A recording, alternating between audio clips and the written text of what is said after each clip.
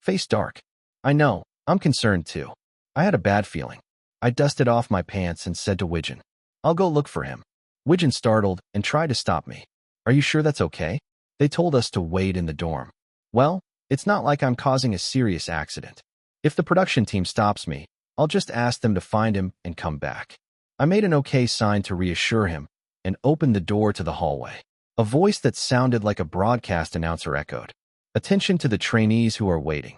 The announcement of the first reevaluation results, which was scheduled for today, will be conducted soon by voice guidance in each room.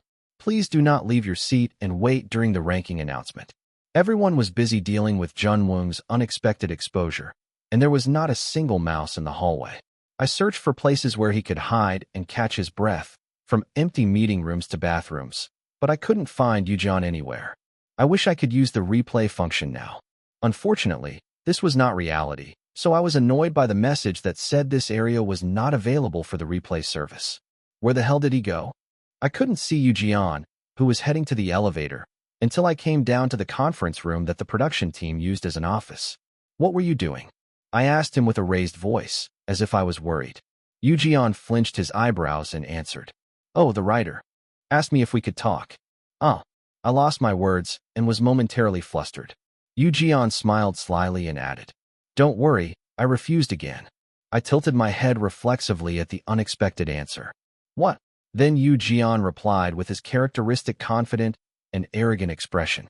He was trying to persuade me to rewrite the contract. But I didn't want to get involved with the trainees who were already suspicious of who wrote it because of today's incident. So I rejected him right away. Damn, doesn't that mean he's completely blacklisted now? I gasped with a worried face. Yujeon smirked and pulled up his lips. You said it yourself. He's not going to disappear after working for a year or two. I don't want to debut by doing something that could hold me back in the future. I can debut without doing that. Yujeon shrugged his shoulders and quickly added, Probably. I let out a sarcastic laugh. Yeah, that's how he was. The words I had to say to him were already decided. He was the kind of guy who had to do what he wanted to do to show his full potential. As I was choosing what to say, the broadcast started above my head. We will now start the first round of ranking announcements online. The announcement will start from 10th to 70th place, and then proceed from 9th to 1st place. I couldn't relax if it started from 10th place. We both closed our mouths and listened to the rankings announced by the broadcast. 10th place, Oh Chan-hyung, Trainee B. Grade. 11th place, Damien, Trainee C grade. Among the familiar names that would later become Floss, my name was not called until 15th place. This must be 100% bounced from a grade.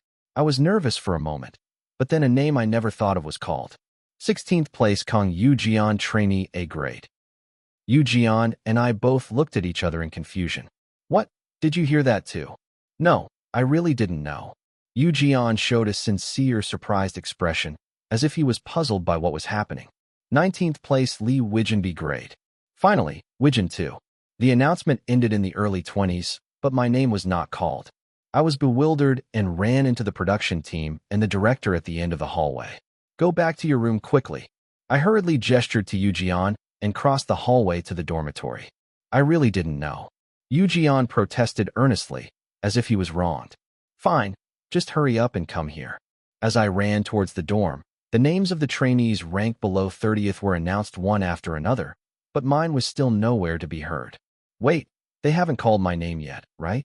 As soon as I arrived at the room, I flung the door open and asked. Widgeon looked startled and answered, No, they haven't. I tried to calm my breath that reached the tip of my chin. By now, the ranking had gone down to 60th. Only the top 70 survived the first round of evaluation. Did I really fall that far behind? The fear of failing the mission started to creep up on me. What would happen if I failed? Would I have to start over from the beginning? I wouldn't be trapped here forever, would I? My face turned pale, and Widgeon muttered something as if to comfort me. In my opinion. But I was in a state where I couldn't hear anything and shook my head. Was I marked as the instigator who provoked Junwoong? Finally, my name was not called even when it reached 70th. I'm screwed. The moment my head turned white, the broadcast continued. 9th place, Trainee Im Hyunsung, Grade A, congratulations. And at the same time, a pop-up message appeared. Special event. Congratulations on clearing the mission of Your Pick My Idol. Mission Achievement Reward.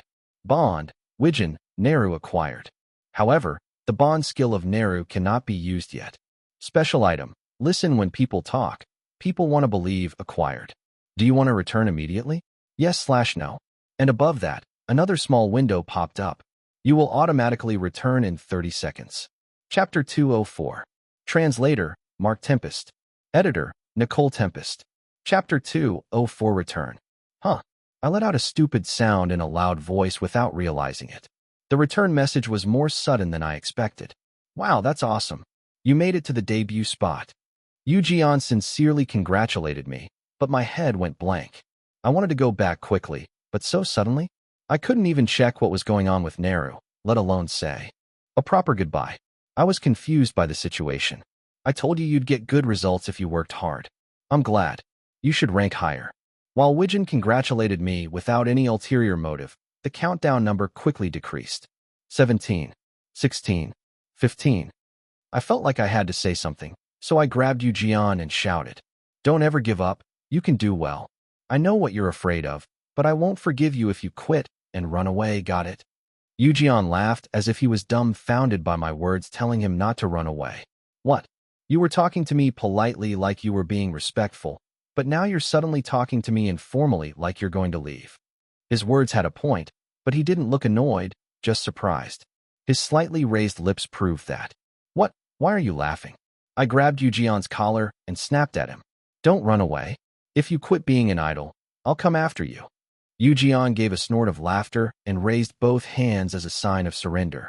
Okay, I got it. 5, 4, 3. See you soon. That was the last thing I barely managed to say before the countdown ended. My eyes closed involuntarily with a strong dizziness. My body was dragged down into a dark space, feeling a burning pain as if my skin was being peeled off layer by layer. The pain was secondary, but I couldn't breathe. My body twisted and curled up like when I first entered this strange virtual space. I barely opened my eyes and saw the windows filled with error messages around me. Recovering user data from serious system damage. Block the attack from %% and #454 hashtag. Email protected at attempts of external intrusion. Blocking access from unauthorized programs. Detected 7,326,437,268,341 attempts of external attack. Recovery measures completed after 4 chip-in defenses. The messages with similar patterns flowed into my head like a bunch of TVs turned on. And then my body twisted for a while, and a short guide message popped up. System error has been recovered. All error message data will be deleted to prevent user confusion. And then I had a severe headache that felt like my head was going to explode. Ugh, what are they erasing? Before I could regain my senses, my consciousness faded and all my thoughts disappeared. Error data deletion complete. Returning to the designated area. And then, everything went dark again. How much time had passed? When I opened my eyes from my limp body that was too weak to even twitch a finger, the steering wheel was so close to my face as if someone had pushed it towards me. I startled and sat up, but my body swayed with a strong dizziness that made my head buzz. And at that moment, I heard a familiar sound. Woof dash. Congratulations on your return, Cheon Yise. Along with the short message, Pausily, who was at the bottom, wagged his thick tail and looked up at me. I had felt something strangely empty all this time. And I realized that it was none other than Pausily. I unknowingly felt glad and rubbed the status window with my fingertip. Then, once again, woof dash. With a cheerful bark, Pausily popped up in the air and jumped onto my chest. Whoa, don't just appear out of nowhere. As I flinched and adjusted my posture, I hugged the soft and warm fur ball that weighed over 10 kilograms. Pausily licked my face as if he was happy to see me. He wasn't usually this fond of licking. What was going on? Of course, I was happy to see him after a long time too. But it was awkward. I stroked his head and Pausily got more excited and bounced around. He greeted me. Anyone would think that we hadn't seen each other for months. I shivered and quickly checked my phone. December 19th. Thankfully, it was the same date that I remembered. Phew. It seemed like time hadn't passed while I was in the virtual past. But maybe because I had been in a non-real space for too long, my sense of time was blurred. I don't have time to waste on useless thoughts. I shuddered slightly at the dissonance of feeling different on my fingertips than when I was Im Hyunsung. I fastened my seatbelt and started the car. I still remembered vividly the faces of Jeon, who laughed as if it was absurd, and Wijin, who looked at me with a worried expression. But in reality, everything that had happened then was like a dream that never happened. I suddenly felt weird. It was only 2 weeks, but the time I spent on my idol stage, where they forced the trainees to compete in an unreasonable and absurd way. The moments when we wondered together what was the best we could do, laughed, and felt sad. They became my memories. Only I remembered. They were happy for me even though they could have ranked higher if I wasn't there. I wasn't originally from that world. If I wasn't there, they could have been more stable in their debut. They said things like, even if you don't debut here, you'll have a chance somewhere else. But I thought that my idol stage was a once-in-a-lifetime opportunity, so I decided to stay even though I was treated poorly. Besides, Wijin seemed to have a limit in his mind that this was his last chance to challenge himself.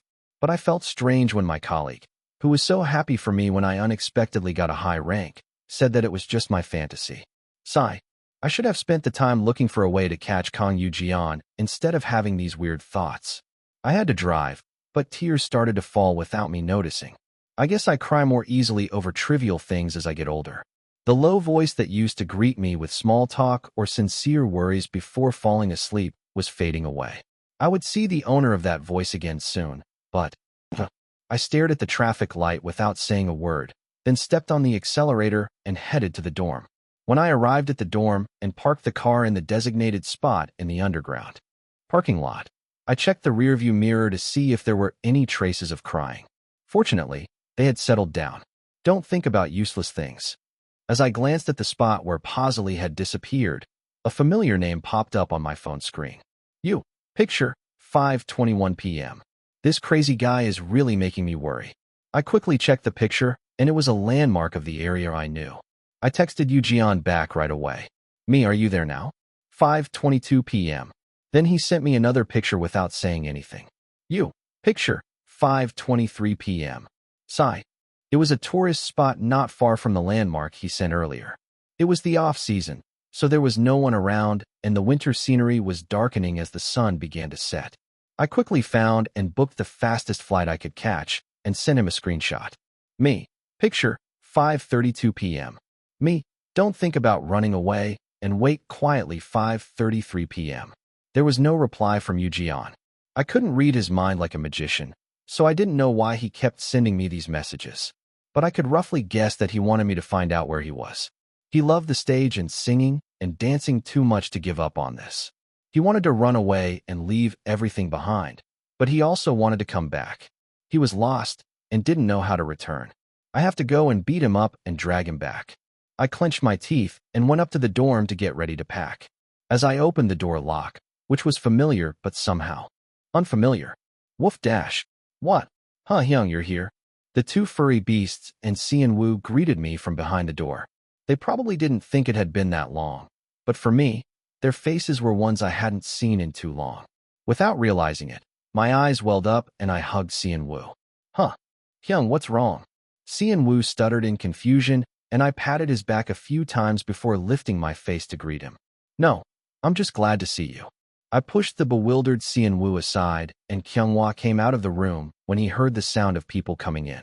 What's going on? I didn't give Kyunghwa a chance to say anything and grabbed him and hugged him too. Why are you doing this? Are you crazy? Did you drink? Kyunghwa grimaced and wriggled out of my arms, so I grabbed Ijun, who came along with him as a 1+1 deal, and hugged him. Maybe it was because he worked out a lot. Unlike the previous softies, the feeling of hugging him was bad, so I quickly backed away as if I had touched someone I shouldn't have. What's with the sudden hug time? Ijun looked at me and Kyunghwa with a bright and innocent expression and then hugged us both like a shoulder buddy. Sian-woo, do you want to join too?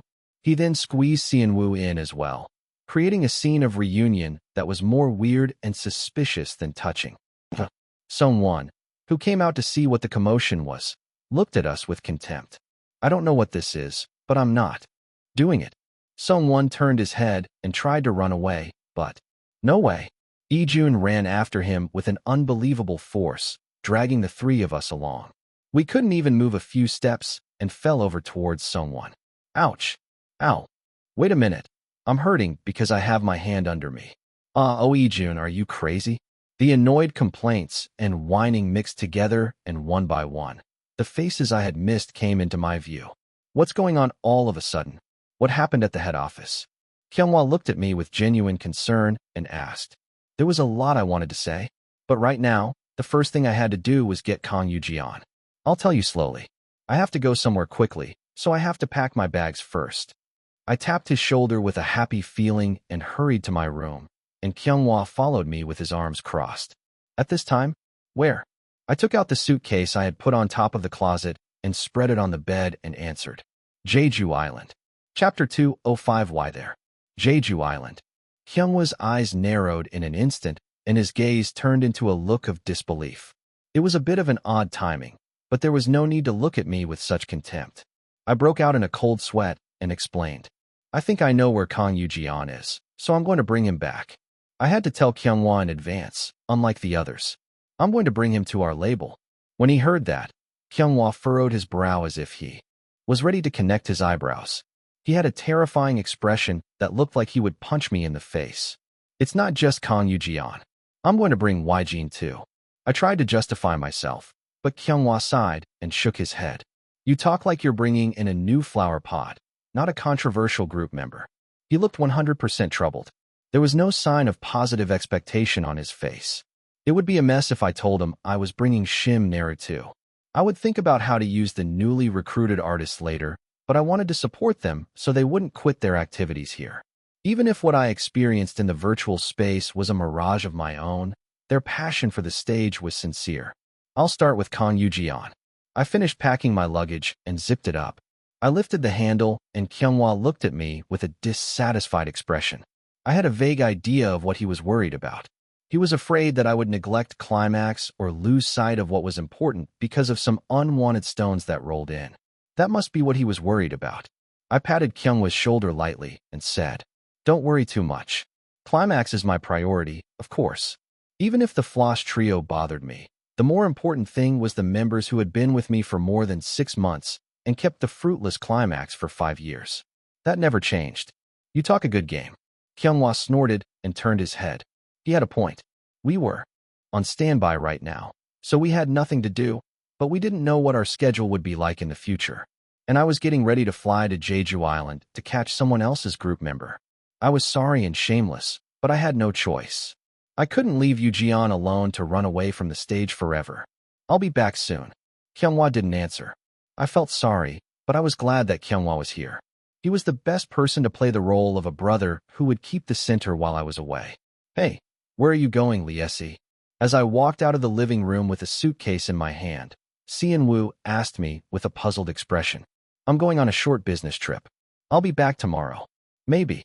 I omitted the next sentence that could add to my anxiety and ruffled Seon-woo's hair once. Then I grabbed the door handle. A piercing gaze stabbed me in the back of my head. It was Sun Sung-won. I wondered if I should just pretend I didn't know and run away by opening the door. But I felt bad for leaving him waiting without saying anything. So I eventually turned around with a tingling in my feet. Where are you going? Sung-won frowned like a preschooler who caught his parents sneaking out to work on a holiday. Business trip. I answered shortly on purpose, but Sung-won immediately retorted. At this hour? If it was before, I would have complained a lot in my mind that he was so rude. But now I knew that this was his way of worrying. It might not be a worry. Anyway, I knew that he would feel uneasy without me, so I eventually added a footnote. Yeah, I'll try to solve it as soon as possible today and come back tomorrow. Sung-won didn't say anything right away, but crossed his arms and glared at me with a full of discontent. Then he blurted out something I never expected. If it's an important problem, can't you talk to us all instead of trying to solve it by yourself? It was an unbelievable remark coming from the guy who hated teamwork more than anyone and always played solo. I opened my eyes wide without realizing it. What? Why are you looking at me like that? Sung-won snapped at me when he didn't like my expression. I was speechless for a moment and stammered. No, I'm just surprised that you care about us so much. He didn't like my answer, and his eyes got dirtier. Thank you. I hurried to fix it. Sung-won turned his head with a displeased expression and snorted lightly. You're making me worry. Okay, I'll be back soon. I waved my hand lightly and turned the doorknob to go outside. It was the end of the year, and my hands were cold even indoors because I was wearing light clothes. I hurried to the airport, parked my car in the parking lot, and ran to the platform. There, I saw a thin layer of snow falling from the sky, barely visible to the naked eye. It's snowing. The people who were waiting for the boarding time in front of the platform took out their phones and snapped pictures of the snowflakes in the air. Fortunately, it wasn't snowing for long, and the boarding started with an announcement that the landing was scheduled as normal. I hastily booked a business class seat that I had never tried before, even when I was the representative of Joe Young Food. The seat was spacious. From the unfamiliar seat, I looked down at the runway, where the snow that couldn't pile up fluttered for a moment and then melted away. It's already dark. I wondered if Yoon was still in Jeju Island. Where was he now? Had he gone indoors? Or, I didn't even realize that I was worrying about this and that, and I fell asleep in an instant. As soon as I closed my eyes, I suddenly thought, what if I was dragged into another strange space again? The thought crossed my mind, but luckily nothing like that happened. We are preparing for takeoff. All passengers, please wait in your seats safely. With the captain's announcement, I closed my eyes briefly and opened them again. The dark night sea came into view. It was time to move my body for real. Wow, he's not here. I finally found the place where he took the picture by comparing it with the one Yoon sent me, but only the pale night waves greeted me. There was no trace of anyone there. Of course, it would be impossible to leave any traces in this ocean park unless you threw away some trash or left some clothes behind. I quickly grabbed my phone and typed with my fingers that were starting to freeze. Me, where are you? 10:15 p.m. Me, you're not where you sent me the picture? 10:16 p.m. The read confirmation message popped up right away, but there was no answer. Oh, come on, is he crazy? If he's going to run off somewhere else, he should at least tell me where he's going, or at least warn me that he's not there. Do you like watching people suffer? I was getting annoyed and irritated, and after 5 minutes, a new picture arrived. It was a picture of someone standing in the night sea, taken in the background. A faint breath came out of his lips, which were wide open. He looked pretty cold. Whatever. It's not just cold, it's fucking freezing. It was none other than a picture of me taken from behind. This crazy bastard. I turned around with anger in my head, and there was Yoon, looking fine. This guy made everyone bleed. I approached Yoon with a wicked heart, and I could see that he hadn't been doing well for a while. His mouth, which was always relaxed, was bruised as if his blood was about to freeze, and his clothes were expensive, but they were wrinkled or piled as if he had washed them in a coin laundry. I didn't bother to say anything. It was more winter than winter. Yoon, who had a dry face, spat out a faint breath against the night sky, where the snowflakes started to fall again. Let's go. I reached out my hand to Yoon, but he didn't seem grateful to the person who came all the way here and asked, Where to? Where do you think? It is. Of course, where you belong. I'll make sure you can keep dancing and singing. Yoon looked at me blankly with a motionless face. Damn, is that not enough? I swallowed my complaints and added, I'll feed you too. Then Yoon started laughing like a madman, holding his stomach. Is that my recruitment condition right now? Am I being scouted? He was serious until a moment ago, but he laughed so hard that he curled up his body. I felt the heat rise in my head. Laughing? This crazy bastard. I came all the way to Jeju Island for you. I snapped back at him, and Yoon looked at me straight with a smug face, pulling up his mouth. Do you know how much the Classic Entertainment offered me as a signing bonus? I don't know, but I guess it would be the amount of money that I could get by making a deal to pull out the Cheon Yise Group stake that Cheon Yise could claim later as an investment. Or it could be much less than that. It could be the amount of money that Cheon Yise could spend as pocket money. Do you know how much the Cheon Yise Group's market cap is? Then Yoon started to laugh again as if someone had made a funny joke. I stepped on his foot. Stop laughing. Think carefully not to waste the trouble I came here for. You're going with me, or not? I looked pretty good, so maybe I was being too nosy. But I couldn't ignore the fact that he had left behind all the people he knew, his team members, and the company's staff, and only sent me his news. There must have been a sign that he wanted me to find him. It was like that for many things that made me who I am. I couldn't just ignore it when I could do something for him. I couldn't turn my eyes away and think of it as none of my business because it was inevitable. That's why I came here. He stared at my serious expression for a long time, biting his lip. Then his mouth gradually turned downward, and he covered his face with his hands, even though his eyes were still in the air, not yet touching the ground. Thump, thump, thick teardrops fell on the yellowish dry grass. Don't cry. You'll get ugly if you cry. You have to live by tearing off the face of the bastard who did this to you. He retorted, as if his mouth was still alive. I didn't cry. Liar. I fixed his scarf around his neck so that he could cover his face tightly. We'll catch the fastest flight back. If the snowstorm got worse, we could be stuck in Jeju. We had to avoid that for Kyungwa's emotional and physical health. Isn't this like a young father who is oppressed by his son's rich family? What was I doing, taking care of someone else's kids that I didn't even give birth to?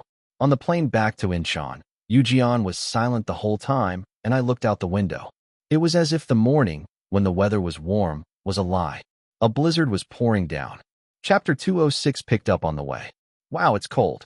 Yoo, who had covered 98% of his body with a hat, sunglasses, scarf, gloves, and so on, muttered as soon as he got off the platform. We're screwed.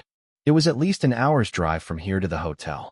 He didn't want to scream and die in a car accident on the icy road that had started to snow without chains. He wanted to avoid headlines like Floss K, leader of a rival group, and C, in an accident while traveling together. What do we do now? As I sighed a long, white sigh and messed up my hair, Yoo asked me as if he was taking medicine in the dark. We're asking for trouble if we drive badly in this weather. And I didn't want to go to the underworld with this guy. Then what do we do? It was 3 a.m. now.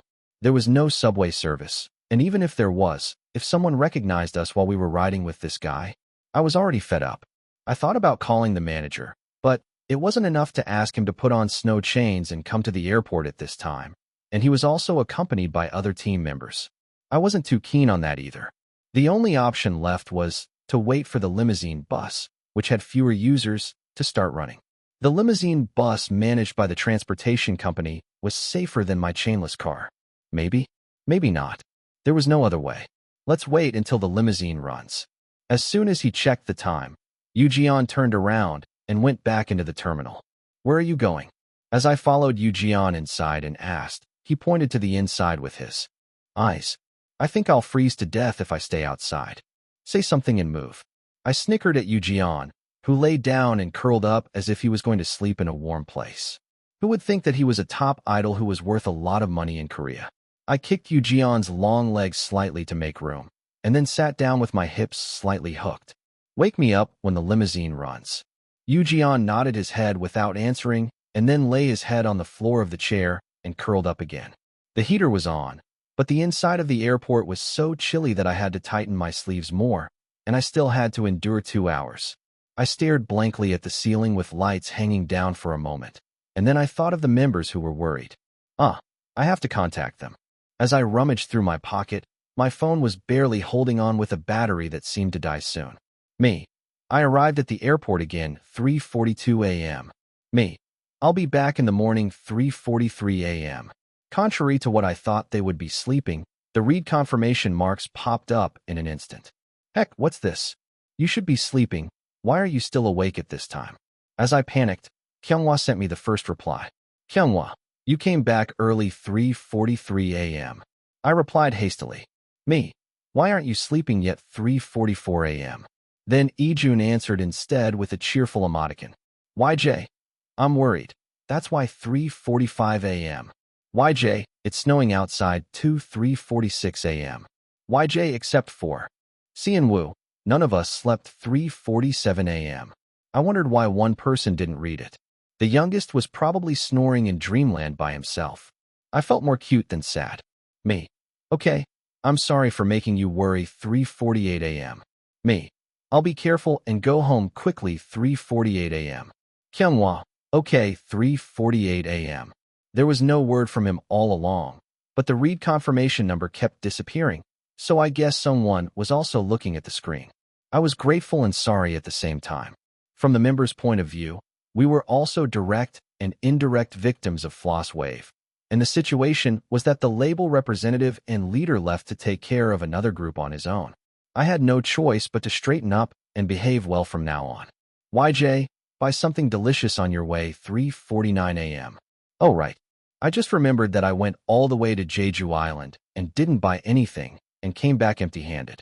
Ah, the stuff they sell at the airport is a bit inferior to the ones they sell at the exclusive souvenir shop, but they were still edible. As I was clutching my head with regret, Jeon raised his head and looked at me as if he thought I was noisy. I asked him as if I had caught him. Did you buy anything like souvenirs? Huh. Jeon looked at me as if I was talking nonsense. Something like tangerine chocolate chips. White chocolate is delicious. Jeon, who was suddenly threatening to give me something to eat, answered with a bewildered expression. I have. Tangerine pie. Let me see. Suddenly. Anything else? When I robbed Jeon's luggage, a box of tangerine pie, halabong tart, and individually wrapped omiji pie came out. No matter where I picked, I was disappointed that he only bought these B-grade copies of famous brands. You should have bought tangerine chips. Tangerine chips. Why are you picking a fight out of nowhere? Jeon frowned as if he was annoyed. Frown or not, but the kids would be satisfied with this much, right? I rationalized it by myself. I'm taking this. Wow, you're a real robber.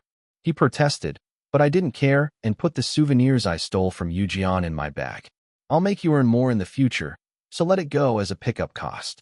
Jeon's eyebrows shot up like a mountain and flinched, but I didn't care. A little later, the night sky that was only dark began to brighten and the snowflakes thinned out.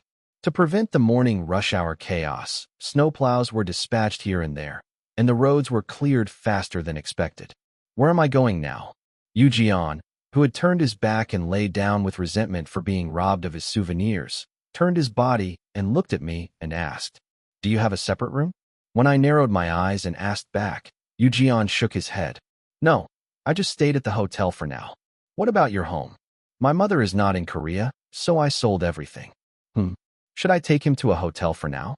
I thought for a moment and remembered that I still had the studio apartment that I used as a temporary shelter for Climax. Then I have a place to stay. I'm staying at the hotel, so you can use it by yourself. Jeon widened his eyes as if he was surprised. It might be added by 1 or 2 people. It's a studio, but it's spacious, so it won't be cramped even if you use it with many people. Jeon looked at me with a puzzled expression as if he was asking what that meant. I'm going to bring your leader too. If the Floss fans knew, they would rip off everything from the pillars to the rafters of our house, which was a very shocking content. But the house was already burned down. I have to save the skeleton if I can. I chuckled lightly to myself and looked outside. People were lining up to wait for the limousine. I'll get the tickets. Jeon nodded and sat up straight. It was time to jump into the chaotic controversy again after barely getting any sleep. Ugh, I'm tired. I finally arrived at the hotel lobby and checked the time. It was exactly 9 a.m. It was either early or late than I expected. I took Jeon to the empty studio and spent a lot of time discussing what to do next. Don't think of using your father's matter. Just focus on overcoming the crisis for now. To solve Jeon's problem, I had to explain why I had to act irresponsibly for the time being, apart from the current corruption scandal of Floss. It was not enough to reveal how murderous Floss' schedule was. The public, including the fans who turned their backs, would mostly react. Don't you have to put up with that much if you make a lot of money that others can't make easily? If he didn't get paid, the public opinion would have been completely on Jeon's side. But there was a high chance that there would be a disdainful view as he earned a lot of money. To be honest, I don't think it's too unreasonable to think that. It was also true that he made a lot of money that young people in their 20s couldn't touch even if they worked for a lifetime. So he had to have more reasons than overwork to convince the public and gain sympathy. Jeon didn't want to reveal his father's matter, and I had to persuade him harshly and then comfort him again. I don't think it will affect your activities anyway. Jeon's reaction was reasonable, but if he quietly returned and resumed his activities, there was a high possibility of repeating the previous situation. For Jeon's better future, I had to clear it up now. I couldn't go back to the same or worse situation than before because of the reaction of, wow, that guy ran away and came back again. At least the mental health of the former was much more stable than the latter. After a long argument, Jeon decided to reveal his father's matter and that he couldn't handle the schedule due to the panic caused by the assault of Cha, a member who was unstable due to the schedule problem. He knew that what I suggested was ultimately beneficial to him. but he was resentful of having to act against his will. Why are you talking informally? I wondered if he remembered that time on the way, but in this world, there was no trace of the 100th participant, let alone anyone who remembered him. I felt the same irritation at his informal speech, even though I had no memory of him. It was natural. After all, we were the same person. I didn't answer and turned my head away with a snort. After dropping off Yeon at his studio apartment in a hurry, I returned to the dorm. Gurgle.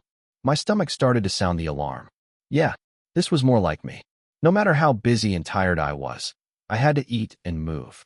I opened the door lock quickly and entered. The first thing that greeted me was Pazilii, the dorm's dog. Woof dash. Ah yeah. I didn't mind his face licking mine and hugged him tightly, placing him on the sofa. As he sniffed my winter and unfamiliar smells with his wet nose, Seon Woo came out of his room and into the living room. Hey, I see Hyung, you came back so soon?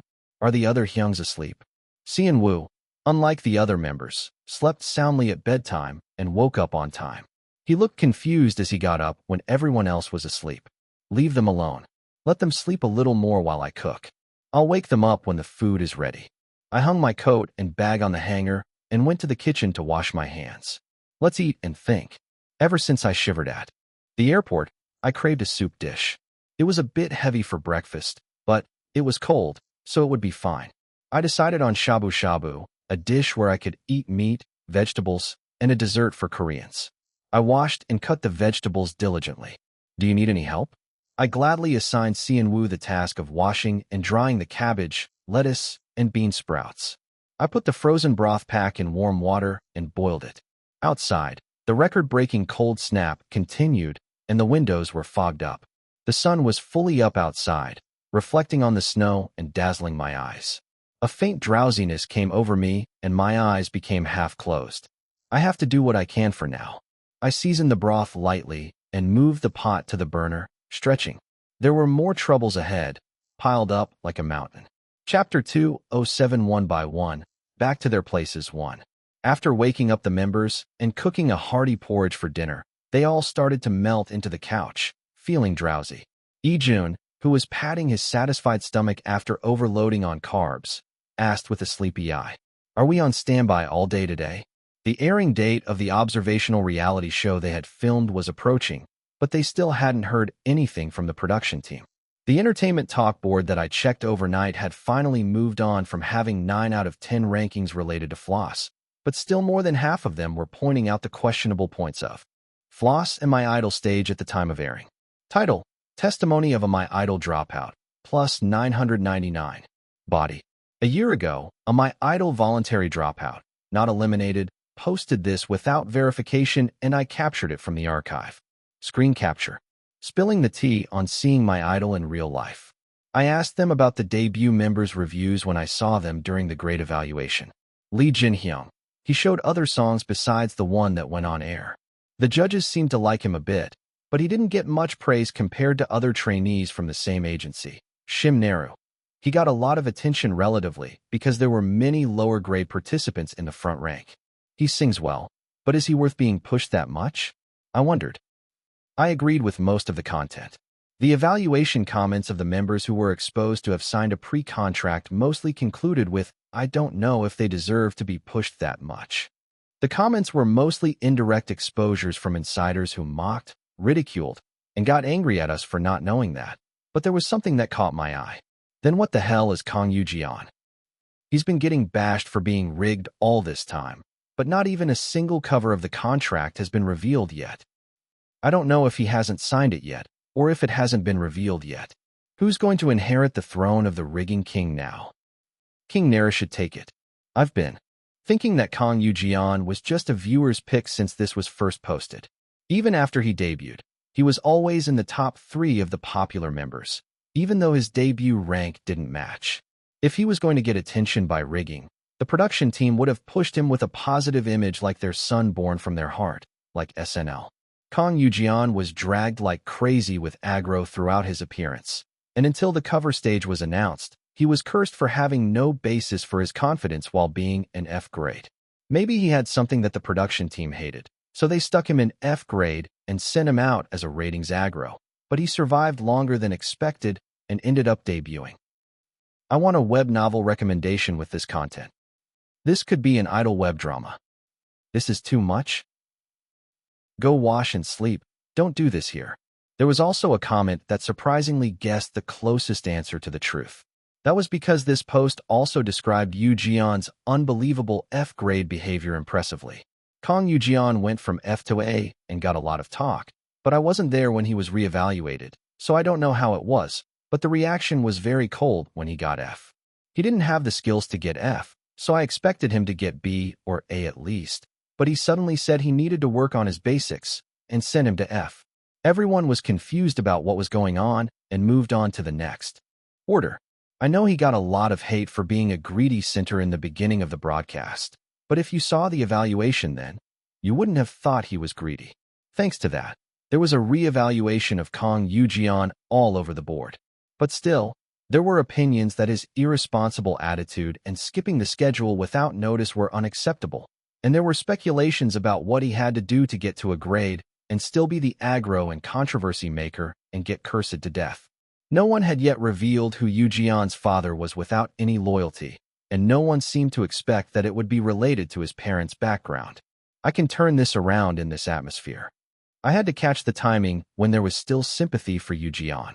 Then the problem was how to get Wijin out. I was looking down the list of Wijin's numbers in the call history and found one more unfamiliar number. Shim Neru 010, XXXX, XXXX. Right. What do I do with this guy? I couldn't find out exactly what happened to Shim Neru because I was kicked out and returned to reality. As I was briefly recalling the last time I returned to reality, I suddenly had a headache and grabbed my head. Ugh. Why does it hurt all of a sudden? Xian Wu asked me with a surprised expression as I suddenly grabbed my head while sitting on the one-seater sofa and looking at my phone with a serious face. Hyung, are you okay? I wanted to say I was fine right away, but a strong pain surged through my head as if I had touched something wrong in my brain. I couldn't speak easily. Oh, wait. I suddenly have a terrible headache. As I bowed my head, Kyunghwa looked at me with a worried face. Does your head hurt? Do you want me to get you some medicine? I frowned at the pain that felt like needles poking my head and shook my head sideways. No, it's just a sudden pain. As I waited for the pain to go away, I breathed deeply. That's when Pazili flew into my arms. Ugh! I screamed and bent forward at the sudden shock to my body. At that moment, a translucent status window popped up. System damage has been restored. What do you mean by restored? I'm not a broken radio or an old TV. It was ridiculous that they tried to cure my headache with physical shock therapy. I chuckled bitterly. Are you feeling better now? As I lifted my body with a relaxed expression, Kyunghwa asked cautiously, as if he wanted to make sure of my condition. Yeah, I'm fine. I guess I had a little dizziness. As I straightened my wobbly body and sat down, Kyunghwa still seemed uneasy. You said you were going to Jeju Island last night, and you didn't sleep well all night, right? Go inside and get some sleep. I wondered who was worrying about whom and treating them like a child, but I didn't feel too bad. But apart from the slight gratitude I felt, I didn't have time to waste right now. I'm okay. I'll just make a call and come back. As I left the members in the living room and called Wijin, I entered the room and felt a sting in the back of my head. I knew he was busy with the aftermath of the floss incident, but I wished he would tell us more details. But right now, it was time to rely on my own judgment, rather than telling everyone and making things more complicated and conflicting. I'm not going to take them to the climax. Of course, that would be the easiest and simplest way, but I didn't want to push them as I pleased, as it would cause backlash from the fandoms, not to mention our members wouldn't be happy about it. With an anxious mind, I waited for the phone to ring about 5 times. Then I heard Wijin's tired and hoarse voice. Ah, yes. How have you been, Wijin? How is he doing? I asked him to check the status of Floss, but there was no answer. Why are you silent? Say something. I felt my heart tighten with anxiety and fear. Is the phone not connected? Can't you hear my voice? I asked, looking at the seconds clock that was ticking up. But the call was still connected, and there was no reply. What's going on? Should I hang up and call again? I couldn't rule out the possibility of a bad connection, and I was about to say I'll hang up and call again, when I heard Wijin's dying voice. I see. Oh wow. It wasn't a bad connection after all. I rubbed my startled ears and answered. Yeah, I'm listening. Did you have breakfast? Are you feeling better? I asked him in a slightly anxious voice, but there was no answer from Widgeon for a long time. Why doesn't he answer and make me nervous? Just when I felt my blood pressure rising from anxiety, Widgeon uttered something I never expected. I think I'm disqualified as a leader. What are you talking about? He was the one who pulled up the mediocre members above his own capacity and made them harmonize in both the virtual My Idol stage and the Bob-yam. If you're disqualified as a leader, who's going to lead? I immediately answered with the intention of denying it. What are you talking about all of a sudden? The corruption problem within Floss was not something that Widgeon could solve by himself. It must be unfair to be cursed at by everyone. But since Floss was declared completely unrecoverable, it was time to get out of the burning shack and put out the fire on my body. I can't do anything. I wondered why he was so deflated when he had acted confident and relaxed until yesterday. I thought about using the replay service, but I didn't dare to because of the nightmare of my idol. I first answered to comfort Widgeon. I don't know what happened, but this is not your fault, Widgeon. Even if you knew, you couldn't have stopped it. I hope you don't feel miserable about something you couldn't do with your own power and ability. As I was softly saying what I thought he needed to hear, Widgeon cut me off and sobbed. I appreciate your words, but Naru was taken away this morning. I was more concerned about whether I heard him right than the abrupt end of his speech, and my mind couldn't process it. What did you say? Naru was taken away. Taken away? The first 5 letters that came to my mind were obstruction of business. Did they claim that all the parties who signed the contract were the masterminds of the manipulation and try to make them investigate? I vaguely remembered hearing that a complaint was filed in the news, but I didn't expect them to call on the participants so quickly. I immediately asked to check what stage it was. Prosecutors or police? Then Widgeon asked me back as if I was saying something absurd. What? I tilted my head and asked back. Didn't you go to be investigated? Widgeon raised his voice and then lowered it again. No. Naru's parents came and said they couldn't trust the company anymore and took him away. Oh, that's right. Since it was not December 31st yet, Shim Naru was still a 19-year-old minor. Even if he crossed the year, he didn't get his diploma, so he was still a student. If the guardian wanted to take the child away, the agency had no way to stop them in this situation. Widgeon sighed quietly and opened his mouth cautiously. I know it's a shameless request, but can you help me? Chapter 208, Putting Each One in Their Place, 2. What do you want me to do for you? I frowned reflexively. It wasn't that I didn't want to help. It was because it was obvious that it would be very awkward and difficult if I intervened. What could I do for a minor who was taken away by their parents for protection? Besides, we were 24 and 29 respectively. It wouldn't be very desirable for a minor of our age group to encourage running away, but if we did, it wouldn't be a mere scolding, but a kind of kidnapping. I don't know what the legal situation is, but it would be like that from the parents' point of view. What kind of help do you need? I asked cautiously, hoping that my hunch was wrong. But as with many things in the world, when you strongly hope and wish for something not to be true, it often is. I want to take Naru with me. I was silent for a long time. An awkward silence flowed between the phone, and Widgeon didn't add anything because he knew it wasn't a very positive situation.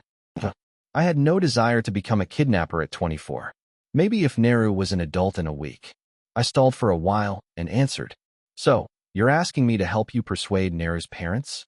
Then Widgeon quickly opened his mouth. It would be nice if they would listen. What do you mean, it would be nice? If they don't listen, you just have to let go. It wasn't like we were crazy people who had clear evidence of abuse. They were flipping their eyes to use a kid who wasn't even 20 yet for money. I thought I had to assess the situation accurately and asked Widgeon clearly. Widgeon, I don't know much about Naru's parents.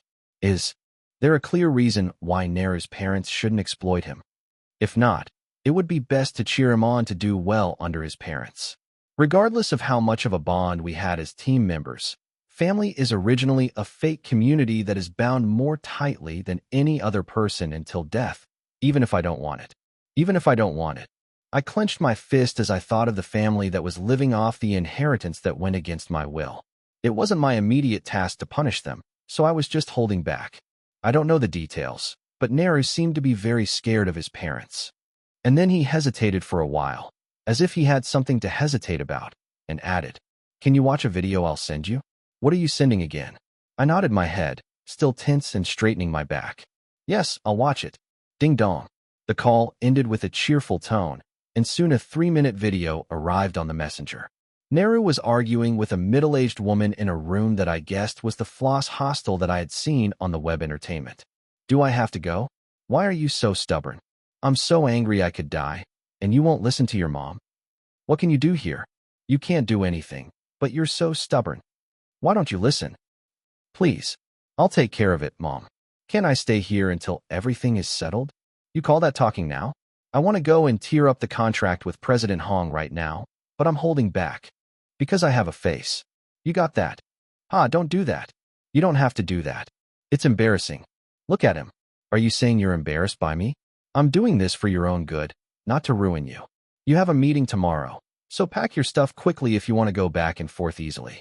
If you don't pack everything, I'll tell you to throw it away. It was a draining conversation just by looking at it. It was the first time I saw Naru so submissive and unable to stand up for himself. He was the one who raised his voice and snapped at me when he hid at the end of the hallway, embarrassed by the earpiece incident. He just stared blankly and didn't comfort me. I had a rough idea of what he felt like since he was young. A mama's boy, but afraid of his mom. Naru's weak resistance ended when his mother raised her arm as if she was going to slap him. This is worrying. But of course, I couldn't intervene either. I couldn't leak this video to the outside world to protect Naru. Floss, Shim Naru, troubled by family discord. Shouting at the dorm. That kind of headline would be a big deal. Not to mention the video. The comments would be full of nasty words. Not to mention the people who would deliberately troll with malicious comments. I didn't even want to imagine the possible comments. Besides, I don't know what Naru thinks of his parents. But if his feelings for them are not pure 100% resentment and hatred, it would be more complicated. They were the ones who hurt me and made me suffer, but as long as there was a bit of affection left as a family, I wouldn't enjoy watching them become the scum of the earth and get bombed by public opinion. It's not easy to turn your family, who make up a large part of your world, into enemies. It's not easy for an adult to cut off their family completely. Can he do it at 19? This is what worries me the most. Becoming a money-hungry trash who interferes with someone else's family and destroys a happy home. Well, Naru's parents would think that way even more. So all we could do was encourage Naru to get away from his parents on his own, not to intervene actively. I racked my brain for a while and called Wijin again. Yes, Wijin. I saw the video you sent me. Oh yes. Ugh. I have nothing to say. I don't want to leave him alone like this. But I didn't want to risk becoming a kidnapper who destroys a family. I hesitated for a moment. If I ignore him, he will remain a regret. So I have to use my brain. First of all, I'm against taking Naru out of the house and bringing him here. Have you thought about where he will stay if he leaves home? Wijin quickly answered with confidence. I'm going to tell him to stay at my place. I raised my eyebrows and asked, what about you? Wijin paused and opened his mouth. I'll stay at the dorm for now and move to my place if I have to check out. The room wasn't too small, so it wouldn't be too cramped for 2 people. But the lack of a plan was still the same. Then what part do you want me to help you with? I leaned against the wall and swallowed a sigh. Wijin couldn't continue. If you're asking me to help you kidnap a minor, I can't lend you a hand. I had finally gained some recognition from Chairman Cheon after being out of his favor for so long. I had also managed to raise some capital. I didn't want to ruin everything by causing trouble. Wijin muttered sullenly. I guess there's a risk of looking like that. Wijin seemed to have some room to judge the situation rationally, but he fell silent again. Then, there was only one way to get Naru out of this situation. To be honest, I don't really want to go that far to get him out. The problem was that I couldn't ignore this as someone else's business. I tapped my temple with my fingertips and said, there is a way, but I need your cooperation, Wijin, and you'll have to bear some burden too. Are you okay with that? I had to think of it as 1 + 1. I sighed briefly and tucked my phone between my shoulder and ear, crossing my arms tightly. A little later, I changed into my outdoor clothes and went out to the living room. Just like yesterday, I was dressed in a neat suit and the members' eyes widened as they focused on me. Going out again? Ijun asked with a hint of worry in his voice. Yeah, I'll be back soon. Don't worry too much. I waved my hand lightly and headed for the front door. Eongi and Pasley followed me to the door as if to see me off. I bent down and gently stroked their warm and round heads. Are you going to the We Planet headquarters again today? Kyunghwa looked at me with a concerned expression. I shook my head right away. No, I have something else to do today. I'll be back soon and tell you everything. There was nothing definite yet, so telling them beforehand would only cause more confusion. Okay. Surprisingly, Kyunghwa nodded as if he accepted it. I was relieved for a moment. But then Kyunghwa's words hit me hard. I hope you don't try to solve everything by yourself if it's related to us. I know you're the representative now, so you have more responsibility, but we all protected Climax together, right? He was right. I guess they had the right to know what was going on in real time. But I didn't want to worry them unnecessarily, since it was a risky thing. I got it. I'll let you know if anything happens. I ended up giving a near-lie answer and opened the door. I'll tell them when everything is settled. I felt a pang of guilt as if my conscience was pricked by a needle and headed for the parking lot. As I drove the car with a dark tint that made it hard to identify the driver, I arrived at the Floss residence. There were fewer reporters than when I delivered the lunchbox, but they were still hiding everywhere. It won't be easy to pick him up like this. As I waited for a moment at the entrance of the parking lot, Widgeon came out in a disguise that looked like a local resident who had come out to sort out the garbage. His face was carefully covered with a cap, a mask, and glasses. He was tall and big, so I thought he might be recognized. But who would think that an active idol would go out like that? It was a ridiculous outfit. The reporters also ignored him as if he had a terrible fashion sense. He checked my car number and approached the passenger seat. He tapped the window lightly and squeezed into the passenger seat. He looked even worse up close. He wore Hawaiian pants that forgot the season and a stupidly thick long padding that contrasted with them, and three-line slippers. He looked like a jobless person who had been in the house all day and came out to buy cigarettes. He seemed like he hadn't washed his hair either. I looked at Widgeon with disbelief, and he shrugged his shoulders and smiled. This is how they can't recognize me. You're going to wear that. Widgeon panicked and shook his head. No. Can I go to my place first? He was so flustered that his ears turned red. Oh, okay. Should I say hello to you, Jeon, on the way? We're in the same building. I thought of meeting the members for the first time in a while and grabbed the steering wheel. It was the moment when the roommates from the virtual space reunited, but the only one who remembered that was probably just me. I felt a bitter sadness and sped up to the office. Chapter 209. Back to their places 3. As soon as I arrived at the studio apartment, I saw a message from the quick service that they had delivered the gift set I had ordered before leaving to pick up Widgeon. It was left at the door. I sent a message to Yu Jian, telling him to tidy up the house and wait for me since I would be there soon. He replied with a playful emoticon, making an OK sign with his hand. I parked the car and checked the screen for a moment. Widgeon looked at me as if wondering what was going on. I just checked the order I placed. Hurry up and change your clothes and come to my room. It would be nice if you could bring a few outfits with some room to spare when you come. Fortunately, it seemed that the reporters hadn't found out about this place. The residents with similar looks passed by without much interest. Okay, I'll be right back. Widgeon nodded, not knowing why he needed clothes. I escorted him to the elevator and felt a bit nervous as I rode it all the way up. What if he vaguely remembered what happened then, like a dream? I think I was hoping for that, unknowingly. How foolish. That's impossible. There was no trace of that time in reality, as if to prove that it was a virtual space created for my experience. Was what Junwoong exposed something that really happened in reality? Were they all keeping their mouths shut because they didn't want to be caught by the broadcasting company and the production team, even though it happened? Or did they ignore it, knowing that they were all extras in reality? Either way, it left a bitter taste in my mouth. I opened my eyes briefly at the sound of a bell-like chime and saw the familiar hallway, just around the corner from the elevator. My mind went blank as I saw the huge gift set. I quickly pressed the doorbell to get Yu Jian to come out. Hey, you're here. I was worried he might have run away again in that short time, but it was needless.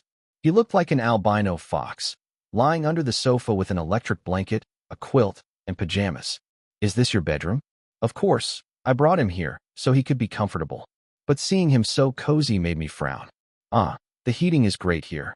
This is a new building, right? New houses have the best heating. Floss Place was an apartment that was over 20 years old, as far as I knew. It had a good location and a nice interior, but it also had some inconveniences that he must have felt while living there. I'm glad you're enjoying yourself so much. I tried to throw a sarcastic remark, but Yu Jian didn't seem bothered at all. Oh, right. There are so many good places to order food from here. It took me 30 minutes to choose this morning. He had the shamelessness of people like Jun. It was more than annoying. Stop talking nonsense. We're going out, so hurry up and wash up. I'll bring you some clothes. Jian widened his eyes and asked, Where are we going? Where are you going? Go get the member you said you were close to. As I was choosing a sentence, the elevator opened and Wijin stepped out into the hallway. Huh. Wijin and Jian froze at the unexpected reunion. Then Wijin clenched his teeth, dropped the luggage he was holding on the floor, and threw a punch at Jian. Hey, wait a minute. What the hell? Before I could stop him, his fist aimed at Jian's abdomen, but Jian was faster, dodging like a mudfish and retreating. You bastard, really. Hey, wait, Hyung, wait. I was surprised to see Wijin make such a terrifying face. He had always been a weak boy who was bullied by the younger kids. But he looked different now. You didn't say anything, and you're wandering around, and you're here. Wait, time. You're kidding me. Do you know how worried I was about you? Jian was running around with furniture in between, but every time the distance narrowed, there was a heavy thud. Ow, wait. I was going to contact you. How do I know that? You only thought about yourself and didn't act. And you're making excuses now. He's going to kill someone. I watched the chase between the two like a fire across the river. Then I decided I had no time to waste and intervened. Excuse me, sorry to interrupt your family feud. Can you stop the assault for a moment? I closed the front door, worried that the noise would reach the neighbors, and Jian whined. Help me. I'm going to die at this rate. He deserved to be caught, but it was still a problem to die here. I calmed Wijin down. I know you must be shocked, but please calm down a bit. I came up to Seoul this morning and brought him here for now. I didn't think it would be a good idea to go to our place. And he said he had no family in Korea. That was what he said right before I was about to lash out at him for not telling me sooner. A moment later, Wijin took a deep breath and asked me, When did you contact him? I glanced at Jian and answered, He only sent me a few pictures now and then since last time. I was curious why he didn't reply, but Wijin looked even more furious and glared at Jian. You really? Jian shot me a look as if he was saying, You traitor, but I didn't care. This time, he sent me a picture of Jeju Island, so I decided I had to go there and catch him. Wijin looked at me with a confused expression, as if he was wondering when I had gone there and come back. That was last night. I took a domestic flight early in the morning, got him a limo to bring him here, and then I took a taxi to our place and came back to pick you up. Then Wijin exclaimed in horror. So you haven't slept at all since last night? I didn't sleep. To be precise, I couldn't sleep. I felt like something would go wrong if I fell asleep. I thought I had to at least finish the work somehow before I could sleep. Yes, that's why. I want to get the family reunion over with and leave for Nara's place as soon as possible. When I looked at Wijin with a weary expression and no spirit, he let go of Jian's collar. We'll talk about this later. I don't have much to say. Your mouth is still alive, huh? Help, please. As Jian tried to hide behind me like he had taken someone's medicine, I stepped hard on his foot and crushed it. Stop talking nonsense and go change your clothes quickly. Ow. I pushed the bag of clothes that Wijin brought towards Jian, ignoring his whining. He took the bag and checked the clothes inside, then picked a few and held them up, looking at me and Wijin alternately. What? Why are you looking at me like that? Wijin snapped at Jian, who frowned as if he was baffled. Do you both want to watch me change? What are you saying? Of course I hated it. I answered with a deep frown on my forehead. No. Then look away for a bit. I don't want to be a flasher either. As I turned my back to Wijin and looked at the entrance, I heard the rustling sound of him putting on clothes. Thud. He tripped over something while wearing his pants and got up, rubbing the spot where he hit. It was like a live broadcast without any delay. Ugh, he's changing clothes like a madman. I finally lost my patience and said something, but Jian just whined. What do you expect? I was in a hurry, okay? These things happen. The more I talked to him, the more I realized he was just like Jun. Hopeless case who would never shut up. Ugh. Seriously. Wijin brushed his forehead and sighed, lowering his head. Where are we going right now? Somehow, we were all wearing decent suits. And we had brought along gifts that middle-aged people would like, from ginseng to beef sets, from supplements to famous electric massagers. Jian, who was sitting with a bunch of presents, asked, We're going to pick up Naru. Yujian looked puzzled and asked, "What is this for?" I answered dryly, gripping the steering wheel tightly. "I guess it's going to be hard to persuade Naru's parents in many ways, so I'm trying to bribe them." "Oh." Yujian whistled as if he was impressed and scratched his head. "But that's going to be tough. Naru's parents are no joke, you know. I don't want to badmouth other people's families, but honestly," I nodded as if I had a rough idea, since I had already seen the video that Widgeon showed me. "But we have to try anyway. It might be easier if we know what they want. It would be nice if we could convince them with money. But in the worst case, they might treat us like money-hungry parents who are bargaining with their son and ruin any chance of negotiation." But to see them use such a young kid like that, it was true. They were treating him like a moneymaker. I decided to try as much as I could and give up cleanly if it didn't work.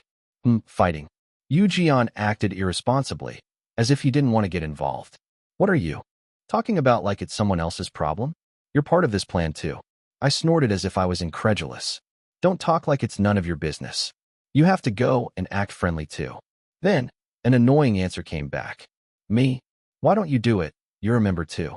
I reflexively tried to look back at the rear seat, but stopped myself. "Then you and Widgeon do it." "Who else?" "Oh, is the recruitment thing like a unit thing where you group me and Widgeon Hyung and Nara together like this?" "That's the most likely scenario for now." "Oh, it's not confirmed yet, Widgeon." Then Widgeon asked as if he had no clue. Me too. What the hell? What were you listening to when I explained earlier?"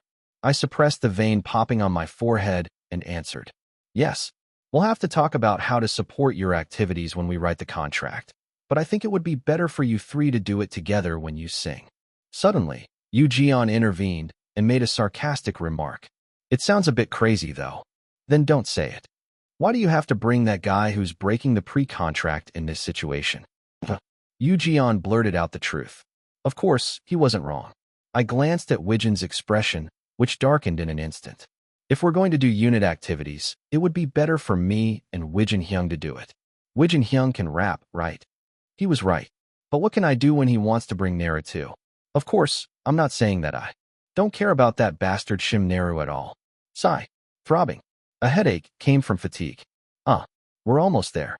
Whether he knew my feelings or not, the place where Shim Naru was getting closer without a break. Chapter 210 Operation Rescue Naru. "Did you sign the contract too?" In the awkward atmosphere, Yujian turned the arrow to Widgeon. No. Then it's even more right to leave Naru out. It's better for the people who didn't sign to stick together in a group where there are more people who signed than not. Why bother with Naru?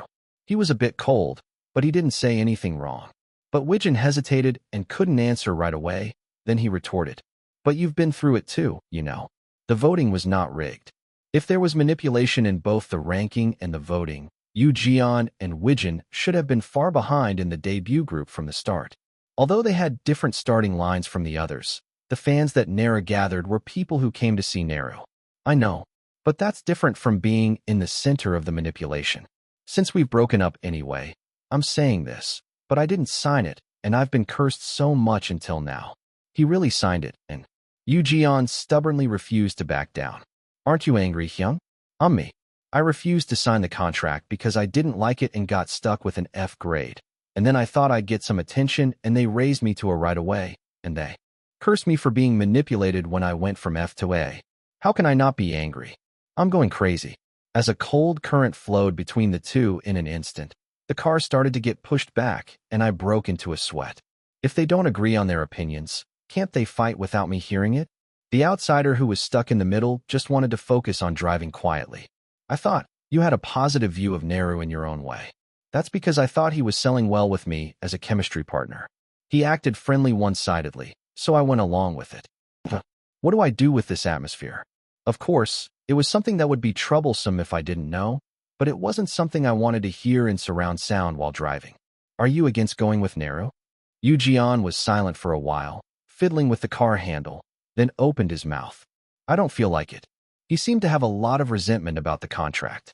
I can't blame him. I quietly fiddled with the handle for a moment and asked, "Do you not feel like it, or do you not want to do it?" Then Yujian didn't answer. "Will you do it if I tell you to?" He couldn't say no right away, so he looked like he would do it if I pushed him. "Don't hide and disappear somewhere later if you have any complaints." I didn't hide. Only his mouth was alive. You did. Why do you keep talking informally?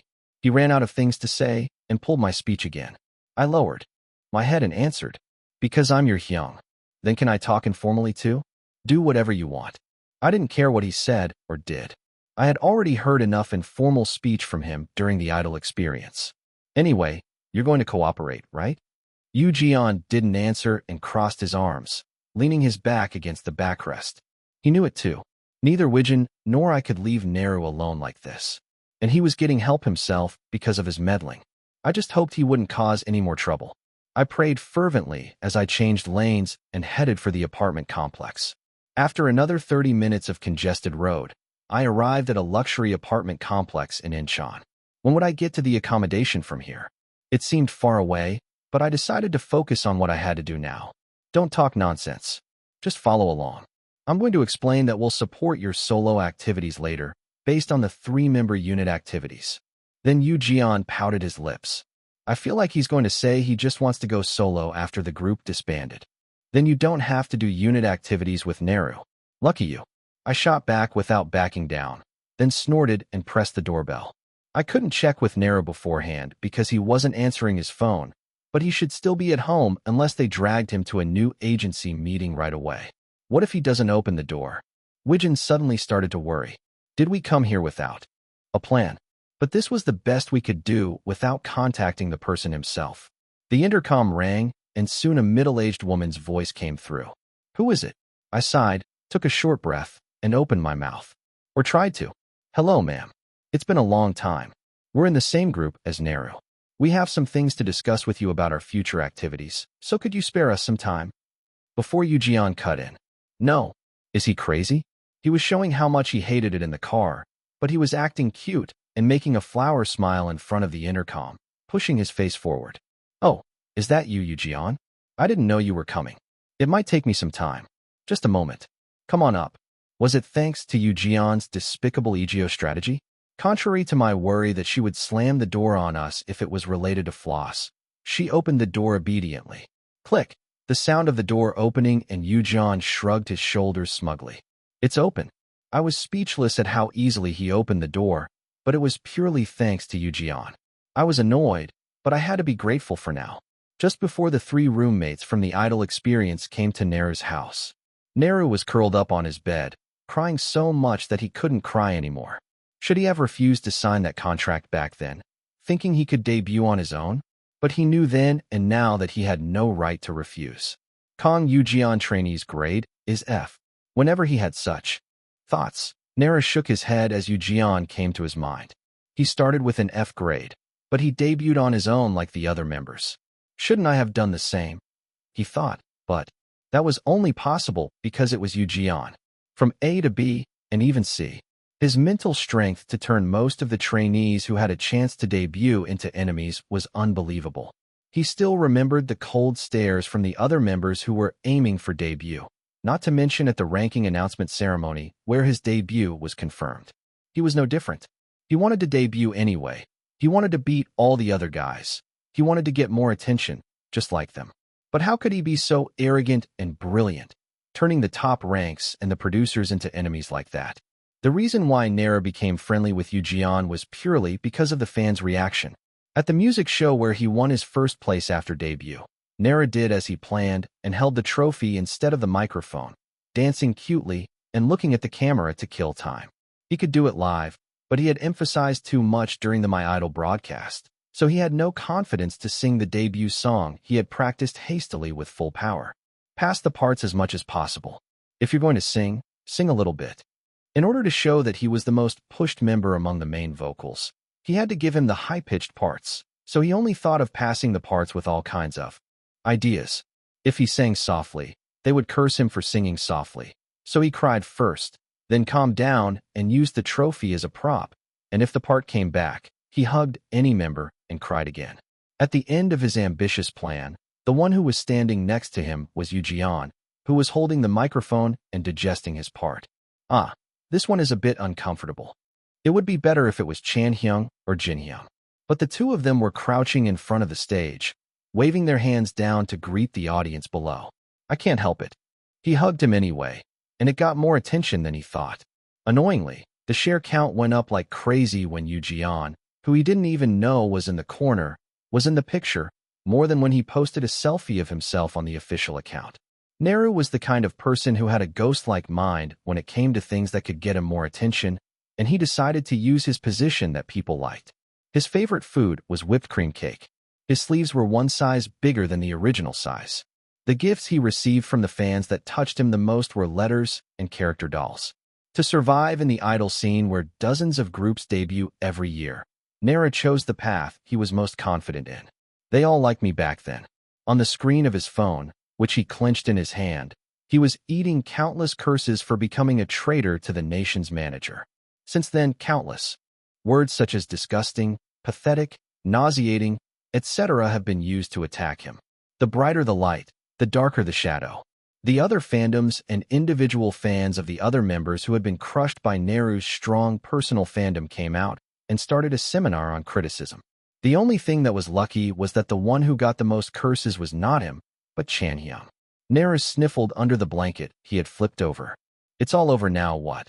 His plan to go back to his original agency and debut again with another group was temporarily scrapped. Since morning, his mother had been on the phone with many agency presidents in the living room. But the answer was only the contract dispute is too severe. It's hard to give an answer right away. Shit. When I was doing well, you begged me to come, but now you're not answering. Naru punched the pillow while sobbing, but it was no different from a cotton candy. Instead of calming down, the back of his hand was sore. He was lucky to have made some money so far. He just hoped that his mother would be satisfied at this point, since everything was over. No matter how many times he hung up the phone nervously, there was no way a decent agency would want him. Maybe I should just retire. I shook my head in disbelief. My face was too exposed to live as a normal person. But maybe in time. I was lost in a cycle of negative thoughts when the intercom rang. Who is it? Did they come to scold me for leaving the agency without permission? I was sniffling in my pastel-toned pajamas with bears all over them, hugging a hamster-shaped character doll, when I heard an unexpected voice. Hello, ma'am. It's been a long time. We're in the same group as Naru. I sprang up from the bed. There was no way he was here. But I didn't have the courage to go to the living room. So I pressed my ear against the door and eavesdropped. Oh, it's you, Yu Jian. I didn't know you were coming. It might take me some time. Just come up for now. Why? Why are you inviting them in? And that kid, he hadn't shown his face for a while. And now he suddenly appeared and barged into someone else's house.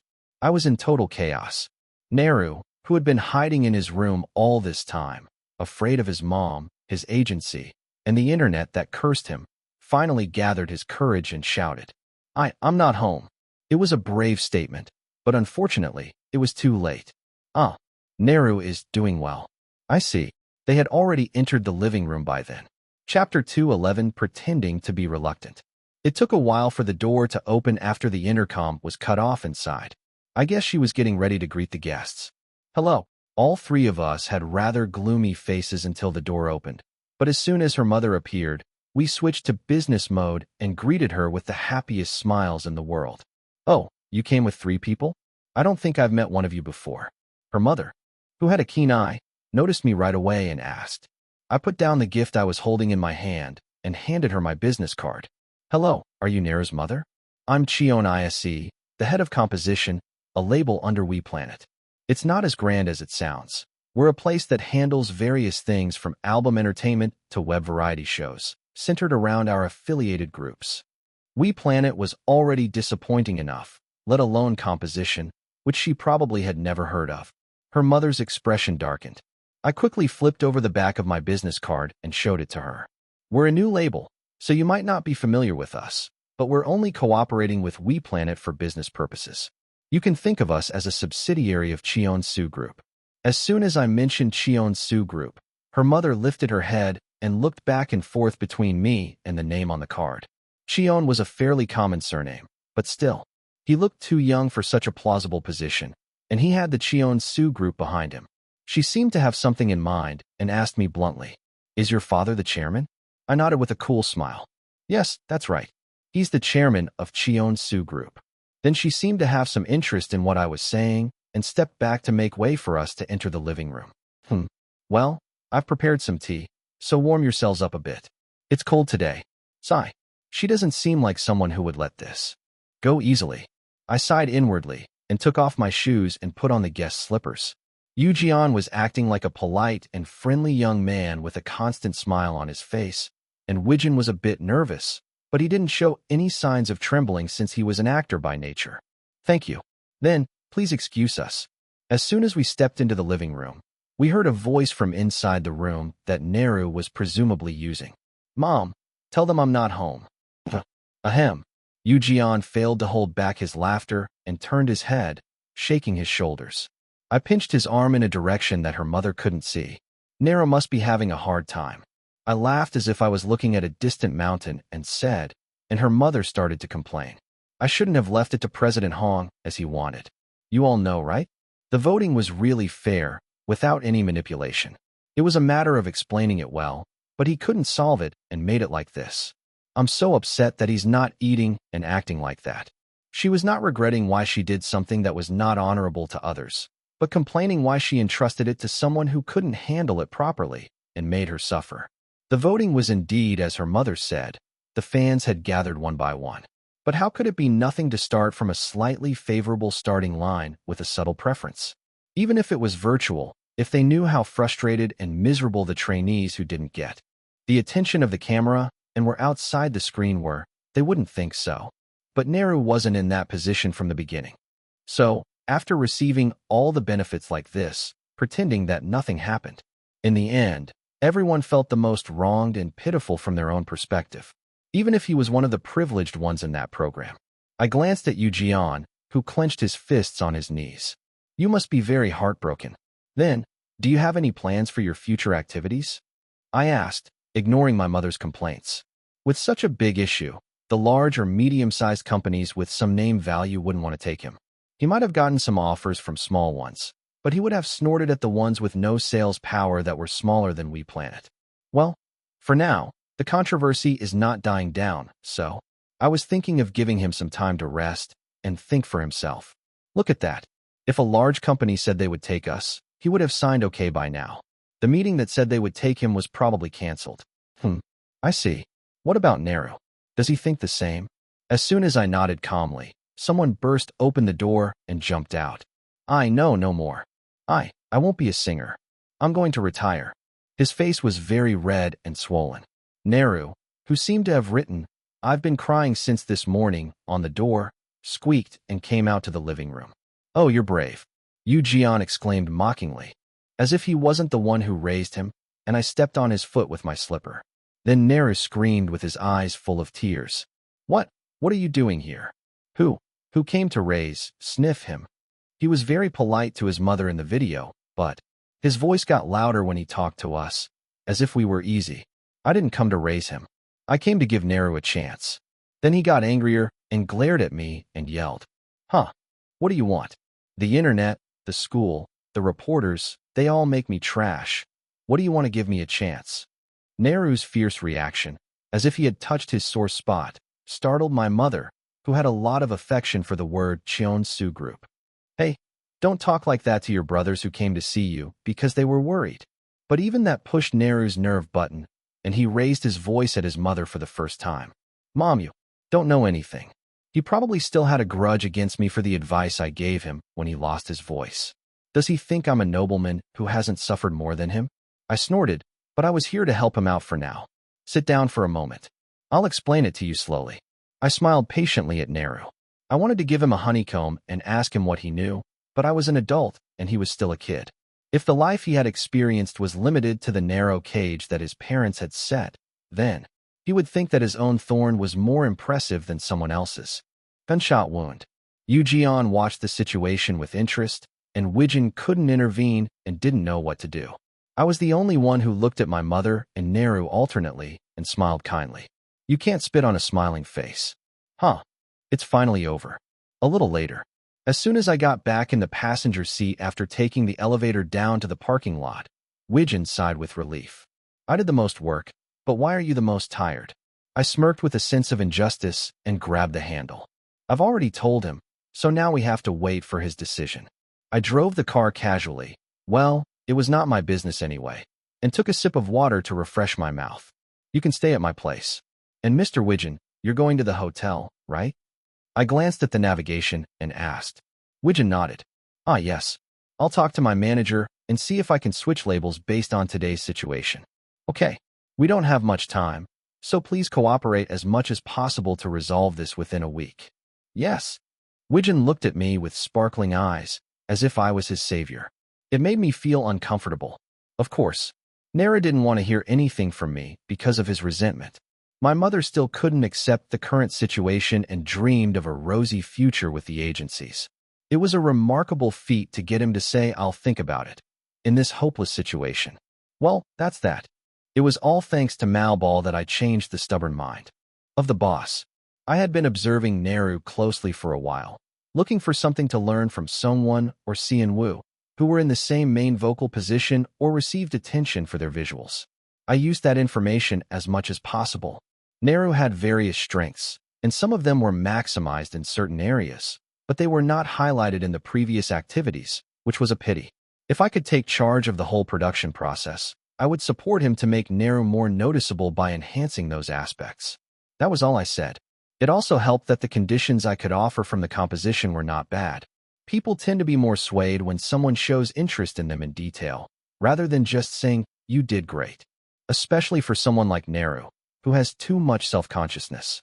He said he would think about it and contact me, trying to save his pride, but the result would probably not be bad.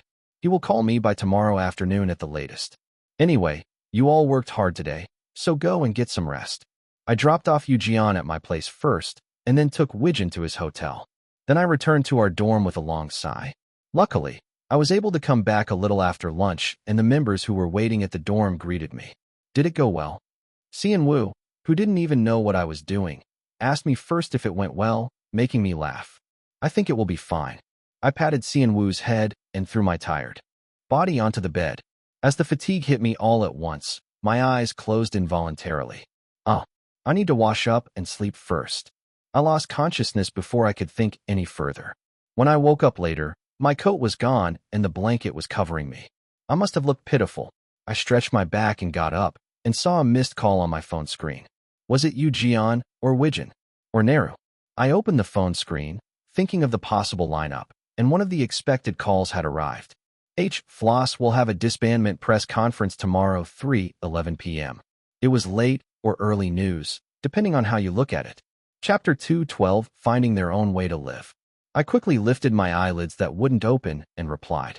Me, morning or afternoon? 5:02 p.m. He must have been checking his phone constantly, because he replied right away. Probably around 2 p.m.? 5:04 p.m. Are the students on vacation now? If Christmas hasn't passed yet, then they still are. There must be screams everywhere. My mouth was bitter. Just a few days ago, the community was on fire with the rumor that they were preparing for the Season 3 audition announcement of My Idol stage. After My Idol 1, the debut group of My Idol 2 also disbanded without even completing the 2-year curse, so I didn't know what would happen to that either. If they have money, they'll try to do it again. Next time, they'll try to execute a more meticulous plan without getting caught. They must think they were unlucky to get caught for something trivial. Given this situation, the news came that the footage of Bravo Solo Life, which was scheduled to air for this Christmas season, was also edited out. I'm sorry for making you suffer because of us. 5:06 p.m. Widgeon sent me a series of yellow bears that looked like either bears or lions, crying their eyes out.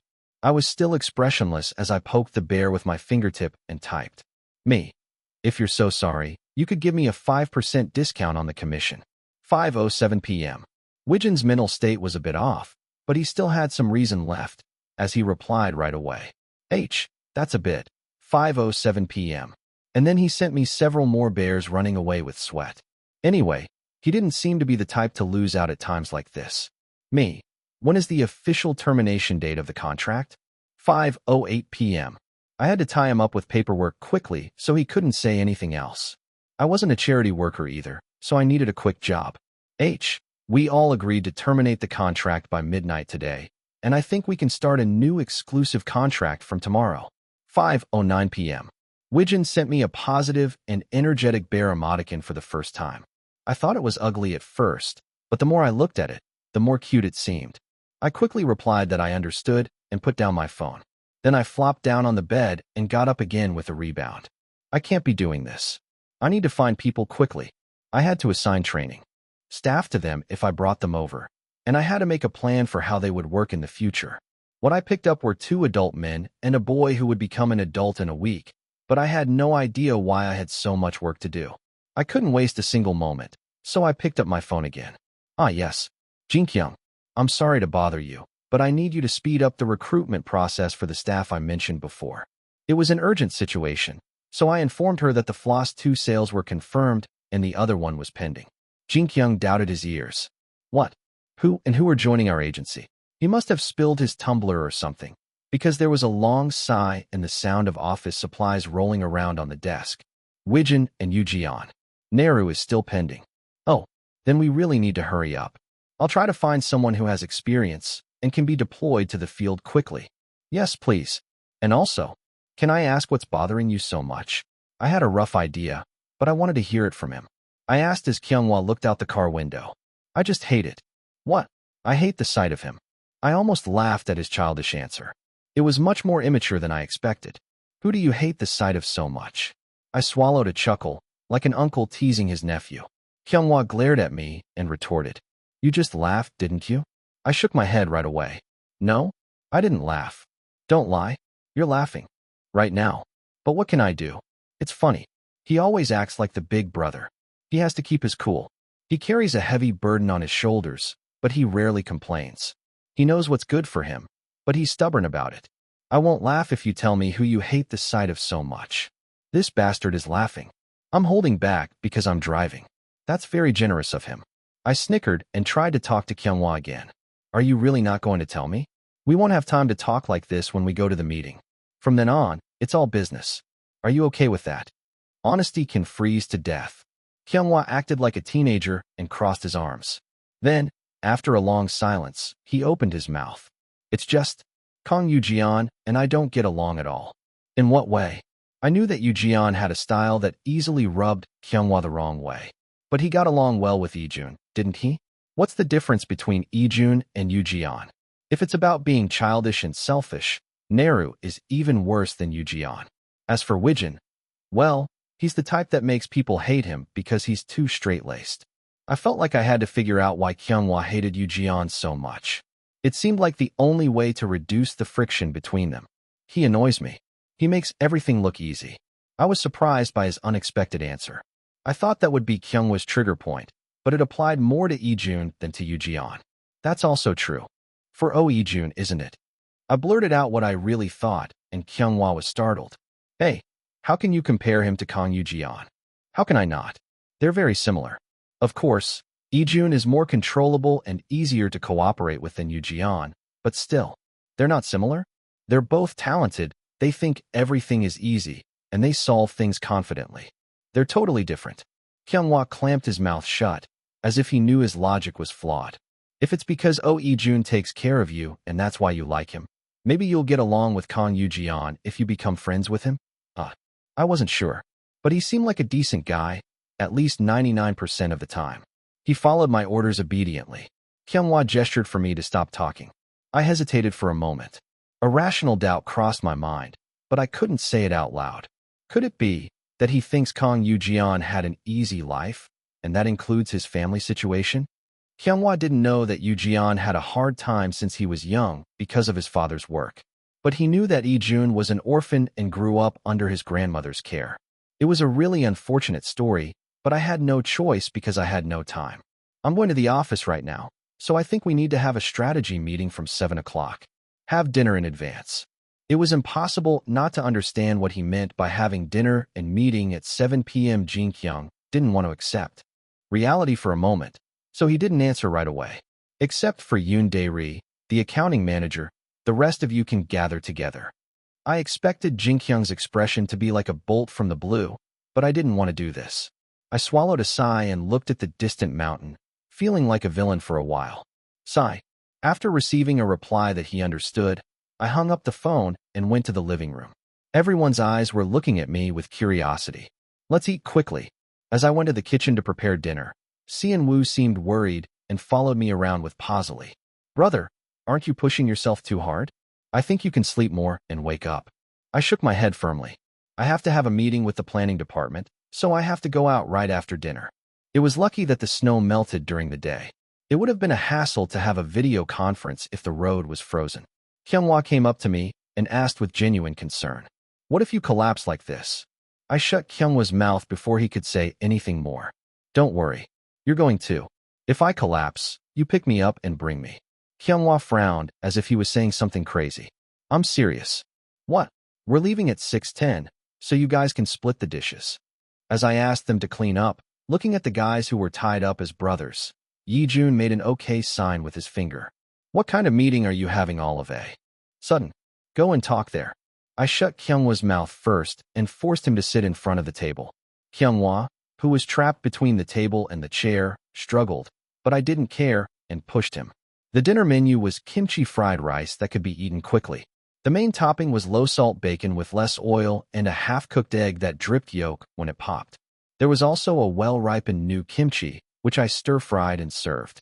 Suddenly, I felt a sense of crisis that I was eating too comfortably lately. I'm going to eat salad again tomorrow.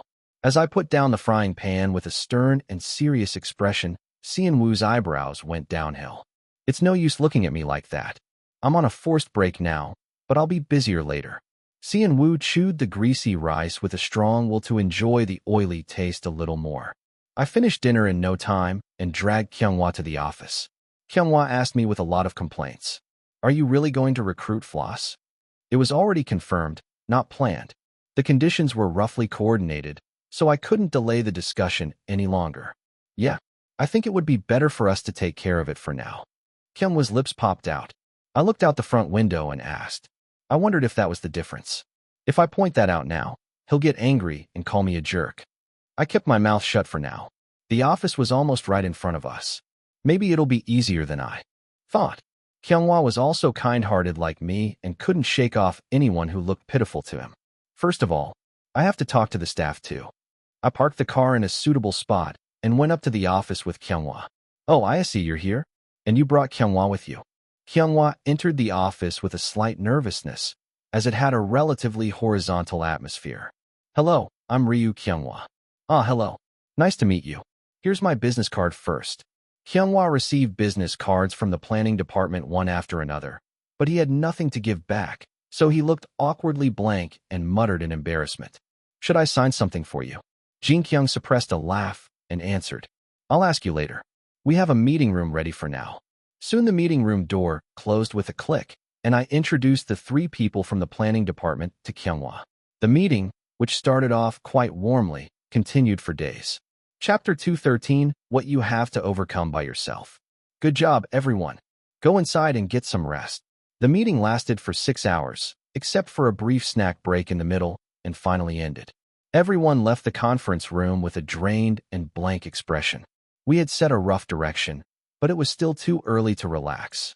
As soon as the press conference for the disbandment of Floss ended this afternoon, we had to bring them to the office and stamp the contract. I had to wait patiently and hope that Shim Neru wouldn't drag it out any longer. "I'll see you again in the afternoon." I sent the staff members back to the parking lot and slammed the driver's seat door shut. Kyunghwa, who was in the passenger seat, stared at me intently. What is it?"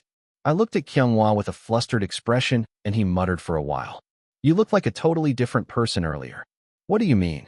We had been stuck together for half a year already." What was he talking about?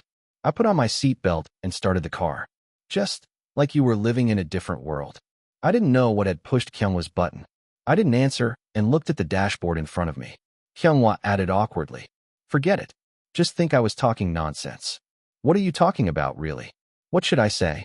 If it was someone like Ijun, he would have brushed it off with a boastful remark like, "Why wasn't I so cool when I was working?" But that suits him, not me. I wondered why he was saying such a silly thing after participating well in the meeting. The conversation ended without a proper conclusion, along with an awkward silence. I stepped on the accelerator, and the car arrived at the dormitory parking lot without delay. "Are you going to tell the kids right away?" Kyunghwa looked at me and the clock alternately and asked. "No, let's sleep first and tell them in the afternoon." Okay. It was already 2 a.m., so it Was better to sleep first and talk in the daytime. When we returned to the dormitory, Ijun and Sungwon were awake, and Seon-woo was asleep with Posily in his arms. Let's sleep first and talk again tomorrow. I sent the members to their rooms and came out after washing up. I felt a bit more relaxed and remembered Kyungwa's vague attitude earlier. Why did he act like that after the meeting? He had expressed his dislike for Kang Yoo-jeon with his whole body on the way to the office. But as soon as the meeting started, he caught on to how to use Kang Yoo-jeon very rationally and surprised me. He knew how to maximize other people's strengths and cover their weaknesses. He had a good sense overall.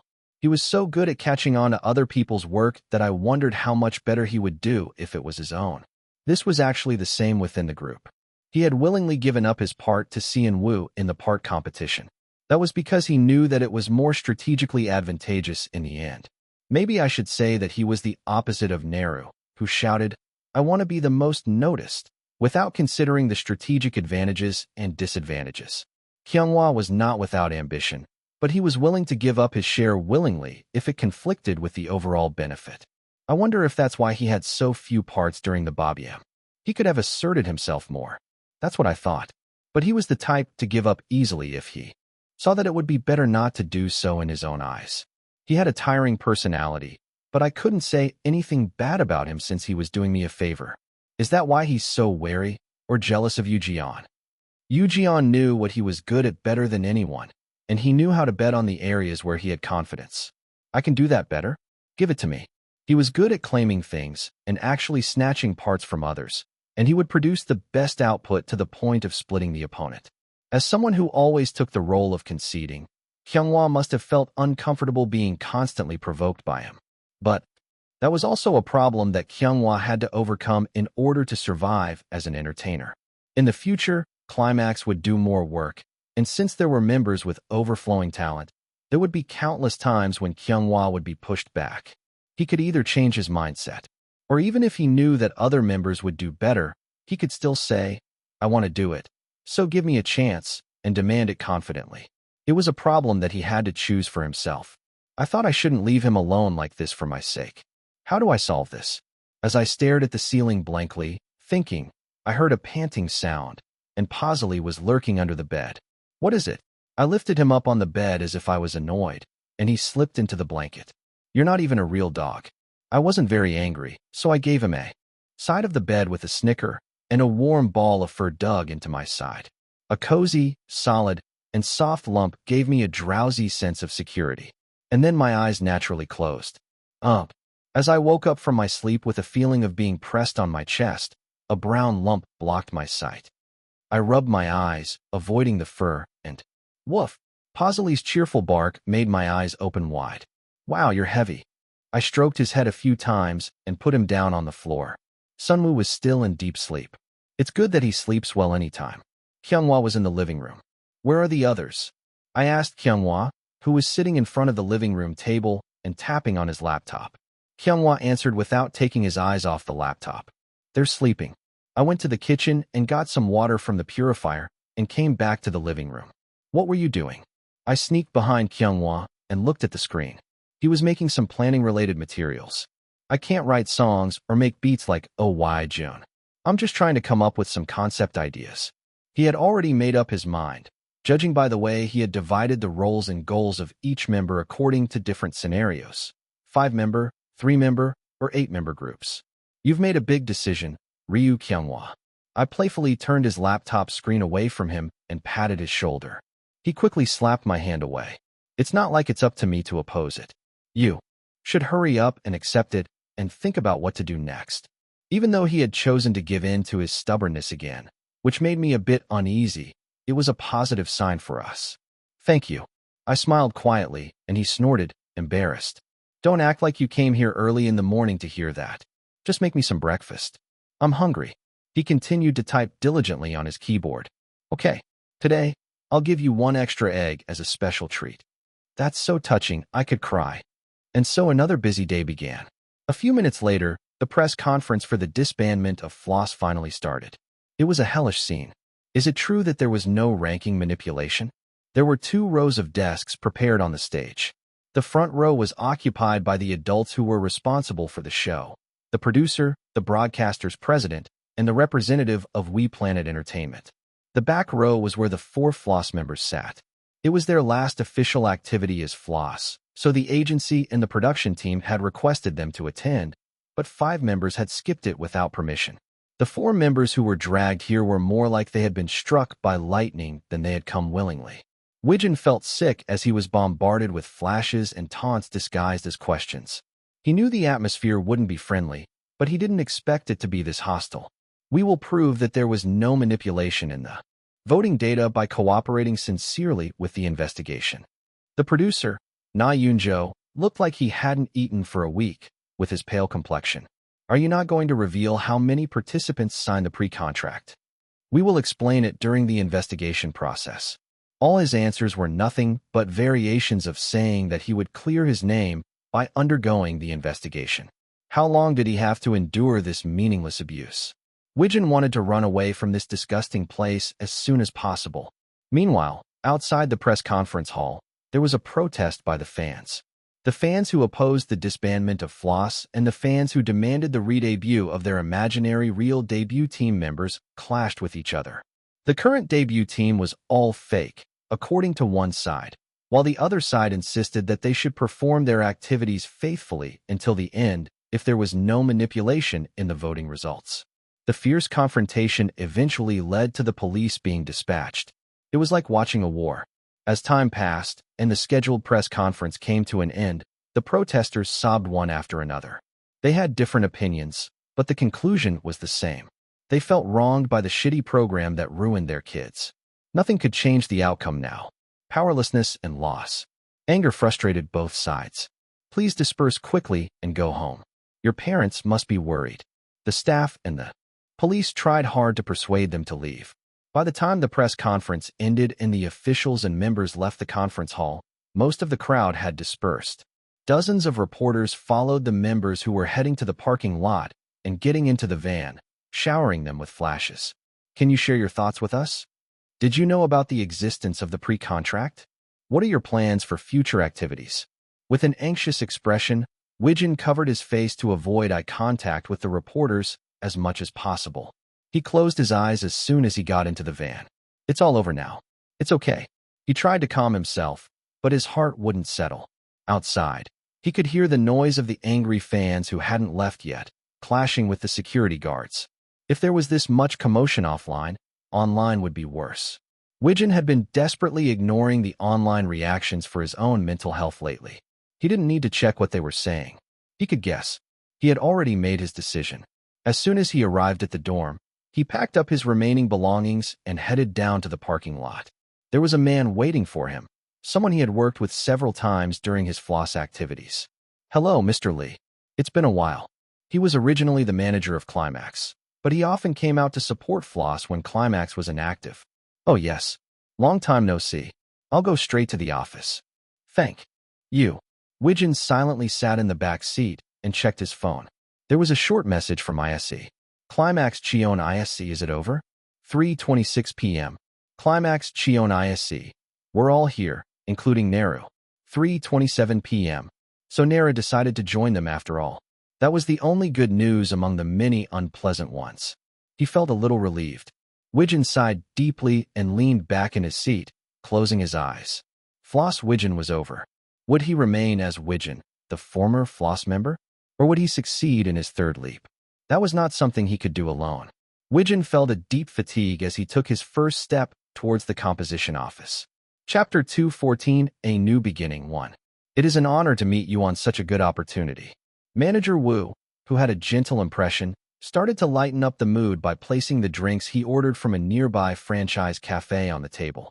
The exclusive contracts of the Floss trio were signed one by one, starting from Naru, who called me with the number on the business card he gave me before the press conference, and Widgeon, who joined late after finishing the press conference. As soon as the three of them signed to entrust the management of their future entertainment activities, we decided to hold a brief orientation. Since only Director Cheon and Kyunghwa attended the last meeting, I will first explain the future activity structure briefly. At the place where all the former Floss members gathered, they called me Director. Instead of ISE. It was awkward to be called Director after a long time, but it was not uncomfortable. First of all, let me inform you in advance of the part that you might be most curious about. Climax will go without any personnel changes from the existing 5 members. Ijun widened his eyes as if he was surprised by the direction that was different from what he thought. Oh, of course, if there is a contract termination reason and a withdrawal occurs in the middle, that would be an exception. But I believe that won't happen. The Flossborn trio were not shaken much because they had already heard the story about the possibility of a 3-member group activity. Then, will the Floss members be active as a separate 3-member group in the future? Ijun asked with curiosity in his eyes. I could guess why Ijun was interested. They were all so busy that they couldn't say anything properly, but the schedule plan for Climax was clear. The preparation for the second full album. Since it was an album that was vaguely postponed during the Whiplanet era, it was natural that the interest was more focused on that side now that the label was separated. They must have been looking forward to the schedule after Bobyam. I wasn't bad at working on the single song before, and this time I want to participate from the beginning. It would be a different change when it became an 8-member group, and it seemed to interest him. Basically, yes. Manager. Wu's vague answer tilted someone's head. I naturally raised my hand to catch his attention and continued with a detailed explanation. The group under the composition label will be a total of 2, combining the existing Climax and the Flossborn 3-member group, and in addition to the group activities, we will regularly promote unit activities. Unit. Cheon Wu looked at me with wide eyes. Yeah, unit is not a big deal. Since the number of artists under the label is still small, I want to try more things. To explain it easily with the company department, Climax is the HR team, Floss is the finance team. And the 2 groups are combined to work as the management support team, something like that.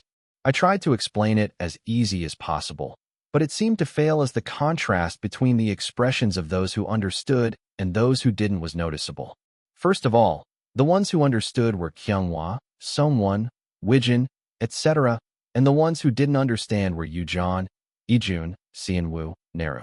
So, anyway, I'm not going into Climax, but I'm going to work in an 8-member group that is not Climax, right? Yujeon raised his hand halfway and asked, and Ijun nodded his head as if he understood. Ah, I see. I understood too. Oh. As the 2 fist bumped each other, Cheonwoo and Naru were confused. What do you mean by an 8-member group that is not Climax? So, you mean Climax will continue to work as a 5-member group and also form an 8-member unit regularly, right? Oh, so it's like Heaven Family. Heaven Family was the name used by the artists of KO Heaven, a hip-hop label created by famous producers from a hip-hop competition program, to emphasize their friendship. They would perform together and run a YouTube channel under the name of Heaven Family, so they were famous for their group activities even though they were all individual artists. It's similar to that, but a bit different. Heaven Family is a term that covers all the staff members, and we might have artists who won't join the unit in the future. Naru narrowed his eyes and asked me to confirm if he understood correctly. Anyway, I'm not going to be a part of Climax, right? Yes. Yep. Wu and I answered almost at the same time. It would take hours to explain everything. I felt a bit of frustration and sighed inwardly. It was only after 2 hours of painful explanation that everyone understood the future plans. The Floss trio went back to their temporary places, and I returned to the dorm with the members. It was time to sort out the internal affairs of Climax. Everyone seemed quite surprised by the fact that they had to work with the Floss trio as an 8-member group, except for Kyunghwa. Well, it's a unit, so if you don't feel like doing the 8-member activities, you can opt out. As I glanced at Sungwon, his eyes narrowed sharply. Why are you looking at me? Isn't it obvious? You seem like the most likely to quit. Kyunghwa would choose the group's interest over his own feelings, but not Sungwon. He even tried to quit once because of his mood. Because you seem the most dissatisfied? I said cautiously, and Sungwon looked annoyed as if I was talking nonsense. Me? Yeah. You can't stand doing things you don't like. Sungwon frowned as if he didn't know what I was talking about. Then he blushed a little as he remembered what happened when we were preparing for the comeback single, and started to make excuses. Well, that was a special situation. Anyway, I don't care, so don't worry. I'll do whatever they tell me to do, and I'll quit if they tell me to quit. As Sungwon coughed and avoided eye contact, Ijun threw a sarcastic remark from the side. Oh, you've grown up. Oh, just leave me alone. Why are you adding fuel to the fire? I pinched Ijun's thigh. Stop talking nonsense. Sian-woo, how about you? Are you okay with working as an 8-member group, even though it's a unit? I quickly shifted the focus of the conversation to Sian-woo, who answered with a bewildered expression. Yeah, I'm fine. He seemed a bit flustered, but his face wasn't too bad. Ijun was obviously okay with it. Then it was time to talk about the regular album. First, we're going to release a digital single as a unit in the first quarter of next year, and then a regular album in the second quarter. Any objections? Kyunghwa and I had already discussed this once, but it was the first time for the other members to hear it. Ijun, who was confident that he would be the main producer without a doubt, widened his eyes. Wait a minute. Are you telling me to work on an 8-member single and a 5-member full album at the same time? Not a mini album, but a full one. He sounded weak, as if he thought this was too much even for a genius like him. It was quite unexpected.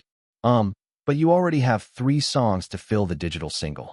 If you make 9 songs, you don't have to work on all the tracks yourself, so it's not that unreasonable. As I was surprised by his reaction, my tongue slipped out. At that moment, Ijun raised both hands and shouted, I totally want to try it. Kyunghwa, who was sitting next to him, covered his ears as if they were about to fall off. Songwon also blocked his ears and made a face. So he didn't hate it, he liked it. He was unpredictable. Anyway, he seemed to have succeeded in igniting his challenge spirit, as he looked very enthusiastic. Can I remake some of our old songs and put them in the album? Honestly, there were so many things I regretted about our previous songs. Ijun, who was already talkative, fired away more excitedly. Oh, I've been making a list of songs that I think would suit us well since before. Do you guys want to listen to them? His eyes sparkled like a child who received a Christmas present. It made me wonder if it was a good thing. Okay, for now, let's share our schedules first, so just hold on for a bit. Okay. Ijun blinked his eyes and opened his phone memo app. He nodded his head as he scribbled something diligently. The only thing left was how to fix the shattered image of the 3 former Floss members and the Floss trio, who would be working together not only in the unit, but also in the show. Especially the story about Yoo Ji-yeon's personal life. I guess it's okay, since Yoo Ji-yeon said he would tell the members in advance. And there's something I have to say about Kang Yoo Ji-yeon. Since it's going to be officially announced soon, don't worry and listen. I felt like I was committing a sin by telling someone else's family story, but it was the area that Yoo Ji-yeon allowed. Why Yoo Ji-yeon was so sensitive about overwork. Why he had to choose to run away after the friction with Bob-yeon. When I told them, they couldn't open their mouths easily. Kang Yoo Ji-yeon must have suffered a lot. After hearing about the blackmail from his father and the disadvantage he received during the My Idol shooting, Kyunghwa's hostility towards Yoo Ji-yeon seemed to soften. Thanks to that, no one seemed to have any objections to the news that they would be appearing together not only in the unit, but also in the show. The situation was settled for now. How the fans will react from now on. I guess it's something I have to keep working on. They accepted it internally. They seemed to have built some friendship with the members they had interacted with during the friendship operation. Thanks to that, they can't say anything mean like "don't bother us." I suddenly remembered how Kang Yoo Ji-yeon had coldly cut me off, saying, "Do it yourself," when the song stealing incident happened. What a rude guy. Just then, as the heat surged, a system window popped up in front of my eyes. Congratulations on completing the first main quest. Completion. Resolve the conflict between Climax and Floss. Reward. Emergency Escape Service Coupon. Title system open. That's right. Since Floss had exploded and some of them had joined Climax, they had naturally achieved their goal. Before starting the second main quest, would you like me to explain the title system? Yes/no. This was obviously a yes. I pressed the yes button without hesitation. Title system. From now on, you can use some fate skills in a constant state. You can convert fate skills into titles by using 10 times the fate skill usage points. Some fate skills may not maintain the same performance as when you bought them as skills when converted to titles. Available titles, 16. Cheon Youngtae. On Yoonghee. Cheon Jisoo. Cheon Osu. Lee Wijin. Shim Neru, deactivated. There were a total of 17 fate skills, but Neru's skill was deactivated and couldn't be used. I don't think I need to use it right away. The second quest that followed was, as expected, the release of a regular album. Performance goal. Sell 300,000 copies of Climax's regular album in the first week. As soon as I saw it, my eyes went blank. Chapter 2:15, A New Beginning 2. Performance Goal. Sell 300,000 copies of Climax's regular album in the first week. Is this even possible? It seemed like others were easily hitting 0 millions or half millions, but that was only a tiny fraction of the whole market. I sighed as soon as I saw it, but Climax's popularity was incomparable to half a year ago. I had to try it first and see if it was feasible. Until the regular album was released, I had no choice but to stake my life on raising the awareness with unit singles. Contrary to the daunting goal, the achievement reward was rather simple. Achievement reward. Special item. Foresight acquired. Data transfer right. What is a data transfer right? I asked the system, but it only gave me a brief explanation that it was an item that prevented data loss in case of an error. Recommended deadline for quest completion D, 180. At least they gave me half a year. I closed all the system windows and right before I went to sleep, I entered the news section with a mind to check the entertainment news. I was startled by an unexpected situation. Today's stock, Joyoung Food stock price falls for consecutive days, reflecting the expected poor performance in the fourth quarter. Falling for consecutive days? I had nothing to do with it anyway, so I tried to keep my mental health by ignoring the company-related news. The company was basically run by the system, but Joyoung Food was a brand that built trust by having me, the representative, participate in the planning and development stages. The pillar of the company was pulled out from the root, so I thought it couldn't be normal. But when I saw my half-brother who had the title of the new representative, the sleepiness that was slowly creeping up on me disappeared. After the death of former Representative Im Hyunsung, new business development all stopped. Most of the sales generated from selling off business units. Shareholders' anxiety leads to exit intensification. To summarize, the new business development department was drastically reduced after my half-brother took over the management. He must have thought that there was no need to invest in research and development when the parts that were already making good sales were decent. The answer is obvious. Food and beverage is the most sensitive to trends and fashions change quickly. It is most important to catch and utilize the theme that will be popular in the future and secure the factory capacity that can be used. But if you push for expansion too hard, you might lose out if the trend ends sooner than expected. It's a field that requires foresight in many ways, so there aren't many companies that last long. How would he know that? I clenched my fist as I saw the company's situation collapsing. Warning, you cannot interfere with any events related to Im Hyunsung's wish until you complete the preceding quest. I know. I had nothing to do, but I couldn't even watch. I quickly turned off my phone screen. In the night when everyone was asleep, I was the only one staring at the ceiling of the bedroom with a blank mind, feeling restless. It had been half a year since I lived in this world, from the time when summer was just beginning to now when the year was ending. So many things had happened that it was hard to recall them all at once. I became friends with the kids who I thought would never fit me when I was Im Hyunsung, and I even meddled in their affairs. Moreover, I had spent so much time on Floss, a group that I didn't even belong to, that it made me laugh at my own meddling. Let's focus on finishing the quest now. I didn't know what kind of quest would be waiting for me after I achieved my wish of becoming a successful idol, but I had to get rid of the things that needed to be done first. As I barely calmed down my excitement and pulled the blanket up to my chin, I felt annoyed again. Why can't he just sit in his seat and stamp the approval?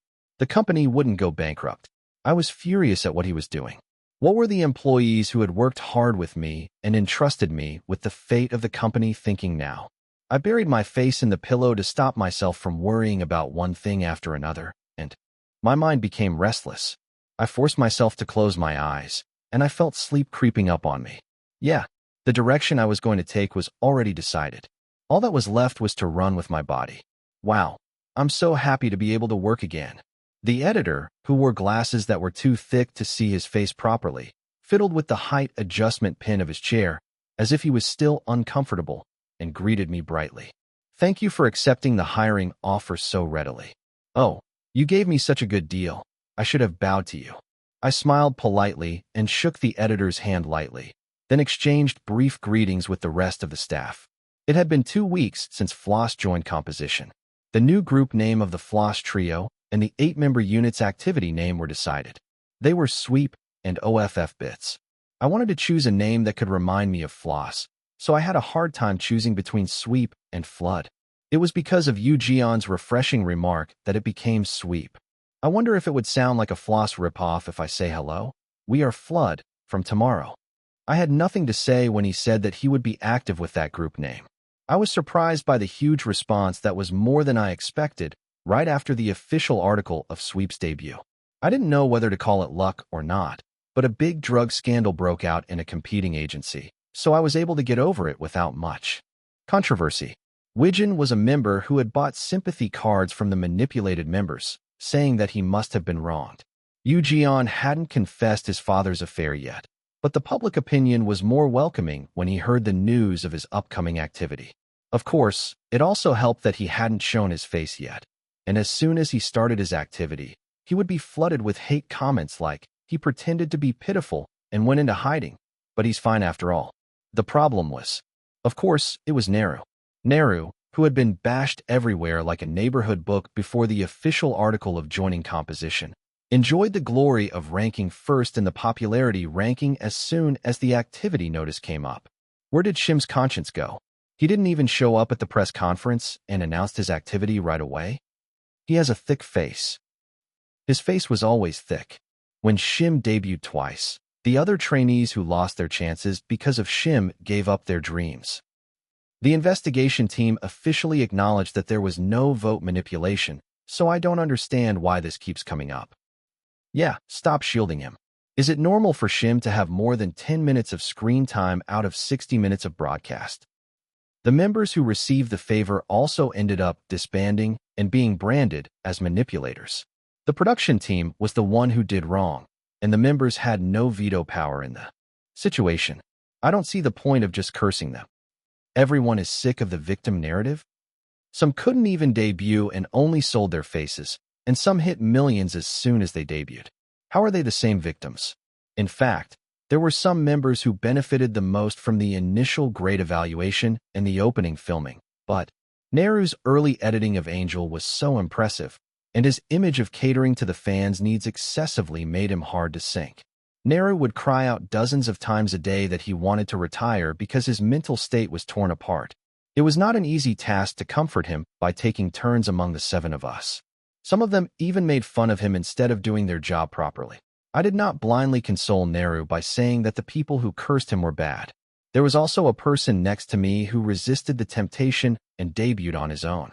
If Naru, who had such a high level of popularity, had refused to sign the pre-contract, he would not have suffered such blatant disadvantages as Yu Jion. So I told him that this was the price he had to pay for choosing the easy way, knowing what the right direction was. That did not mean that he had to accept the excessive criticism and personal insults. I also added that he had no choice but to show his improved skills in the future to prove that he was not a person who relied on manipulation. Well, I don't know how he took it. He seemed to be stimulated by the fact that he did not leave the practice room all day, holding onto the vocal trainer. And so the sun set, and it was already January 2022. In the meantime, composition increased its staff from 4 to 10. People would say, 10 people? Isn't that barely out of the small business category? It was a bold choice for a label that had no significant achievements yet. From my experience, it was natural to choose investment over profitability in the early stages of business. But still, there has been no clear revenue since the label's launch, except for the cosmetics ad model fee. If it weren't for the capital of Cheon Yise Group, I would have had a lot of trouble. Chairman Cheon won't keep supporting a business that doesn't produce results, so I have to turn it into a profit soon. To do that, the members had to earn income from broadcasting appearances, ad model activities, and other entertainment activities, and the external sales team had to bring in PPL and other self-produced content. It was a sales battle after all. To have aggressive sales activities, I needed employees to support me. I divided the departments into planning, support, and content, and each had 4, and 2 small ministries, and I felt that the operation was more stable. It feels like the system is in place with a lot of experienced people. Jin Kyung, who had become more neat, looked at the partitions divided by department and spoke to me. Jin Kyung, you've worked hard. What are you talking about? I've never seen anyone as meticulous as you, director. If it weren't for you, it would have taken longer and been more troublesome. That was true. I had to put a lot of effort into giving them their roles and making the company run properly, as they had worked in their own ways. At first, the senior staff who doubted if I, who was only 24, knew how to manage, changed their minds after working with me for 2 days. The expression of the young entertainer who had just inked his birth certificate was wary of what he would say, but it became more friendly as he saw my meticulous and clear work. And on top of that, I had a faster document review speed than others. I was fast and caught every typo and number error that others made.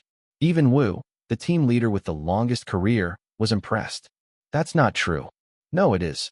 You're really a rare breed, director. Yeah. What kind of idol works overtime until dawn to list up the companies for collaboration proposals? They seemed to be somewhat dissatisfied with the fact that I stayed and worked until the latest and went home. I'll have to take it to the dormitory from now on. When I came to the dormitory, I was distracted by the furry beasts of the members, so I stayed in the office for a long time, and it felt like they were giving me a hint. It was similar to when director Im Hyunsung was here, so I just had to adjust to them. I'll try to take it easy. Starting tomorrow, it might be hard to come to the office because of the shooting. There's a lot to do in the future, so I'd appreciate it if you could help me out. Yep. Since I wouldn't be able to come here every day from tomorrow, I decided to finish the office work check and head to the dorm. Hey, I see Hyung, you came early today. Sean Wu, who was busy packing his stuff, greeted me first. Yeah, did you pack everything? Almost. I ruffled Sean Wu's hair and looked around. The other members were also preoccupied with packing their bags. Let's do well tomorrow. For the first time in a while, I was about to resume my official activities as the idol Cheon Yise. Chapter 216. A vacation, that's not a vacation. I packed everything I needed. This should be enough, right, Hyung? As I came out of the bathroom after washing my hands, I saw Seon Woo petting Pazali and Yongi. He came over to me and asked, "Yeah, you did well. It's not a long trip, so that should do." I patted Seon Woo's shoulder and praised him, then started to pack my own bag. The travel schedule was 6 days in total. 3 days in Okinawa, 3 days in Hokkaido, and then back home. On the surface, it was a reward trip for the composition artists who had gone through a lot in 2021. But, yeah, right. It was actually a promotional activity for our self-made content that we were going to release before our 8-member unit single debut. It was not easy to gather all 8 of us together, so even during the trip, we had to work on our concept meetings and producing preparations whenever the camera was off. We planned to move without wasting any time. That's why I was more worried than excited about this group's overseas trip, which was the first one since I turned 1200. What if someone gets hurt? I was haunted by the nightmare of the Bob shooting, but seeing the members who were looking forward to having fun, I felt a bit relieved. They seemed to enjoy the hotel stay too. Since we were going with the company's money, we didn't skimp on the expenses at the various facilities we visited along the way. They all seemed quite excited. Do I need to bring a swimsuit? Ijun was pressing his body against his bag, which was about to burst if he stuffed any more, and asked. Kyunghwa sighed. We'll wear special equipment when we go into the sea, but there's a pool at the hotel. Don't rush to buy one there. Just pack one in advance.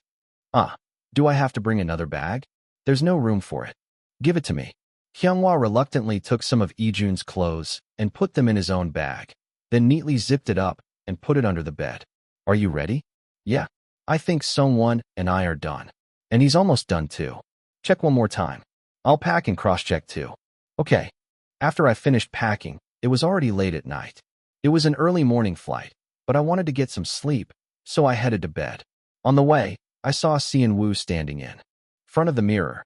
I felt sorry for him, but I had to tell him the cruel truth. No matter how much you say it's Okinawa, it's too cold to wear that kind of short sleeve in winter. I knew that from my previous business trip experience. Seon Woo immediately frowned and rolled his eyes, making an excuse. Then I'll just wear it as pajamas. Fine. Do whatever you want. I chuckled lightly and lay down on the bed. I felt a bit sad to part with the soft pillow that touched my back, thinking that I wouldn't see it for a while. I closed my eyes and looked at the ceiling quietly. When I opened them, it was 5:30 a.m. It was time to get ready for the morning flight. Before we check in, please check your passports one more time. Early morning at Incheon Airport. 8 of us gathered at the platform to board the plane to Okinawa. It was quite crowded. We all booked business class seats, so we could be relatively free from the eyes of the regular passengers once we got on the plane.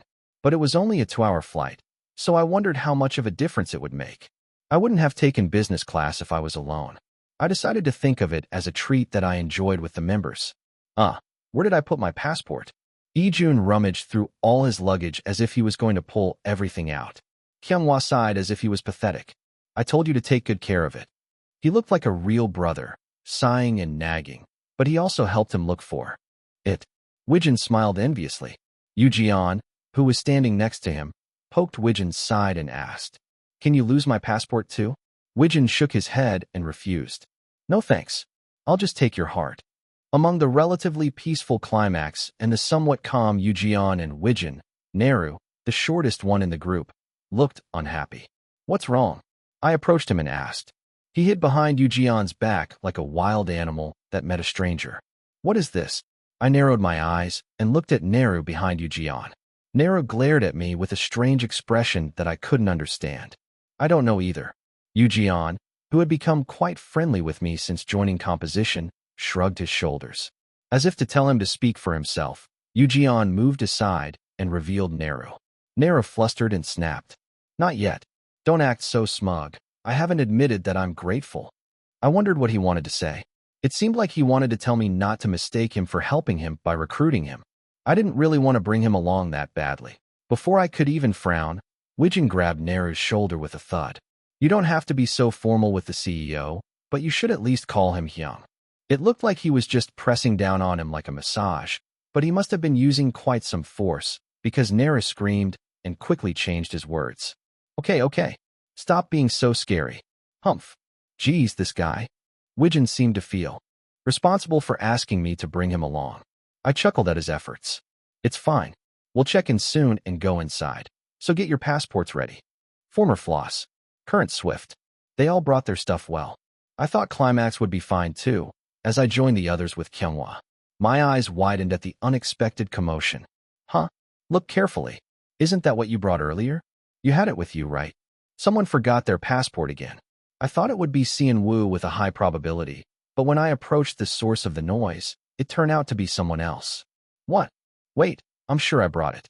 Who was driving the van earlier? Kyunghwa, who had never made such a mistake before with his meticulous attention, was rummaging through his bag with a bewildered expression. "What? Who left their passport?" I asked as I got closer, and Kyunghwa put his bag down on the floor with a flushed face. "I think I either left it at home or in the car." He looked quite embarrassed after nagging Ijun to take care of his stuff earlier. "Call Manager Park quickly. He hasn't arrived yet." "Yeah, I'll do that right now."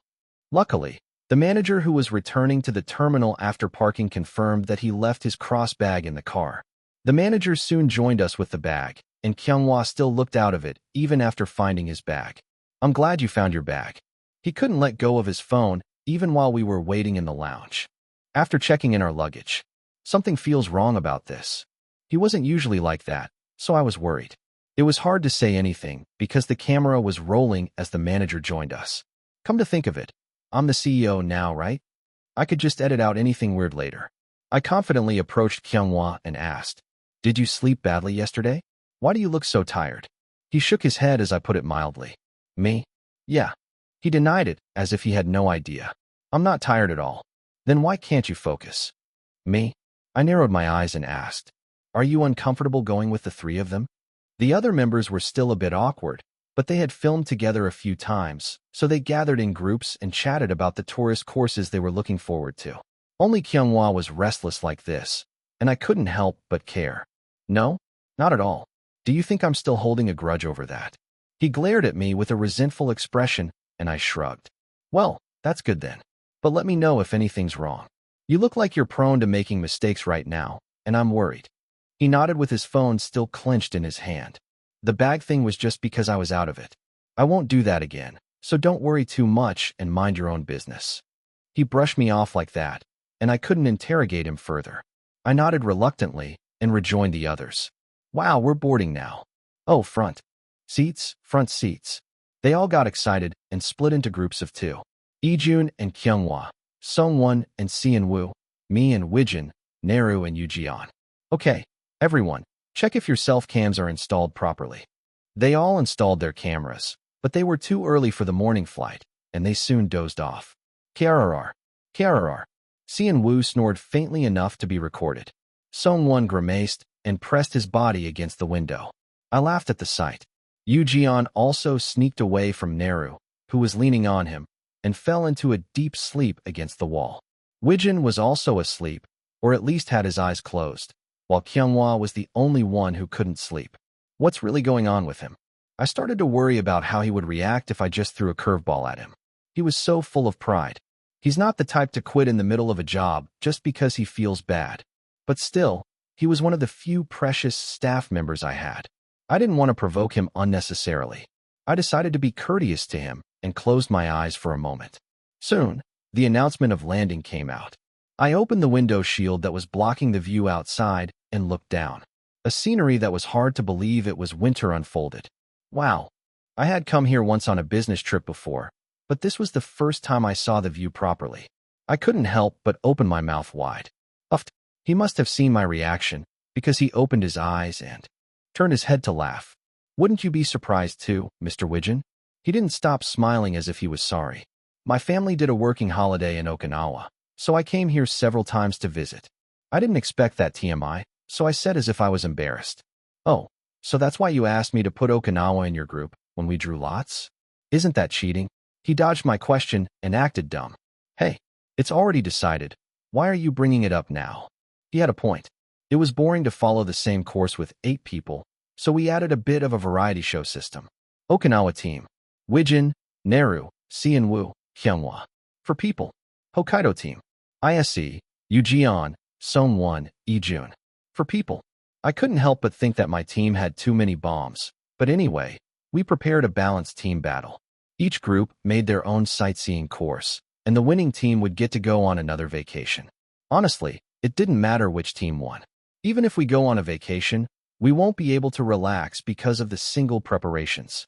But still, I wanted to win since it was a competition. He was so sneaky. I glared at him with a stingy expression. He drew AV sign towards the camera. He didn't seem like he was just enduring the entertainment industry innocently. I swallowed a silly sigh as the plane began to land at the airport.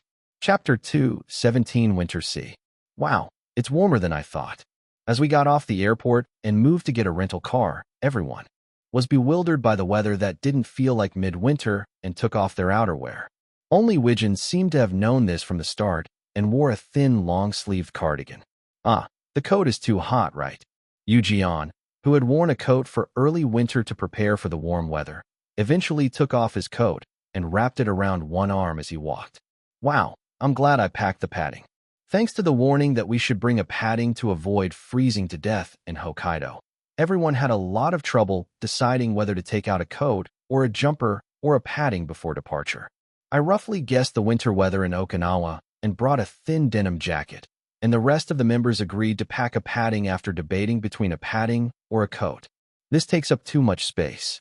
When Ijun tried to take it out in the middle, Kyunghwa quickly stopped him. It was a wise choice. I survived because Hyung told me to pack a padding. When Ijun playfully poked Kyunghwa, Kyunghwa collapsed on the sidewalk like a scene from a children's animation and screamed. Ah dash. Eek! Ijun, who had touched Kyunghwa, also startled and made a surprised sound. Ah, are you okay, Kyunghwa Hyung? Cian Wu turned around in surprise and looked at Kyunghwa, and not only Yujian but also Naru's eyes were drawn to Kyunghwa. I'm fine. I was just thinking about something else for a moment. Kyunghwa got up and dusted off his knees, but he didn't look like a fine person at all. Wow, Kyunghwa Hyung, that was really like a slapstick just now. Yujian and Ijun teased Kyunghwa like Dumb and Dumber and reenacted the dynamic pose from before, and fortunately the atmosphere was lightened with a gag. That's definitely not sane. I didn't expect to worry about Kyunghwa, even in a foreign country. I approached Kyunghwa closely and whispered, "Are you really hurt somewhere?" Then Kyunghwa looked at me in surprise and shook his head. "No, I'm totally fine. It meant I have a problem right now. I won't tell you, but be prepared. I'm going crazy." I sincerely hoped that he wouldn't cause a big accident and move to the hotel first. "Hello, I'm Naru, the representative guide for today. Please give me some response, or I'll be embarrassed. Wow. As soon as we got off the hotel, the tour started and the representative guide, who had been decided in advance, stood in front with a guide flag and a guide microphone. He looked worried because his expression wasn't as bright as before on the plane. But he seemed to know clearly what he had to do in front of the camera and smiled brightly. When this is released. Anyway, I'll get criticized. He was at the center of a big controversy and then disappeared and resumed his activities. As I told Naru, the company would sue for artist protection against the excessive criticism, and the rest of the biased views were something that Naru himself had to overcome. Wow, your voice is too small. Show me some love for the youngest. Naru tried to proceed desperately, and I felt sorry for him, so I clapped quietly. Wow, Yu Jian and Yi Jun led the response, and Naru pulled out something like a magic wand that I didn't know where he had prepared. The place where we will stay today is a resort that boasts the best swimming pool facilities in Okinawa, including an infinity pool. We will have a barbecue buffet for lunch, play a simple game in the pool, and get a spa treatment. And after dinner, we will visit the nearby market and return to the hotel. He seemed to be inexperienced in this kind of progress and poured out a lot of information at once, but it wasn't bad. It wouldn't match the offbeat youngest image if he looked too perfect here, and it wouldn't be good for public opinion if he looked too clean from the series of events. Wow. Then we came to Okinawa, and there's no difference between having a staycation in the middle of Seoul, right? Yu Jian raised his hand and spat out his unique aggro and joked. No, you can't see the emerald-colored beach in Seoul. Naru tried to make up for it, but this time Yi Jun attacked. Hey, the hotel is too weak. We can't go into the sea. Our team has a hotel sun. Wow. The sea sounds nice. I quickly covered Yi Jun's mouth and changed the subject. Yi Jun looked at me with a wronged expression, saying why? I didn't say anything wrong, did I? Of course it wasn't wrong, and everyone knew it well, but there was no need to blabber about it on the broadcast. Editing wasn't omnipotent, so I unknowingly reached out first and made a rather funny scene. Yi Jun still made a what? Expression, and I chuckled. Anyway, Naru, who got out of the sabotage, checked in and came back and took everyone to the rooftop restaurant. The meal we ate in groups of 4 was quite delicious. We briefly laid out our impressions of the food in front of the self-cams.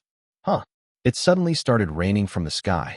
Naru looked at the sky with a dismayed expression, and the mischievous older brothers started laughing and holding their stomachs.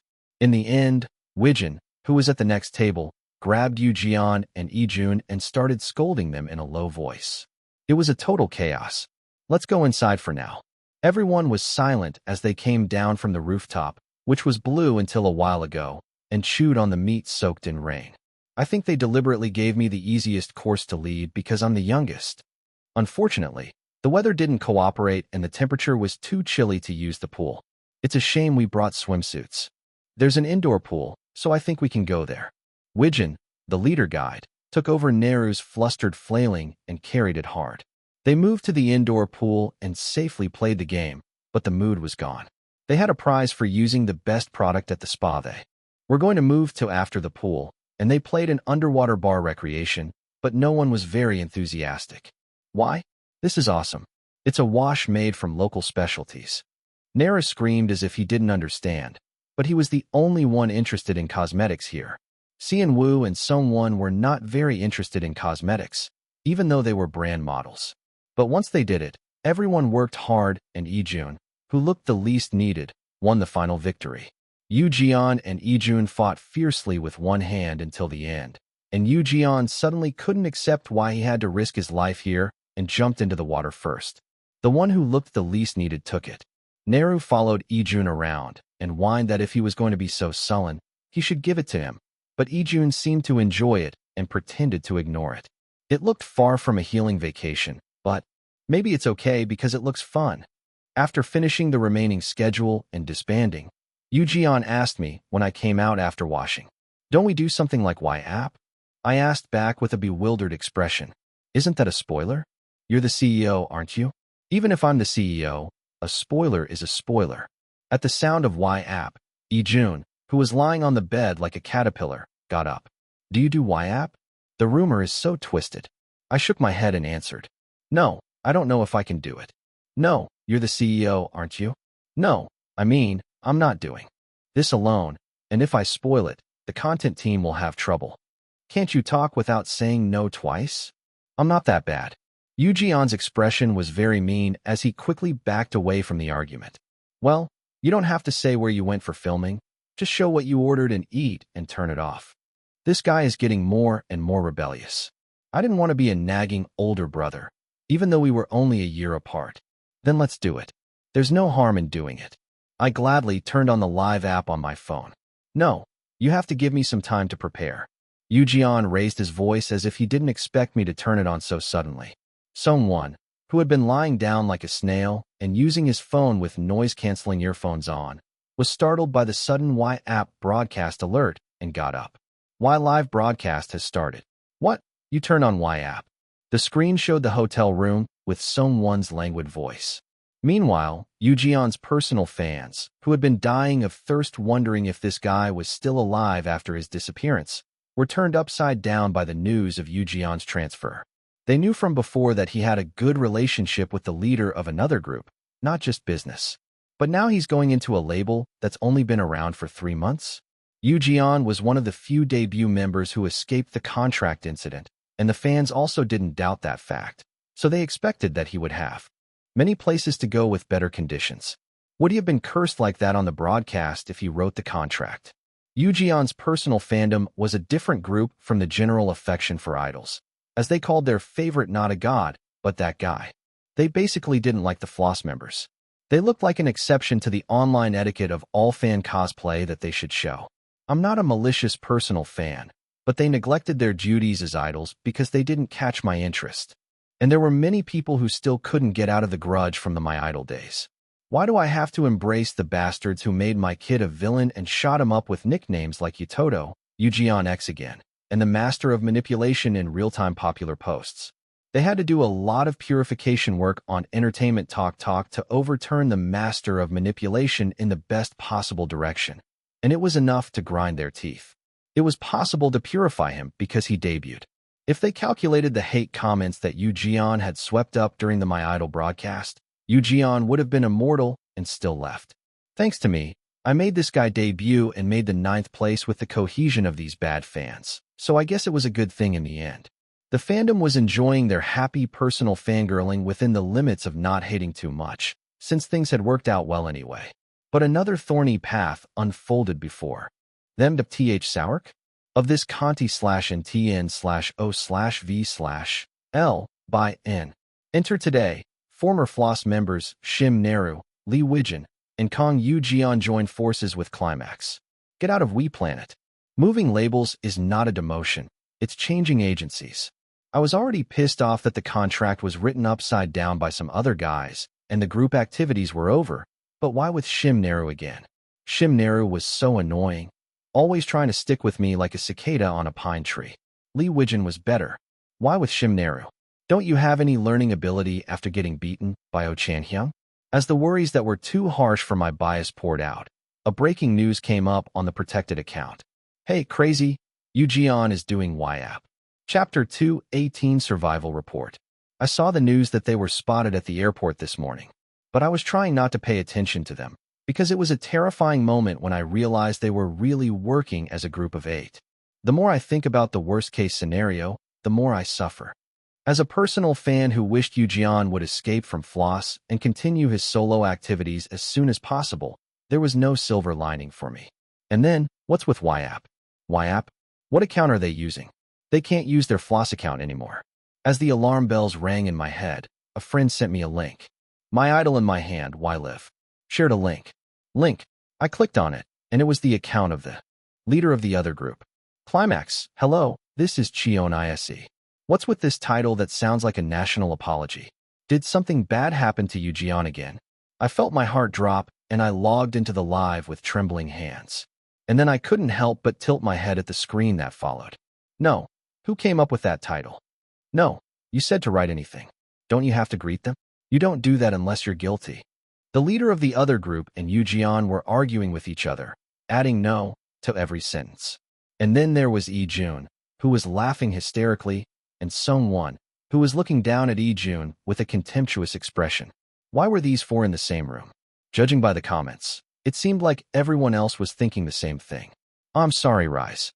We're not used to YAP yet. There was a bit of a misunderstanding, but we're just here for a quick shoot. We're in a very peaceful state before going to bed. Ijun smiled softly and greeted the screen as the only sane one. We were going to show you a simple eating show and go to sleep. But Im Hyung suddenly threw a challenge to you with the YAP title, so I think you must have been surprised. We're fine. We're really fine. Instead, we have a lot of fun things to show you because we worked hard. I hope you look forward to it. What was going on?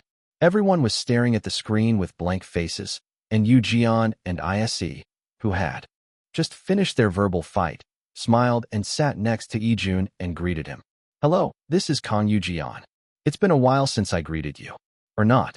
This is the first time I'm greeting you as a member of composition. I'm a guest right now, right? He didn't have his own live channel, so he squeezed into someone else's live broadcast as a guest. I felt like crying, but not really. It didn't look like a fake business at all, but I suddenly had a bad feeling. This guy? Is he going to join Climax? He only changed his agency, but he didn't have a direction yet. He could go anywhere, do anything, debut in any way. The fact that all possibilities were open made me scared. Why did he have to compete with those guys who had just escaped from being nobodies? I was confused, and Yu Jian smiled and picked up a cup of ramen.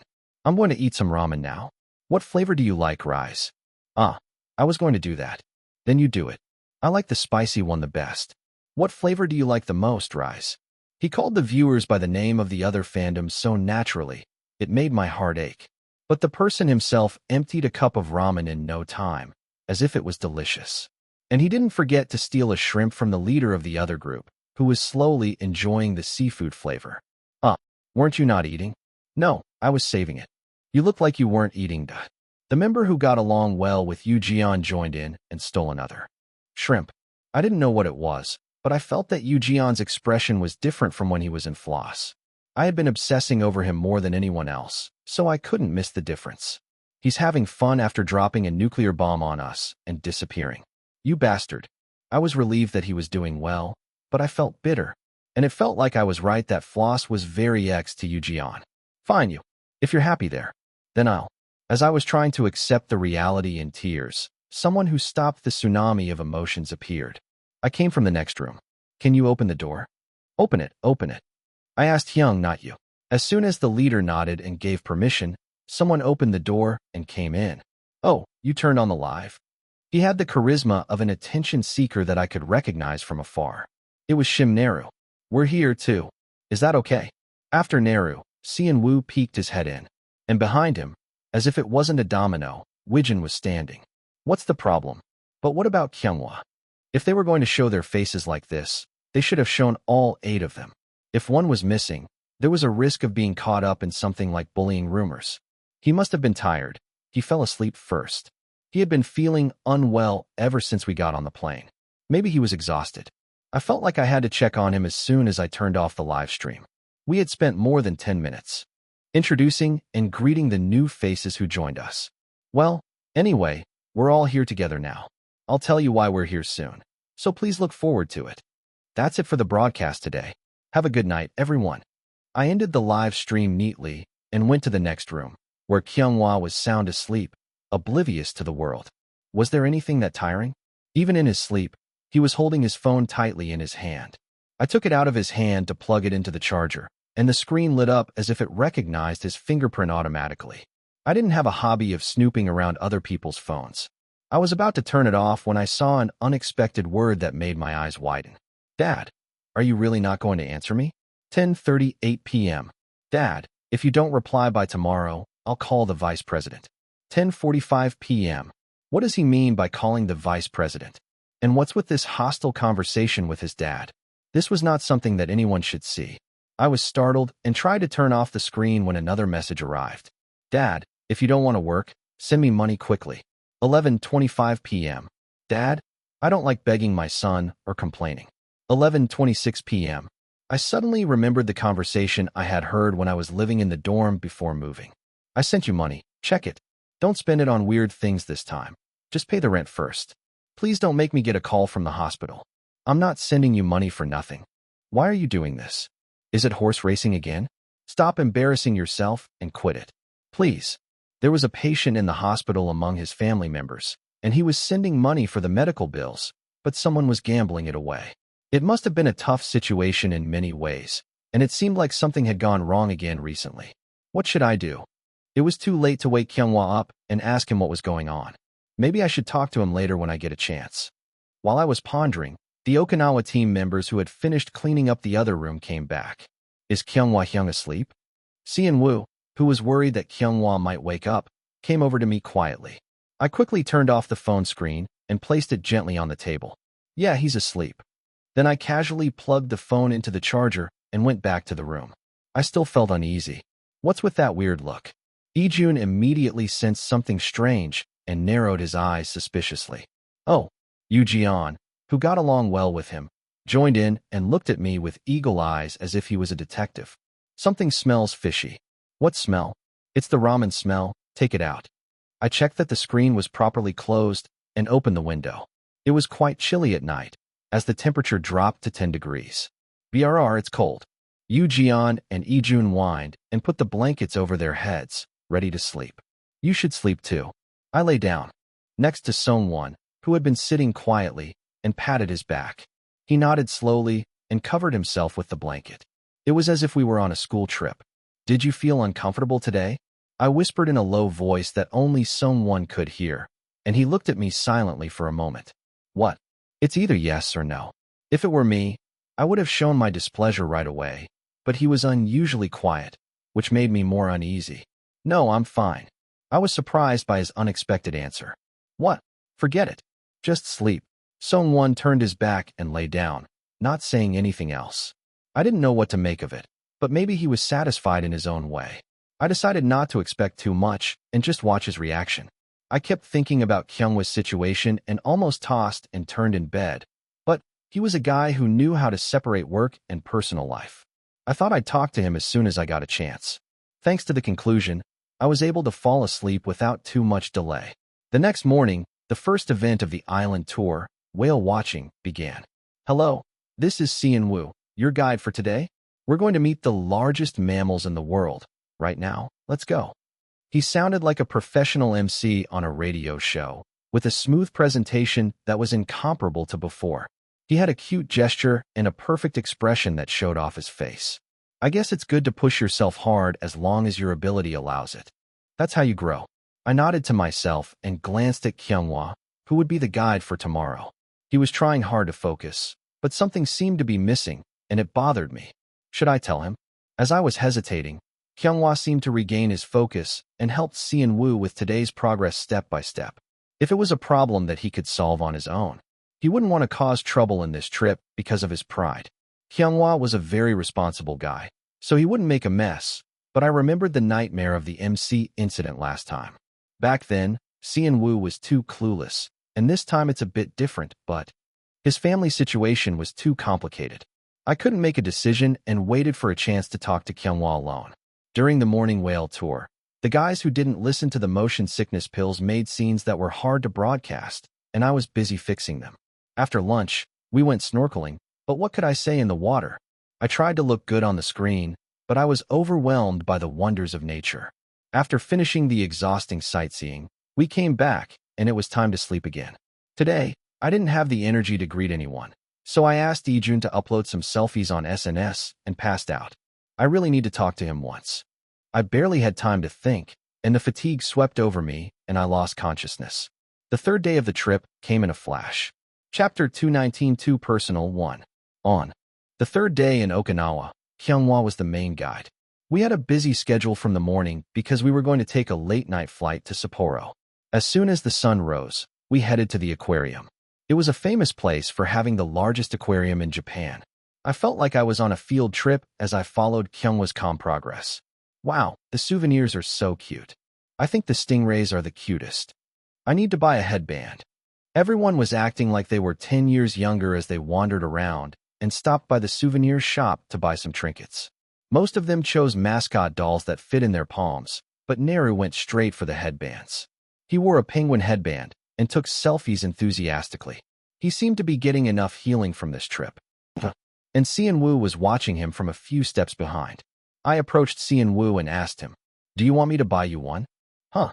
Xian Wu flinched and waved his hand. "No, I'm not as small as Neru, and I'm not the youngest anymore." Xian Wu hesitated and shook his head. "You're the prettiest here no matter who you bring. What are you worried about?" I was incredulous and clicked my tongue as I paid for a sky blue dolphin headband. "Wear it. You're the youngest of Climax. Neru is the youngest of Swift.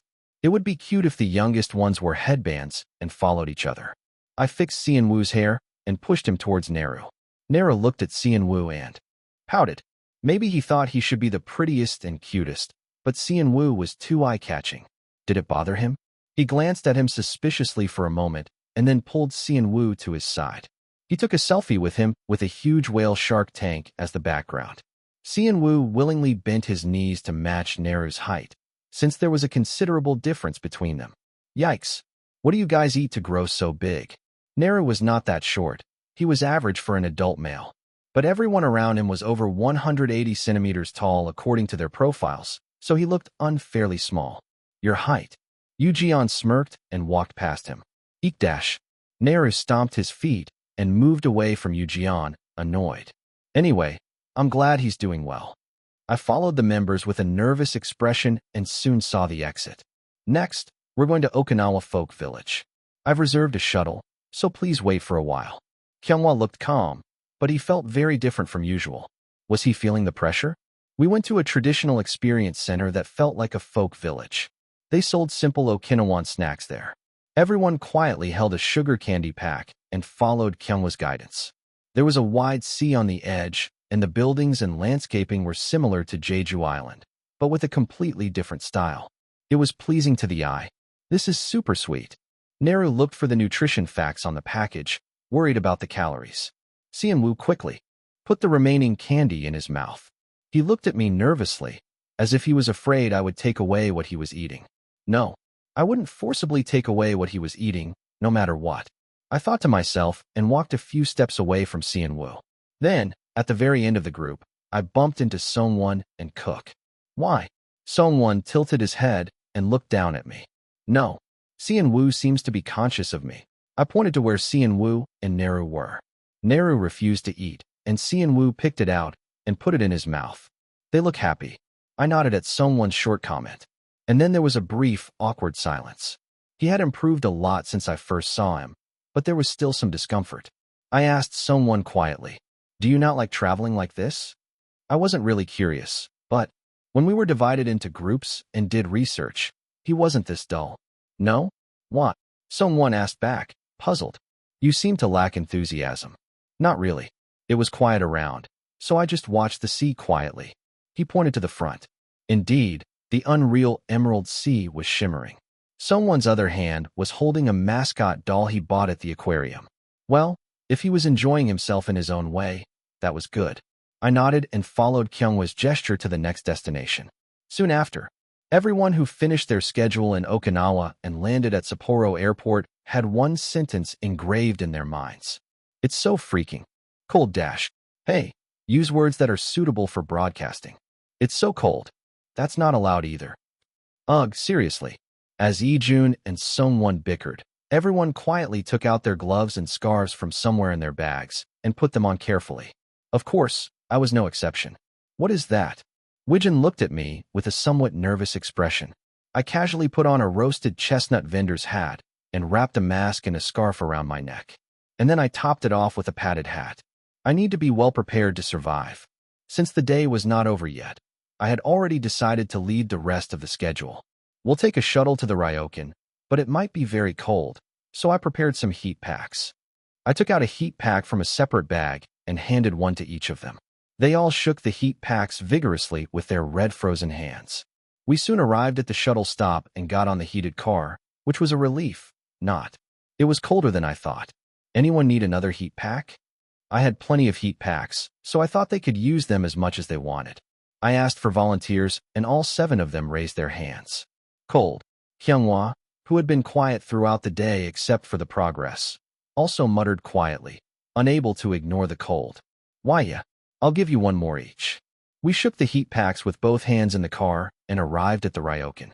They all exclaimed at the sight of the snow-covered hot spring resort, which looked like a painting. Wow, I've seen this in anime. Oh, I think I've seen it in manga too. They all commented as they crossed the snow-covered garden, looking at it with curiosity. Ijun suddenly made an ominous remark. You know, in detective manga, there are always murders happening in places like this. There's no place where murders don't happen there. That's true. Anyway, the friendly conversation that could be broadcasted went on, and soon a staff member came out and greeted us. Fortunately, there was a staff member who could speak Korean, so we were able to check in without any communication problems. It wouldn't have mattered if the staff didn't speak Korean. Floss had already done a tour in Japan, so they all knew how to speak basic level of conversation.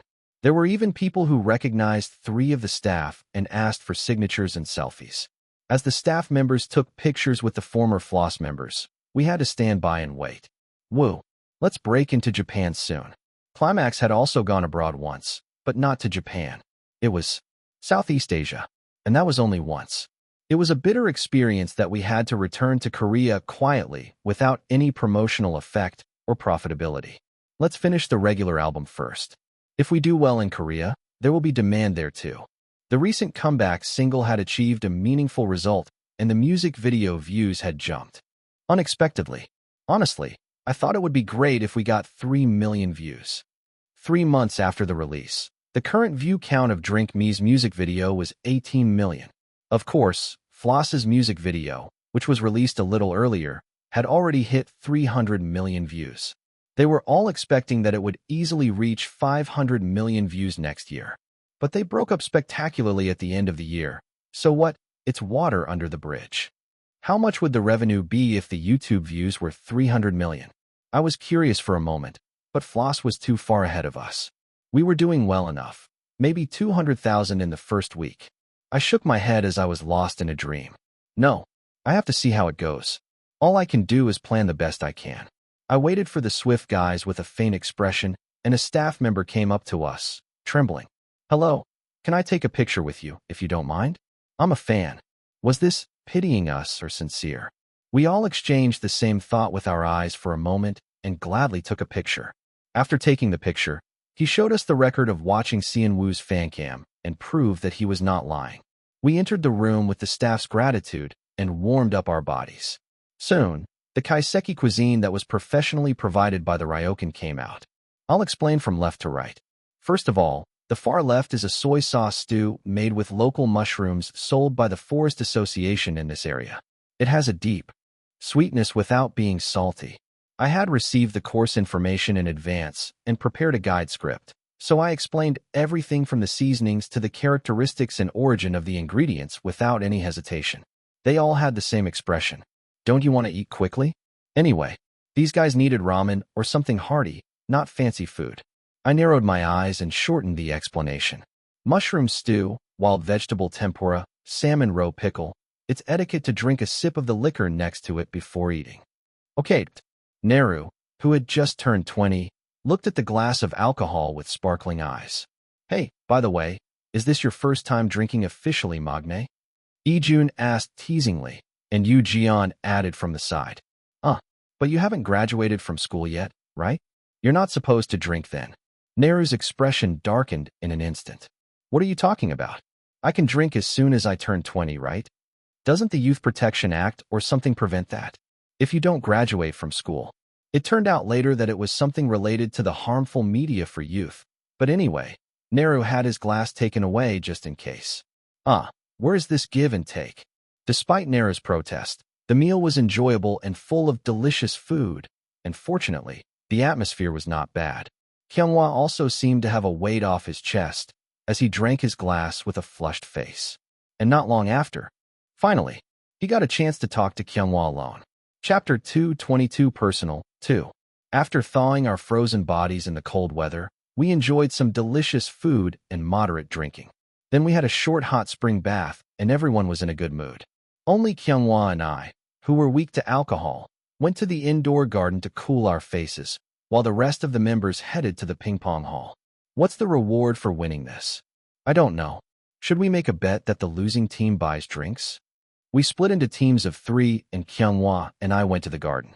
The indoor garden had a roof that was open, so the snow that piled up from above covered the garden. Are you cold? I was fine with the warm coat that the Ryokan gave us, but Kyunghwa was silent. No, I'm fine. Kyunghwa nodded briefly and looked down at the snow for a long time. After an awkward silence, I opened my mouth first. I'm really sorry. What? I get nervous when you say you're sorry. When I tried to be careful, Kyunghwa opened his eyes thinly and looked at me. I saw the text from your father yesterday. I didn't mean to look. Then Kyunghwa twisted his face and grabbed my collar. What? What did you see? How did you see someone else's text? He reacted more violently than I thought, and I stepped back and answered. I didn't mean to. You were holding your phone in your hand, and I tried to plug it into the charger, but your fingerprint was recognized and the screen turned on. You want me to believe that? Whether he believed it or not, the content was important now. I went straight to the point. I can't help it if you don't believe me. I'm sorry for seeing something personal, but I'm worried about what's going on. Is there something wrong at home?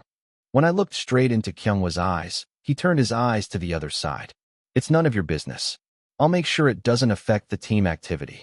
None of my business. Where is the leader who doesn't care about a member who is as important as a pillar of our house? I said right away. You look very dangerous right now. If there's anything I can do to help, I'll help you. Then Kyunghwa glared at me with a look of great injury to his pride. Don't worry about it. I'll take care of my own business. He was so angry that it seemed to have the opposite effect. Oh, that's really. Kyunghwa pushed me away and crossed the hallway and went inside, leaving me alone in the garden. I scratched my head and followed Kyunghwa, but I couldn't find a chance to talk to him. In the end, I went to bed without solving anything. For people in each room, it was the same room assignment as yesterday. Song-won was on my right, Ijun was on my left, and Yu-jian was lying on the far left. As I tossed and turned in bed, worrying about Kyunghwa, Ijun whispered softly, "Why are you tossing and turning?" I gestured to Ijun to come out with me. He followed me with a curious expression. I didn't know, but I thought he might know something more than me, since we shared a room for a long time. And sure enough, Kyunghwa's father is a trash, you know, Ijun said with a calm expression. Hey, don't talk about someone's parents like that. Well, but it's true. He said that Kyunghwa had been sending money to his father for a long time. He calls almost every month and asks for money, and when he gets it, he loses it on stocks and gambling. I told him to just block him, but he said he can't because his mother is in the hospital. He said there's no one to take care of his mother if not his father. It was exactly the same as the phone call I heard that day. It was all about money. The hospital bills, not to mention hiring a caregiver, were not cheap. Even if I wanted to help him, he would refuse, saying, "Who are you?" I swallowed a sigh and realized something important.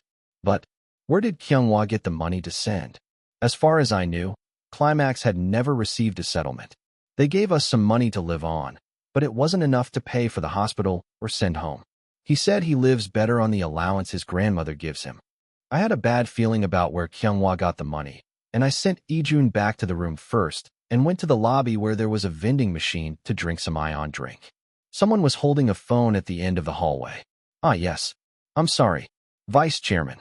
Everyone is doing well, and there's nothing to worry about. Ah, yes.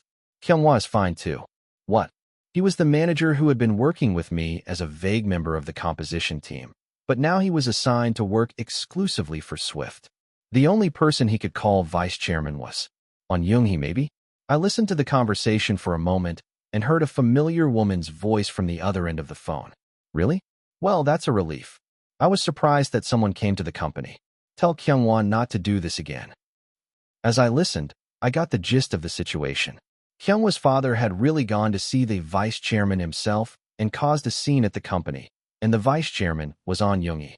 Wait a minute. The puzzle pieces fell into place. There was an obvious reason why Kyunghwa was getting money from Im Hyunsung. Cheon Yise, the jerk I had possessed. He asked him to lead the team instead of his son, who was unpredictable, and to keep the kids from running away. Why didn't I think of this before? The reason why Climax had been able to survive for 5 years, albeit in a precarious state. No wonder Kyunghwa had been resentful of Cheon Yise all this time. Before I possessed him, Cheon Yise was nothing but a trash who was born with a silver spoon and lived as he pleased. He was from a different world than him, who had parents who took away everything he had, let alone being grateful. And he was taking care of that trashes back and getting money for it. This was something that might backfire if I stepped in now. What do I do? I knew the truth, but it became harder to touch. How could I solve this without hurting Kyungwa's pride? I racked my brain, but I couldn't find an answer. For now, let's sleep and think again. My head was too tired to think. I decided to rest and went to my room. The trip that seemed long was now coming to an end. Hello, I'm Kang Yoo-jeon, your guide for today. It's cold, but we have a lot of courses to go around today, so let's all cheer up and follow me. The tour started with a much more spirited atmosphere than the one in Okinawa, and most of it was about food. It's only natural, since Hokkaido is famous for its specialties. Basically, the dairy industry was developed, so there were a lot of dairy products and snacks made from them. There was also a famous brewery to visit, and they were also famous for livestock, so we went to eat steak. We ate and digested and ate and digested, and the day passed by in a flash. Wow, I feel like I'm being fattened up. Naru complained, but Seon-woo next to him had a happy expression on his face. Yeah, enjoy it while you can. You'll start a diet plan as soon as you get back. I was worried about Kyunghwa, but he seemed to be aware of it and pulled himself together. Well, the shooting seems to be going well, so that's good. When would be a good time to talk to him properly? I was now at the point where I had to watch Kyunghwa's mood. Time flew by, and the schedule was almost over. Wow, I ate way too much. Wijin was whining with his stomach wrapped. I wondered if I had filled the tour with too much food. But I won't have a chance to come back with these people, so I should eat everything I can. It was a good choice after all. I finished my mental victory and finished the last course, the ranch experience, and headed to the airport with everyone. As we entered the terminal to check in for the flight to Korea, someone called Kyunghwa's name. Kyunghwa dash. Everyone's eyes turned to the direction of the sturdy middle-aged man's voice. What? Did you just call Kyunghwa Hyung? Everyone was shaken by the appearance of the unknown middle-aged man, and Kyunghwa's expression changed to contemplation. Why are you here? Kyunghwa walked up to the middle-aged man and grabbed his wrist. He looked vaguely weak and resembled Kyunghwa. Could it be Kyunghwa's father? How did he find him here? I was too surprised to open my mouth. Kyunghwa dragged him out of the airport, holding his wrist and shouting. What are you doing?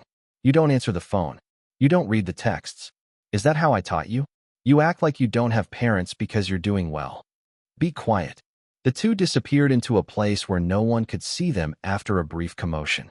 What do we do now? Seon-woo looked at me anxiously, unable to sit still. Everyone's eyes automatically turned to me. But I don't have any good ideas. Well, I do, but yeah, this is natural now. Let's wait for a while. He seems to be Kyunghwa's father. If he doesn't come back after waiting, we'll go look for him then. And of course, Kyunghwa didn't come back. As time passed, we all scattered and started looking for him, but we couldn't find Kyunghwa. What are we going to do? We have to go inside soon. The departure time was approaching quickly. The other members might not care, but Seon-woo had an MC recording scheduled tomorrow and couldn't miss the flight. You guys go ahead. We decided to send the 6 of them to Korea first and leave only me and a manager behind. Then Lee-jun intervened. If you're staying because of Kyunghwa Hyung, I'll stay too. Yeah, Lee-jun was the closest to Kyunghwa, and I thought he would be helpful. I was worried about the song work that was scheduled, but what does it matter now? Kyunghwa is more important. I moved out of the airport with Lee-jun again. After about 30 minutes of wandering, we found Kyunghwa's father smoking a cigarette at the smoking booth outside the airport. I had a lot to say, but finding Kyunghwa was the priority. Hello, are you Kyunghwa's father? As I opened the door to the smoking booth, I wondered what kind of poison he was smoking. The smell made my head spin. Oh well, nice to meet you. I see. Help me out. My son suddenly changed and went crazy. Went crazy? He just said he would stop pouring water into a leaky jar. How can a parent say that? I frowned. Let's go inside and talk for a bit. The conversation didn't seem to end quickly. Kyunghwa would probably punch me in the face when he found out. But this was something that adults had to solve. Of course, I was also 25 on paper. I immediately contacted the new manager and asked him to get some paper and a pen and bring them to the cafe in the airport. We needed a clear agreement to avoid any interference with our future activities. We had to make sure he couldn't bother our eldest son using blood ties. Chapter 2:21 An Unavoidable Matter.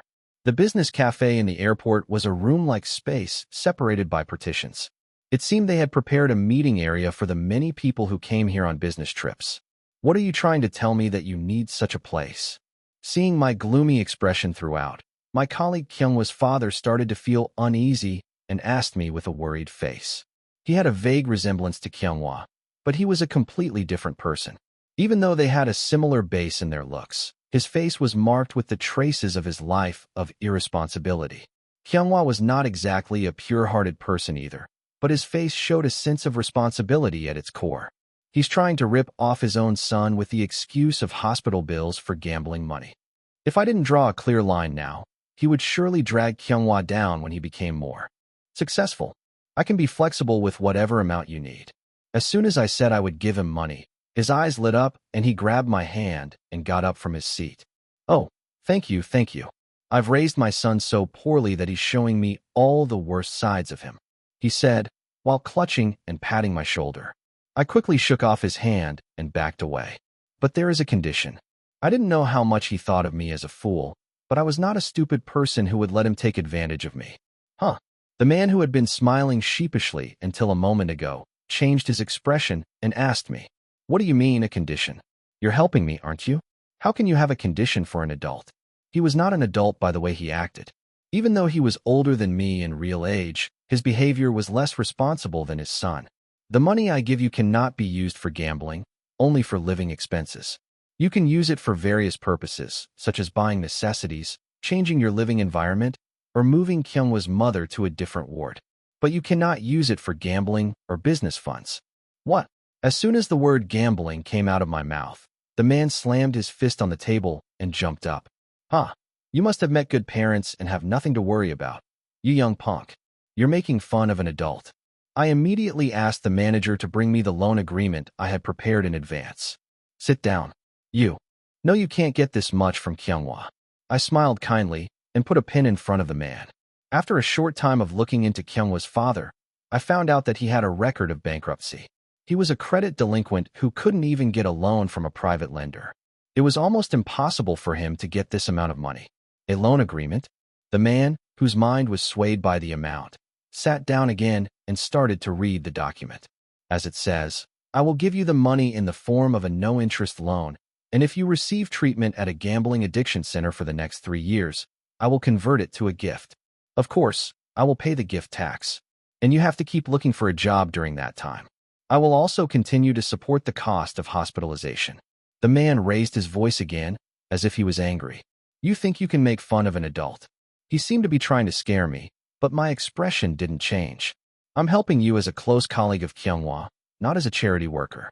Please confirm that you will not contact Kyunghwa for any financial problems in the future. Oh, my fate. To be insulted by this young punk. I looked at the man's face without any expression and picked up the loan agreement again. Then I held both ends of the paper and said, as if I was going to tear it up, "This is your last chance. Next time, I will see you in court, not with support. Think carefully." Then, before the sound of the paper tearing, the man grabbed the document in his hand. I could roughly guess why he was so desperate. There must have been more than one group of people who would lend him a small amount of money at an illegal interest rate, since he couldn't get a loan from a private lender. Even though it was a small amount, the interest rate was far beyond the legal limit, and the money he had to pay back kept increasing, making it impossible for him to afford it with his income. The root cause was that he had borrowed money he shouldn't have to fund his gambling, and then he got into a vicious cycle of gambling again to pay it back. If this wasn't resolved, he would continue to hold Kyunghwa back. Who said I wouldn't do it? You young people have no patience. The man muttered, but his eyes scanned the text with greed. At the end of the contract, there was a clause that said the interest rate above would apply only if the debtor fulfilled the agreement, and if he lost his eligibility, the highest legal interest rate would be applied to recover the money. Well, the highest legal interest rate is a bit too much, even for me. But I had to use that kind of measure for this person. I sighed inwardly and waited for the man to sign. His hand, which was shaking as he wrote the account number to receive the money, was pitiful and somewhat sympathetic. I had temporarily relieved his state of not being able to let go of his burden unless he gambled on his luck. The rest was up to his will. I could push him to the entrance of the treatment center, but after that, it was up to him to do his best. And also, Please get counseling from a psychiatrist when you register at the treatment center. It's not because you have a problem, but because counseling itself will help you change your behavior. The man who had finished signing glared at me fiercely. I put the documents that I had signed into a file so that we could each take a copy, and added, I'm leaving a written record for legal purposes, so that if you breach the contract, you won't be able to claim any rights as Kyungwa's father, and I can sue you. It's not for your sake. With just one-sided claims, I could write an article like Idol R's father accused of breaking ties with his son. But if he gambled again, he would have violated the contract to sever ties with his son, which was an objective reason to cut him off and run away. I hoped he would come to his senses so that I wouldn't regret giving him one last chance. I'll get up now. I took the documents and completed the transfer right away, then got up from my seat. I hope we never meet again. As I left the cafe, it was already late and the airport was quite quiet. Just then, I got a call from Ijun. Hey, did you find Kyunghwa? No, not yet. Kyunghwa can't drive, so he's either around here or he took a shuttle somewhere. Anyway, he's not a 5-year-old lost child. He had been doing well until he had a big accident one day. I knew he had a reason, but I thought I should scold him when I saw him. He should have consulted me about his embarrassing situation that he didn't want to tell anyone. He was the one who put up with all kinds of nonsense from me when I was immature at 23. He would get angry and ask how that was the same as this. I didn't mind if he got angry. I just wanted to make sure he was safe. It was his life, his choice, but I couldn't just let go. 24. No, 25 is still young. I could only guess how hard it was for him to endure this kind of family trouble on his shoulders. I wanted to bring him back, feed him well, put him to bed, and comfort him that he had worked hard. I'll rent a car first. Huh? Can you drive? I prepared everything in advance. Just in case. Oh, okay. I'll rent a car and call you back. I hung out with Ijun and rented a car, then met up with him. It was already past 10 o'clock. We should book a hotel for late check-in soon. Just in case, I booked a nearby hotel for 3 people and got in the car. Ijun was busy fiddling with his phone. What are you doing? I'm trying to text Kyunghwa. I wonder if he's looking at his phone. I looked at him, and it was ridiculous. Me. Picture, 10:34 p.m. Me. Picture, 10:34 p.m. Me. Sent. Picture, 10:34 p.m. Me. Check out the attached file I sent you. 10:35 p.m. Is this a joke? I was speechless at Ijun, who pretended to send pictures and wrote texts one after another. Ah, he's not looking. Well, why would he? Ijun thought for a moment and wrote a new message. Me. Oh, Ijun sent you 100,000 won. Receive, 10:36 p.m. And then he exclaimed, oh, I see. Your phone and internet are working fine, right? Don't worry too much and take your time to look around. Is he crazy or what? I didn't even want to imagine how much Kyunghwa was freaking out on the other end of the line. Where can I go in this cold? Anyway, it didn't seem like an emergency, so I searched for a place within a reasonable distance from the airport where I could get a bus or a taxi. As I scanned the street with an eagle eye, Ijun suddenly exclaimed, Chapter 222, it's not meddling. Why are you doing that? It was only natural that his feet flailed in the air, unable to touch the ground. It's part of my role as the head of the agency to look after the well-being of our artists, right? Since when were you the head? I haven't been for long, but I am the head now. I need your help for a lot of things in the future. You have some problems, and I can't afford to lose your help because of them. I smiled smugly at Kyunghwa, crossing my arms. And I have the means to solve your problems. Don't worry, I don't do anything that would make me lose. Just think of it as me putting you in debt so you can't run away. Then Kyunghwa started to spill out everything that had been bothering him, sobbing. What am I? I'm not popular. I'm not good at fan service. I can't compose or write lyrics or do anything. My face is mediocre. My vocals are mediocre. I have nothing to show for myself. Why? Do you pity me? He seemed to be trying to make me angry, but he couldn't hurt me at all. I knew he had an inferiority complex all along. No, I need you. Kyunghwa snorted. I'm sure you'll do fine without me. What do you need me for? No, I won't. I shook my head firmly. You know I don't talk nonsense or do anything that would make me lose. You don't lose my ass. You're like a volunteer for the whole neighborhood, meddling in everything. Is that what you think of me? I frowned reflexively. You were born with a silver spoon in your mouth, and you think you can do anything. You're so annoying, just get lost. I looked at Kyunghwa's face for a moment. He looked relieved after letting it all out, but also afraid of the consequences. I didn't expect him to think that much. I was a bit surprised, but not shocked enough to say how could you think that. I was prepared to get slapped at least 3 times anyway. Kang Yujian and Shim Neru. They all thought that Cheon Yise had everything easy because he was born with a silver spoon in his mouth. It's not like he would have tried to kill himself with sleeping pills if that was the case. Before he died, Cheon Yise was under the pressure of the chairman, who told him not to accept any help from his only supporter, Vice Chairman On. You can't do anything no matter what. Even with all that push, you still failed. You're not just untalented, you're hopeless. His older brothers were even worse. You're a disgrace to the family. How did someone like you get born in the Cheon group? I can't believe we share the same blood. He had to endure ridicule and mockery until he made the extreme choice. He had his own struggles that no one else knew. I had to tell him some of it at this point. Do you think I had an easy life? I looked him in the eye, but he avoided my gaze. Look at me and tell me. Do you think I lived easily? He hesitated for a while, then opened his mouth. Did you forget that you're a chaebol son, acting all high and mighty? Ah, well, that's true. I rubbed my forehead as I answered, thinking of the karma that the real Cheon Yise had left behind in the past. I tried to kill myself in May. What? Even Ijun, who was holding Kyunghwa, looked at me in shock, as if he had never expected that. You said it yourself. I tried to act like a noble and did everything I could, but nothing worked out. I injured my back, and at home they treated me like a pathetic trash and told me to get lost.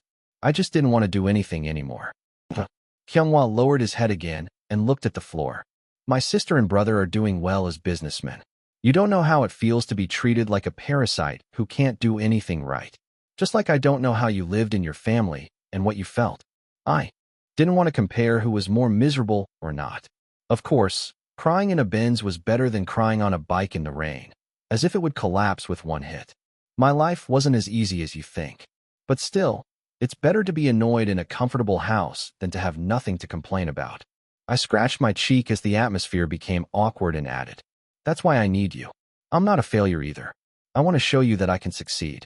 I want to prove it by making Climax a source of income as soon as possible. What more do you need me to say that I need you for that? Kyunghwa was silent for a moment and then asked again, what can I do? I snorted lightly and retorted, you don't seem to know how important you are. Without you, Climax would have disbanded in 2 years, right? I meant that he was good at taking the leader role and coordinating the members, but Ijun suddenly added his own reason. Oh right, I would have left the agency sooner if it wasn't for Kyunghwa Hyun. What? What did you say? Both Kyunghwa and I were startled by Ijun's sudden confession. Hey, is this the time for a heart-to-heart talk? How could he say that without blinking? I asked Kyunghwa nervously. See? He said he would have left if you weren't here. What the hell? Kyunghwa, who seemed surprised himself, shot an arrow at Ijun. Why did you? Why? Because I thought you wouldn't leave until Climax went bankrupt. What does that have to do with me being in Climax and you? Don't you remember what you said when I joined as a trainee? What? Kyunghwa looked confused and tried to recall, but it didn't seem to come to his mind. I don't know, what did I say? Then Ijun turned his head with a pouty expression. Ah, unbelievable. You forgot. How could you forget that? What's with this mood? I narrowed my eyes and glared at the two of them alternately. Suddenly, I thought, this is the time to take him to the hotel. Can't you guys fight inside if you're going to fight? I didn't care much about the people who glanced at me and walked away, but it was so cold that my ears were about to fall off, probably because the sun had set too long ago. Achoo. Soon after, Ijun sneezed as if to show off, and I pushed them both into the back seat of the rental car, as if I was dragging them. If you two are going to fight it all in the back seat. We'll wash up and go to bed as soon as we get to the hotel. I was in a mess after running around and jumping all night looking for someone. What are you fighting about? I never said it was okay for you to forget what you said. What nonsense. You want to fight over that now. I ignored their voices as if I had noise canceling on and headed to the hotel. As soon as I handed over the valet parking to the staff and went up to the room, my body relaxed with the warmth that poured out of the heater. Stop fighting now. I'm going to sleep. I ran to the bathroom first, melted my body, and went straight to the bed. As I closed my eyes, I kept hearing them grumbling. To sum it up, Kyunghwa was digging a hole endlessly. I wish I could shut him up. I thought for a moment and came up with a good idea. I picked up my phone and fiddled with it for a while, making some evidence to show Kyunghwa. Done. Well, it's not like I never thought about this direction before. I called Kyunghwa right away. Huh? Hey, wait a minute. You got an audition offer. When I asked him, pointing at Kyunghwa, he looked at me with wide eyes and pointed at Ijun. Him. I shook my head as if he was talking nonsense. No, not Ijun, you. Me? What is it? Kyunghwa looked at me incredulously. It's a web drama lead role. It's based on a webtoon. No way. It's not a lie. Why would I lie about this? When I showed him the email screen, his eyes widened and he read the text down. It's true. See, you're not talentless, so stop talking nonsense and go to sleep. It's a good thing you don't have a schedule tomorrow. Then Ijun groaned. I have a lot to do tomorrow. Poor brother, suffering because of his forgetful brother. Really? Ijun still didn't seem to tell him what Kyunghwa had forgotten. Well, maybe he'll tell him someday. That was their problem. Kyunghwa finally hit Ijun's back as if to tell him to stop, and the situation was settled. He made an excuse that he would go and see the vending machine in the hotel for a while and slipped out as soon as Kyunghwa went to wash up. He immediately called Mr. Wu, the head of the planning department. Yes, Mr. Wu. I'm really sorry for the late hour. This is something you need to check first when you come to work tomorrow. Could you please check out one audition for the web drama lead role? Oh no, not me. Kyunghwa is going to star in it. Yes, please take good care of it. It was only natural to prepare for the aftermath after opening his mouth. I breathed a sigh of relief after barely finishing the call, but then I felt someone behind me. Oh no, did he hear me? I turned around in shock and saw Ijun. You're such a fox, Hyung. You always act so innocent. Stop talking nonsense. I quickly passed by Ijun and went back to my room. I felt exhausted and closed my eyes, thinking that at least I had wrapped things up well. The next morning, I returned home by plane. I was able to get to my place without much trouble, since I had split up with the other Floss members beforehand. Because of the short YAP video I had done, the news of our group leaving Japan had leaked, and some fans who somehow found out were waiting for us at the entrance.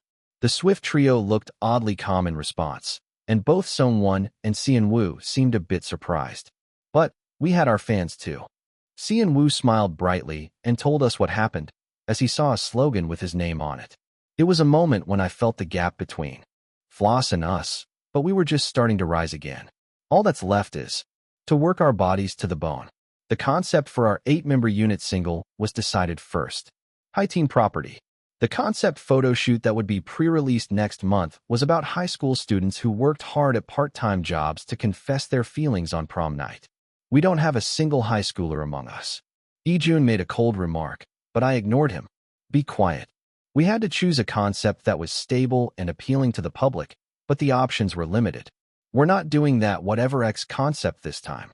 We needed a concept and a visual that would captivate the audience and turn them into fans for our upcoming Climax full album promotion. Then, the best thing is to be high teens who are both exciting and cool. Boys who fell in love for the first time or had their first crush in school. That wouldn't be too bad either. I looked away, trying not to think negatively about Widgeon. We couldn't be completely fresh with a 30-year-old among us. We had to plan it so that Widgeon could show his own adult sexiness between the boyish vibes. After the concept was set, we moved on to the music production. Nothing really stands out. Ijun spun his chair around in the still unheated studio, looking troubled. It was the first obstacle of the single project. Chapter 2:23 Do It Well. What's the problem? I asked, looking down at Ijun, who had his eyes narrowed and his lips pouted. He didn't answer. It had been 5 days since we started working on the 8-member single song. Ijun had been holed up in the studio and showed no signs of coming back to the dorm. The other members also had busy schedules with auditions and personal activities, so we barely kept in touch through the Y-app. Even then, we only chatted for about 10 minutes about our daily lives and hung up. Anyway, I wasn't comfortable with him staying in a building without heating in this freezing weather. I thought I should bring him some food, so I packed a lunchbox and went to the studio, but he hadn't even prepared the basic beat yet. Usually, I just look at the concept and bam, I get an idea and snap, it clicks. Speak clearly. Should I say I have no inspiration? Do you need some kind of trigger to get inspiration? Unlike me or Kyunghwa, who did basic market research and selected a target and planned concretely. Ijun tended to rely on spontaneity. Sometimes he made amazing leaps from nothing to something, and I wondered if he was a genius. But when he didn't have a striking idea, he suffered a lot. Since we have our own concepts, why don't we try to match them with similar images? I showed him the image concept made by the content team, but he still made a dissatisfied sound and shook his head. I still don't get it. You're so picky. The image concept I showed Ijun was a collage of synthetic images. Based on the information we had researched, one for each member, a total of 8. Imagine you're an ordinary student and you're looking for a part-time job to prepare a gift for your longtime crush on graduation day. When I asked them to choose an image concept according to the given concept, the answers were very diverse. A shopping mall model? That was Naru. He made a cute face, puffing up his cheeks as he answered, but no one reacted. An office job would be the best, I think. That was Widgeon. He was older, so it was hard to fit him into a part-time job that late teens or early 20s would do. Me, I wanted to try working at a bakery. That was obviously Sean-woo. He suited it well. He would look cute with an apron and a beret. But it would be a bit troublesome for the employer if he hoped that his favorite bread wouldn't sell and be left over. A bookstore or a library work-study student? Kyunghwa also chose something that matched him well. He had the vibe of a school library senior, as people often said. Maybe he knew that and chose it. He was a diligent researcher, so he wouldn't be unaware of his image among the fans. I wanted to try working at an amusement park, and that was Ujeon. The most thrilling vertical drop in Korea, Y Express. Come on, experience the most exhilarating drop right now. The exit is over there. He imitated it quite well, and I thought he would be a good guest for a job experience show later. Someone wondered why he had to work part-time. Couldn't he just manage with his allowance? He had a strange question, like someone who had never thought about dating.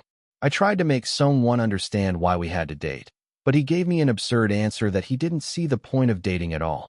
You should just live alone for the rest of your life. Everyone gave up on trying to persuade him and turned away. That's when Widgeon made one last attempt. What if you had someone you wanted to impress because they helped you a lot, and the favor you owed them was so big that you had to work part-time to pay them back somehow? The topic of dating was dropped, so it was already off the concept. But anyway, someone seemed to feel the need to work part-time. He stopped answering and started staring at me blankly. I didn't know what he meant or what he was planning, so I just looked back at him. Then he suddenly asked me, "You don't seem to need much." Widgeon, who was next to me, frowned as if he was disappointed that this also failed. What? Did he have some intention? Someone scratched his head and opened his mouth as if he wanted to end this quickly. I'll be a shopping mall model too. It didn't seem to suit his personality, but he had such a superior face, height, and proportions that he looked good in anything. Then you'll overlap with Naru. Because of Kyunghwa's remark, we went back to square one and decided to go with the majority opinion. Someone ended up working at a flower shop. Why a flower shop of all places? Someone asked as if he didn't understand, and everyone answered at the same time. Because it suits you the best. And the only one left was Ijun, who chose to work as a quick delivery part-timer with his strong will. Do you have a motorcycle license? Yeah. I don't ride it these days because my grandma worries about me. His rebellious image matched well with the job, so everyone agreed without much objection. So what are you going to do, Hyung? It was my turn last. Well, I wondered if it didn't fit my thousand-age image, but if I had to choose, I'd say working at a barbecue restaurant was the best. The hourly wage was higher than other food service jobs, and I could work hard in the evening after going to school during the day. It was the best option, wasn't it? I cautiously voiced my opinion, but the members were divided. Wouldn't it be better to have something cleaner for the concept photo shoot? That was Kyunghwa and Widgeon's opinion. But there might be a lot of people who have a fantasy about working at a barbecue restaurant. As long as you have a good body and a handsome face, that is. That was Ijun's opinion. Well, I did get some attention, so I wasn't unpopular, but for the sake of harmony with the other members, I reluctantly changed it to a cafe part-timer. That's how we made 8 concept images. We hadn't started shooting yet, but the images that were made by simple editing based on our previous works looked pretty realistic. Ugh. I felt frustrated as I looked at Ijun's expressionless face. Why don't you go out and get some fresh air? You won't be able to write any songs if you stay cooped up like this. We were making good progress on everything except the music, and the concept poster shooting day was just around the corner. Should I? Maybe some cat treats would cheer me up. Ijun sprang up and quickly dressed in his thief-like fashion. Then he took out a bunch of vacuum-packed chicken breast snacks from the cupboard. Do you have to give them so much? I asked, surprised by the amount, and Ijun looked at me with a matter-of-fact expression. Yeah, you're coming too, right? Huh? Me too. I tilted my head in confusion, and Ijun nodded. You have to come with me. We're a team, after all. What nonsense. I floundered like a fish out of water, but soon I found myself shivering and wandering the streets at night. Let's hurry up and feed them and go back. Ijun had a bag full of hot packs and a water bottle in his hand. He patrolled the area like he did when he first came to the studio, breaking the frozen water and refilling it with fresh water. Wait a minute. I need to change the hot pack below. He cleaned up the feeding station that he had set up in a secluded place so as not to bother the other residents. Then some cats appeared from somewhere and meowed from a distance. Okay, I'll give it to you soon. Ijun quickly opened the packages and tossed the contents in front of them. The cats each grabbed a bite and disappeared somewhere. It seemed that even the cats had a hard time eating chicken breast on the street in this winter. Huh, what's that? A new face. I'll have to take him to eat pork cutlet sometime. Ijun checked the newly arrived cat and continued to distribute the snacks. As I watched the furballs regain their appetite, I thought of the ones at home. Duh, give me one of those. I reached out to Ijun and indicated that I wanted to take one separately. Ijun chuckled. What? Why are you laughing? I frowned as if I was annoyed, and Ijun casually answered. Yongi will take care of his own snacks. He won't let you feed him that. I could easily guess who he was talking about without him specifying. Yongi has enough food, so just play with him when you have time. I felt embarrassed by Ijun's words and turned my head away. After finishing our night walk, we returned to the studio. Ijun seemed to have cleared his mind and started to work on his program again. Do you have any ideas now? I asked him as I turned on another heater. Ijun hesitated for a moment and then nodded. A little. Soon, the program that had been blank before started to fill up. Don't think too hard. Just make something that suits your concept and what you wanted to do. I wondered if I had given him a bad topic by throwing him. Something random that came to my mind. But then Ijun nodded as if he understood. Okay. I'll try. You should go back first. They'll be worried if you're late. I'll go to the dorm tomorrow. He said he would go tomorrow, not today, so he probably planned to spend the night at the studio. There was no need to bother him when he was on a roll. I quietly closed the studio door and left. And the next morning at 5 a.m. YJ done. 5:01 a.m. YJ attached file. 5:03 a.m. I woke up groggily around 6 o'clock for my schedule and checked my phone. There was a file sent by Ijun in the group chat. Only 3 people had read it, probably because it was still early. One was Ijun, one was me. Who was the other one? I wondered briefly. I went to the living room and saw that everyone else was still asleep. Then it must have been a Swift member who saw it. As I stared at the screen, Wijin sent an emoticon. Emoticon, 6:21 a.m. It was a yellow bear giving thumbs up with both hands. Ijun replied with another emoticon as he opened the door and entered the dorm. It was a fluffy sheep that looked like an alpaca, also giving thumbs up. YJ, emoticon, 6:23 a.m. Are you back? He casually patted Pazali, who was wagging his tail and panting quietly at the entrance, with the back of his hand, and quickly went to the bathroom to wash his hands. Hey, I made a rough draft, so listen to it and give me your feedback. I'll finish it by tomorrow. That fast? It's not. Like the quality improves by holding on to it for too long, you know? He had worked hard for a week and brought it back in a few hours. I was amazed by his brain structure, but the song was pretty good. I'll record new sound effects later and change them all. For now, I just used what I had. The intro started with a signature sound that reminded me of the old 8-bit game era, followed by a knock-knock sound. It was quite impressive. The balance was well done overall, and it was exciting without being too overwhelming. Nice. As soon as the short comment came out of my mouth, Ijun collapsed on the sofa. Chapter 224, Don't Push Yourself Too Hard. What the hell? What is this noise?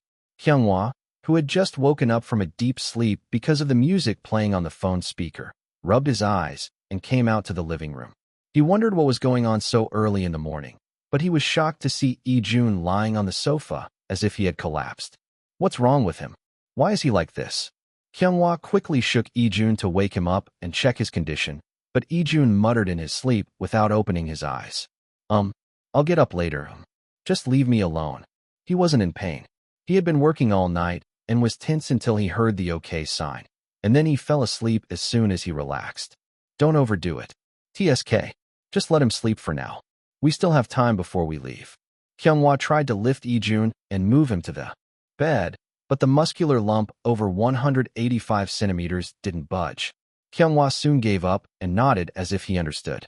You can sleep more if you're sleepy. We'll have breakfast and go out today. Kyunghwa, who heard my words, checked his phone and went into his room. Then he opened the door again as if he was surprised by something he saw on the group chat. Oh, did you share your work last night and come in the morning? His expression was both surprised and pleased, as if he liked Ijun's version a lot. Well, we'll talk about it later, so just leave him alone for now. Kyunghwa looked down at Ijun with a strange mix of emotions on his face. What was the point of being jealous of a talent that could only be called a genius? It didn't change the innate skill to consume emotions and suffer. It was better to face what I could do than to be in pain over what I didn't have. Fortunately, Kyunghwa was not the type who was lacking or inferior, even though he didn't have an outstanding talent, and he had a rational judgment. Are you jealous?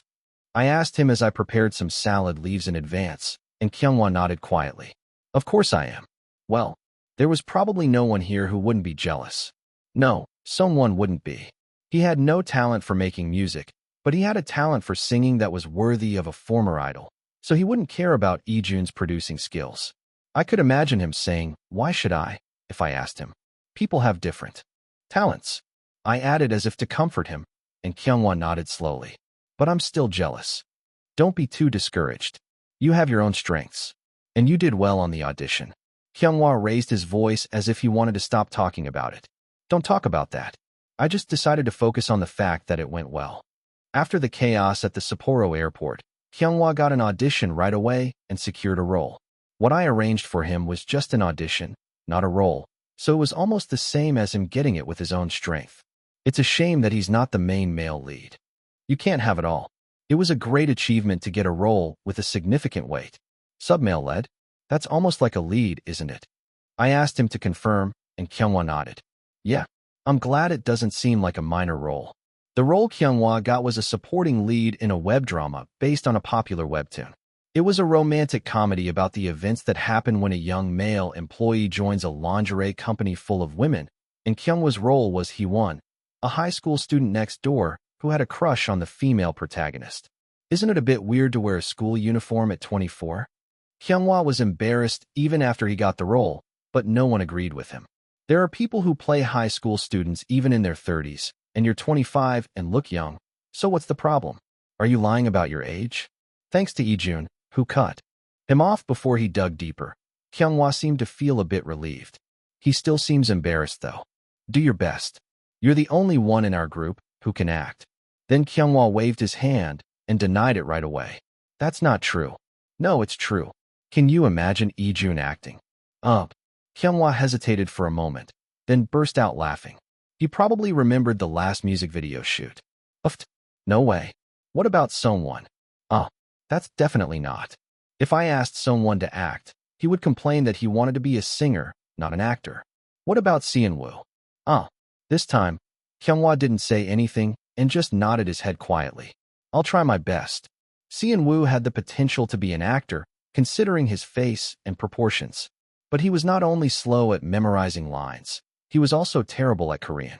It would have been better for him to just make money from CFs, relying on his face alone, rather than trying to act and getting criticized for his poor performance. It's better not to try at all than to get hurt by being called a bad actor. He could manage his idle activities with the help of his fellow members and his own hard work. But if he was dropped into a drama or movie set, where he had to work with more staff and in real time, I don't even want to imagine it. There are some things in the world that you can't do, no matter how well your face suits them. I nodded and took off the apron that I had tied around my waist after preparing breakfast and a salad lunchbox. Kyunghwa, who was sitting next to Ijun and playing the work repeatedly, suddenly asked me, "Don't you want to try something else? Like variety shows or acting?" He must have been curious, since the other members were branching out into other activities besides being idols. I answered him right away. I don't want to add more work and die from overwork. I was already at my limit, trying to prepare for the single and run the company at the same time. Ah, right, true. Just hang in there a little longer. I'm working hard so we can get paid from the next activity. I had managed to sell the rights of Holiday with Offbeat, which was edited into 8 episodes, to an OTT service company. But it's still a long way to go until we get paid. We had invested tens of billions of won in our activities, which had been wasted by Climax, so we were still far from breaking even. Drink Me's merchandise and music sales were not bad, and Songwon's music revenue from Star Discovery was quite decent. But the main source of income for Idol Entertainment was concerts and events. The biggest amount we had earned so far was from Songwon's guest appearance at the Star Discovery concert. The reason why I used the past tense was because we got a good deal for the rights this time. Climax's profit and loss by activity, which had been negative for a long time, finally turned positive. I decided to take that as a sign of hope.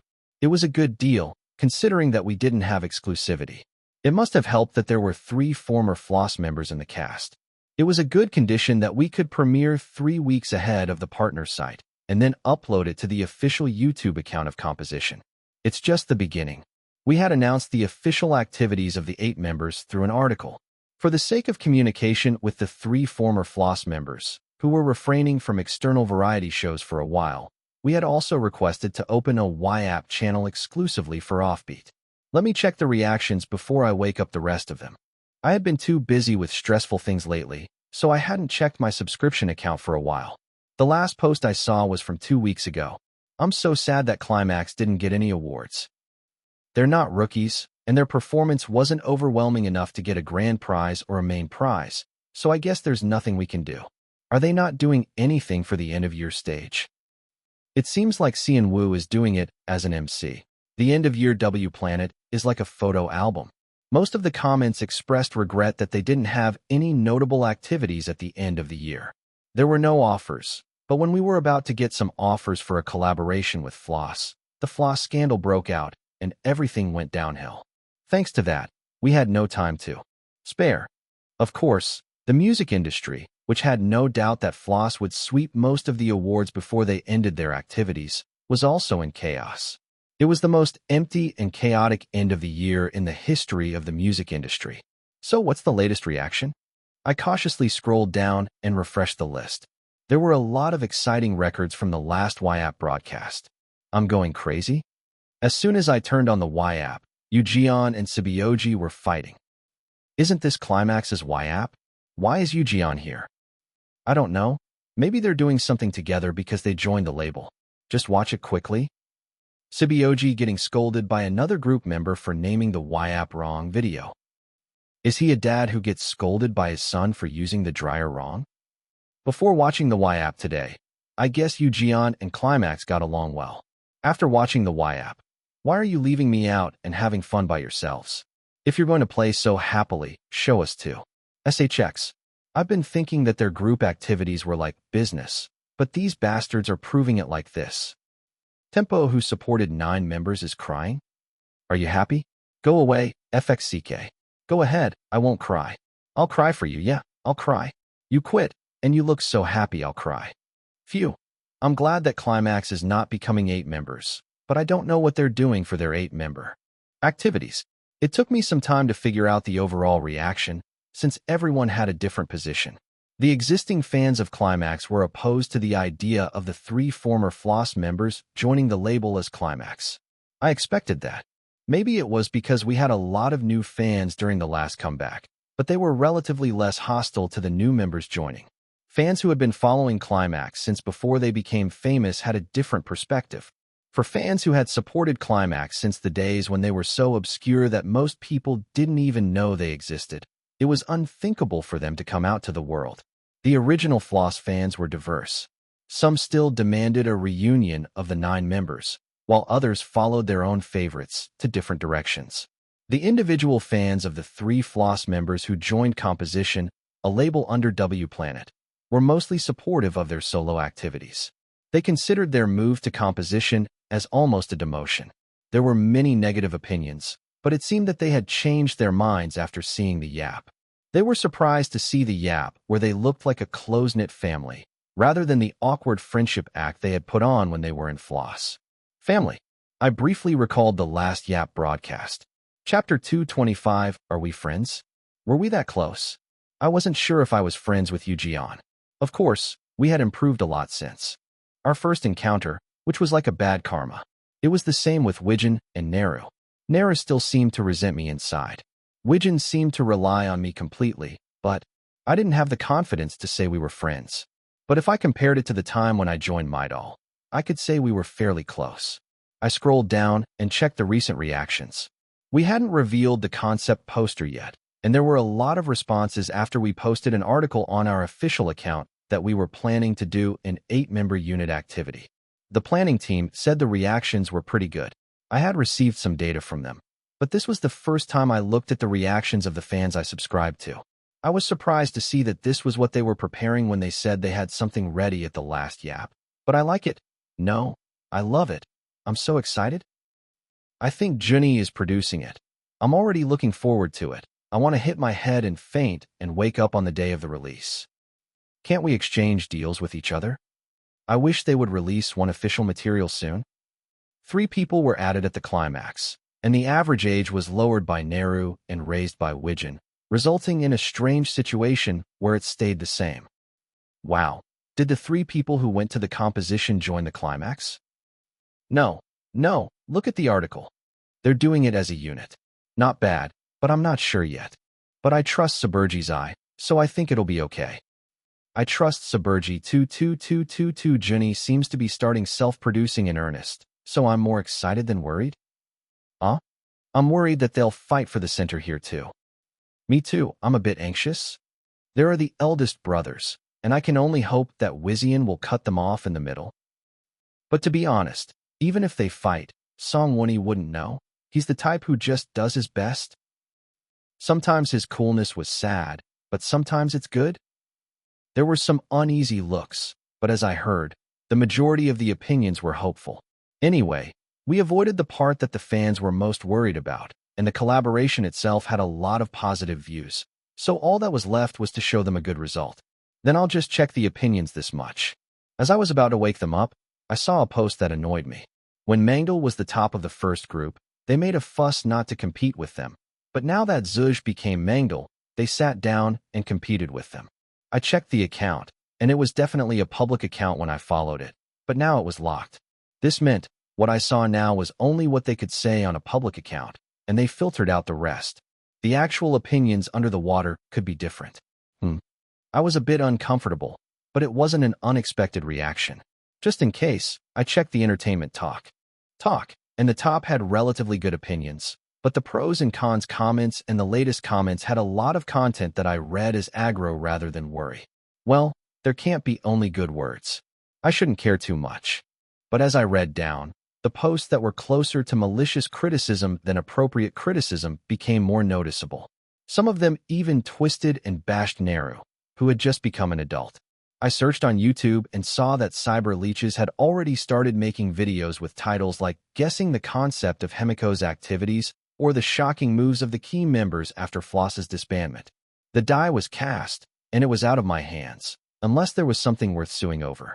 So instead of suffering from the negative comments, I'll just add some cheese cubes to my salad. I took out a chunk of fresh mozzarella from the fridge, diced it into cubes, and sneaked it into my salad. It was a small indulgence to relieve some stress. I was startled when Sean Woo came out of his room, rubbing his eyes, but luckily I was able to hide my crime. Are you up? Yeah, I'll go wash up and come out soon.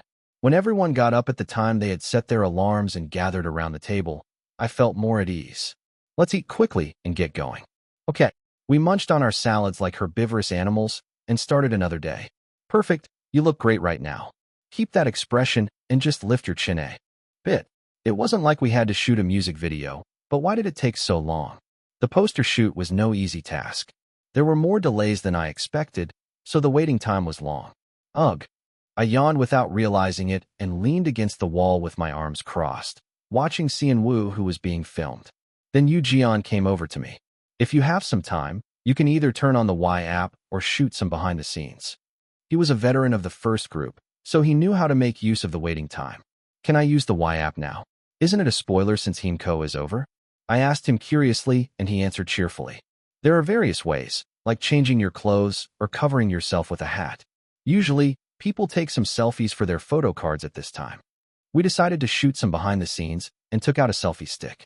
The concept of the behind-the-scenes video that we planned to upload on our YouTube channel was a VJ interview. I held the camera and went to the set that was decorated like a bookstore, where Kyunghwa and Ijun were chatting. Hello, what are you doing? I shoved the microphone that I had prepared for the shoot, which looked like the ones that the variety show VJs used to interview people. Ijun, who caught on to the concept, joked, "Wow, this bookstore is so nice and the owner is a gourmet. The books that he brings in every season are so fresh." What are you talking about? Kyunghwa kicked Ijun's knee and hit the spot that triggered his reflex. Ijun collapsed to the floor with a thud. Ouch. From a distance, it looked like a scene from Dumb and Dumber, but it wasn't bad to watch. I also went around and filmed the other members who were waiting, and then it was my turn. Ise, please stand in front of the set. I went behind the counter of the makeshift cafe stand and struck the pose that we had discussed beforehand. Ijun and Yoo teased me from the set. Please add 2 decaf shots to a warm iced Americano and put half of the Java chips on top and blend the other half. No whipped cream, please. I'll have an espresso in the smallest size with soy milk. Please put some whipped cream on top and make it 0 sugar. And I'd like some warm water as a service. For cups, please. I smiled naturally at the camera and replied, both of you get lost. Wow, the service here is terrible. Let's file a complaint. Hurry up and call the boss. I didn't lose my bright smile and shot back. I'm the boss, so both of you get out of my store. The boss is a killer. Who would live without a store? They were so in sync that I wondered if they were brothers. They were annoying as hell. After finishing the shoot and selecting the final cuts and the B cuts that we would reveal later, I felt drained. I'm exhausted from shooting and dealing with jerks. While the manager was away to prepare the vehicles for us to go back to our lodgings, the 8 of us gathered for a rare moment. Widgeon smiled brightly and said, but it was fun. It's been a long time since we had such a playful atmosphere for a poster shoot. I had a rough idea from the Bobium shoot, but during Floss's activities, it seemed like they only joked around with their own close lines, and the rest of the outsiders were completely isolated. Was everyone quiet during Floss's shoot? I asked politely, and Neru answered with his arms crossed. Widgeon Hyung and Yoo Hyung were kind of distant with the other members. They had a superficial vibe. He spoke as if it wasn't his fault. As I looked down at Neru with a blank stare, Widgeon quickly added as if to make an excuse. Neru was friendly with the other members too. They must have had a lot of fun together. I'm just not very good at socializing, you know? I hadn't been to the scene, but I had a pretty good idea of what it was like. Then you should get used to this atmosphere. We like it when we're all lively together. Sean-woo nodded from the side. I'll try my best. I didn't know what he meant by trying, but he was cute anyway. The car arrived in a warm mood, and we split into Climax and Swift to go home. I felt a bit empty. It's quiet now that 3 people are gone. The 5 of us gathered at home and wondered what to eat for dinner. I wondered how the other 3 were doing with their meals. They all made a fortune with floss, so they wouldn't starve to death even if they lived on it. I remembered the state of the apartment when I went to recruit Neru and spent half a day with Yoo. Are they eating delivery food or something? At least Neru was still living at his parents' house, so they would take care of him. Yoo was the biggest problem. Widgeon seemed to be able to handle himself. Feeling a bit anxious, I called him when we were almost at the dorm. Yoo answered the phone casually. What's up? I'm still on my way home. I started to worry that I sounded too nagging. He was a 3rd year, and he could take care of himself. Was I being too nosy? It was too late to think about it, and I blurted out a stupid question. What are you going to eat when you get home? What? Do you want me to recommend a menu? Just tell me what you're going to eat. Then Widgeon, who was still with him, answered with a laugh. We ordered a salad for delivery. Don't worry. He was a leader with experience, and he sensed what I was worried about. Oh, thank you. I'm not saying you shouldn't eat delivery food, but just in case. I'm relieved that Widgeon is watching over you. I don't always eat with him, but he manages well, so don't worry too much. Okay, thank you. Wow. Did you really call me because you thought I was going to eat something weird? Yoo said something else after that, but it didn't seem very important, so I ended the call soon. Are you going to take care of them now? As soon as the call was over, Hyunwoo asked me with a light laugh. Well, they're artists from my label, after all. Good luck. I'll cheer for you. Hyunwoo spoke as if it was someone else's trouble, and I laughed too. Why are you laughing? He asked me back right away, and I answered him brightly. First of all, I have to worry about you. You have your first web drama shooting tomorrow. Then he seemed to remember something he had forgotten, and his face turned pale. Chapter 226. I can't help but be nervous. What's with that unpleasant expression? When I asked him with a twitch of my eyebrows, Hyunwoo tried to fix his thoughtful face and answered, I'm just a bit nervous. I didn't know if it was because of the audition he got in a hurry. The gap between the role confirmation and the first shooting was so short that it made me wonder if it was okay. When I looked into it, I found out that he filled in for someone who dropped out. To be honest, I could say he was lucky, but I didn't tell him because he would feel like digging a hole and hiding if I told him everything he did was like that. Luck is also a skill. There's no guarantee that luck will always follow, but when luck is on your side, it's best to take your place confidently and stay there. I patted Kyungwoo's shoulder and cheered him on. You've always been interested in acting, right? It's not a big role from the start, so do your best. As I said, the role Kyungwoo played in the early episodes was about a neighbor one near the house where the female protagonist lived. At first, the story progressed around the main male protagonist, and when the male and female leads became close enough, his role became an obstacle, so to speak. In the original work, he was famous as a puppy-like younger man, and there were quite a lot of requests to change the ending for him. It's a web drama. I guess it's hard to get as much attention as a regular drama. Basically, since the target overlaps with the idol fandom, he could hope for a good publicity effect. Hyunwoo was a guy who did his best whatever he was given, so I cheered him on from the side, hoping that luck would follow him. I'll do well. He seemed to think that he owed me more since his father's incident, so I didn't want to pressure him more. Let's eat first. At times like this, it's best to turn your attention elsewhere. As soon as I got home, I sliced the salmon I had prepared in advance thinly like a poached egg and put a lot of vegetables and cream cheese on top of the bagel. The salad I ate with it was also different from usual, and I changed it to ranch dressing for a change of mood. I added potato soup to make it more impressive. What? You didn't order chicken? When Ijun made a big fuss about the fact that it wasn't meat, I had no choice but to cut the chicken tenders that I had fried in the air fryer until the oil was gone. Chicken and tenders are different. If you want to lose that too, say more. Thank you. I sat Ijun down with Songwon and chewed on my share of the bagel. It was delicious as always. It would be nice to wash up and rest like this, but whoever finishes eating first, go wash up and come out. We have to continue our talk about the song. I couldn't just rest until the day was over. We took turns using the bathroom and gathered around the sofa, and Ijun brought his laptop and played the first draft.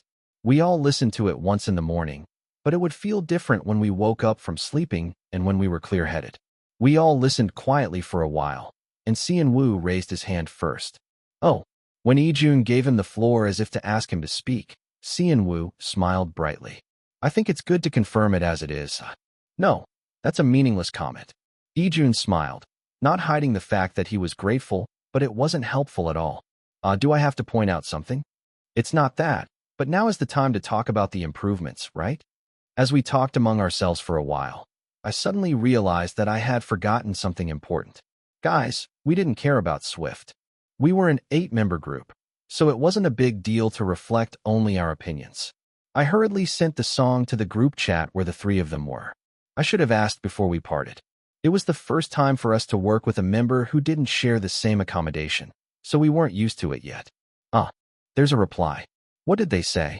Ijun stuck out his lips as if he didn't like something and showed us the content on the TV screen connected to the living room. It's good overall, but the balance is a bit unstable and the heavy beat is too jarring after 2:03.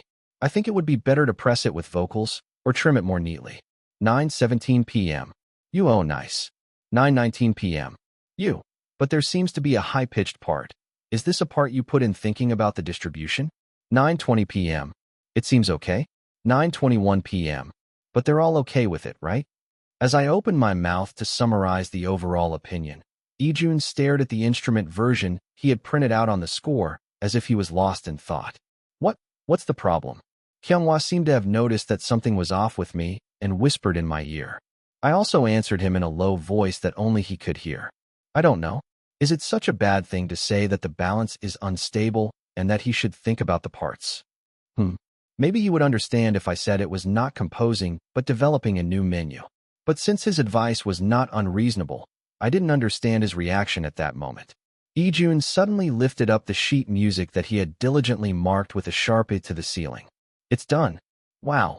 Ijun, who made a loud noise that surprised Seon-woo, who was sitting next to him, pushed the sheet music toward the rest of the members. It's done. So what's done? As everyone was confused and checked the sheet music that Ijun handed out, the names of the members were marked on each measure. Did you already divide the parts? Don't you usually decide the parts after the lyrics are all done? I asked in a slightly puzzled state, and Ijun nodded vigorously. Yeah. Some parts one wrote thinking that someone's voice would suit better from the beginning. You noticed right away. He was thinking, not feeling bad. I nodded with relief. Then how about we write the lyrics ourselves like last time and narrow down a few candidates for each part and vote and polish them? We had to share it on the group chat and get Swift's opinion, but if we agreed on our side, it would be more than half. Okay, I thought Ijun, who composed the song from the beginning, would be eager to write the lyrics himself, but he agreed easily and the agreement ended quickly. The guys from Floss must have agreed too. If we do well, we can start recording from next week. As it was resolved in a flash, I wanted to finalize the schedule right away. Then when can you give me the finalized version? Then Ijun smiled and answered, tomorrow morning? And he immediately started to prepare to go to the studio. Everyone was stunned and doubted their ears, and Kyunghwa, who came to his senses first, grabbed Ijun and asked urgently, are you serious? Not kidding. Yeah, I got the direction, so I just need to fix it. Tomorrow morning is enough. Anyway, he had a weird quirk. Leave him alone, he'll do what he can. Ijun made an okay sign with his hand and immediately hailed a taxi and left for the studio. The living room was silent. Let's finish the rough draft of the lyrics today and go to bed. At Kyunghwa's suggestion, everyone picked up their pens enthusiastically and Swift also replied that he would try to prepare as soon as possible despite the late hour. It was crazy every day, but compared to when we had nothing to do and were lying around, everyone was full of energy. Let's adjust well so we don't get burned out from being too busy. I shared the lyrics I wrote as a draft on the group chat and went to bed, and I had a lot of thoughts again. Kyunghwa got his personal schedule, and Seon-woo and Sung-won have room to put in one more personal schedule. Neither of them had a direction that came to mind. Solo. A single wouldn't be bad, but the release timing is messed up, so not yet. As I thought about this and that, it was quite late to fall asleep again. Let's go to sleep quickly. Who? As I sighed deeply, I heard Seon-woo's sleep talk. That's right, Magne. I'm glad you look happy. I swallowed a chuckle and closed my eyes. Is Hyung coming with us today? As I stood in front of the entrance and adjusted my clothes, which were dressed in a simple semi-formal outfit, Seon-woo followed me to the entrance and asked, yeah, I was curious about the drama set, and I'm going with him on a field trip. You don't have to come. Kyunghwa spat out a sentence with I'm not a kid, omitted and grumbled. I'm worried about you, and I'm just curious about it. Today, I acted as if I would be his daily manager and got in the driver's seat and drove the car. The filming site was not far from Seoul. Well, it's better than a local location, if it's a general office or a residential area. We arrived at the professional filming area where the indoor shooting studios were gathered, parked the car in the parking lot, and entered the set. Most of the staff were already on standby. Hello, I'm Ryu Kyunghwa. Kyunghwa went in first and bowed his head and greeted the woman who looked like the director. The middle-aged director with glasses smiled warmly and welcomed him.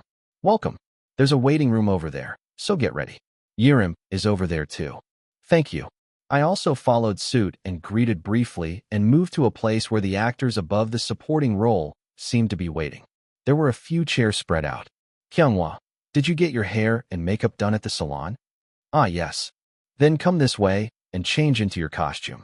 As Kyunghwa was dragged to the dressing room by a staff member, holding a pajama-like outfit, I looked around the set. The main cast for today's shoot were the female lead, the male lead, and Kyunghwa. The scene scheduled for today was Kyunghwa's first appearance and the start of the misunderstanding. The male lead, who was worried about the female lead who didn't answer his calls after working late and having a dinner meeting the night before, came to her house early in the morning. The sub-male lead, who came out of her house in a clearly slept-in outfit. The two who ran into each other by chance. The misunderstanding that began. Of course, the role that Kyunghwa played, the sub-male lead, was just a neighbor who had known her for a long time and came to shower at her place in the morning because his boiler was broken. I finished my thoughts and started to look around. Then, there must be some lead actors around here. They were both idols. I couldn't remember their names properly. I was checking the synopsis I received when I signed the contract when one side of the set became noisy. "Don't touch my body, I told you." "I'm sorry. Do you think I like saying mean things to others? It's not like I asked for something difficult." "Ugh, really? What was that?" It looked like an actor who was barely in his 20s snatched the coat that a staff member was holding and stomped towards the waiting room. "Don't bother me when I'm in a bad mood." The actor who seemed to radiate energy from his whole body was the main actor and the female protagonist of this drama. Was her name John Haina? Her stage name was Henny. No wonder she had a siren-like aura. I quietly moved aside. Chapter 2:27 Eating is important. Henny walked past me and slumped down on the chair right in front of the heater. She kept holding her phone for a long time, unable to hide her bad mood. Even after the actor who played the male lead joined us, the atmosphere remained cold for a while. "Uni, what happened?" The voice that greeted Henny sounded strangely familiar. The name of the male lead was Oops. I lifted my head and checked the face of the male lead. I recognized who he was and was startled. Kyunghwa, who had come out of the dressing room and approached me, was also surprised by my reaction and opened his eyes wide. "What's wrong? What happened?" I quickly shook my head. The identity of the male lead who surprised me was none other than Park Joon-ki. He's still in his early 20s, isn't he? Is it okay for him to play a company employee? He didn't look like a late 20s office worker at all. The costume, makeup, and hair were desperately trying to make him look older. Not only Kyunghwa, but also Park Joon-ki, seemed to feel my presence and looked at me. "Oh, I'm sorry. I was thinking about something else and got startled." I apologized with a laugh, and Joon-ki nodded lightly as if he didn't know what was going on. He doesn't remember what happened back then, just like the others. It wasn't a big deal, but I felt a bit sorry. I guess I should just think of it as something that never happened. Well, it's not like it was a good thing to remember anyway. My idol is a thing of the past. The Swift Trio are working hard to prepare for a new start at a new label, and the rest of the problematic members have gone their separate ways. It's better to focus on the future than to worry about the past. I nodded to myself and fixed Kyunghwa's outfit. "Okay, we're going to shoot right away, so please wait in your places." At the staff's request, the actors handed over their coats and blankets to their managers and moved inside the set. As I took Kyunghwa's luggage and watched the movements of the other actors, I noticed Henny's anxious expression. Her thin arms and legs suggested malnutrition, and her hands were trembling. Her skin was also covered with makeup, but it didn't look good. "Is she okay?" She looked uneasy in many ways. Fortunately, she was the type who did her job well when she stood in front of the camera, and she was the most stable among the three actors. Kyunghwa wasn't bad, but he was obviously a rookie in acting, and Joon-ki was not very good at acting either. As I watched Henny, who was covering the acting skills of the three of them, I couldn't help but admire her. Well, the shooting should go smoothly. I thought so for a moment, but Joon-ki started to mess up his lines. I'm sorry. I'll just look at the script again and go." Joon-ki apologized to the staff with a cute expression, and everyone laughed and let it go. Everyone except Henny. For a brief moment, Henny's face twisted as if she was going to grab Joon-ki's collar. Wow, she's fierce. When the camera started rolling, she became a different person, a cheerful and quirky female lead Ju-young, so it was hard to say anything more. Even after that, every time they had to repeat the same scene due to the staff's mistakes or the director's requests, Henny's complexion got worse and worse. I wonder if she's barely holding on with her willpower. I thought it would be better for her to rest, but even when the camera was off, her face darkened. "Let's have lunch for a while." At the director's request, everyone gathered together and started to eat the lunch boxes that Joon-ki's fans had sent. "Hello. I'm sorry I couldn't greet you properly earlier because I was busy." Joon-ki, who was a junior to Climax, came to me and Kyunghwa with a smile. He's friendly and sociable. I guess that's his personality. I gladly sat down with Junki and ate the lunchbox and took a selfie to post on SNS. So you've been debuting for 6 years now, right? Junki seemed to have succeeded in debuting last year, before the My Idol craze died down. Unfortunately, like many other groups that emerged after My Idol, his popularity was not very good. Junki himself had a lot of fans from his My Idol days, so he was trying to switch to acting. I guess he's more interested in us because we started to rise from the bottom. We were an example of perseverance paying off, but our case was different. It wasn't because we waited, it was because the person inside the leader changed. I kept the words I couldn't say and smiled and made friends with Junki. While the 3 male idols were chatting together, Henny sat next to a woman who looked like her manager, pressing her forehead and closing her eyes. She doesn't eat. I could see the manager holding a lunchbox in his hand, hesitating whether he wanted to eat or not. As soon as Henny waved her hand as if to shoo him away, the manager quickly moved to where the other staff members were. What's going on? While the manager, who joined the filming staff, was stuffing his mouth with side dishes as if he had been waiting for this moment, Henny took out a strange stick and a water bottle from her bag. Then she dissolved the stick in the water and shook it like a shake, then gulped down the contents with a few sips. I knew what it was. It was a diet package that was being sold on SNS, and even on the portal site's hot deals. That stuff would ruin her health. I was worried for a moment when Kyunghwa grabbed my arm. When I looked at Kyunghwa with a puzzled expression, he whispered with a frown. Are you interested in Henny? Why are you staring at her? No, that was a ridiculous misunderstanding. I was interested in Henny's health and the causal relationship between her and that diet product. I shook my head right away. What are you talking about? I was just curious what she was eating. She's not eating anything, you know. If someone didn't know what the drink in Henny's hand was, they might think that way. I added an explanation to the bizarre misunderstanding that had arisen. What she's holding in her hand is probably a Nanerkit shake. It's the one that advertises 80 calories or something per serving. Oh, only then did Kyunghwa seem to believe me a little bit and looked at the water bottle in her hand. I mean, you should have seen you looking at those heavenly girls with interest. Of course, it was mainly because I had no fantasies or interests in dating or marriage, but they're too young. Even if I liked older women, I wouldn't be interested in those fresh and young girls. I prefer older women if I had to choose. Kyunghwa looked at me with an expression that he couldn't understand. Henny is 27, right? Oh, I added an excuse. Older than that. If they were older than my real age, they would look like quite unusual criminals on the outside. Not me, but the other person. It's better to live alone and go alone if you don't want to be left behind. I came to a random conclusion by myself and dismissed Kyunghwa's suspicion. Anyway, don't worry about it. It's none of your business. The filming, which resumed shortly after the short meal time, continued until late at night. And throughout the filming, Henny didn't eat anything except for one diet shake. In the end, as soon as the last scene was over, she almost collapsed and staggered into the arms of her manager. Henny, are you okay? As the staff's attention was drawn, Henny's expression darkened for a moment, and then she smiled brightly, as if she was acting. I'm sorry, I just tripped over my foot. You all worked so hard today. I didn't feel good watching her. Was it okay to leave her alone? I was worried as we got ready to go back. I was still bothered after returning to the accommodation. That damn diet product. I couldn't believe that anyone would lose weight if they only ate that and starved themselves. I felt even worse when I saw it in front of me. I came home and sorted out the lyrics I had picked out in the first round, but I still couldn't organize my thoughts and felt complicated.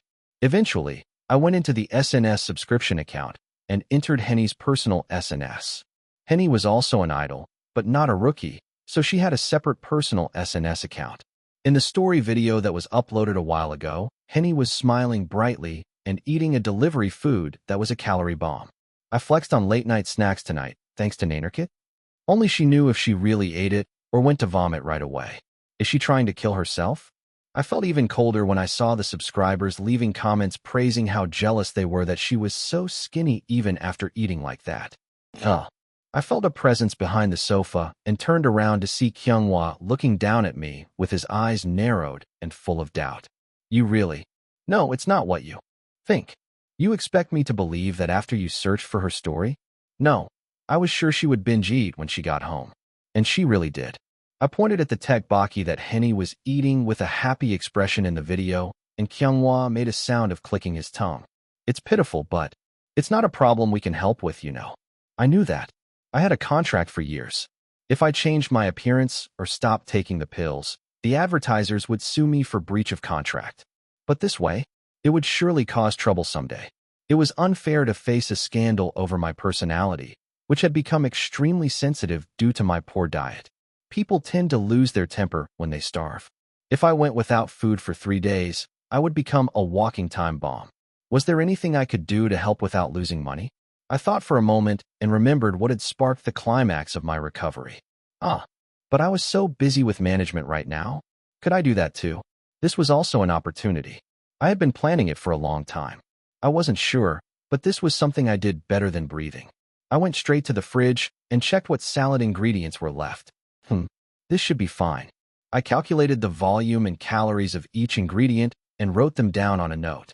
As filling and tasty as possible.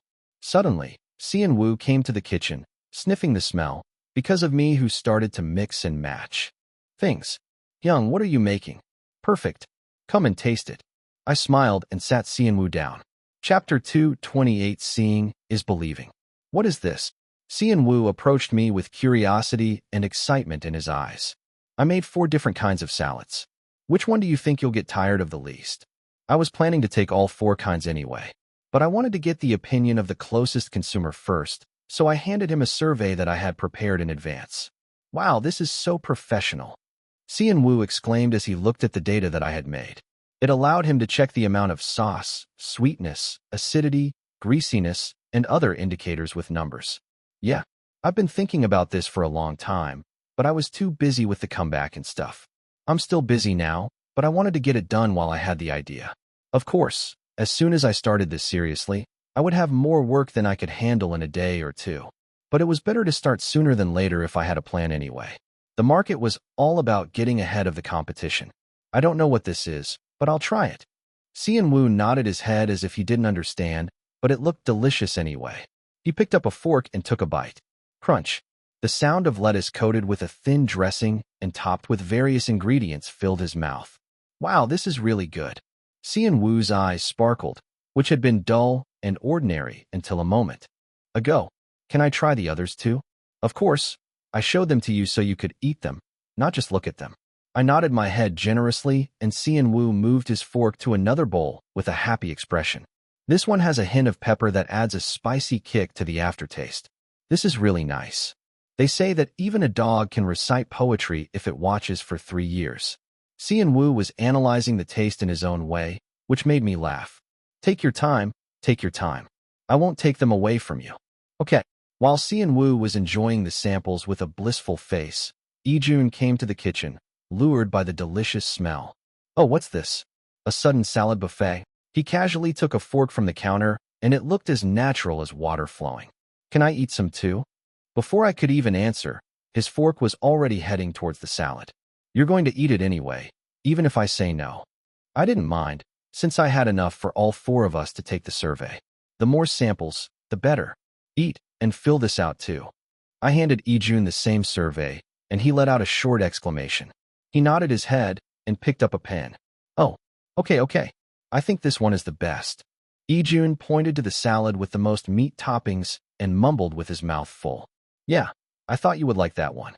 I asked Kyunghwa and Sungwon, who came out later, to take the survey too and check their preferences and feedback. Then I started preparing for tomorrow's operation. The next morning, I was originally going to send only Kyunghwa to the shooting today, but I visited the set with him to put my plan into action. Hello. As we entered the set with a cheerful greeting, the staff's eyes turned to the huge volume of mini lunchboxes that Kyunghwa and I were holding. Please take one if you want to have a salad for lunch. I was most worried about Henny, but Kyunghwa had misunderstood something yesterday. I didn't want to be suspected of having ulterior motives. Anyway, my goal was to make him eat something less burdensome than that weird shake, even if it was a salad. If I didn't want to look like I was doing a favor for a specific person, I just had to increase the number of samples I offered. Wow, is this that thing? The one that Seon-young posted on SNS last year and caused a sensation. I answered the staff's question with a smile. Yes, that's one of them. and they have different flavors mixed in.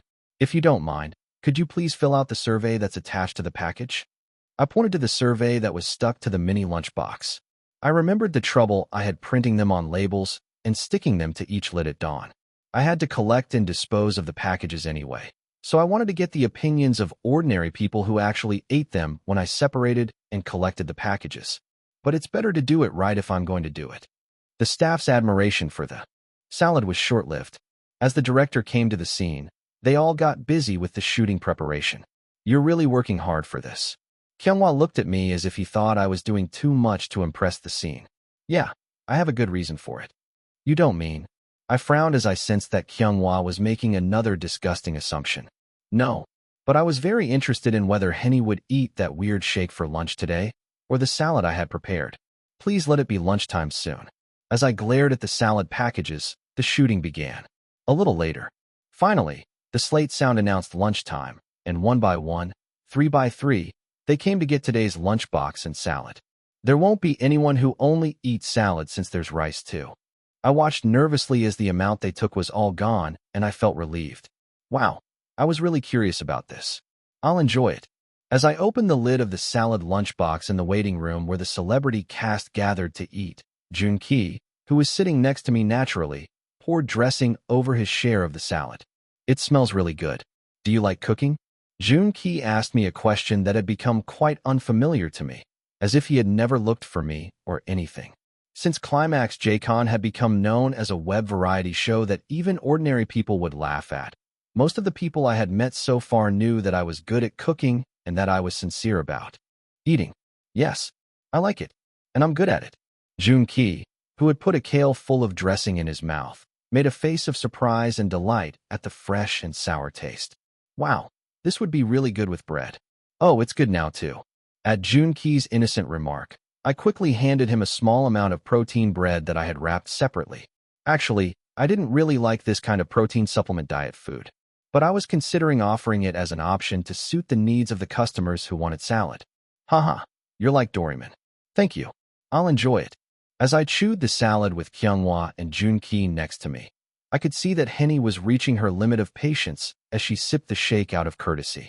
She's going to starve herself again today after barely eating that. I couldn't force her to eat when she said she wouldn't, and I felt awkward since we weren't close. At that moment, Henny's manager seemed to have prepared a mini lunchbox and handed it to Henny. Oh, but unfortunately, Henny shook her head right away.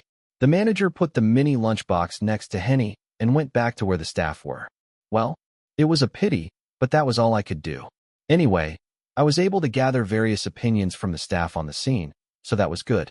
As I thought that, after the manager left, and some time passed, Henny reached for the lunchbox. Is she eating? Henny, who had been looking at the salad with a very distrustful expression at first, stabbed a lettuce with a fork, dipped it in the dressing, and put it in her mouth, and her expression turned to astonishment. She must have intended to eat less dressing on purpose.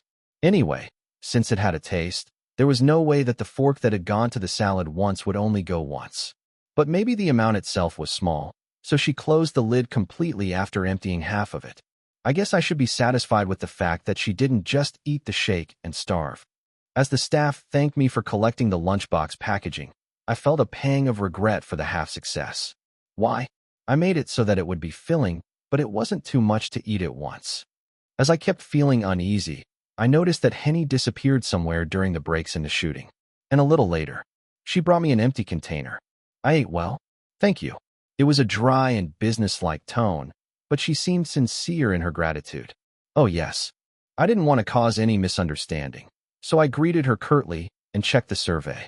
The item that indicated the degree of fullness was marked with 10 points. Was her stomach so shrunk that she couldn't eat that much at once? It was strange, but that was all I could do. And after the shooting was over, this time, posts tagged with Cheon Yise salad instead of Na Seanyang salad were uploaded. From the director to the camera director, the writer, and various staff, to Joon-ki, they thanked me for the salad I had prepared and praised it. It was delicious, of course. The community was turned upside down by the testimonies that came up. Title: Today's thrilling secret romance, the warm shooting scene. Body: a shooting scene that looks ordinary in many ways. It doesn't look much different from other scenes. Finally, Lunchtime. It still looks ordinary. What's piled up next to the main lunchbox? Salad? Let's take a closer look. Thank you for looking at us nicely, smiley face. We look forward to working with you. Climax crew. Fan support X. Idol bought it X. Idol made it O. LOL. This is the salad made with the same recipe that Na Seon-young tweeted last year, and the leader personally developed. The staff posted testimonies after the shooting. They said it was so good that they wanted to eat only salad even with meat. I want to eat it too? Please sell it, CEO Cheon. Photo source, staff SNS. Comments. It depends on what kind of vinegar you use for the oriental sauce, what kind of soy sauce, and even the garlic and oil. The taste changes a lot depending on those. It's safer to buy it than to make it at home and ruin your tongue. It's meaningless if I can't follow the recipe even if it's public. Huh. Is composition still hiring people? I want to go to the interview and eat instead of paying the fee. Why are you so extreme? You have to appreciate that Koreans are serious about eating. If composition offers a benefit like a meal from the CEO once a month instead of some weird vacation system when they hire people, they'll get applicants in no time. The promotional effect was better than I thought. I dragged the empty lunchbox package that I had finished eating and put in a kimchi bag for recycling, and the members greeted me with a surprised expression. Why did you bring this? I didn't feel bad at all because of Sungwon's puzzled expression. Don't worry. I'll take care of it. Sniff sniff, as Eongi, who came out of Sungwon's room, smelled the bag. Sungwon took Eongi back into the room as if he was scolding him. I got a satisfying reaction, so now it was time to fish when the water came in. Chapter 229 Cheon Yise's Salad.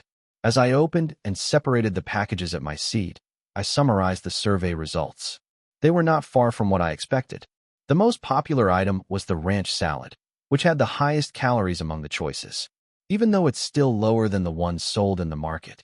The key was to use the best mayonnaise possible to reduce the fat and sourness. That was also the reason why the fans who tried to replicate it at home complained that it didn't taste the same. It required some know-how to maintain the flavor while making the dressing as thin as possible to lower the calories. Now the only thing left is to find a company that could produce it hygienically and distribute it, and to obtain the sales license. Did Cheon Yise Group ever enter the food delivery business? I decided to look up their records before contacting Vice Chairman On. There was a trace of them selling hotel food and beverages for home enjoyment in the past. It might be easier than I thought. Unfortunately, it was in Osun, Gyeonggi Province.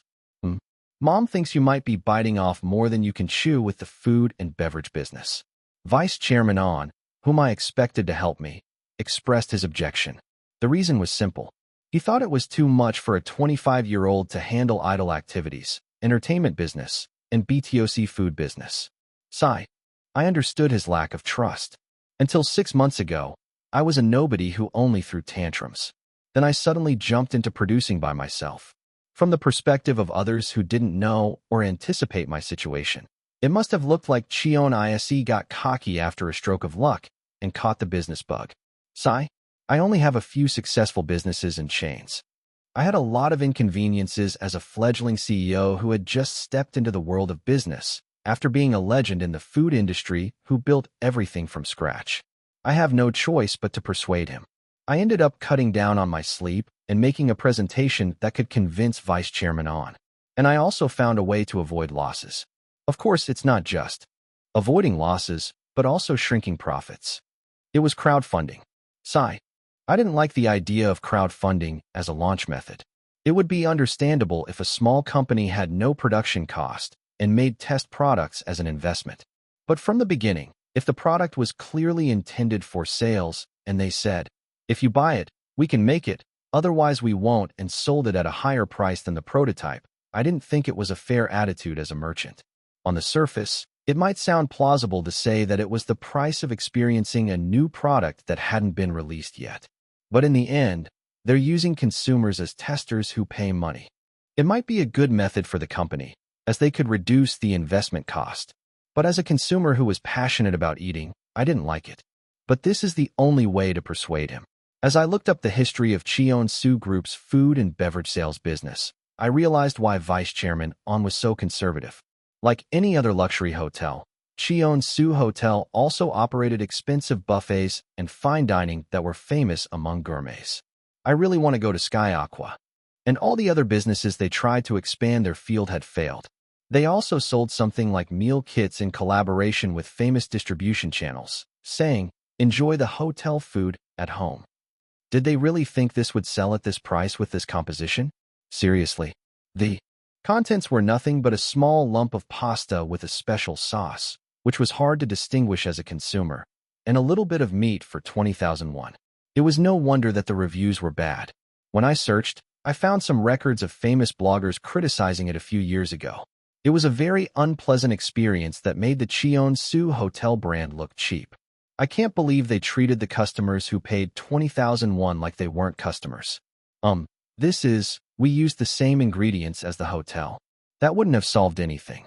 The pasta sold at the lounge of Cheon Yise Hotel was usually 30,000 to 40,000 won, so the meal kit was a bit cheaper. The problem was that it was only a bit cheaper. I didn't know if they didn't estimate the amount of sauce that would be lost due to the packaging characteristics, or if the consumers didn't keep the proper cooking time and the noodles got swollen. There are a lot of complaints about saving the sauce for something else. They had a poorly prepared business that resulted in a small loss and a big image damage.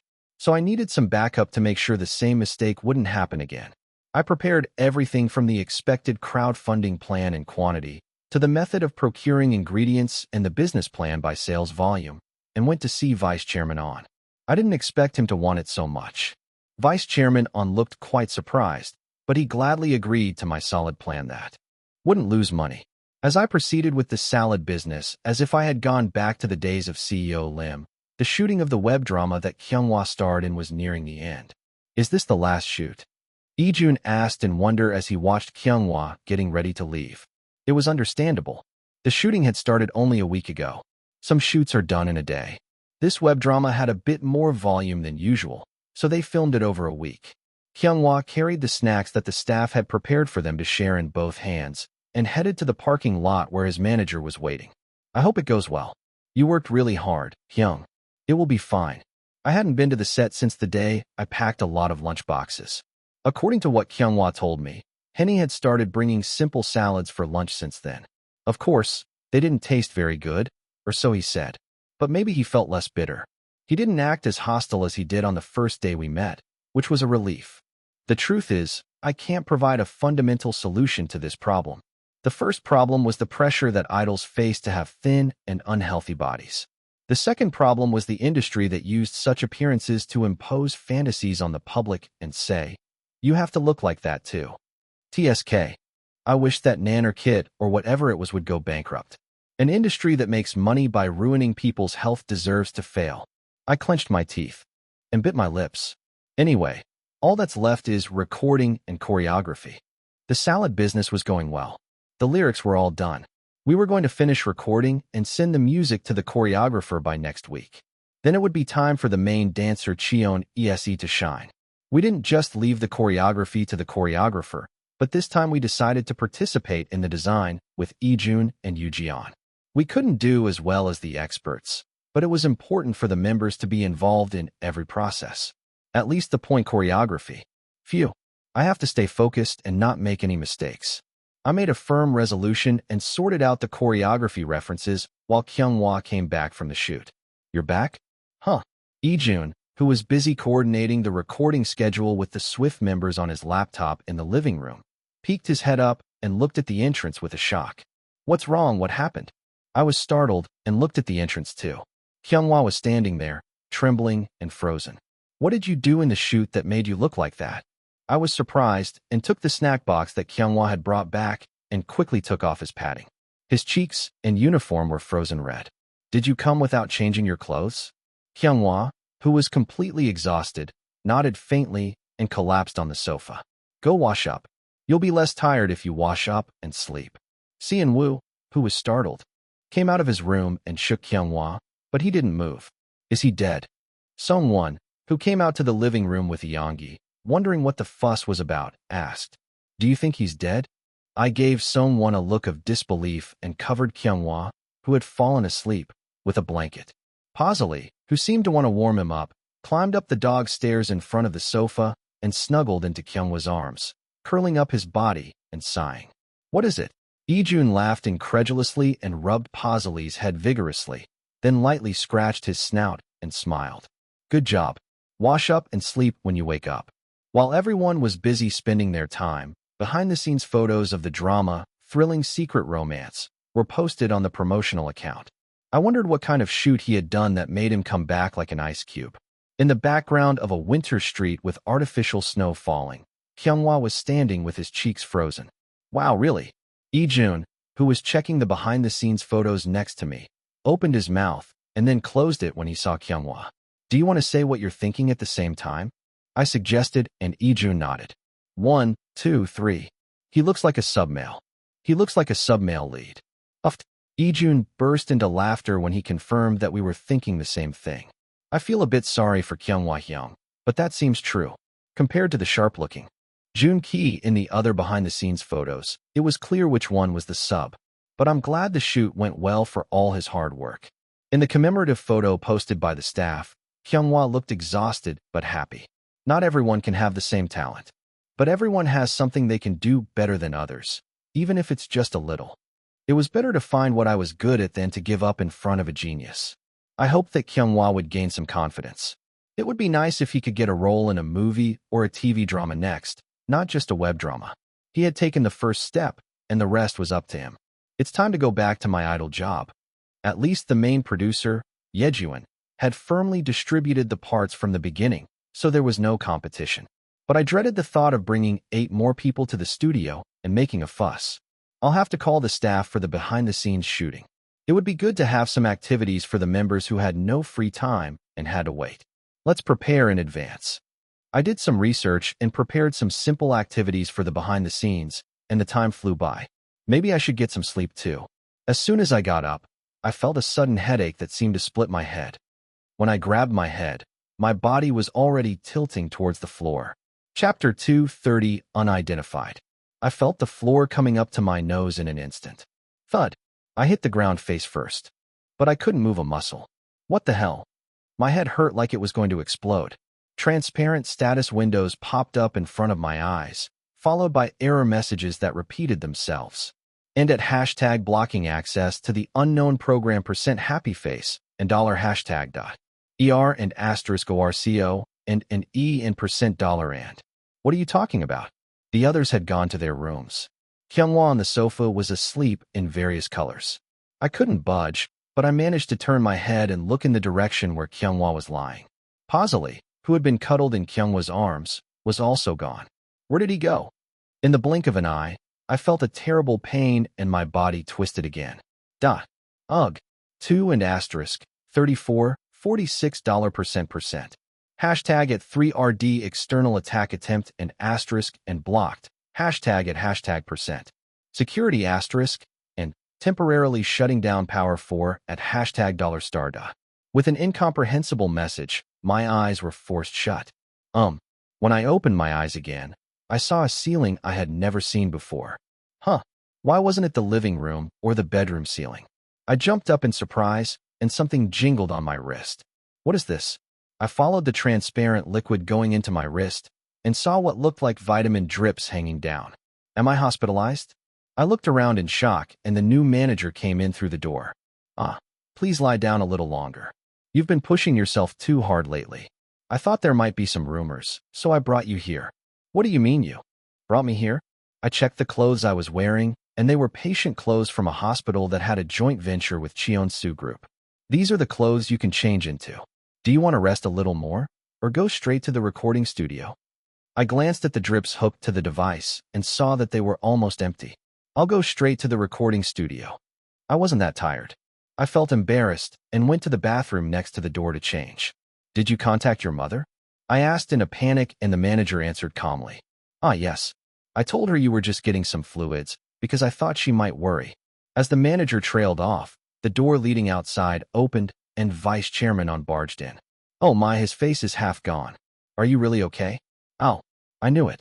It wasn't a partitioned emergency room, but a private room. There was no way Cheon Yise Group's influence wouldn't be there. I half expected it, but it was still embarrassing. I'm sorry. I was a little tired and dozed off, but the members thought I fainted or something and were very surprised. I'm fine, so don't worry. I laughed and reached out my hand, pretending to be a good son.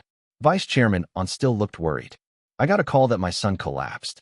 How can I not worry? You're so careless, kid. Mom's sad. Oh, I had never received this kind of worry before, so I was embarrassed and wanted to hide in a mouse hole. Is it because of the salad business that you've been staying up all night? It's good to try new things, but the most important thing is your health. Don't overdo it and take it easy. It wasn't wrong, but I really didn't push myself that hard.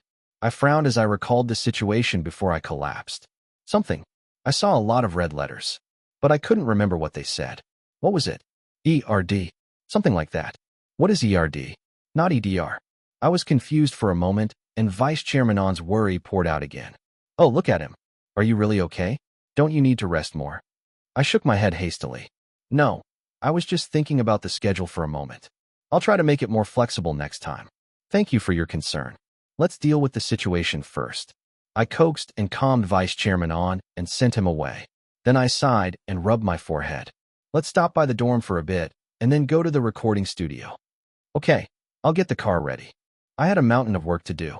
I didn't have time to waste on unnecessary worries. I couldn't say I was late for the behind-the-scenes filming because I was sick. The filming probably hadn't started yet. No way. That's all content. I had to shoot a lot so I could pick out more funny scenes from it.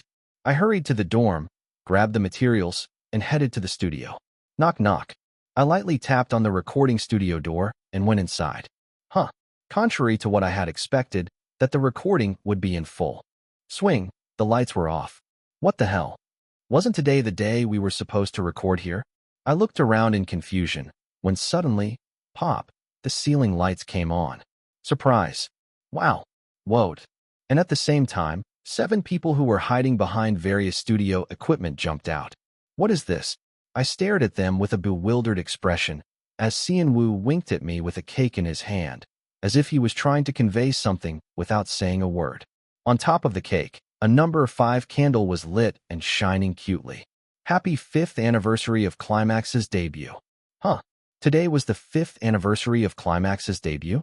I had already counted last year as the 5th year, but I didn't know that today was the exact day we debuted.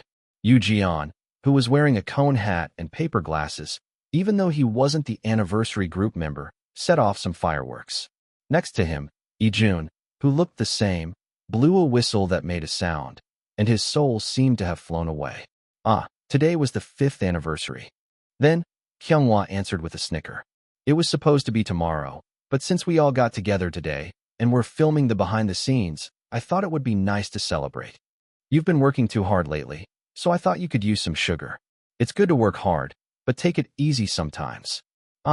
That's when I noticed the camera behind us that was filming us. I couldn't say that I had been to the hospital on the video that would be released to the public. It seemed like they had prepared some kind of cheer for me. He had collapsed and fallen asleep, almost fainting yesterday. But when did he think of this? I chuckled and replied, yeah, you guys did a great job. Thank you to the Swifts for congratulating us too.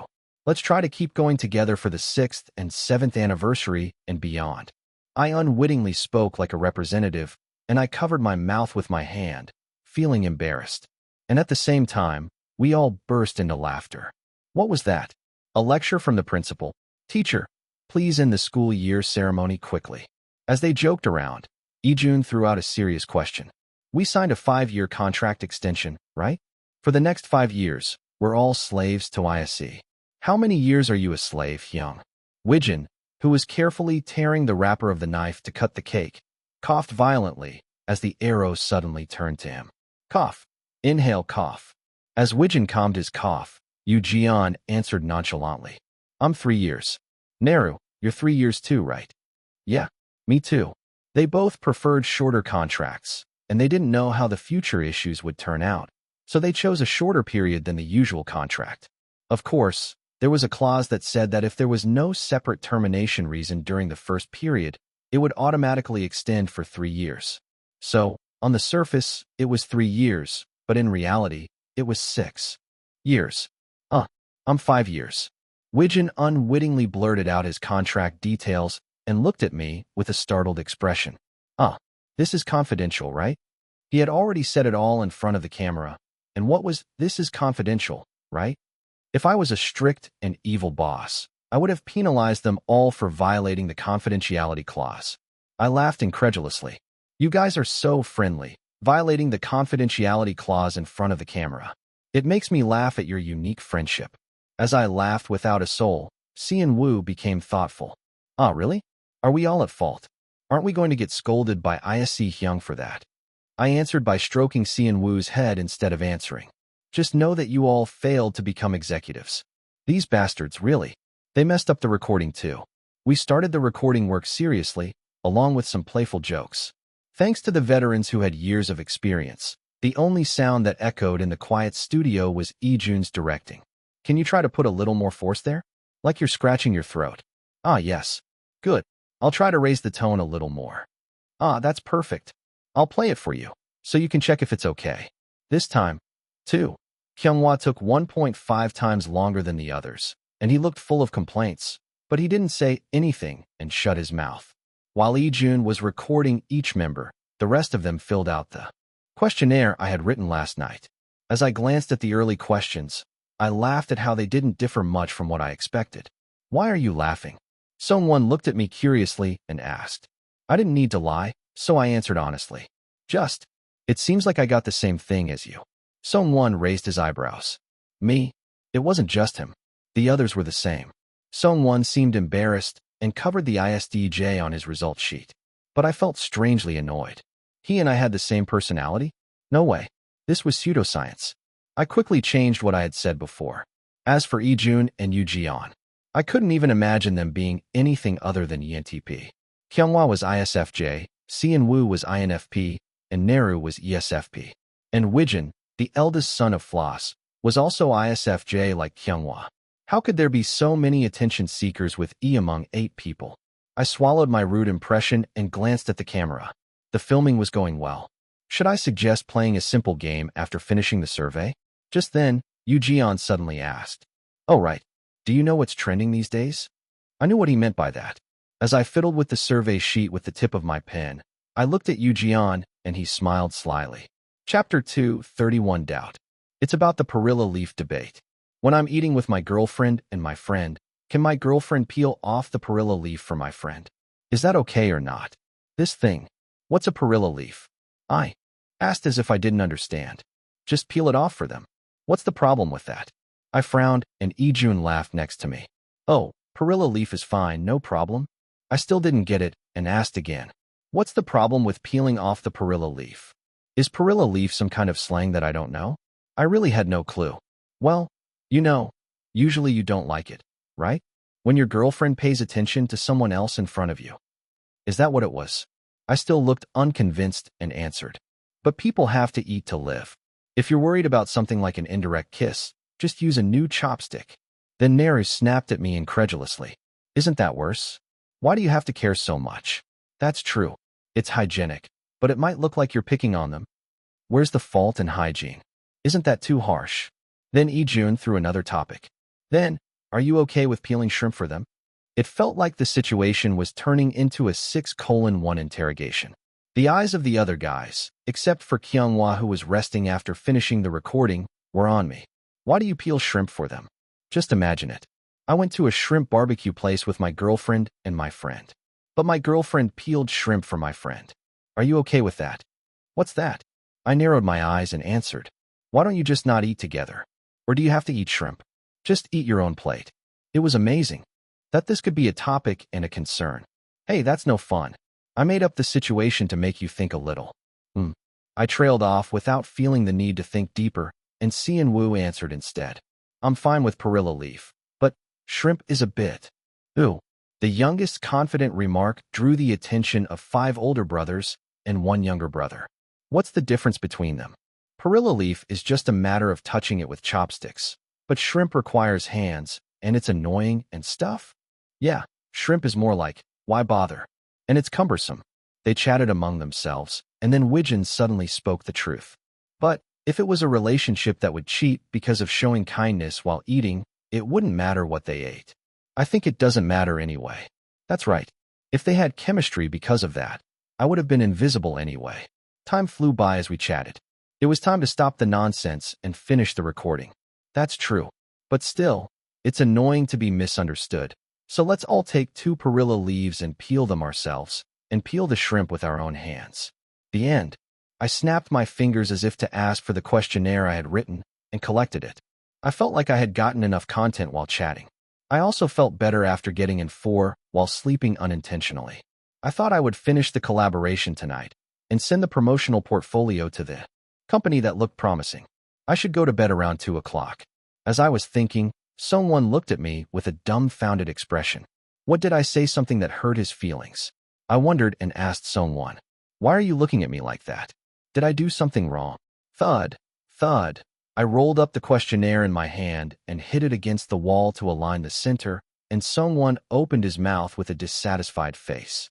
"It seems like you're pushing yourself too hard." "Me? Who else besides you?" I shrugged and pointed to Ijun, who was busy directing. Someone scowled. "He hates him that much. He's different from you." "What's different?" "He didn't collapse, and you did." Someone was about to point out that I had been to the hospital, but he stopped when he saw that the camera was still on. "Hey, it's just because I was sleepy. Don't worry. I'll take care of myself." I patted someone's shoulder lightly and took out the laptop I had brought for work. If I finished the recording today and the mixing by the end of this week, the release schedule for Holiday with Offbeat was also set. I had no time to relax as I had a live event planned for the day the first episode was released on the OTT platform.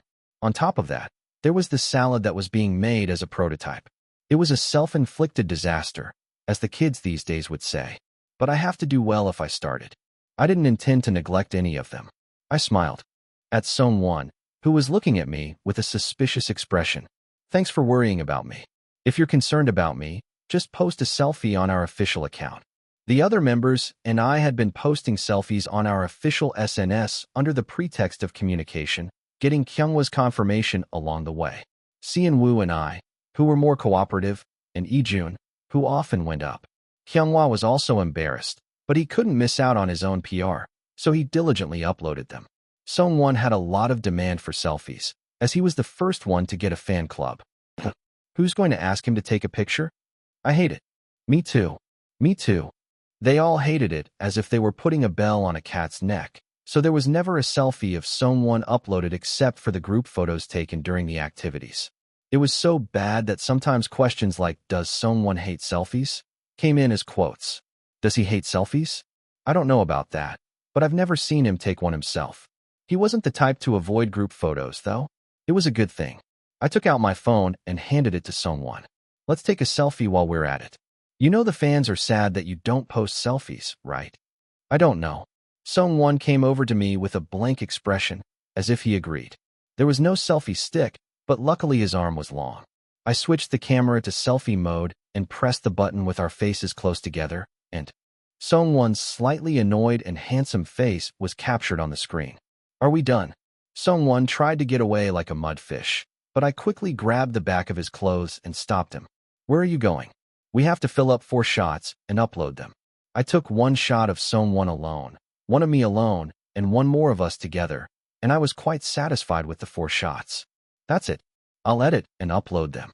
Kyunghwa usually took care of sorting out the photos to post on SNS, but he was busy recording the back vocals in the recording studio. It came out well, so I guess I can just upload it. Someone didn't say anything either, so he must have thought it came out well. I didn't care much and pressed the send button. And a little later, as the recording ended and everyone shouted to disband, the camera for behind-the-scenes filming turned off and Kyunghwa screamed. "What? What?" Everyone was startled and looked at where Kyunghwa was, and Kyunghwa ran over to me in shock. "When did you upload this? What is this?" I looked at Kyunghwa's phone, and it was the 2-shot of someone and me that I uploaded earlier. Why? Did we take something that shouldn't go out? Did someone say it was okay to upload this? Yeah. We didn't wear anything weird, and there was nothing in the background, either. I asked with a puzzled look, and Kyunghwa frowned. "I hate guys who don't have any desperation for selfies." "What are you talking about?" Ijun and Yujian turned their heads and laughed as if they were going to choke. "Would it be better to delete this?" Then Kyunghwa shook his head. "It's fine. It's already out there, and there's plenty left after saving it. What can we do?" At Kyunghwa's resigned reaction, I quickly checked the quoted status. Am I looking up from the ground right now? If you're going to make that face, give it to me. If not taking selfies is a crime, life imprisonment. Kyunghwa, take their phones away? Most of them were filled with shock, horror, and teasing. There were some positive comments in between, but they were also teasing. There's nothing to say about guys who have no desperation for selfies. You should have gotten the boss's confirmation before uploading, but you're the boss? For the finale, Kyunghwa should film a selfie class special, and the views will explode, and we'll be happy too. Oh, this is a good idea. I pressed it hard and copied the content, and Kyunghwa looked at me with a bit of contempt. Are you saving that in the meantime? No, the idea is good. As we finished cleaning up the studio, exchanging playful banter, we saw snowflakes falling from the sky. Ugh, I wish it would warm up soon. Kyunghwa muttered as he got into the van first. We split up into our groups and headed home. Everyone was exhausted from the long recording session, except for Seonwoo and Naru, who looked up at the sky with sparkling eyes. Wouldn't it be busier if it got warmer? Especially in spring, when the events and festivals that had been on hold during winter would start. Last year, we barely got any invitations, but this year was different. We had sent our portfolio to event agencies, and we couldn't expect the same as last year. I'd rather have it not cold, at least. Kyunghwa snuggled his face into the shoulder cushion that the fans had given him, making a smug sound. I snorted, feeling deflated, and closed my eyes for a while on the way home. Did I sleep for about 15 minutes? After a short nap, I was overwhelmed by the pile of things I had to do at home.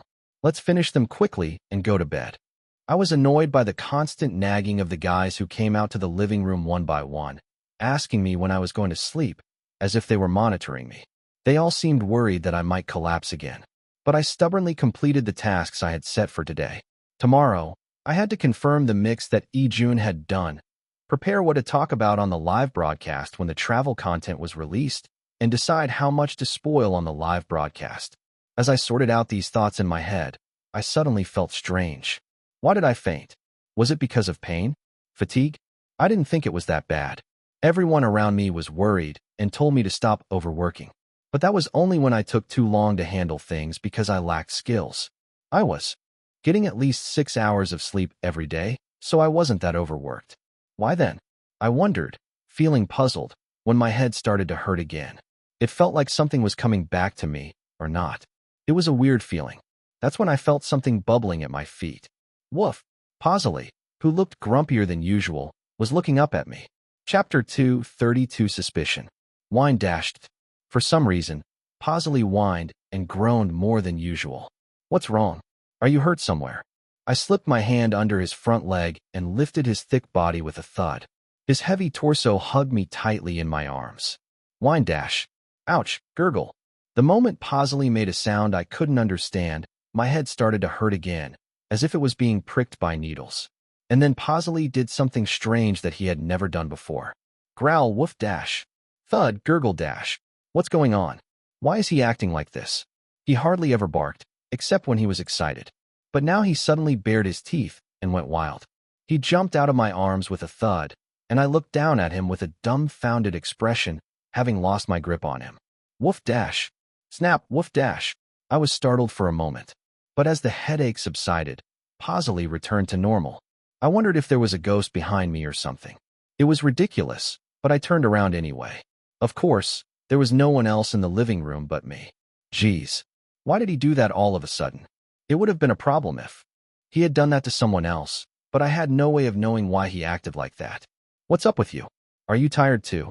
I gently stroked Pausily's head, who had calmed down, and said, Let's go to bed. I don't know if the system needs sleep or not. I carried Pausily in my arms again and took him to my room. I usually didn't let him on my bed, but today he seemed off, so I thought it would be better to sleep with him. Let's sleep.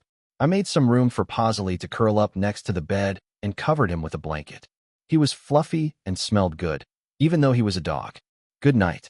And as soon as I closed my eyes, I heard the birds chirping. Is it morning already? That's weird, I just blinked. Was it because I overdid it yesterday? My throat was ticklish from the chilly morning temperature and the cold. My stamina seems to be improving, but I couldn't rest.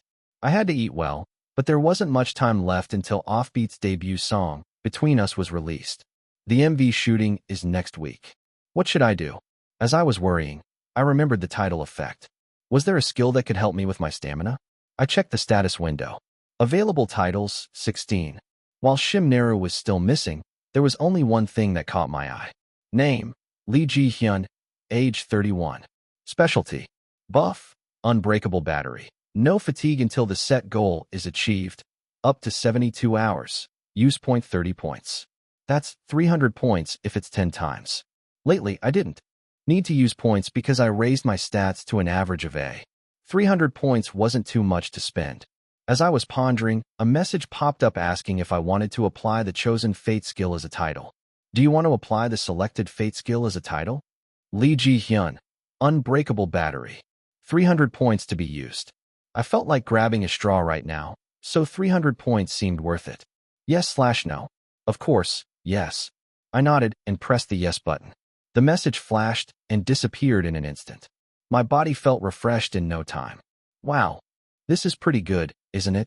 My face brightened up as I saw the applied title effect, but I was also disappointed. Applied title, unbreakable battery. Half the fatigue during the application period. It wasn't that I couldn't feel any fatigue at all. Some fate skills might not maintain their performance, as they had warned me beforehand. This was the case with the first title I chose. But it's better than nothing. The feeling of being chilly that I had a while ago was gone. Good. I have to get things done. I had a lot of work to do, so I had to keep my mind clear.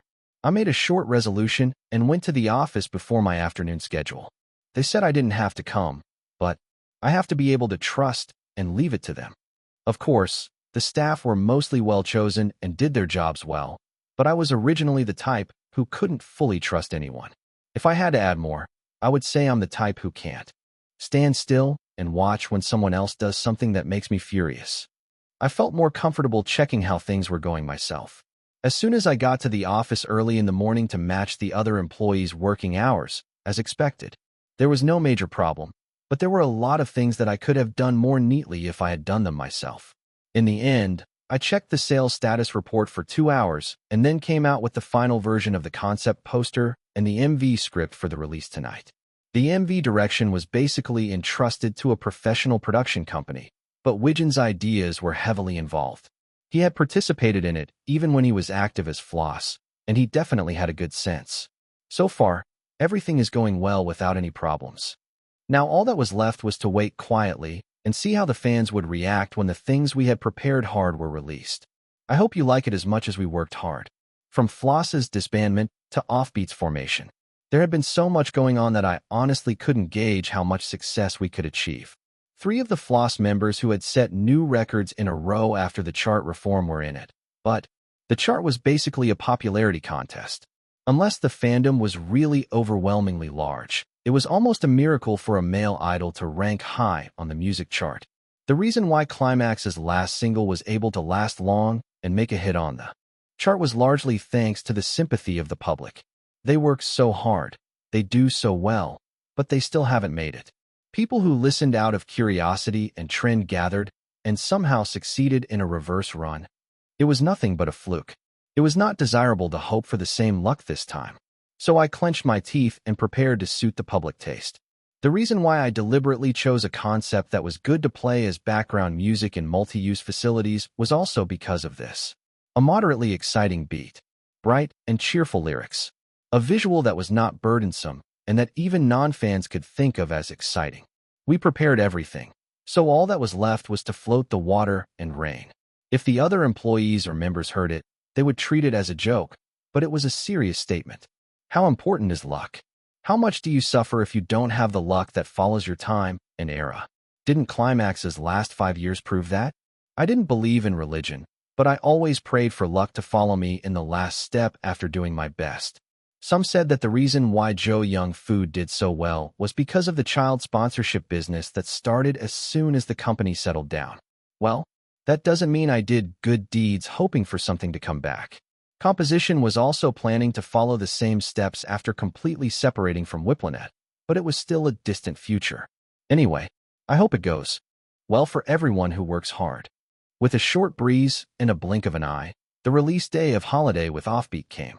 Last but not least, please check once more. If you need to go to the bathroom, please go now. The staff ran around busily, checking the audio and makeup of each member. It was hard to find a place where 8 people could come out at once, so we gathered at a party room near the company. It was supposed to accommodate more than 15 people, but it was quite cramped. I thought it would be bigger. When I visited the site, I considered moving to another place, but I decided to keep it as it was because the interior matched well with the concept poster that was released yesterday. Okay, if you're ready, please sit in your seats. The staff in charge of the camera operation for the live broadcast stood in the middle and adjusted the distance between the members' chairs and started the countdown. Okay, we'll open in a minute. Behind the screen, a large screen was installed so that we could read the chat that was coming up in real time. Usually, they would check it on the spot with their phones or something, but they wanted to give an image of being professional and neat. 5, 4, 3. Everyone was looking at the camera, waiting for the start, and my chest was throbbing. 2, 1. As soon as the countdown ended, the chat started to flood in.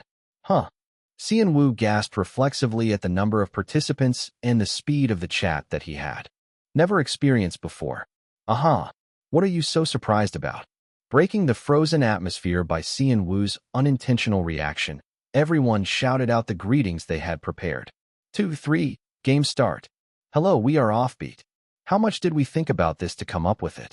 Both Climax and Floss had activity names that were basically related to speed, so we wanted to keep a similar vibe. But we couldn't follow one side too much, and we wanted to give meaning to the number 8. So there was a limit to the ideas we could come up with. 8. What can you get from 8? 8 lines. Octopus salad?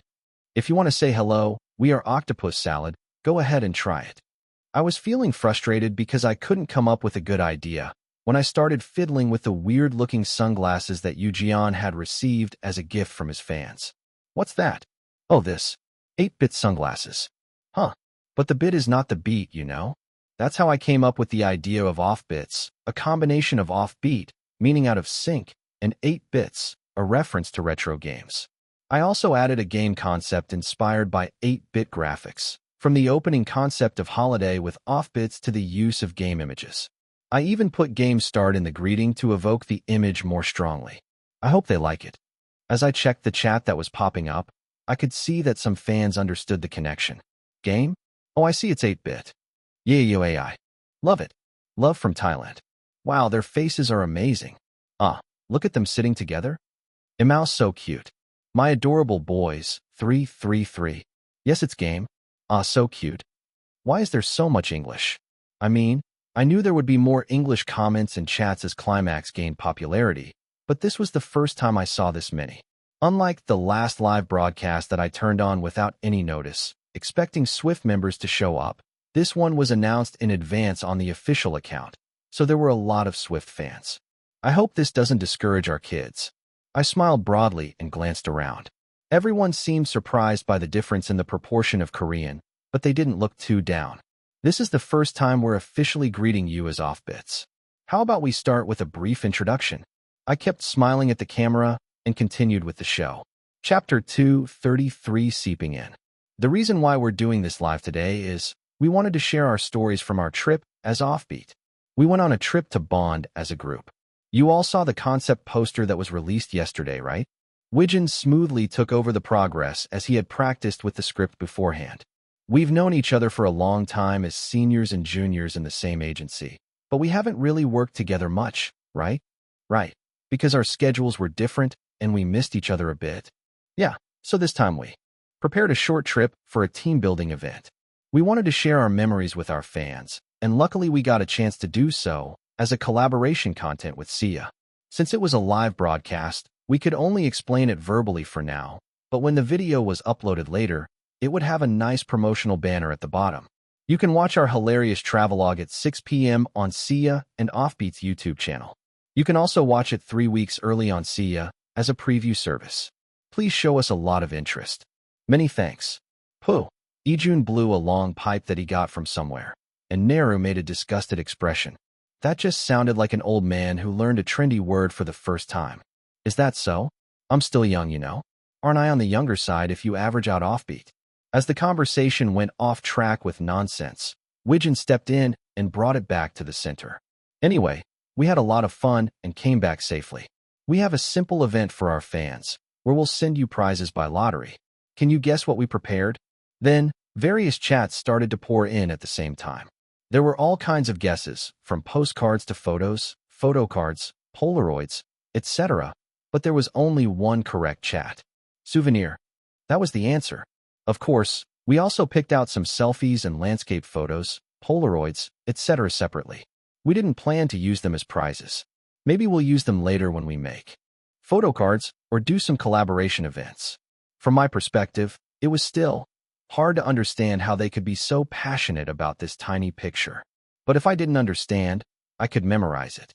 It was a grateful thing that there were many people who wanted to collect things related to me with passion. Ah yes, that's right. Aren't you curious what each of our 8 members chose as souvenirs? Yu proceeded with the souvenir reveal as he had written the script beforehand, exchanging witty remarks with Ijun. Actually, we kept it a secret from each other about what we bought. But I think I know what Ise and Seonwoo bought. What? I was quietly listening to them exchange their prepared lines in the middle, when Ijun suddenly cut in and my ears twitched. What do you think I bought? I don't know, but something edible? Aunt. Everyone nodded their heads naturally, and the staff who were helping with the filming all burst into laughter. Why are you laughing? I asked with a fake smile, as if to protest, and the staff asked back. So, did you buy food as a souvenir or not? I didn't really feel bad. Half of it was food, after all. Well, yes. Me too. Seonwoo nodded his head slightly next to me, and the situation became even more ridiculous. The speed of the chats increased, and I was glad that we made our fans laugh. Let's start with the souvenir reveal from that end. Did I look like someone who was so serious about eating? I mean, it was true, but I felt embarrassed when I realized it, and my face turned hot. It's okay. You're famous for being a good cook, but no one would think you bought anything other than food. Is that a consolation? It sounds like you're hitting me again. With Kyunghwa's reasonable remark, we started to reveal our souvenirs from Seonwoo's direction. I bought snacks from Okinawa. They're like donuts. How should I say it? Fried donuts? They have a crispy texture with sugar on them. They have a long shelf life, and they're really delicious. When we stopped by the souvenir shop in Okinawa, he was looking closely at all kinds of snacks. He bought a lot of them, more than enough for himself. I thought it would be a waste to just throw them away after eating them. So I signed the packaging like this. Please don't save them too much and eat them while they're delicious. He seemed to have put some thought into sending food as a souvenir, as he diligently signed the packaging with the marker he borrowed from me. I appreciated his intention, but that meant the fan had to keep the signed packaging even after eating it, right? I felt like pointing it out, but everyone kept their mouths shut. They didn't want to criticize Seonwoo's sincere effort. Okay then, shall we see what Sungwon has prepared? Sungwon carefully took out a small souvenir, which was a candle. It looked like something he bought from the street where they sold music boxes and various crafts in Otaru. Wow, it's pretty. Inside the transparent candle, a white snowstorm was swirling, and below it, there was a delicate miniature of a canal. What is this scent? Orange and lavender. We all sniffed the wrapped packages one by one, like some kind of sniffer dogs. This must look hilarious. 8 of us taking turns smelling the packages without opening them. It was the same thing they pointed out in the chat, but well, the picture itself wasn't bad. The gifts we revealed in order showed each of our personalities and made us laugh. Yijun got a keyring. Yujian got a music box. How did he become the type to pick such delicate things? I was surprised, but as soon as he opened the gift box, I nodded in agreement. It was a music box shaped like a sushi conveyor belt, something he had been on several broadcasts before. Someone actually bought that. I was amazed, but I didn't say it out loud. He looked happy anyway. It wasn't like he lacked money. I chose something relatively practical, a premium salt set. It was a product that contained edible salt and bath salt in cute jars that could be used as seasoning containers after they were emptied. I briefly considered buying a cookie set, but I thought it would be useless if the recipient didn't like sweets, and it would be a pity if nothing was left after eating. So I chose a product that could be recycled even after it was empty. I didn't know this would look like an old person's taste. They all laughed as soon as they saw it, and I felt my ears burn. After that, it was Yijin's turn, who got a stuffed mascot from the aquarium, Kyunghwa, who got a disposable film camera that he took pictures of the scenery with, and Neru, who got a ceramic craft. As we each told the stories and reasons behind our purchases, More than 30 minutes had passed. That's all the time we have prepared. You can watch our travelogue on See Ya from 6 o'clock. We'll be releasing one episode every week for the next 8 weeks, so please stay with us until the last episode. We ended the broadcast with a bright smile and a greeting, and we all relaxed as if the power had been cut off. Good job, everyone. Thank you, Da. Can I have some water, please? It was only 3 more people, but why was it so chaotic? It felt more exhausting than the day of the trip. Let's go home and rest, everyone. We had to save up our energy for tomorrow, as we had a music video shoot and a photo shoot scheduled. Yes, thank you, everyone. We sent off the Swift members first, and we're about to leave when Kyunghwa looked at his phone screen. What are you looking at? Oh, just checking our live reaction. I peeked at the screen with Kyunghwa, and the fans' reactions were all praises. There were already posts with the event participation hashtag, even though the content hadn't been released yet. I'm glad they like it. For now, I don't have to worry too much. I let out a short sigh of relief. Meanwhile, Yoo fans, who received a huge shock and relief at the same time from the surprise joint live broadcast of 3 former members of Climax and Floss, were staring at the screen with a gloomy mood, like unwanted guests at a portrait gallery. Crazy bastard. How can he have fun after dropping a nuclear bomb on us? Is he happy because he joined composition? Yoo charm was that he debuted with an aggro act of smiling and scratching people's clothes. But it was painful when the clothes being torn were his own. Well, let's just watch the first episode. If Yoo part is low, I'll just quit. I made a firm resolution and waited for 6 o'clock, when the pre-release tag on the preview page changed from coming soon to live. It's out. Yoo looked happy to have switched, but the public account was only saying nice things. They weren't ready to accept the 5 members of Climax yet. They had been unhappy with Climax every time there was a minor friction between them. Don't you dare discriminate against the new member. I won't let it go. I was ready to send a long complaint email to Composition's customer service as I pressed play on the first episode, and a mini-game start screen-like opening began. It started with a cute 8-bit game start screen-like production, and then it switched to a sitcom-like scene where the members were running around with their handsome faces. The production is good. I wondered if they spent a lot of money or if someone worked hard in the planning stage. It looked much more fun than the Floss self-content made by WePlanet that was released before. I still felt resentful as the screen went black for a moment and then switched to Yoo self-cam. 5:30 a.m. Getting up slowly. Let's enjoy his handsome face for a while. Yoo got out of bed in his pajamas, with a sleepy expression on his face, and washed his face with his upper body exposed. The camera, which seemed to be installed by himself, showed a perfect angle, and the viewer chat went crazy. OMG LOL.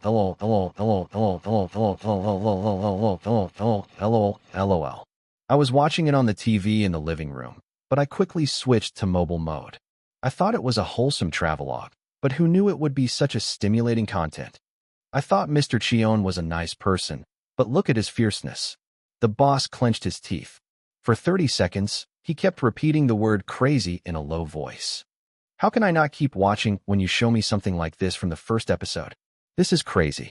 Yoo who agreed to do this, and the planning team, who asked him to do this. They were out of their minds. Of course, I don't hate it. I have to keep watching this for real. The start was a pass. The first episode began with such a captivating scene.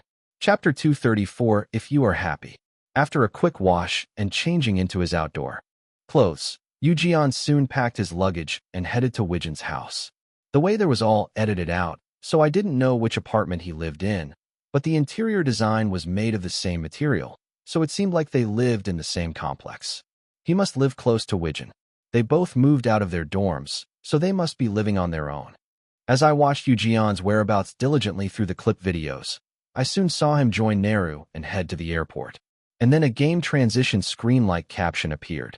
Meanwhile, at the Climax dorm dashed. I don't care. I almost pressed the plus 10 seconds button, but I never knew when or where a TMI about Yoo would pop up. I suppressed the urge to skip and watched as one of the older members of Climax, the brown-haired one, got up from the darkness and checked the clock. 5 o'clock. Alarm time 30 minutes before. He buried his head back into the pillow and tried to sleep, but the sleep that had already escaped didn't seem to come back, so he walked out to the living room. What? You're up to? As he came out to the living room, the leader of Climax was sitting on the sofa, looking at his laptop. Old people who lose their morning sleep. Booting. While the Climax leader was busy tapping on his laptop in the morning, Kyunghwa sat next to him, hugging a strangely shaped deer doll. I could just skip this, right? I thought, but then. Woof dash. A puppy with a tail like a duster ran up to Kyunghwa. Wow. So cute. There was no way around it. I was mesmerized and repeated capturing and recording videos, and a 15-second short clip was made. Puppies are cheating. Soon, a staff member arrived to take care of the puppy and the cat while the members were away, and a spotted cat came out to the living room. No way, this is really cute. The cat was relatively fearless, or maybe it was close to the staff, but it rubbed its chin on the staff's hand, and it was adorably cinematic. Oh, my furballs, what are you going to do without your butlers for almost a week? The loudest one cooed and stroked their heads, mixing in some whining, but the furballs were distracted by the snacks in the staff's hand. Capitalist furballs. I was hooked by the furballs and watched blankly until the scene where Climax joined the airport. From now on, I'll really focus on the part where my guy comes out. I tensed up and focused on the next screen, and as soon as Kyunghwa got out of the car, the camera zoomed out, and the screen turned black and white. "'Cause you are my boy." The familiar drama OST played along with the darkening screen, and the production support logo popped up. When you want to feel the quality of coffee, Wecklick Coffee Dash. This is really production support. We love you, Wecklick Coffee. PPL welcome. I wondered why they suddenly planted a flag there. But soon, Kyunghwa left his small bag with his passport in it and got off, and the scene became contemplative. Ryu Kyunghwa, 25, / the age when his memory is gradually fading. Kyunghwa is only upset by his ridiculous mistake. Sigh. He opens his bag with a troubled mind. But unfortunately, he can't see his passport. Kyung, you told me to pack your passport. Last night, he regretted scolding his clumsy brother harshly. Jun, 23, / the age when he enjoys teasing his brother. I'll look for it a little more. The editing sense was good, and the members were all close to each other. So the usual fun of the real friends tension, the core of the Climax sales post that I used to glance at with dull eyes, was quite high. They do look really close. I felt a bit jealous as soon as I thought that, and my head was immediately turned sideways. Whatever, they must have been close enough to endure the curse for 5 years. I denied my liking for Climax and glared at the screen, and in no time, 20 minutes had passed. I can't believe I watched all this. How many episodes have been released? I checked the episode count, and it was up to 4. I'll just upload the clip I made to my account and check out the community situation. I thought casually and went to Celebrity Talk, and most of the real-time rankings were occupied by Holiday with Offbeat. Real-time Hot Talk. You can tell the difference when you see Real Friends, plus 361. Where do you want to go the most in Japan? Plus 273. Wow, what the hell is this, Kang Yujian? Plus 335. Anyone saw the Offbeat jacket? Photos? Plus 219. Sorry for the escape. I think my boyfriend has changed. Plus 124. Udaeun selfie today is legendary. Plus 96. Offbeat really nailed the jacket photos. Plus 112. It was a frenzy everywhere with the content that was released, as if it was going viral. It's really fun. I had to admit that they did a good job. The members had good chemistry, and they mixed well without isolating the former Floss members, and they played with each other with consideration and without ulterior motives. I was still heartbroken that my solo debut was gone, but there was no fan who could keep hitting on the sight of their favorite-looking happy. Yu Jian looked comfortable, unlike when he filmed the variety show during his Floss activities. I realized it now. That Yu Jian was a person who could film with such ease. Then how much did he live on the edge of tension since he first appeared on my idol stage until now? I didn't want to accept the fact that all the things I enjoyed so far were nothing but business. But now I had to admit it. Be happy, you expel. I had no choice but to wish him to be happy and active well since he went there. As the folder where I collected the clips was created with Climax, the mouse was automatically dragged over the play button of the second episode. The reaction is not bad so far. Was it because Climax was basically a jacket photo hotspot? Or was it because all the former Floss members joined in? I couldn't clearly divide the shares, but I felt good seeing that they swept the real-time post rankings in an hour of release. To be honest, What I was most worried about was that the content that I had provided for free until now was affiliated with a paid site for the first time, and it became a content that only fans could see and was shunned by the public. Until now, there were quite a lot of opinions that they were not fans, but they liked to watch it while eating because it came up on YouTube regularly. I was honestly worried about how embarrassing it would be if the view number was poor with only pure fans left and the viewers gone.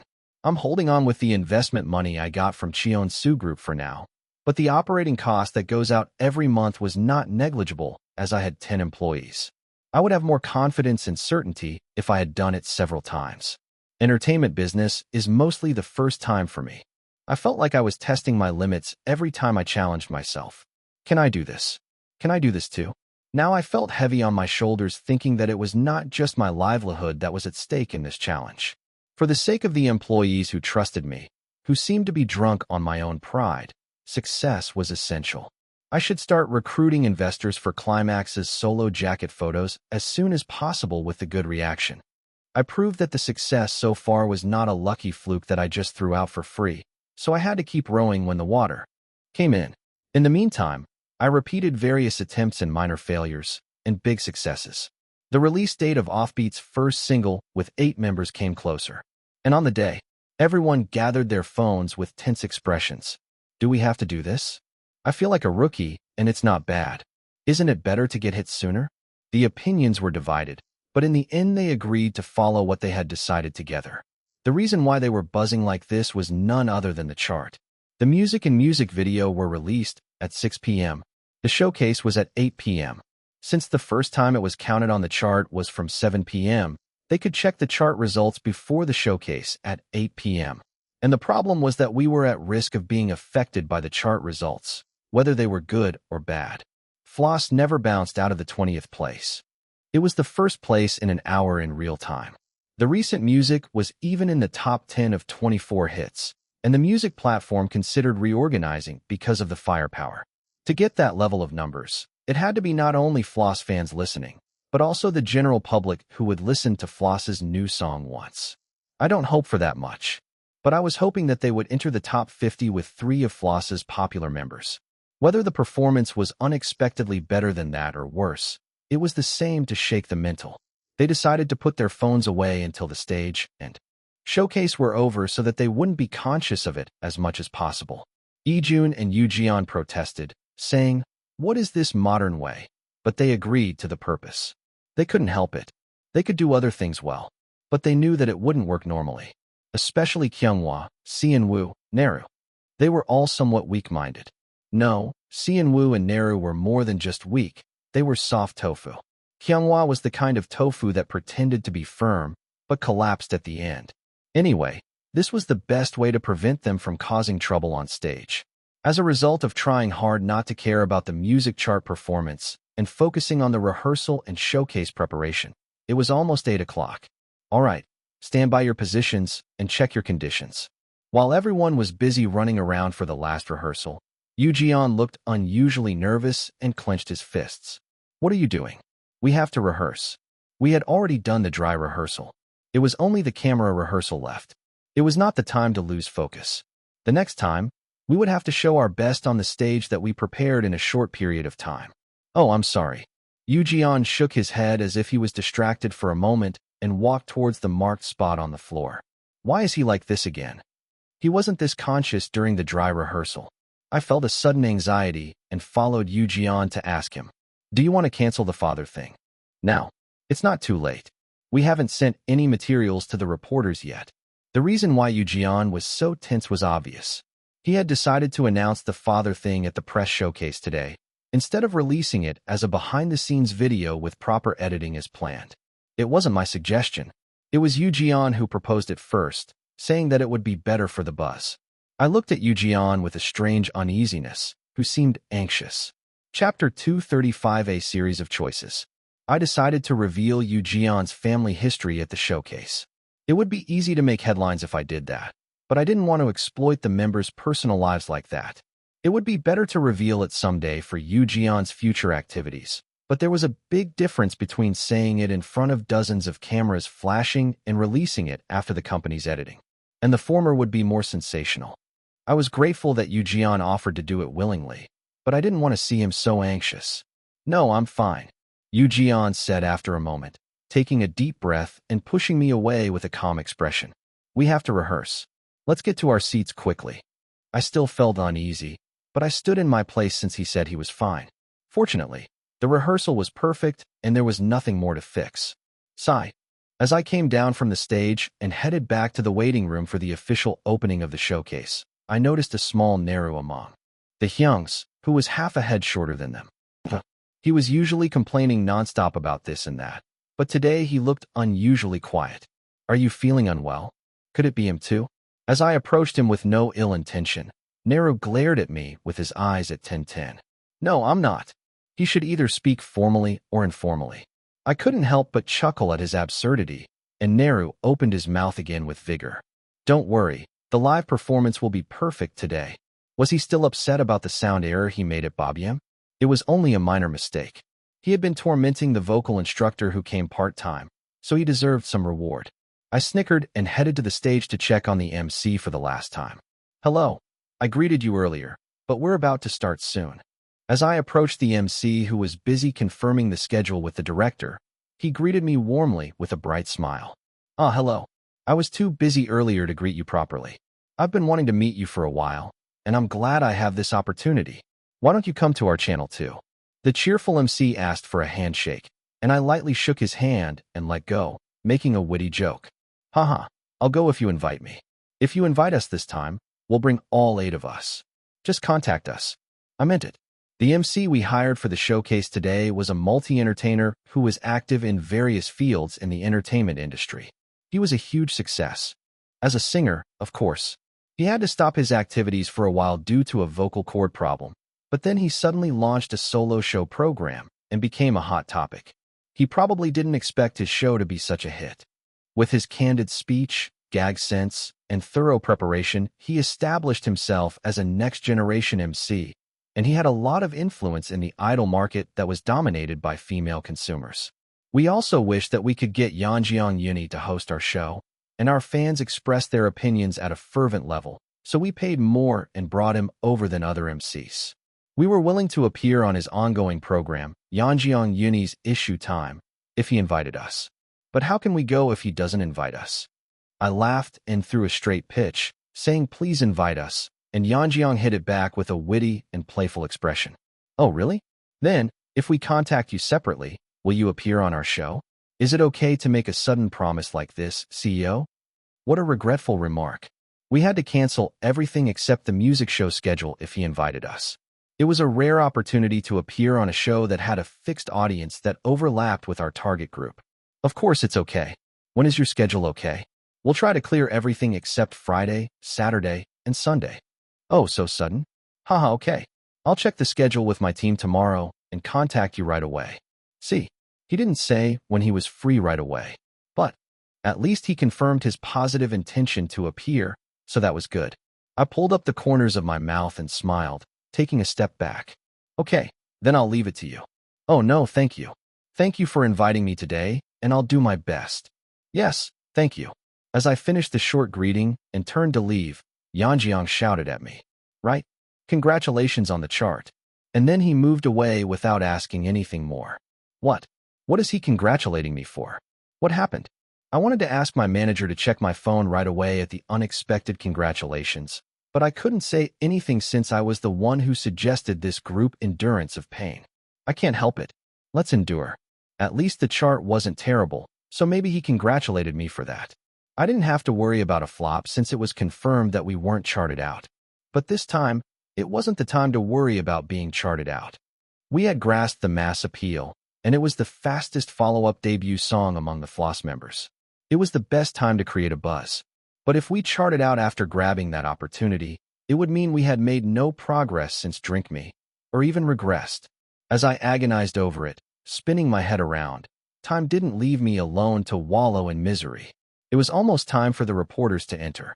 I lowered the screen in front of me and played the standby video I had prepared. It created a kitschy atmosphere that felt like watching a movie from the 2010s, typical of high teen. I barely composed myself and led the members. Let's go up. We climbed up to the stage behind the screen as planned and took our positions. Soon, the reporters started to come in from the entrance on the opposite side of the stage. The showcase finally began. Yeonjeong, who was in charge of the hosting, sat on the MC seat in front of the screen and announced the start. Hello, thank you for coming today. I'm Song Yeonjeong, the host of Offbeat Debut Showcase. The order of the showcase today is, we'll start with the opening stage that Offbeat prepared ambitiously, then have a photo time and a Q&A session. As Yeonjeong introduced the schedule, the screen showed the vintage-style photos we had taken while preparing. The shutter sound continued. This shutter sound. It will only get louder when the stage starts, not quieter. I thought so, and suddenly felt a surge of strength in my hand. When we released Drink Me, we didn't have the resources to do a showcase. We had to run to the streets, saying we couldn't fail with just a live broadcast or a live stream. But a lot had changed as we grew from unknown idols to somewhat famous ones in Mangdal. We gained more experience and widened our range of abilities. We didn't have to shut our mouths in front of the PD's warnings, not advice, and we were achieving one thing after another. Maybe I'm not far from completing the quest goal. Of course, there was still the huge mountain of 300,000 initial sales. But a lot had changed, and we had accomplished a lot. Let's cheer up. The goal that I had thought I might not be able to do, but I had to try anyway, became clear. It was no longer an unknown world. Then, let's start the showcase stage of Offbeat's debut single, Between Us. As Yeonjeong announced, the lights in the audience and the MC seat went off, and the screen lit up brightly.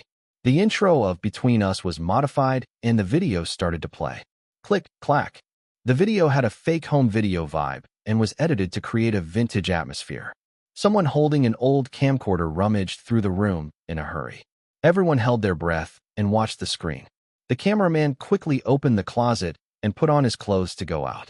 As he sighed for a moment, someone knocked on the window. As the cameraman looked down from the window, Wijin smiled shyly and held a bouquet of flowers. The cameraman immediately ran down the stairs. Another knock on the door followed. The cameraman opened the door and saw Ijun, who had parked his bike between his long legs and took off his helmet. Want a ride? I'll take you. Ijun threw the helmet to the cameraman, and the sound of the bike engine followed. The pictorial video shot to match the concept flashed by like an old movie film. And then the screen went black again, and white letters were engraved in the center. Game start. The screen rolled up, and the showcase stage began. 3, 2, 1. Shoot dashed. With Ijun's low metal sound, the spotlight shone on the center of the stage. The atmosphere here is too boring. You turn away again with a bored expression, pretending to be indifferent. Yeonjeong naturally took the intro part. He was the member who could expect the most firepower from the individual fans, and although he was not a main vocal, he had a solid voice and clear pronunciation that made the lyrics stick to the ears. They all did their best, from satin to velvet to cordon. The suits they had custom-made with special fabrics that gave a vintage feel made them look like high teens who had dressed up for a special day. Hello, would a common greeting be too boring? I came to pick you up today. And then Seon-woo switched places with him, spinning around with the choreography and standing in the center. He wore a navy velvet jacket with suspenders and a bow tie inside. He was our visual. Seon-woo, who had dressed up, shone so brightly. And the reporters couldn't miss that. So the shutter sound was loud enough to pierce the in-ear. The most shining moment of tonight. Right now, when our eyes meet. Confessing that I like you is too common. Song-won took over next. The other members lined up in a row with Song-won in the center, then changed their positions by splitting into 3 and 4 on each side. The next member to take the part in the center was me. One by one, I nod my head as if I'm thinking. I secretly prepared a bouquet. I hope you like it. As I joined the back row with a hand gesture that looked like nodding my head, which was the point choreography, Naru popped out and jumped high with the rest of the members. I wish you liked me. The words I whispered to myself in secret. Tonight, I'll confess my feelings properly. I prepared for this performance as if it could be the last one, because the choreography was basically very difficult. Fortunately, Naru also pulled it off perfectly without any sound errors. All that's left is Kyungwon Wijin, I guess. Ijun had no rap part at all in the back, so he only had the chorus part besides that. Kyunghwa calmly moved along with Ijun in a diagonal position and then ran to the front of the camera, following the camera across the stage. What style do you like? Tell me everything. I want to be your handmaid. Then he swiftly turned the camera to the side, pushing it towards the rest of the members who were lined up, and quickly joined the back of the line. The 8 of us stood in formation while the chorus part was going on. Let's do this. It was the start of the 8-person dance part that we practiced the most. Chapter 236. This part had the most variation among the members, as the movements were fast and delicate. We had to practice this part over and over again to match each other as much as possible, since we had a short preparation period.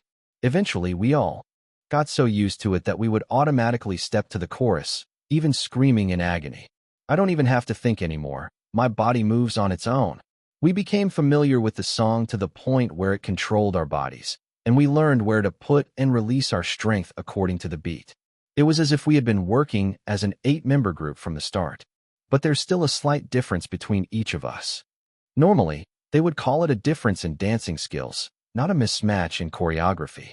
I swallowed my dry saliva and turned around at the right timing, bending and straightening my knees lightly and bowing my head. 3, 2, 1. Shoo dashed. From now on, it's just us two. Starting from today, it's just us two. Answer me. Knock knock, I'm waiting.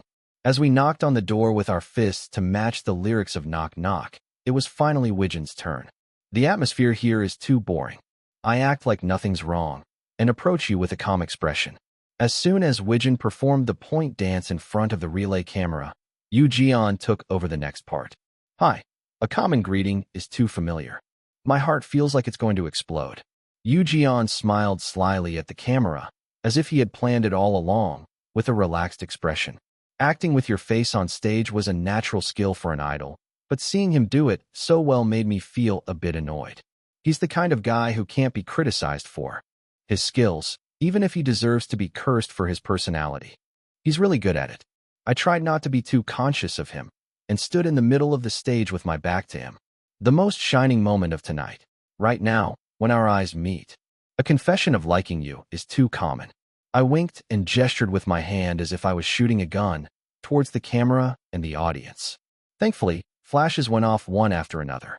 I thought I had accumulated enough experience on stage by now, but I still felt a bit nervous when I stood in the center, where I got the most attention. It wasn't because I was afraid of making a mistake or causing an accident. It was still unfamiliar. I couldn't believe I was an idol. I still lacked a sense of reality. When did I ever live with a sense of reality? It was the same when I lived a fierce life, almost like an orphan, without any adult to help me. My experience in the world that was created to prevent me from returning to reality was so miserable that I had no luck at all in my early years. Anyway, regardless of whether I felt it or not, I knew what I had to do now. I had to deliver a perfect performance as Cheon Yise, the late bloomer idol that everyone wanted. I winked and changed the line, moving to the back. Everyone else left the front where the camera couldn't catch them, and only Ijun remained in the center of the stage. You and I, right here, zoom in, as if it's only the two of us. Step in. Lift your head for a moment. Don't think too much. As soon as you're ready, go. Custom made for you. Don't hesitate. Take it. And then, without a break, the ad-lib part of the main vocals followed. They had to balance each other out because they had such a big height difference. So Nero wore high tops and the height difference was reduced to half of what it usually was.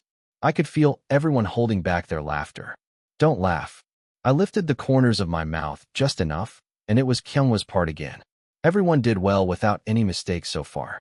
Finally, all the prelude was over and it was time to take the ending shot. We each looked at the designated camera and showed the pushing motion that was the point dance. After the ending shot, the lights changed and we relaxed our poses. Applause and cheers poured out. Thank you. Thank you. We bowed our waists and greeted the stage below. The confetti that had been scattered in the middle of the stage was cleaned up and a simple photo time began. We took a few group poses, changing the angle, and it felt like I was a product on display on the stage, just like the meaning of the showcase. It's just posing and standing, but it's so hard. I wanted to sit down. Everyone had a desperate wish in their minds. When we moved on to a brief talk time with the host. Now, we're going to start the Q&A time that the fans sent us directly. The members will peel off one post-it, each that is, attached upside down, and check the content. The questions were already reviewed once. I had a rough idea of what was on the list. but I still don't know what I'll get. I calmly smiled and asked Wijin, who was sitting closest to the question board, to pick one.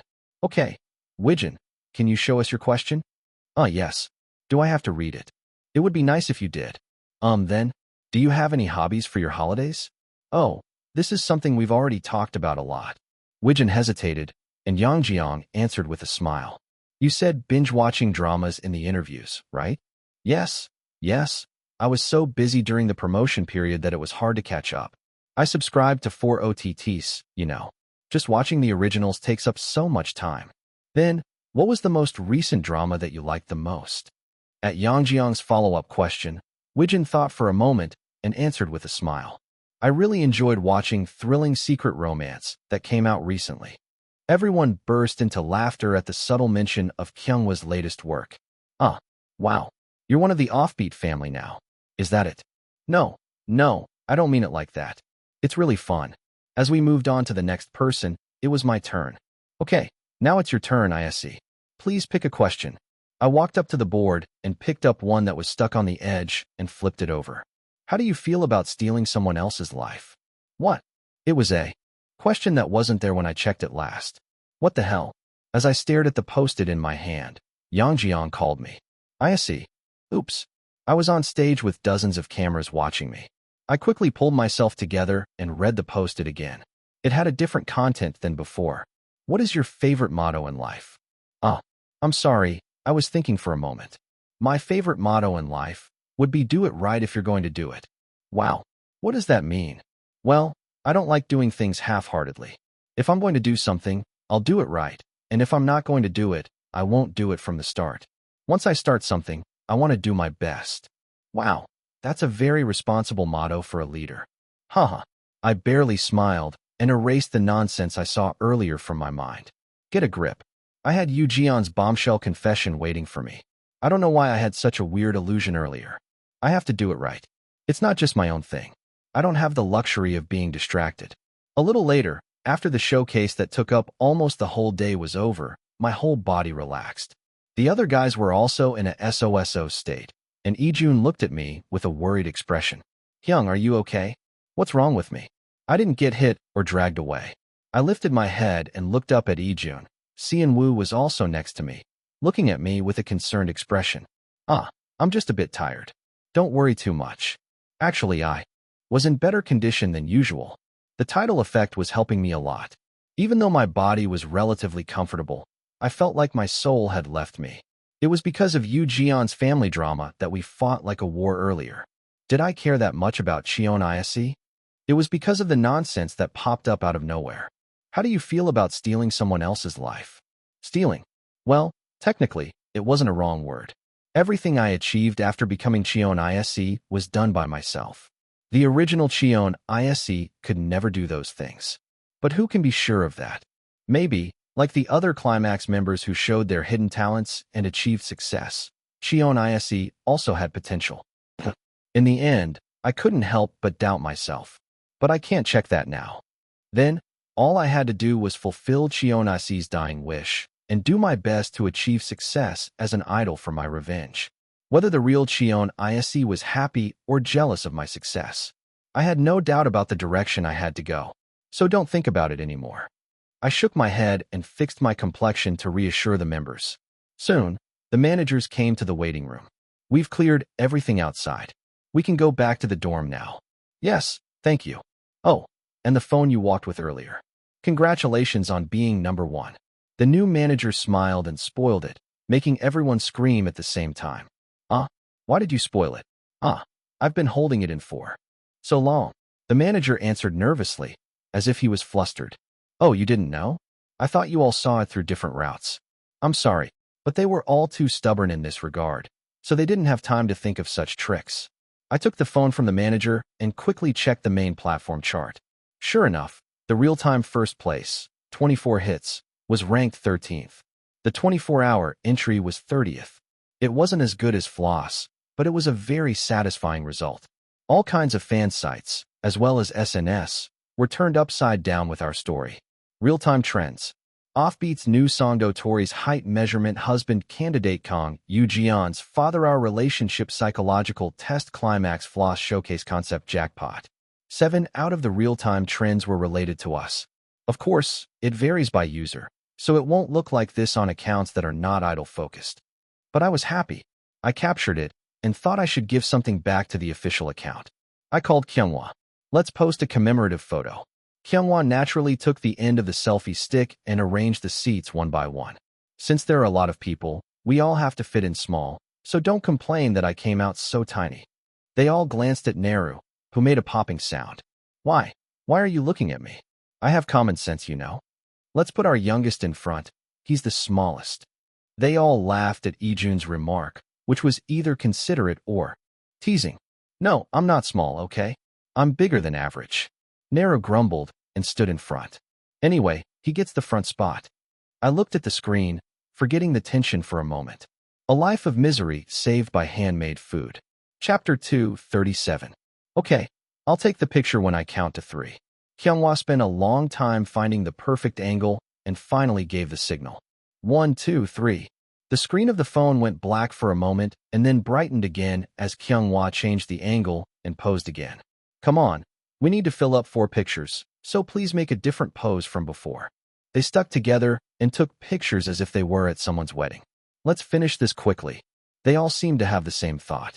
Soon after, they barely escaped from the photo shoot and sighed in relief when they heard some good news. Wow, it's not even midnight yet, and we're already in the top 10. Seon Woo exclaimed in admiration, as if it was nothing that there was another group next to them that had the same achievement. They looked around at the other indicators besides the ranking and saw that the likes were also at the level of the top 1 to 2 groups. This is how you do a reverse run and skyrocket. It's so good. I want to keep listening, but I'm worried that I'll get tired of it if I listen too much. I'm streaming on mute on purpose. 3, 2, 1. Click, clack, click, clack, click, clack, click, clack, click, clack, click, clack. Why didn't you just debut together from the start? 2 left and 3 joined, so it's +1 in the end. The members who left Climax must be regretting it so much? Wasn't Climax 5 people? They were originally a 7-member group, but 2 left. They're both inactive. Huh. They were a group that only I knew, but they suddenly became superstars. I'm so glad they didn't disband. They were a group that only I knew, but they grew so much in a year. 2, 2, 2, 2, 2. The comments are so funny. They only mention Climax with clenched teeth. Do you think they would have gotten this ranking if it was only Climax? They rode on Floss's coin and pretended to rise on their own. How ridiculous. Black Gold. I'm an old tempo, and I know that Climax did a lot of work for this single. At first, I thought they were doomed when Floss's corruption scandal broke out. But when I saw the press conference, I couldn't help but think that they all suffered so much. The song is so good. I hope they can be happy from now on. The strongest synergy between a 5-year rookie and a 2-year rookie. Dad, I'm so happy that you brought out such a masterpiece. Thank you. I love you too, 22. Severe suddenly became a son from a rich family to a daughter from a rich family. They did so well that I'm angry for the first time. What did Wiffle Planet do with these members until now? When I think about how Climax was shelved until now, it's really? Sigh. Cheon, you have a good sense, so you know what to do now, right? Please prepare an album soon. Please. They tore it up. How can self-producing and self-planning be so well done? There were some complaints from the fans of the other members of Floss or the participants who didn't debut in my idol stage, but they weren't very bothersome. Rather, it's much better than I expected. At this rate, they might aim for the first place in 24 hits before midnight. No, the first place was already confirmed from the start. It was so unrealistic that I couldn't believe it, but this was reality. I unconsciously reached for my cheek. Do you want me to hit you?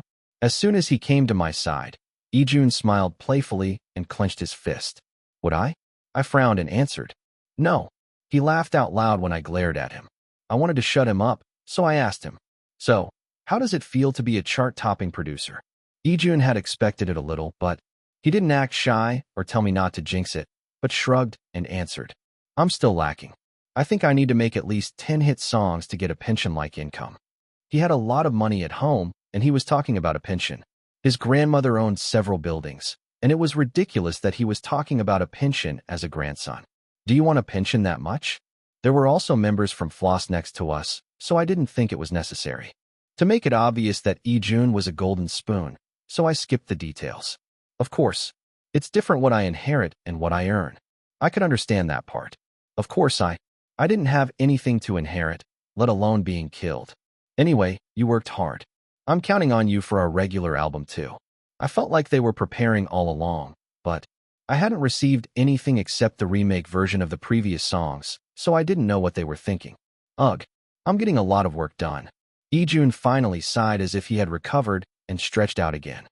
Jin, who was watching him from the side, smiled. Why? I asked Jin right away, and he answered with a faint smile. Because you all look close. I snorted and said, you shouldn't think of it as someone else's business. Swift also needs to release his debut single soon. Oh. Widgeon seemed to realize it then and let out a small exclamation. At the same time, Nara squeezed in between me and Widgeon. Give me a vocal song. A vocal song. Between Us was actually a dance song with a strong teen pop vibe, despite its rather lyrical title. Well, that's because we pursued something fun and light, with a solid rap line and no dance holes. One of the main criteria when preparing the song was that it should be easy to hum and sing along, so there was no section where we could show off our vocal skills. There was a time for the sub-vocalist to ad-lib, but that was more like a filler for a specific part, not the main focus. It depends on how you set the concept. Widgeon and Yujian were not bad singers. They could pull off a vocal song, but it wouldn't be ideal. We already had a dynamic image, so a ballad would be too risky. Come on. Nero puffed up his cheeks. But for some reason, the Hyungs who should have indulged him didn't take any action this time. We have to toughen him up. Nero was already an adult, so he needed to learn some independence and not rely on us too much. I guess the other members thought the same. All right, let's do a short thank you live broadcast here for about 5 to 10 minutes, and then go back to our dorms and rest. I wrapped up the lively atmosphere and thought about tomorrow's schedule. There was one radio show that only me, Yujian, and Widgeon would appear on, one variety show with Ijun and Kyunghwa, and one CF with Seonwoo and Naru. We had so many members that the schedule was crazy and overwhelming. Thanks to that, even the management team staff who used to work in the office had to temporarily join the field work. But it's still too early to hire more managers. We had to finish this promotion with 2 people and see how the revenue came in before deciding. I nodded silently, and the new manager finished preparing the live broadcast and drew a sign over his head. I was quite nervous at first, but he got along well with the manager who had been with us all along. The friction that happened a year ago seemed like a thing from a movie, and everything went smoothly. Okay, 1, 2, 3, and we'll start the broadcast.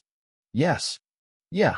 With 8 energetic voices, 4 of us sat on the sofa in the waiting room and 4 stood behind it, and the live broadcast began. 2, 3, game start. Hello, we are Offbeat. The voices of the 8 of us became one and echoed as the broadcast started. I felt a surge of emotion in my chest, but I didn't show it. Wow, did you see the number of viewers at the end? It's scary to think that so many people watch us.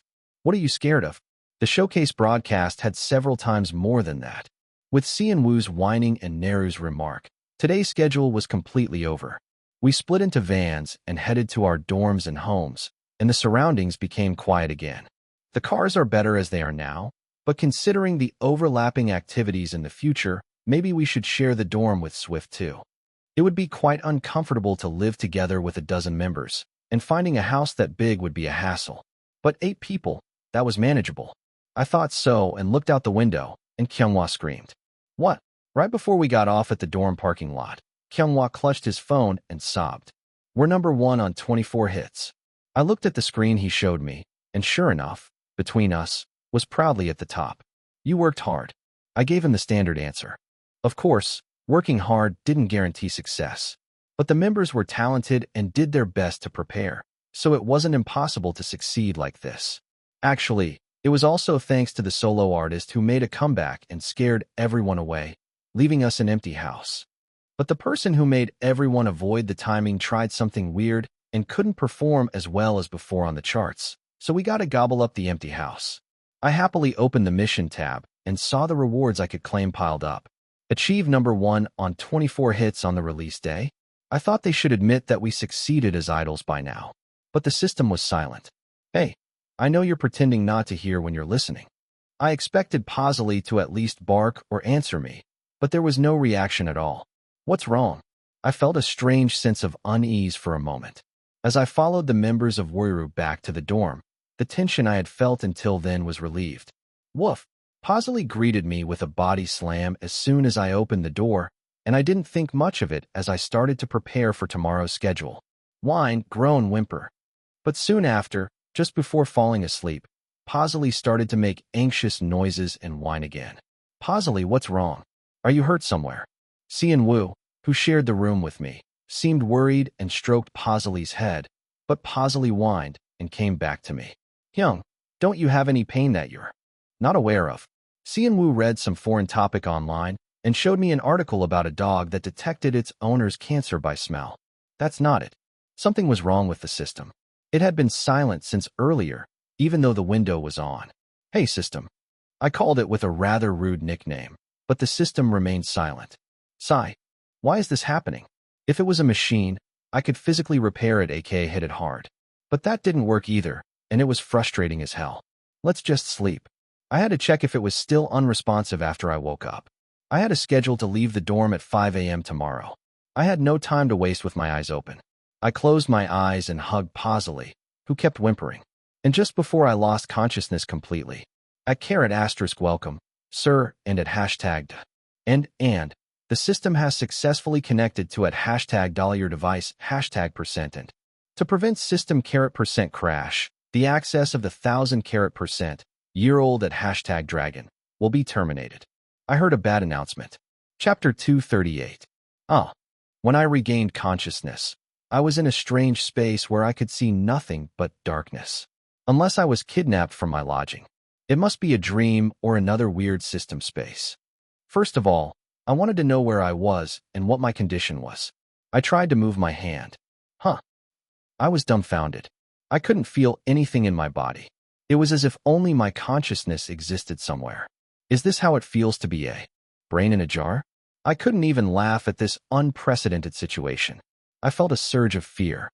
What is this place? What happened to me? Just before I lost consciousness, I thought I heard something about terminating the connection. I still had no idea what was going on. I hastily called the system. Then, as if rebooting an ancient computer, a message window appeared with a humming sound. Recovering data from critical system damage. Searching for available body data. What is body data? I asked the system to explain. What the hell is going on? It was obvious that I had no vocal cords to make a sound since I had no body. Only my consciousness existed, and even that was flickering like a weak signal. Current system control authority has been suspended due to external intrusion attempt. External intrusion? As I asked in bewilderment, a huge amount of text flowed into the stream of consciousness in the dark. Some of it was familiar to me, and some of it was new. Why didn't I remember? I was utterly confused. Why can you do it, and I can't? System recovery successful. Im Hyunsung's system connection has been successfully restored. The unauthorized program that was trying to access Im Hyunsung has been stopped. Penalty for mission failure. Eternal #$life at #, and %wast.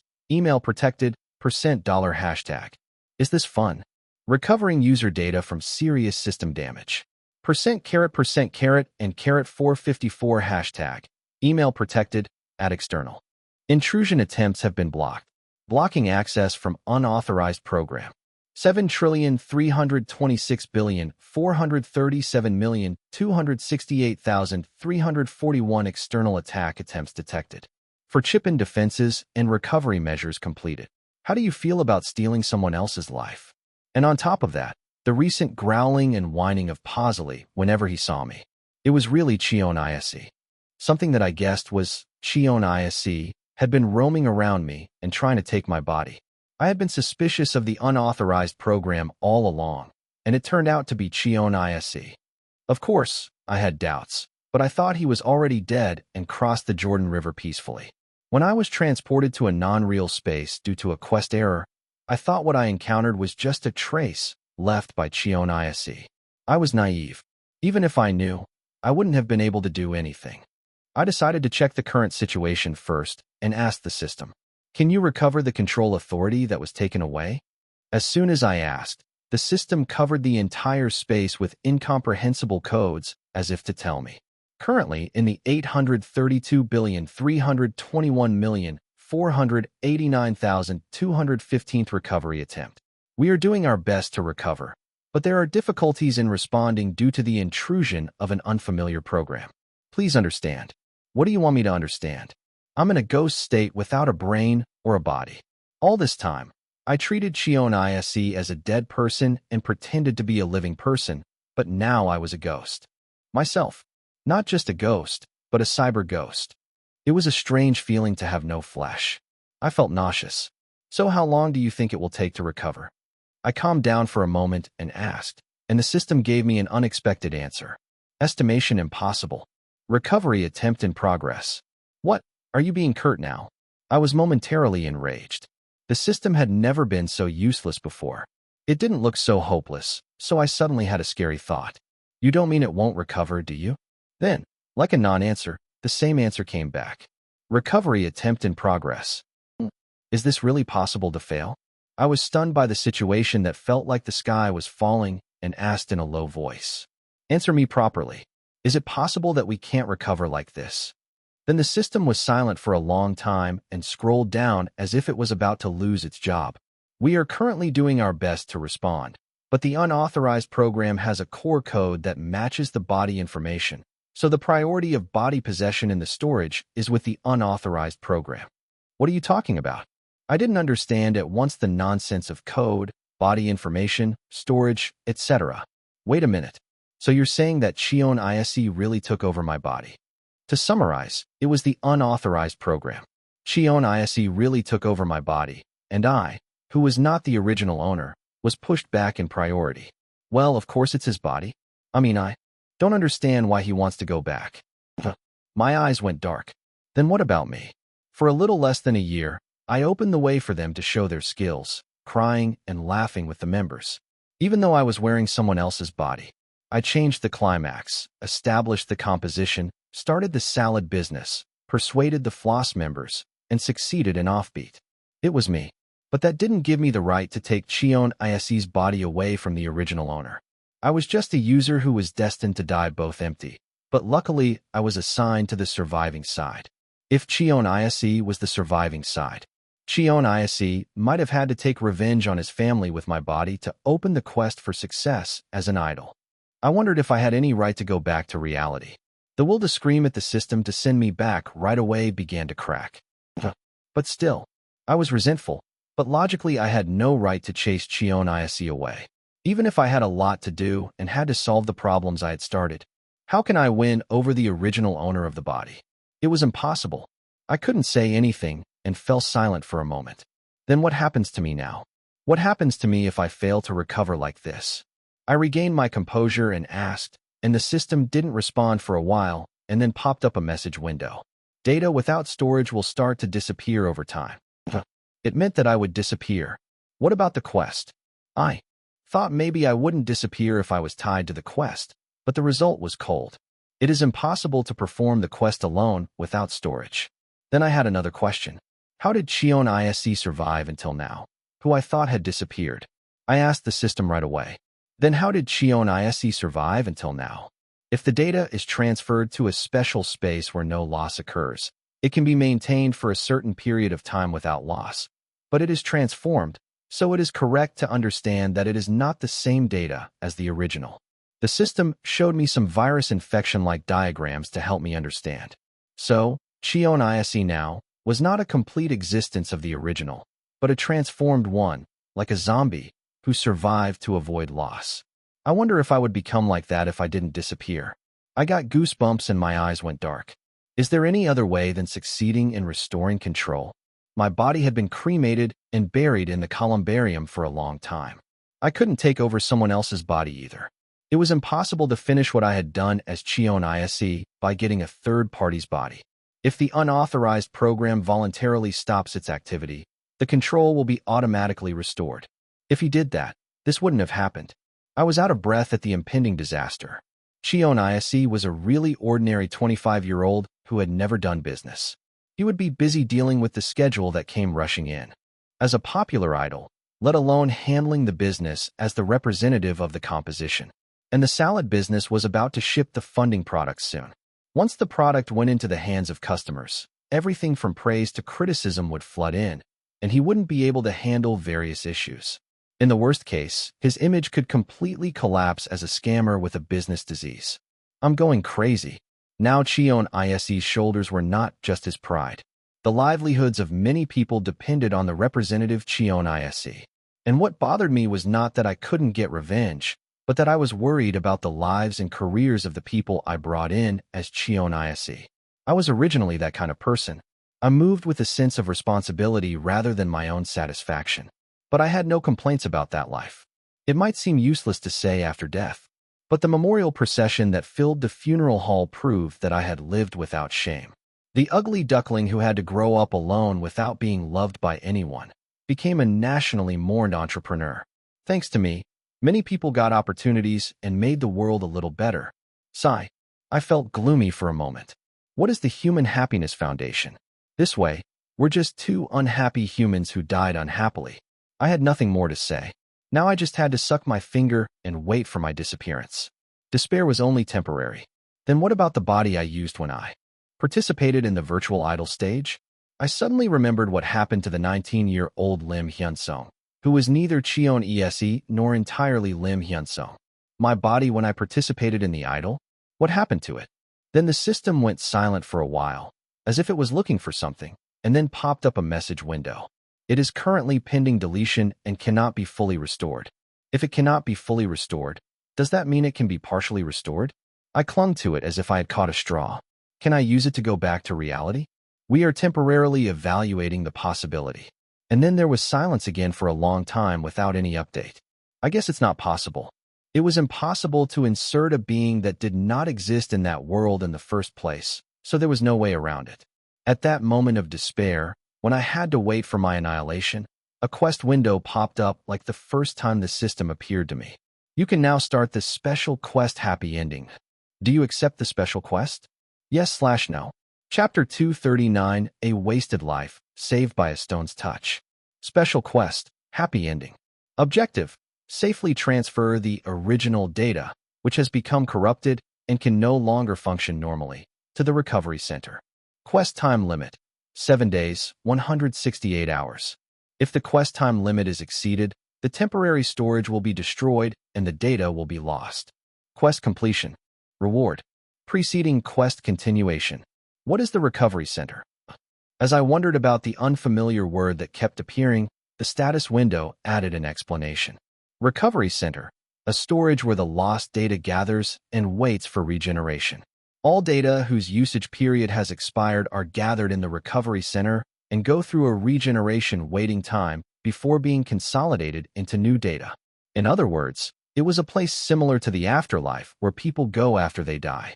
The image that the system showed me was a space where tiny pixel grains emitted light and gathered to form a galaxy-like shape. It's beautiful.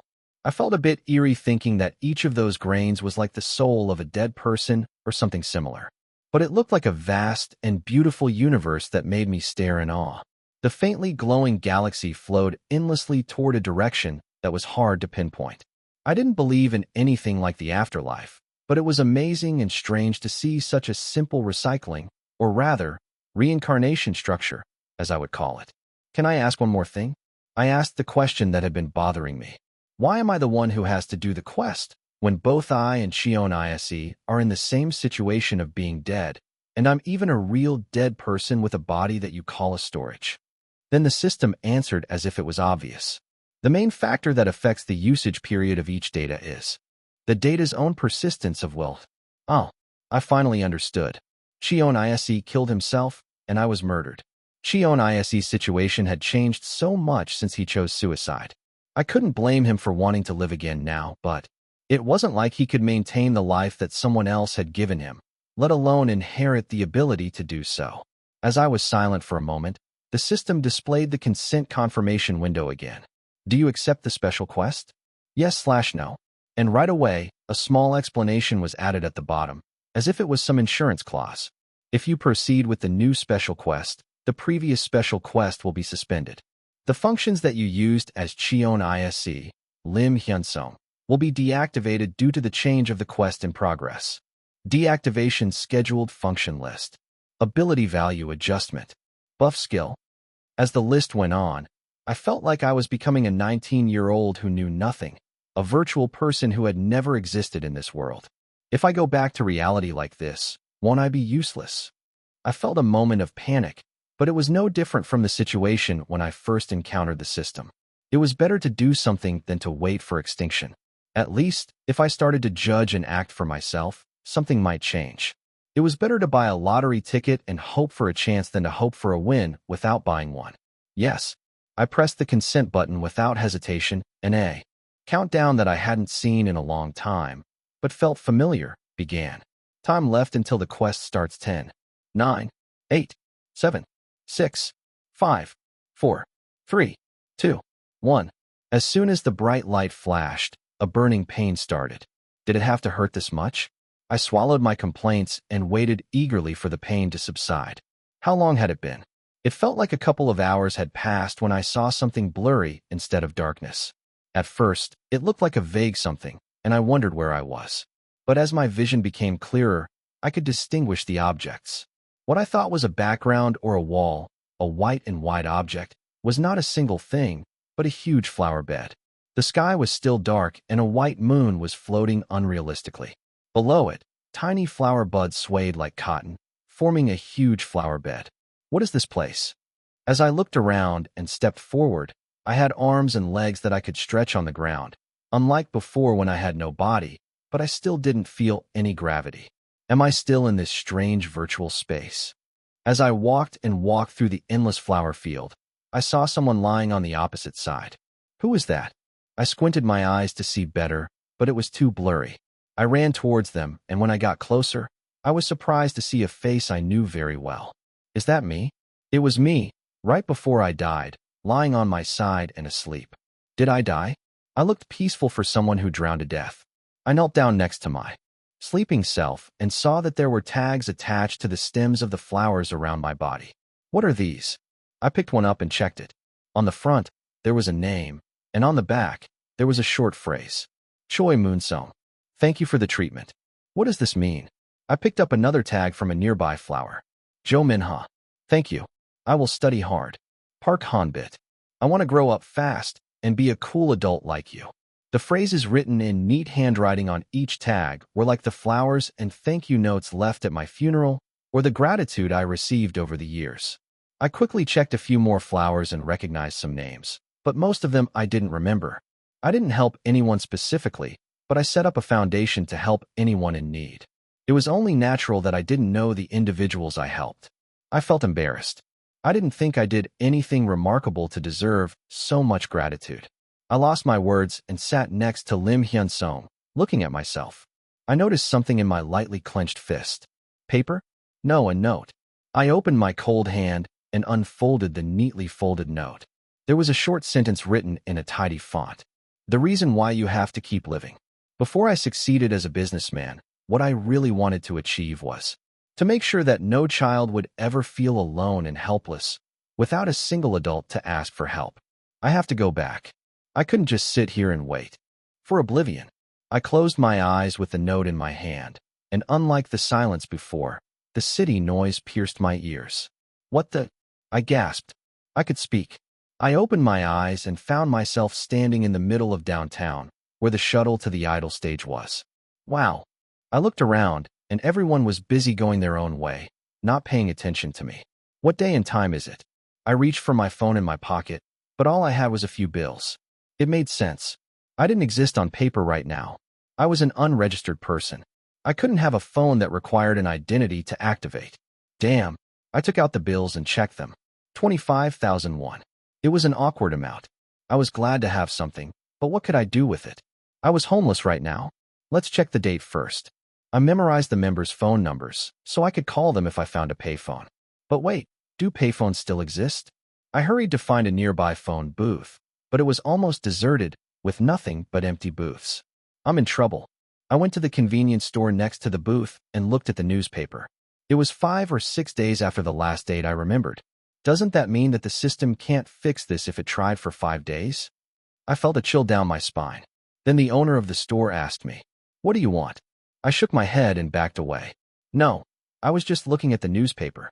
He snapped at me in a grumpy voice. "Then go away. Don't bother my business." Geez, have some manners, old man. I wanted to frown, but I held it in and tried to leave quietly. But then I saw the entertainment section of the newspaper and my eyes widened. Hey, wait a minute. I'll buy this. How much is a newspaper? Is it still 1,001? I grabbed a copy and handed him a 5,001 bill. He gave me 3,001 in change. This felt like ripping off a kid's money. I didn't want to haggle over 1,000 or 2,001, and I was in a hurry anyway, so I took the newspaper and the change. If something had gone wrong with the business, it would have been in the news. It wasn't a general business-related article that would be slow to report unless it was a relatively big accident. It was an entertainment article, so if something had happened, it would have been a mess right away. Let's see. Any articles about the composition or the climax. Offbeat Music Safe wins first place for the first time. Kyunghwa, thanks for cheering for our new start. They won first place. This time, they didn't have to rely on fan votes to easily win first place. They also won first place on cable music shows and other terrestrial music shows. They had 3 trophies in a week, so they were all doing well. Did I underestimate Cheon Yise too much? A strange feeling of regret or relief crossed my mind, and then I noticed something weird. At most of the places where the leader should have spoken, such as the acceptance speech, it was Kyunghwa or Wijin who held the microphone, not Cheon Yise. What is Cheon Yise doing? He was the leader and the representative, so why didn't he have the microphone at all? I decided to check the internet articles and headed to a nearby PC room. If I had a phone, I could just use Wi-Fi or data. It was unfortunate, but there was nothing I could do about it. I prepared myself mentally and tried to log into SNS, which was faster than the articles. What? The password does not match. This is correct. I typed in the familiar password a few more times, but after failing more than 5 times, a window popped up asking for phone verification. Don't tell me. Cheon Yise changed the password. I felt a chill run through my body. Sigh. Nothing was easy. I moved my eyes back to the monitor and started searching the internet with a restless mind. Chapter 240. I wished I could see the opinions of the loyal fans who posted their reactions in real time. But it was too much work to look up each and every account, and the official account had too many followers to tell them apart. It would have been better to check the Climax or Offbeat boards of some specific sites, or maybe browse the popular posts on the integrated community. If Cheon Yise, who was like a zombie, caused any trouble, the trolls on the integrated community would be the first ones to make a fuss and create trending posts. Please, let there be nothing. I logged into Yini Talk, hoping to see nothing but Offbeat sales posts on the popular list, but to my dismay, the name that had been mine until a few days ago was stuck at the bottom of the list. Real-time hot posts. Isn't Cheon Yise's attitude too harsh? Plus 79. I wish this expectation could be a little off. The only silver lining was that there weren't that many comments. But this was something I didn't know yet. The controversy would die down in this board after getting the troll verdict, but it would only get worse. It would become the prey of the aggro coins and the cyber leeches, and it would start to hit the airwaves. I hoped it wouldn't go that far. I sighed and clicked on the post. I sat in front of the computer, watching Cheon Yise's reputation shake in real time, and racked my brain. Gerdash. My stomach clock rang very accurately. I should eat something before I think too hard. The money in my pocket had shrunk from 25,001 to 22,001. It was impossible to survive a week on 22,001. It was hard enough to be homeless at this age, let alone without a phone. But if I jumped into a day labor job that paid daily, they would check my identity for insurance or cost reasons. And the day labor jobs that didn't check my identity were too hard for a high school student's body, and they wouldn't even hire me. There was no answer. Should I beg? I muttered to myself, when a place popped into my head. A place where students of this age could get free meals. There was one, but is it still operating? I had no choice but to go and see. Luckily, it wasn't too far from here. Well, I'm here. I cautiously opened the building entrance and stepped inside. A cafeteria that looked like a small cafe or a cafeteria was operating with a somewhat chilly atmosphere. Excuse me. As I hesitated and caught the attention of the staff, a middle-aged volunteer who looked like she was in her 40s greeted me with a bright smile. Are you here to eat? You can get a plate from over there. If you want a drink, you can ask at the serving area. Oh yes. Thank you. I nodded and headed in the direction the volunteer pointed. I never thought I'd get help from the center I made. The place I headed to after a brief moment of hesitation was a youth shelter run by the Joe Young Children's Foundation. It was a place where homeless teenagers who were vulnerable to crime could study and entrust themselves whenever they wanted. They could stay for a week without any questions. If the stay period exceeds a week, they will check your identity and protect you by connecting you to a long-term shelter. But for a week, they literally didn't ask anything and let me use the dormitory-style accommodation and cafeteria. Well, then I've solved the food and lodging problem. But how am I supposed to meet Cheon Yise like this? If I fail to persuade him, my revenge as Im Hyunsung will also be impossible. My head got more complicated. If Cheon Yise really ruined his life by sticking to his body, and then he fell back into hell as an idol without success, and what about my revenge? Is it over with them living happily ever after? At that moment, when my teeth clenched, the system's guidance came to mind. If you proceed with a new special quest, the previous special quest will be temporarily suspended. That means I can interfere with the incidents related to Im Hyunsung without any restrictions, right? I hurriedly stuffed the rice I got on the plate into my mouth and got up from my seat and headed to the digital library. It was called a digital library, but it was actually a computer room for studying online lectures. They have a blocking program to prevent games. But the messenger was not a block program. I turned on the computer and logged in with the ID I used when I was Im Hyunsung.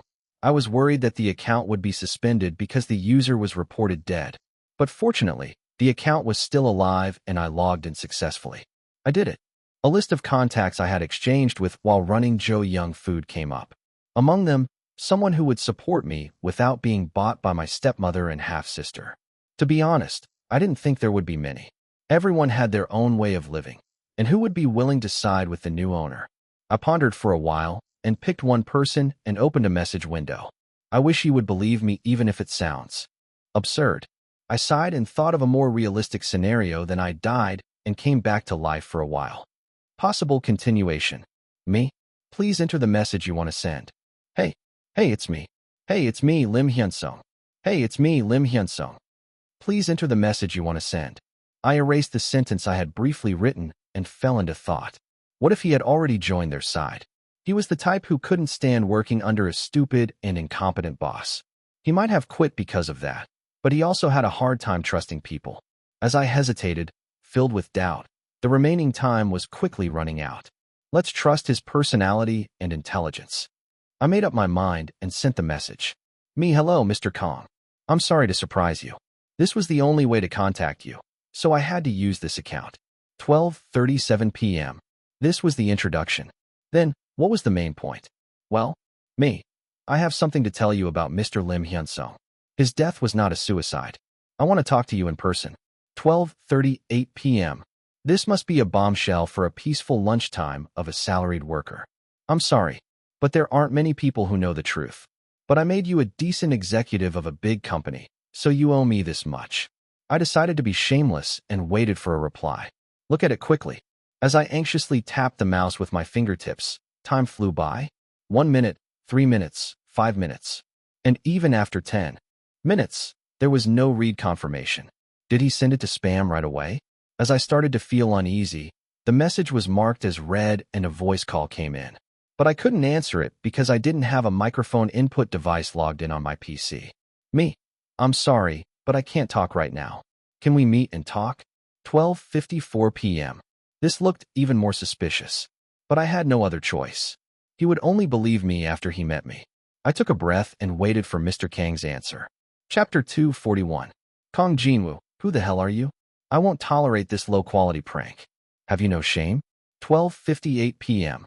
Kong Jinwoo, there's a limit to scamming. I'm blocking you. 12:59 p.m. Damn.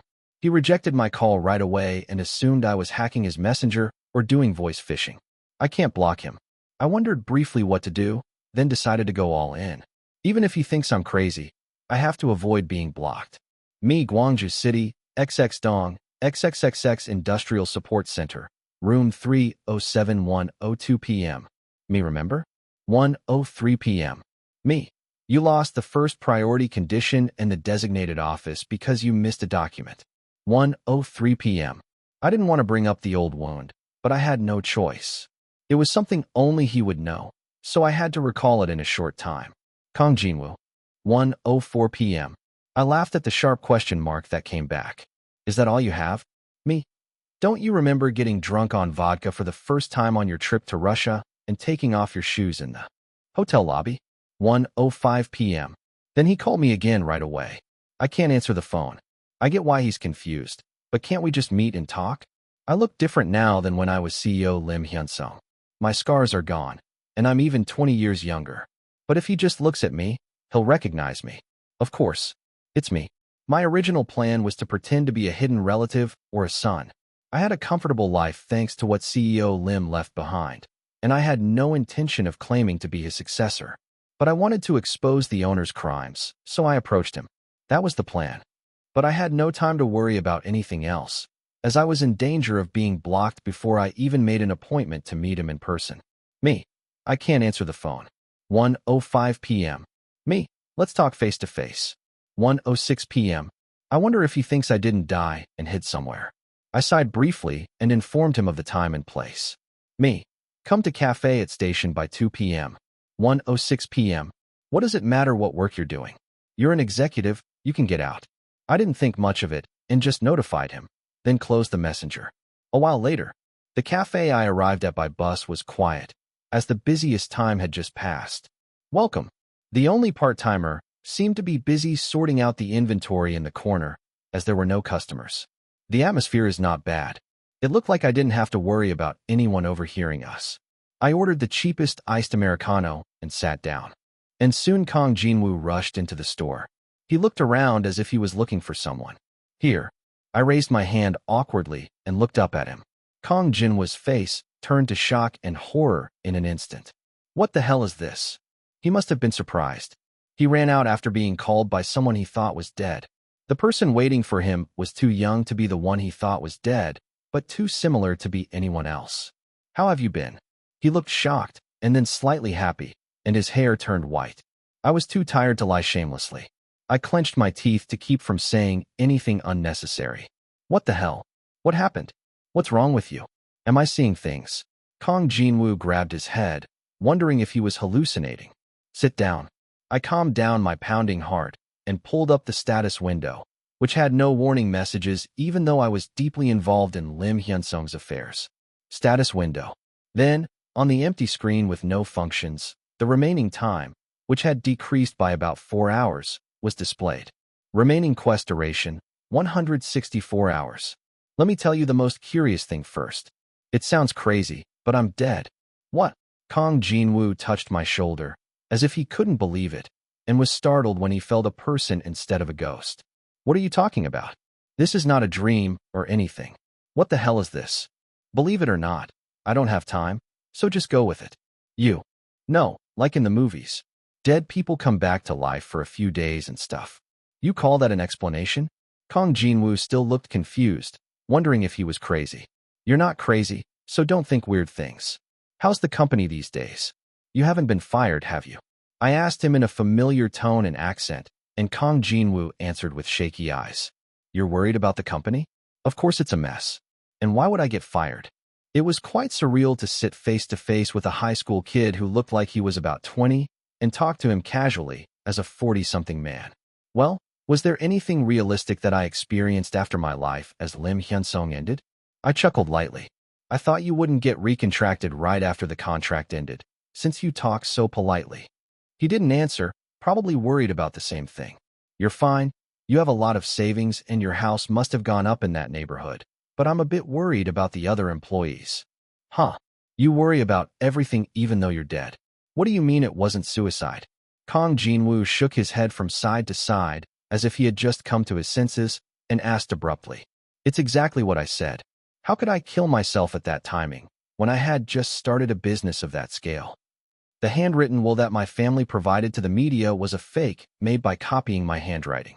It had no legal effect anyway, it was just used as evidence to confirm my suicide.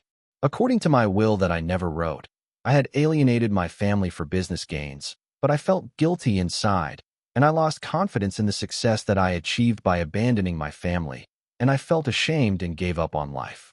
What a joke. How could someone who was having a headache over the lawsuit with his family think that way? How could it have been resolved so quickly? I could only think that it was the result of a collusion between the local police, the investigator in charge, and the lawyer. Ah, then are you saying you were murdered? I hesitated at Kang Jinwoo's confused question. If there were many bidders who expected to get some crumbs from my family's cooperation inside, can I trust this guy? I didn't have time to worry. He couldn't stand his temper and raised his voice. Hey, isn't that the most important thing? Why can't you talk? Yeah, with that personality, he wouldn't have survived in the gap between those hyenas. I answered with relief. There must be a suspect. When did you see me worrying about my family? Oh, no, yeah. That makes sense, but, how can people be so shameless?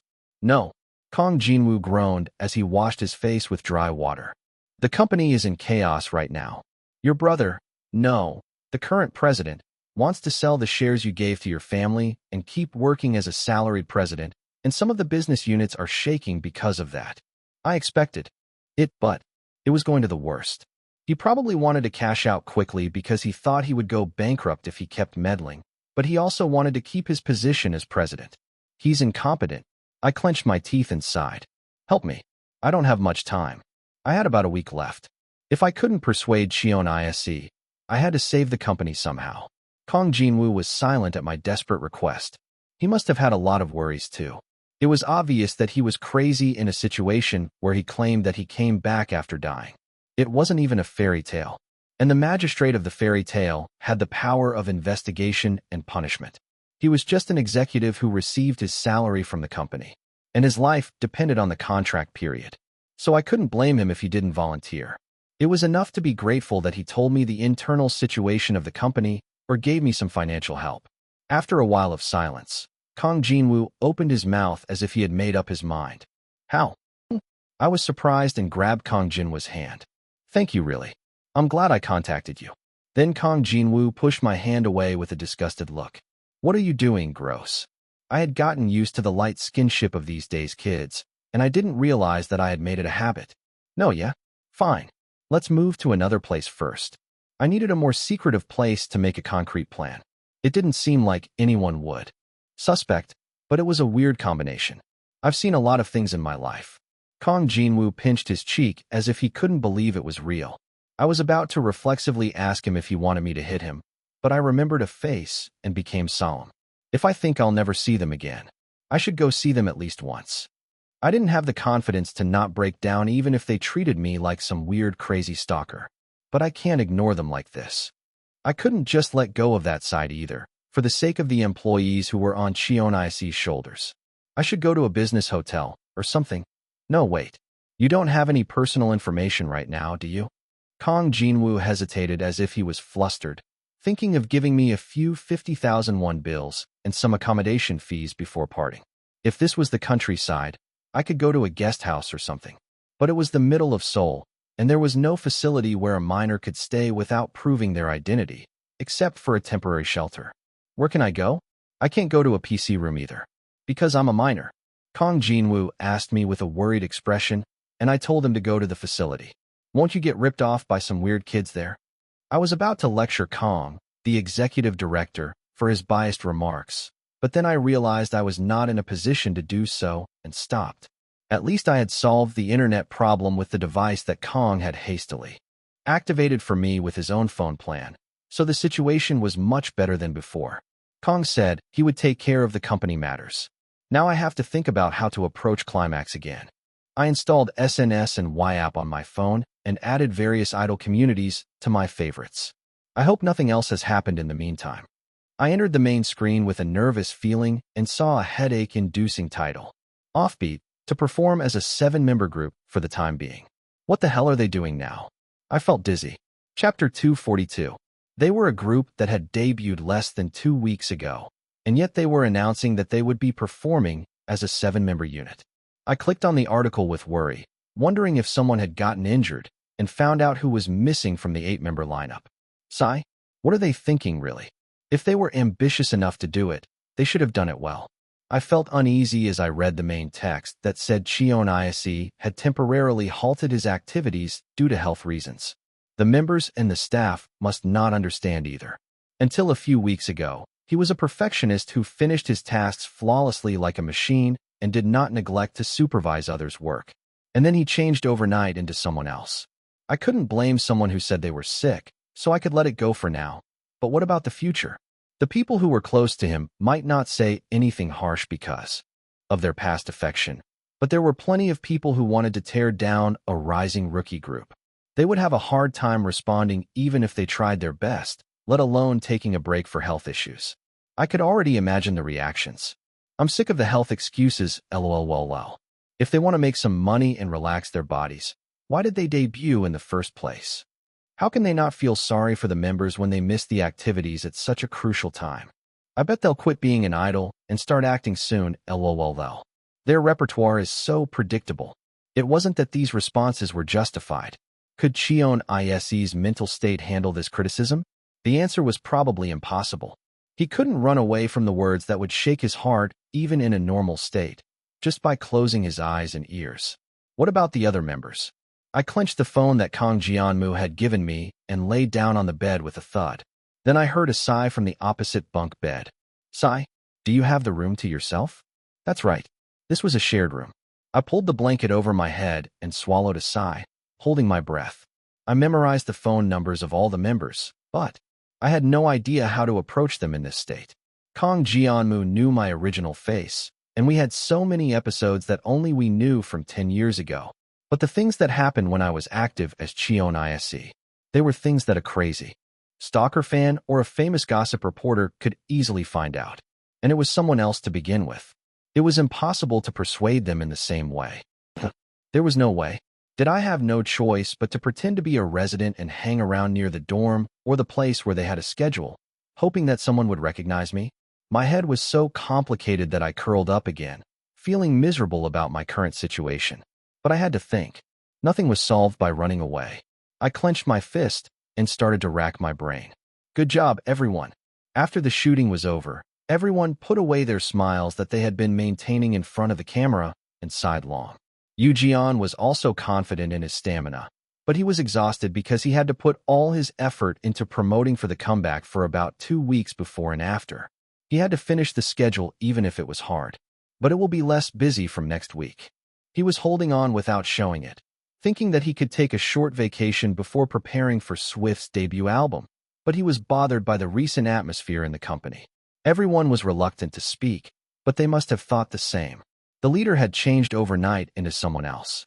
The Cheon Yise he knew was a bit blunt at times, but he was basically a warm-hearted type. Otherwise, he wouldn't have brought Shim Neru with him.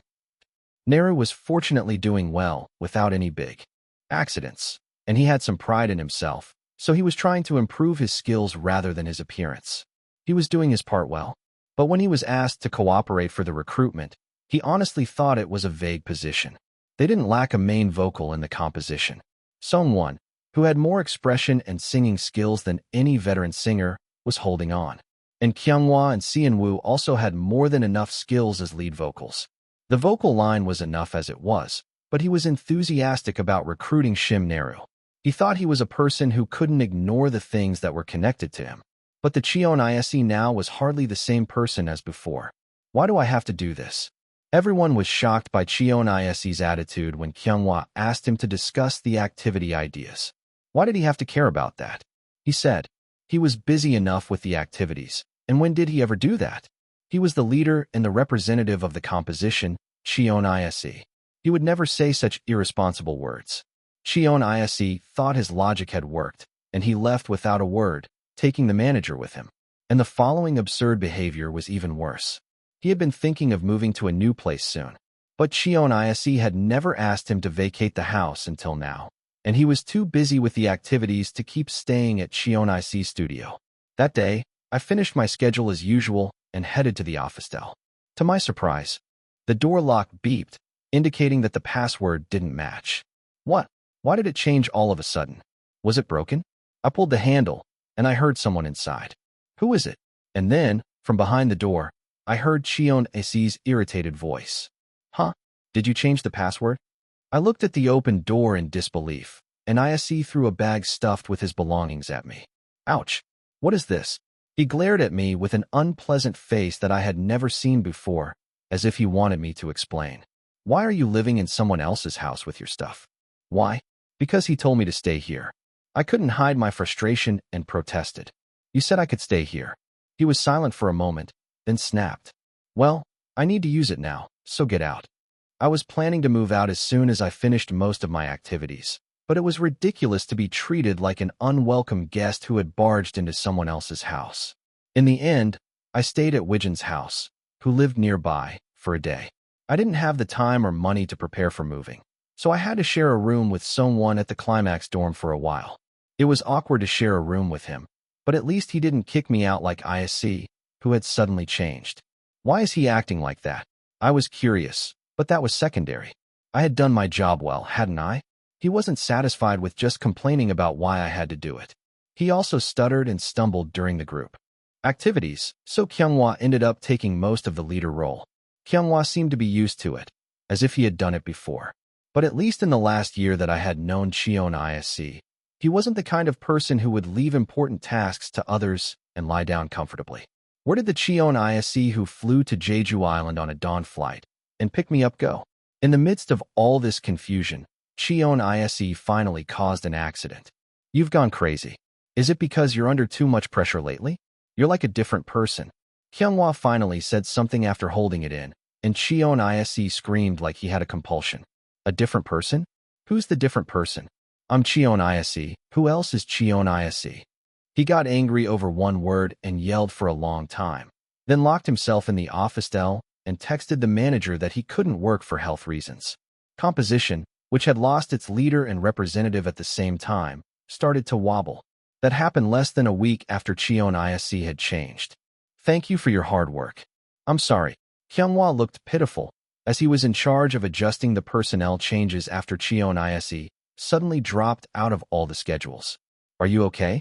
You seem to be pushing yourself too hard. I was no better off, but I was relatively used to this extreme schedule. When it was hard to cover with just Wijin and Kyunghwa, I tried to block the spit with a smile on my face, hoping to help. Kyunghwa sighed deeply. No, I'm fine. I'll let you know if I feel too tired later. He had a lot of pride too. He was relatively comfortable asking Wijin for help, but he didn't like to ask me. Well, okay. But his attitude seemed strangely familiar, and it bothered me.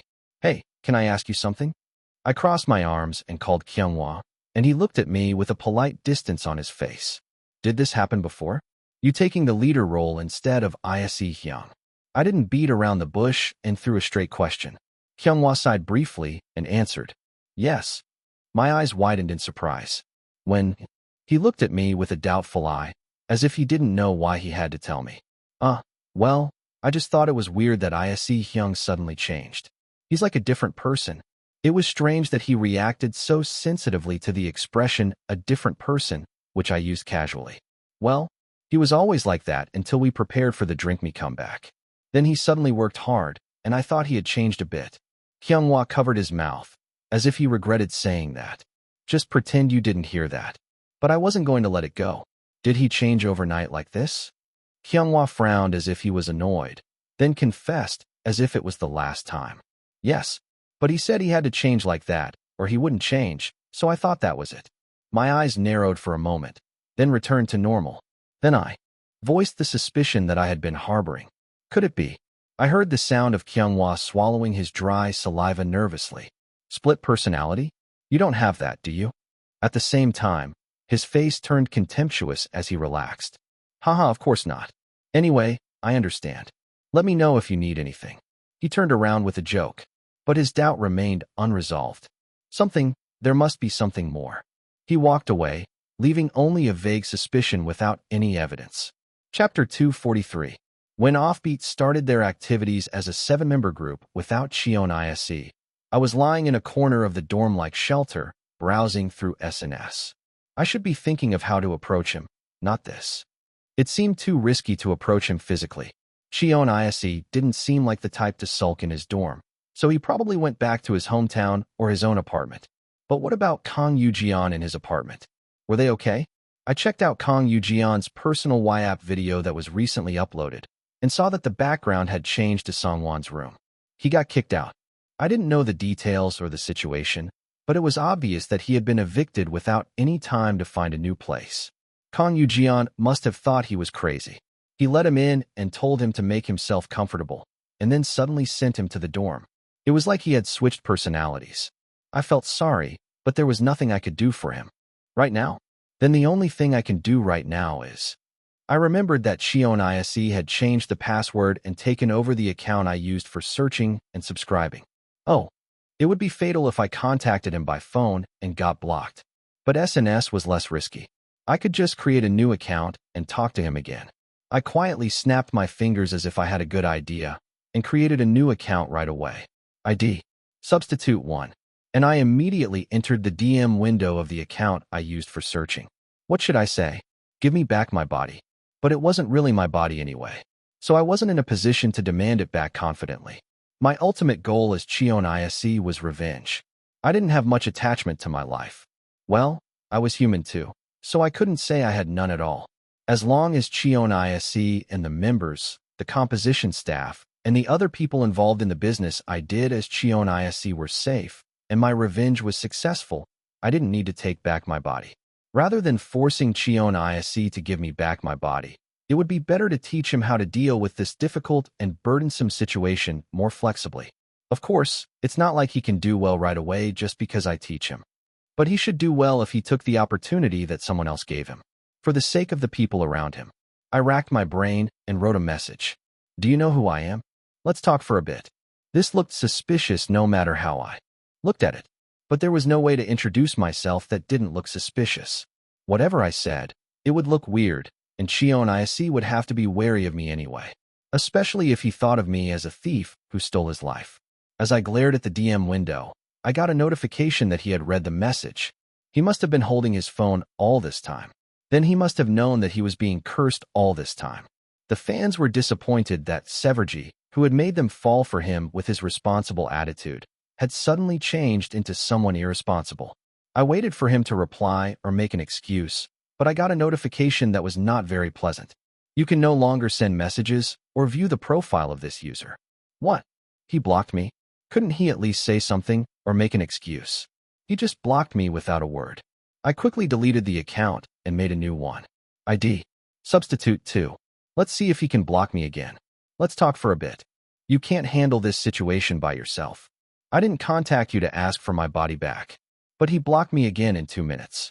Damn it. I was getting more annoyed than worried, and I swiftly made a new account. ID. Substitute 3. I didn't ask for my body back. Why did you stop your activities? Didn't you want to be a good idol and get your body back? Then do well. What are you doing right now? I wanted to say more harsh words, but I was the victim here. I wondered how he would react this time. Would he say it was obvious? He blocked me again. What was he trying to do? Not listening to me. If he didn't want me to interfere, he should do well on his own. My head started to ache. Do I have to go to him after all? I booked a call taxi to the area where Cheon Yise's apartment, where he was likely to be holed up, was located. The taxi driver looked confused and suspicious when a young kid hailed a cab in front of the youth center in the middle of the night and headed to a luxury residential area. He wondered if the kid was involved in some crime. What excuse could I give that wouldn't sound weird? If I said, I'm going to meet a friend, happy face, he would probably doubt if that friend really considered me a friend. I kept my mouth shut and looked out the window. It had been a while since I walked around without any disguise at such a late hour, as I had been living as a semi-celebrity for some time. Now I was just an ordinary kid that most of the nation didn't even know existed. Not an idol who would be surrounded by pedestrians and gawked at with curiosity, saying, Look, it's Cheon Yise. Well, it's honestly comfortable to walk around with my bare face and not care about anyone. But I felt strange. So this is how it feels when no one recognizes me. I felt like I had become invisible, as if the countless gazes that had been on me had disappeared at once. I shook off the feeling of alienation for a moment, and soon, the taxi arrived at the complex. Thank you. I paid the fare and sent off the driver, who still had a doubtful expression on his face. I looked up at the skyscraper-like office dell and felt a bit odd. Was Cheon Yise at the top floor, trembling and ignoring the problems that he couldn't solve? But he couldn't run away anymore. If he was going to continue living the life that I had revived for him, he had to face them. Sometimes it might be better to run away from problems. But if he wasn't going to quit that field forever, avoidance wouldn't help with most problems. It would only make the situation worse. If he wanted to keep being an idol, and if he had even a little bit of affection for Climax, he couldn't go on like this. I pressed the intercom password, thinking that I would grab Cheon Yise by the collar and slap some sense into him. The intercom number was common for all households, so I could enter without any trouble. The problem is now his personal room. As I stood in front of the door, I felt a bit nervous, but then I remembered that the members were having a hard time taking care of Cheon Yise and pulled myself together. If you make a mess, don't run away and deal with it properly. That way, I could rest assured and either reincarnate or disappear. I pressed the doorbell out of courtesy, but there was no response. Was he not home? Or was he pretending to be? I tried to turn the handle and pull the door, but of course it didn't open. I tried to enter the password, hoping for a miracle, but I got a message saying that the password was incorrect and that I couldn't press the password anymore. Oh, this was troublesome. Judging by the lack of any sound from inside, there was a good chance that he had gone to his parents' house. That would be even more troublesome. I had impressed Chairman Cheon and got his investment and cooperation, but if he saw Cheon Yise's irresponsible avoidance, he would be disappointed again. I had barely pushed for the salad business that Vice Chairman had opposed, but if he kept doing this, there were more than one or two problems like this. For now, let's go back to the shelter and go to his parents' house in the daytime. I checked the time on my phone, and it was already dawn. I had to get some sleep and wake up and go to his parents' house. I thought about what I was going to do and took the elevator down, but on the first floor, I almost collided with another resident with the elevator door between us. Oops. I'm sorry. I quickly apologized and looked up, and the other person also apologized to me as if he was surprised. No, it's my fault too. I'm sorry. I was startled by the familiar voice and opened my eyes wide. And there was a face that I had seen too much until a few days ago. Oh, you go ahead. The other person looked a bit embarrassed that I recognized him, but he had a confident expression that showed his composure. The guy who was still shining with his face even in this distressing situation. It was Kang Yujian. I was so flustered that I couldn't say anything, and Yujian smiled as if he understood and stepped aside. His expression was so annoying. I wasn't surprised because I saw a celebrity for the first time. I wanted to say something, but we weren't in that kind of relationship. Just a regular pedestrian and a superstar. There was nothing to say except, you go ahead. But I had hoped that he would recognize me or remember what happened during the quest if we met one-on-one. But Yujian acted like he was seeing a stranger for the first time. Yes, thank you. I had no choice but to pass by here. I felt a bit bitter and turned around when Yujian suddenly looked back at me and asked, excuse me. What? But what came back was a sentence that made me even more annoyed. Have you ever been to the Floss fan signing event? I looked at Yujian with a bit of contempt and answered, no. What are you talking about? Why would I go to Floss's fan signing event? I quickly left the lobby and caught a taxi outside. It was late at night, and the taxis were busy with drunk customers. I was worried that I might get rejected, but I got a taxi right away. The direction was also good for picking up more passengers, so I had no trouble getting back to the shelter. But I was not in a good mood. I guess it was natural that he didn't recognize me, but I couldn't help feeling hurt. I was so worried about him, knowing that he was supposed to debut. But it felt like everything was a mirage, and I was the only one who remembered. My heart sank. But I don't have time to be sulking like this. I created a new SNS account and sent a DM to Cheon Yise. But I didn't know if he was sleeping or not looking at his phone. Or maybe he just decided to ignore me. This time, there was no red receipt or block. I'll barge in as soon as the morning comes. I knew I would be stopped by his manager, but I had to find a way to get in. I would grab his collar and yell at him. What's your lifelong wish if you can't do this much? You're not desperate. You just wanted to blame others for your failure. Maybe that would wake him up. But I couldn't know that until I tried. Ugh. My head was throbbing. Time left to complete the quest. 153 hours. I didn't have much time. I had to do something to avoid regret. I stayed up all night with my eyes wide open. Soon, the sun rose and the morning came. Chapter 244. I didn't want to go too early and look suspicious, so I killed time until lunch by browsing articles related to Offbeat. Fortunately, the other members were working hard to fill the gap left by Cheon Yise, and I could easily find news about their activities. I also didn't forget to feed the fans with some personal Y-apps. A clip of Sian-woo being shocked by the fans' recommendations of diet-friendly late-night snacks, such as pig's feet, Boss Sam, roast tteokbokki, chicken, and pizza, on his Y-app where he ate konjac tteokbokki for diet, was shared over 20,000 times. He probably didn't expect that much of a reaction. Sian-woo, you don't have to be so shocked. The reaction of Godbanon, who is surprised by my daily diet. You eat that at night? Oh, not just one, but several? I was so shocked that I felt hurt. Suburji must have been strict with the management. Sometimes there were comments looking for me, and my heart sank. They're all doing well. I thought it might be better to just exclude Cheon Yise and continue as a 7-member group. Then what about the composition?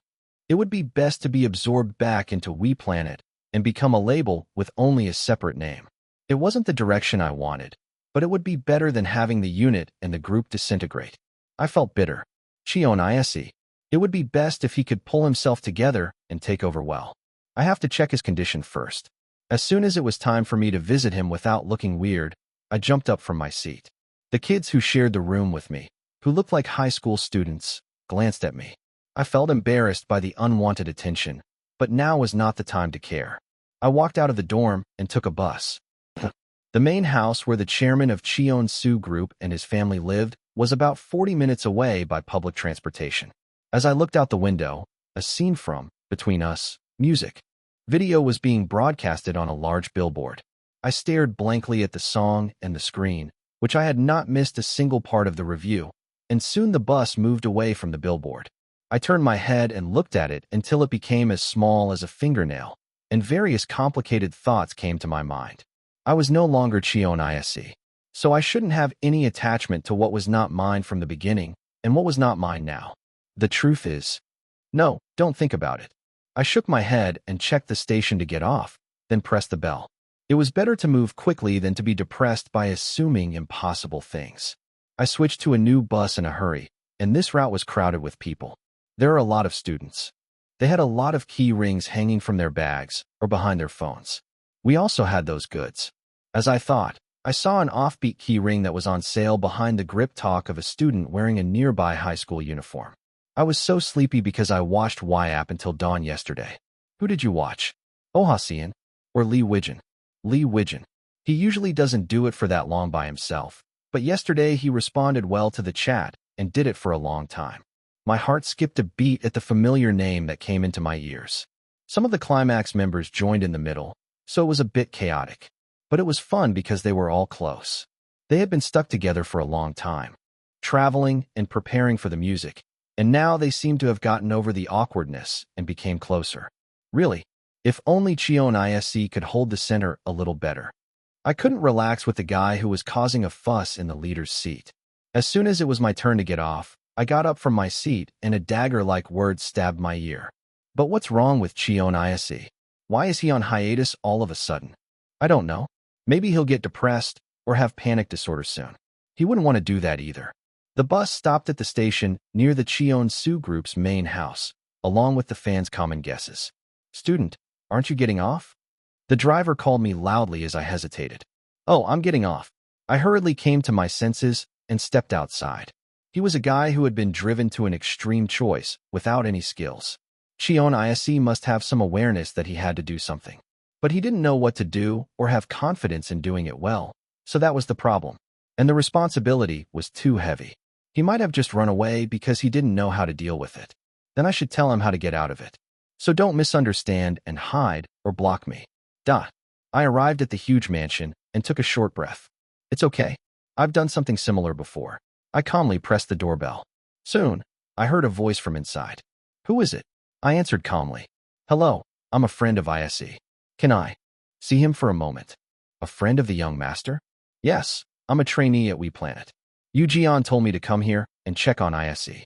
He was supposed to come with me, but he got caught up in something, so I came first. We had something to discuss about the company's plan, but he's not answering his phone.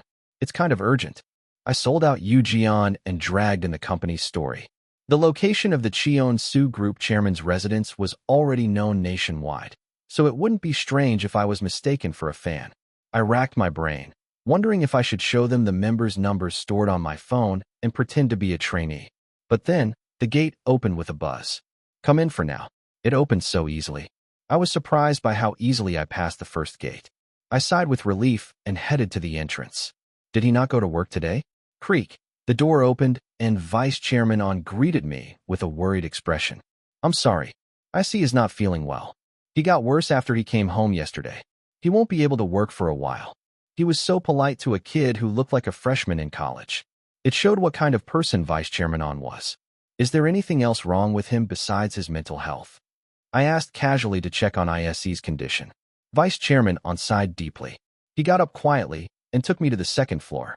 He opened the door to the quietest room on the floor. Oh no. Ise was lying on the bed with a pale face. Almost like he fainted. It feels so weird to see him like this after looking at him in the mirror. It was awkward. His skin was pale and dry, and his lips were blue, like a dying person. He closed his eyes weakly. He had a thorough checkup at the hospital, but they said nothing was wrong. They said it was just a mental problem that caused his condition to deteriorate. But he can't get up, and it's a big problem. Damaged data. Even if he was the owner of the body, something was wrong. I was looking down at the bed silently when Ise's eyelids fluttered and he opened his eyes. His blurred eyes showed through his trembling eyelids. His eyes wandered around and then met mine. Ise gasped and sat up. Who are you? Why are you here? How did you get here? He reacted violently, as if he saw a ghost. Vice Chairman On ran to him and supported him. I let him in because he said he had something to discuss with you about the company. You don't seem well, so I'll tell him to come back later. Don't push yourself too hard. Ise shook off Vice Chairman On's support and yelled, Get him out of here. Don't let anyone in the house again. Well, I was kind of like a ghost. He clearly recognized me. He was shocked by Ise's fierce rejection. Vice Chairman On apologized to me. I'm sorry. I've been thinking about taking him to a psychiatrist, but he's been refusing so strongly. I'll apologize for him. I expected this reaction, so I calmly opened my mouth. No, it's okay. But I bravely went back into the room and spoke to Ise, who was breathing heavily. Can you handle this? He didn't look well at all. He had nothing wrong with him according to the health check, but he looked like this. There must have been a problem somewhere else. Don't joke with me. I'm the owner of this body. What do you mean I can't handle it? He looked like a zombie. He meant that he couldn't function normally even if it was his body. Get out of here. You think you can take over someone else's life for a while and act like it's yours? You think I'll disappear for you? My expression cooled down. This was bad. Even if he was sane, it would be hard. I sighed and answered, Whether you're stubborn or not, I can solve the problems you can't. He screamed again. What are you doing? Don't you hear me telling you to get out? While the servants rushed in and tried to stop me, I opened my mouth after a moment of thought. I'm not here to take your body back, so don't misunderstand. The offbeat, composition, and climax that you're ruining are precious to me too. I came here to tell you to accept my help before it's too late. Ise's eyes widened with surprise. I'm disappearing soon. If you want my help, contact me soon. The dream of being an idol was precious to you, and the members and the company are precious to me too. It's not just important to you. Ise's eyes shook again, and he said nothing. Instead, his body tilted and fell on the sheet. I couldn't expect a proper answer from him in this state. I bowed to the restless servants and said to Vice Chairman On, He's definitely not like himself. He's too sensitive, and it's hard to talk to him. I'm sorry for the trouble. I left behind the noisy farewell and stepped out of the entrance. Creak. The huge iron gate opened towards the outside, and the moment I set foot with a troubled mind. The being that I had sold off to get inside was standing right in front of the door. Jeon's eyes were filled with surprise as he looked at me. Chapter 245. Who are you? Jeon asked me with a surprised look. Do you know Ise Hyung? Of course I do. But I had no need to explain everything to Jeon, and even if I did, he would think I was crazy. Yes. I felt a faint hope that he might remember me if I looked at him longer. But I decided not to cling to a vain wish and turned to leave. That's when Yu Jian grabbed my wrist. Hey, wait a minute. I narrowed my eyes and looked up at him. He gave me a strange expression, as if he was puzzled. Why do you look so familiar? Have we met somewhere before? I drew a clear line. We saw each other once at the entrance of the office cell. Not that. That's all. He then scanned me carefully, as if he was dissecting me. I felt a chill run down my spine from his piercing gaze, as if he had survived the fierce entertainment industry for nothing. Why can't I remember? Your face and your way of speaking are so familiar. I pushed his hand away with disgust. What kind of pickup line was that? Gross. Don't talk nonsense. As I was about to shake him off and turn away, the status window that had been neglecting its duty popped up. You have a system function available. Do you want to check it? Yes/no. What? All of a sudden, the thing that had been quiet all along suddenly appeared and showed me a notice. I couldn't erase my doubt, but I decided to check it anyway. Yes. Then a red-lettered item description window appeared. Special item. Data transfer right. Limited function only. It was the item that I had asked about before, something that prevented data damage in case of an error. What happens if I use it? You can partially transfer a copy of the data you want to transfer to another storage. It was a very tempting function that I heard for the first time in a long time.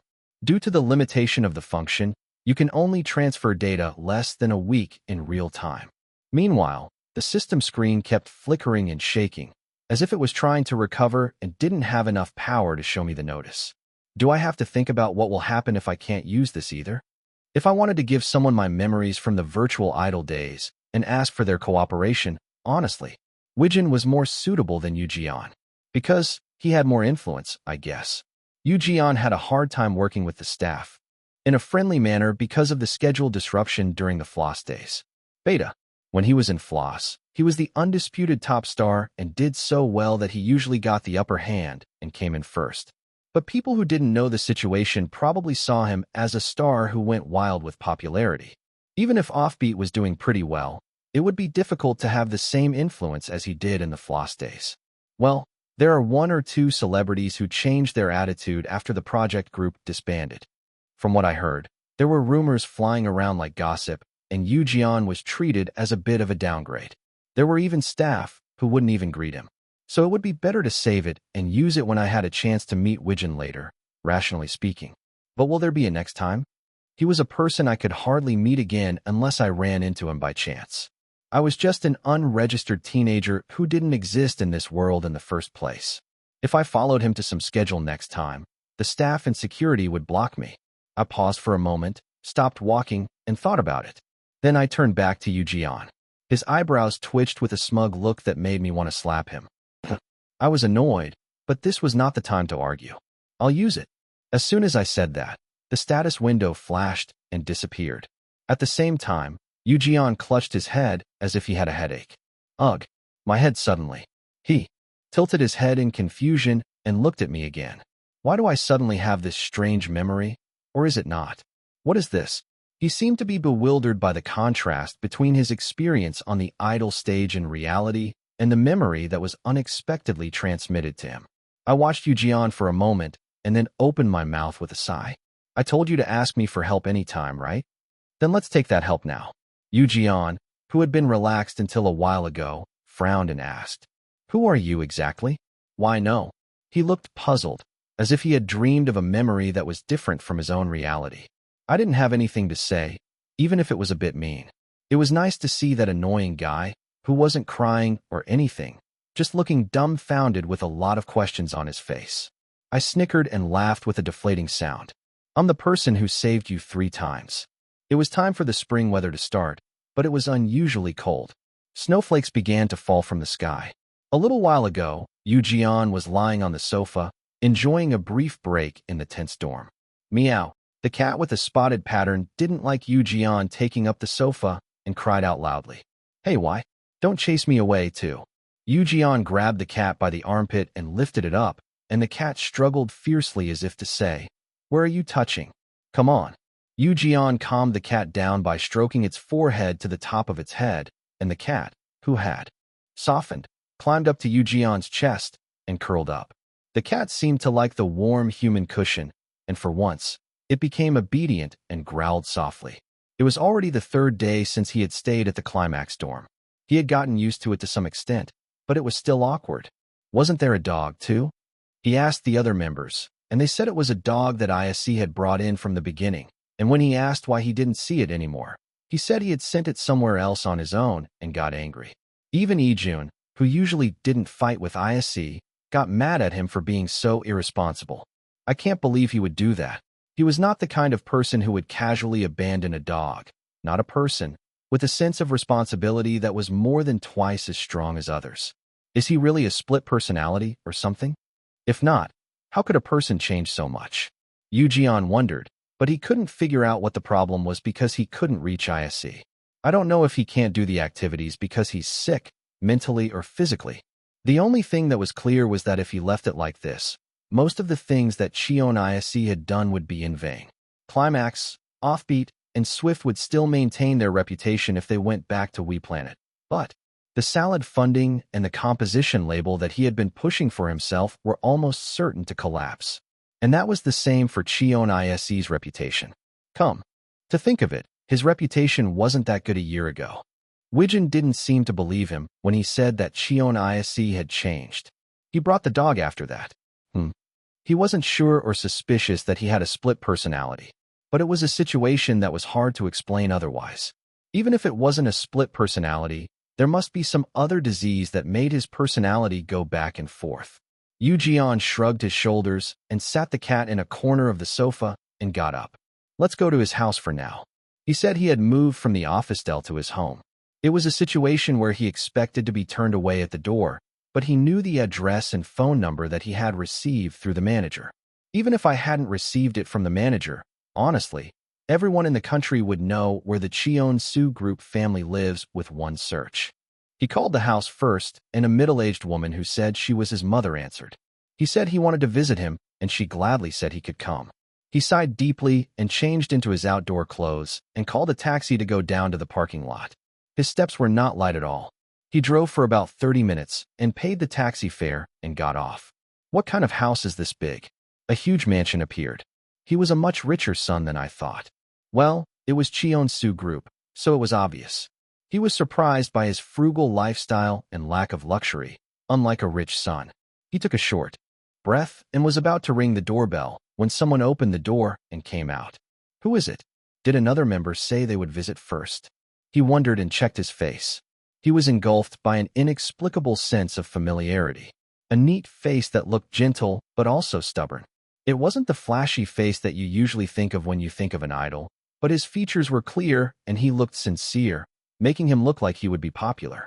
And then, a moment later, strange memories flashed through my head like a carousel, accompanied by a terrible headache. Who are you? Why? No. What's going on? I couldn't understand what was happening in my head. Then, a familiar-faced male student chuckled and answered with a smile. The person who saved you 3 times. What nonsense is this? But I vividly remembered myself telling him confidently to ask me for help anytime. But that couldn't be. When I was filming for my idol stage, I shared a 4-person room with only one other person, and he was eliminated in the first round of reevaluation, so I was forced to move to another room after that. And in that room, I was at the center of the argument, and all kinds of trivial scenes were aired like clips. Why?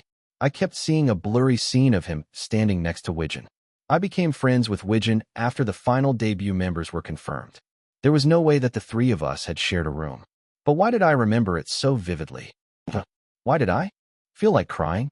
Let's go somewhere first. The male student, who looked younger than me, casually spoke in informal language and caught the snowflakes. He acted as if he was very familiar with this situation. No. What is this? Let's just go somewhere and sit down and talk. It's going to be a long story. With a faint sigh, Jeon was dragged out to the street with his wrist held tightly. He had a better physique than him, but his grip was so strong that he couldn't resist. Wait. Never mind that. Let's just go somewhere. Clang, Jeon was dragged into a random cafe nearby and quickly put on his hat and sat down in a separated seat. Who are you? When he asked for the second time, the male student spouted nonsense again. The person who brought you out of the emergency stairs and put you on stage, who comforted you when you ran away and felt depressed, who went to Jeju Island and brought you back on a dawn flight. Chapter 246. You're the one who took me out of the emergency stairs, put me on the stage, comforted me when I ran away and felt depressed after suffering a disadvantage, and brought me back on a dawn flight from Jeju Island. I couldn't believe what I was saying. Who would believe this? I was sure they would think I was crazy, but it was now or never. I had nowhere else to retreat. According to the order, 1, 2, 3, number 1 and 3 are the same person, but number 2 is a different person. What do you mean by that? Jeon narrowed his eyes and frowned. He couldn't understand why number 2, which didn't happen in reality, was still in his memory so unexpectedly. Where do I start explaining this? I sighed deeply, and Jeon furrowed his brows as if he wanted to sigh too. What are you trying to say now? I looked up at Jeon's face, full of discontent. I wondered if he would trust me as much as I trusted him. But before that, could he accept this unbelievable story? But then again, since he changed into a different person at some point, maybe it wasn't impossible to believe. What is it now? Jeon glared at me as if he wanted me to hurry up. What will I do if I don't say it here? It was a dead end. Believe it or not, it was an inevitable choice to keep the climax, the offbeat, and the composition. Come on, click faster. I have more than 1 or 2 things to download. Why are you so relaxed? I'm downloading, okay? The internet speed is always like this. It won't work faster if you click faster. As I impatiently snatched the mouse from Jeon and quickly organized the downloaded files, he looked at me with an incredulous expression. Why, this is much neater, isn't it? You can also check the emails by dividing them into conversations like this. Jeon and I were having a heated argument in the composition office. It was a small conference room with good soundproofing. First of all, I needed to check how the company was running, so I logged into the cloud with a business account that Cheon Yise had never accessed before. There were backup records of the employees' work. BS. It would take too long to access, open, and save each one online, so I decided to download all the files at once. He said he would organize the files he received on his laptop, but I pushed him away and took the mouse. Oh, this. I told them not to match the price and go somewhere else because of the print quality, but they matched the price. From the second MD production status, to be delivered soon, to the recent meeting report with the advertising agency. My eyes were busy with the backlog of more than a week. I quickly commented and corrected, saved and re-uploaded, and notified the person in charge. Jeon looked at me with his mouth wide open. Why? Do you believe me a little now? From the tone of voice to the habits and minor document formats. Jeon and I were not in a position to work together in writing, so he probably didn't know exactly what I did. But anyone who wasn't in charge of, or rather, overseeing all the desks in the company for a long time wouldn't be able to achieve this level of accuracy and speed. That's impossible. It's possible, that's why I'm here now. As I started to make a handover document so that someone could take over my work even if I disappeared completely, Jeon rubbed his eyes and looked at me again. If you're not going to do anything, go and get me some coffee. If you open the left cabinet in the pantry, you'll find a half caffeine capsule. He shrugged his shoulders and went out to make coffee with a confident attitude that even ordered me to run errands. I can't believe it. You have to believe it even if you can't. It's just an expression. A few hours ago, he must have thought I was crazy, but I told him to just accept it without trying to understand it. The atmosphere was not like this then. He seemed to think it was strange that Cheon Yise had changed so much, but he was still different. The most plausible thing in common sense was a split personality, but he wouldn't understand anything about a system or hacking. So I omitted a lot of details and summarized it as succinctly as possible. I was originally a person who died unjustly, and after I died, I couldn't rest in peace and wandered around as a ghost. I entered Cheon Yise's empty body after he attempted suicide and lived for about a year. It was his original life that died, so I should have cheered him on when he regained his consciousness, but I was worried about the remaining work, so I was able to stay for another week. Something like that. It was a common plot for a family movie or a weekend drama. Jeon didn't believe it, of course, and he tried to get up right away, but I held him back by telling him some stories that only insiders would know. Even after that, he still looked at me with doubtful eyes and asked me to let him go to the office and access the composition's internal server. So, I borrowed Jeon's laptop and logged in with the representative account and password that Cheon Yise used. As I casually handled the backlog of work, Yoo seemed to have accepted that the work that Cheon Yise had done so far was my work, even though he didn't know what had happened. What the hell is this? He kept rubbing his eyes, wondering if he was seeing something wrong, and I snapped at him. If you keep rubbing your eyes like that, you'll get conjunctivitis.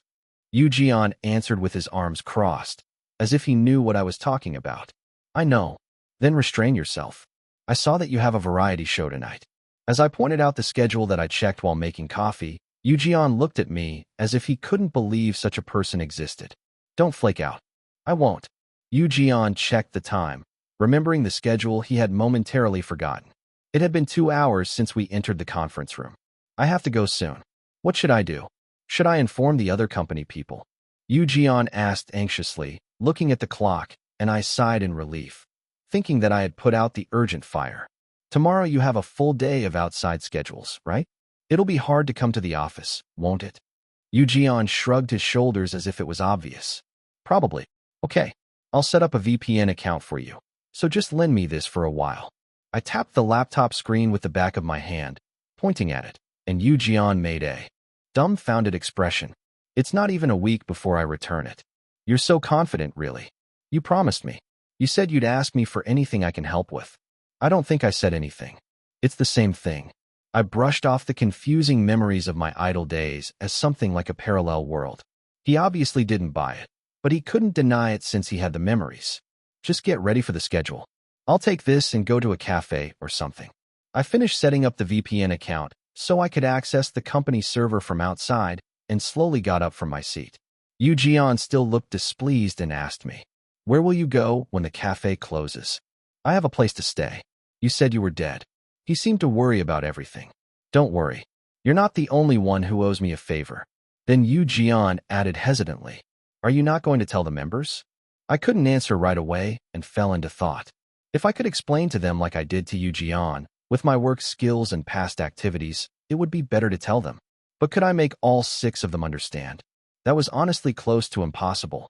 Even Yoo wouldn't have agreed to cooperate with me if data transfer was impossible, and I couldn't tell him in a somewhat plausible way. You'd be happy if they believed you, but honestly, don't you feel like you're possessed by a ghost right now? Yoo nodded with a disgruntled expression. There's no point in telling them. They'll think you're weird, and you'll go crazy too. I'll just handle it until Cheon Yise wakes up. What if Cheon Yise never regains consciousness? I shivered at the chilling assumption, but there was no way out. I swallowed a short sigh and looked at the time. Yoo had to move to the shop soon. Go ahead. I'm done with everything. I'll give you my number, so call me if anything weird happens or when you finish the schedule. I casually gestured to Yoo to hand me his phone. Yoo reluctantly handed me his phone, and I saved the temporary number I received and gave it back to him. What's your number? 010 XXXX, XXXX, right? Yoo eyebrows twitched. Memorize the numbers of the people you're close with. You never know what might happen. Huh. He still looked doubtful, as if he couldn't believe it. I ignored Yoo reaction and put the laptop in my bag and got up from my seat.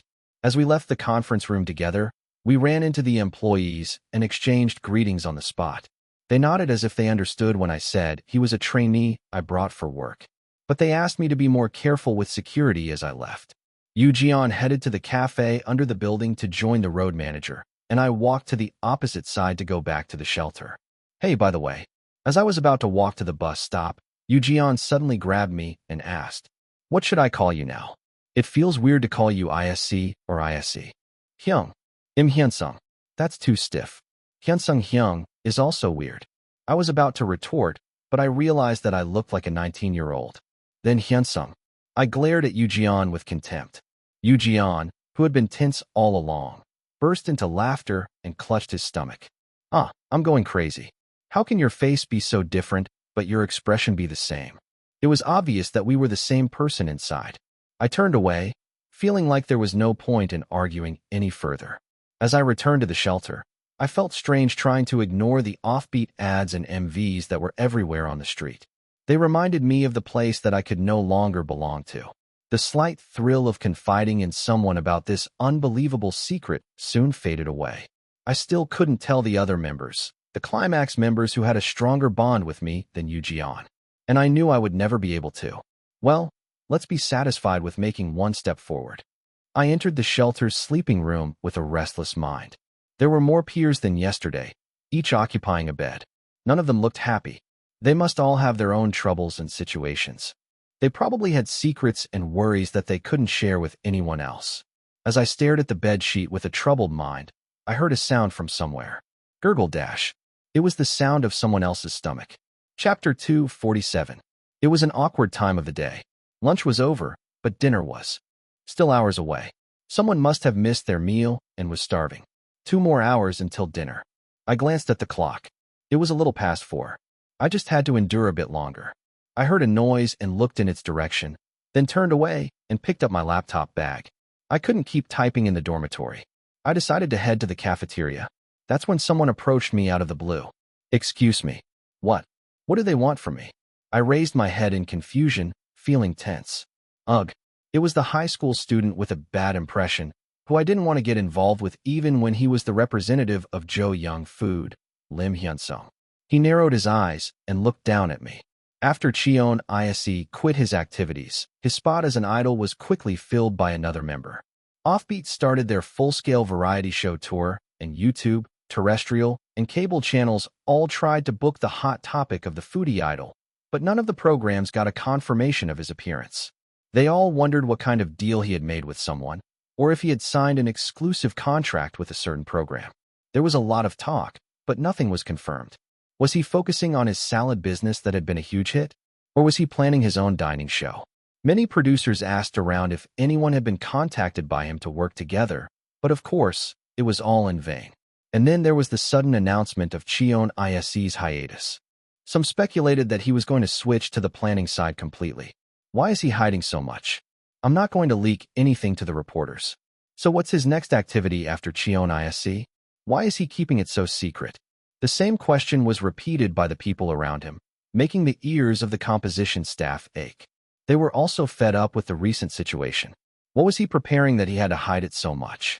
He has to do something to spoil it or leak it. If Cheon Yise was doing nothing and staying at his home, not answering any calls, who would believe that?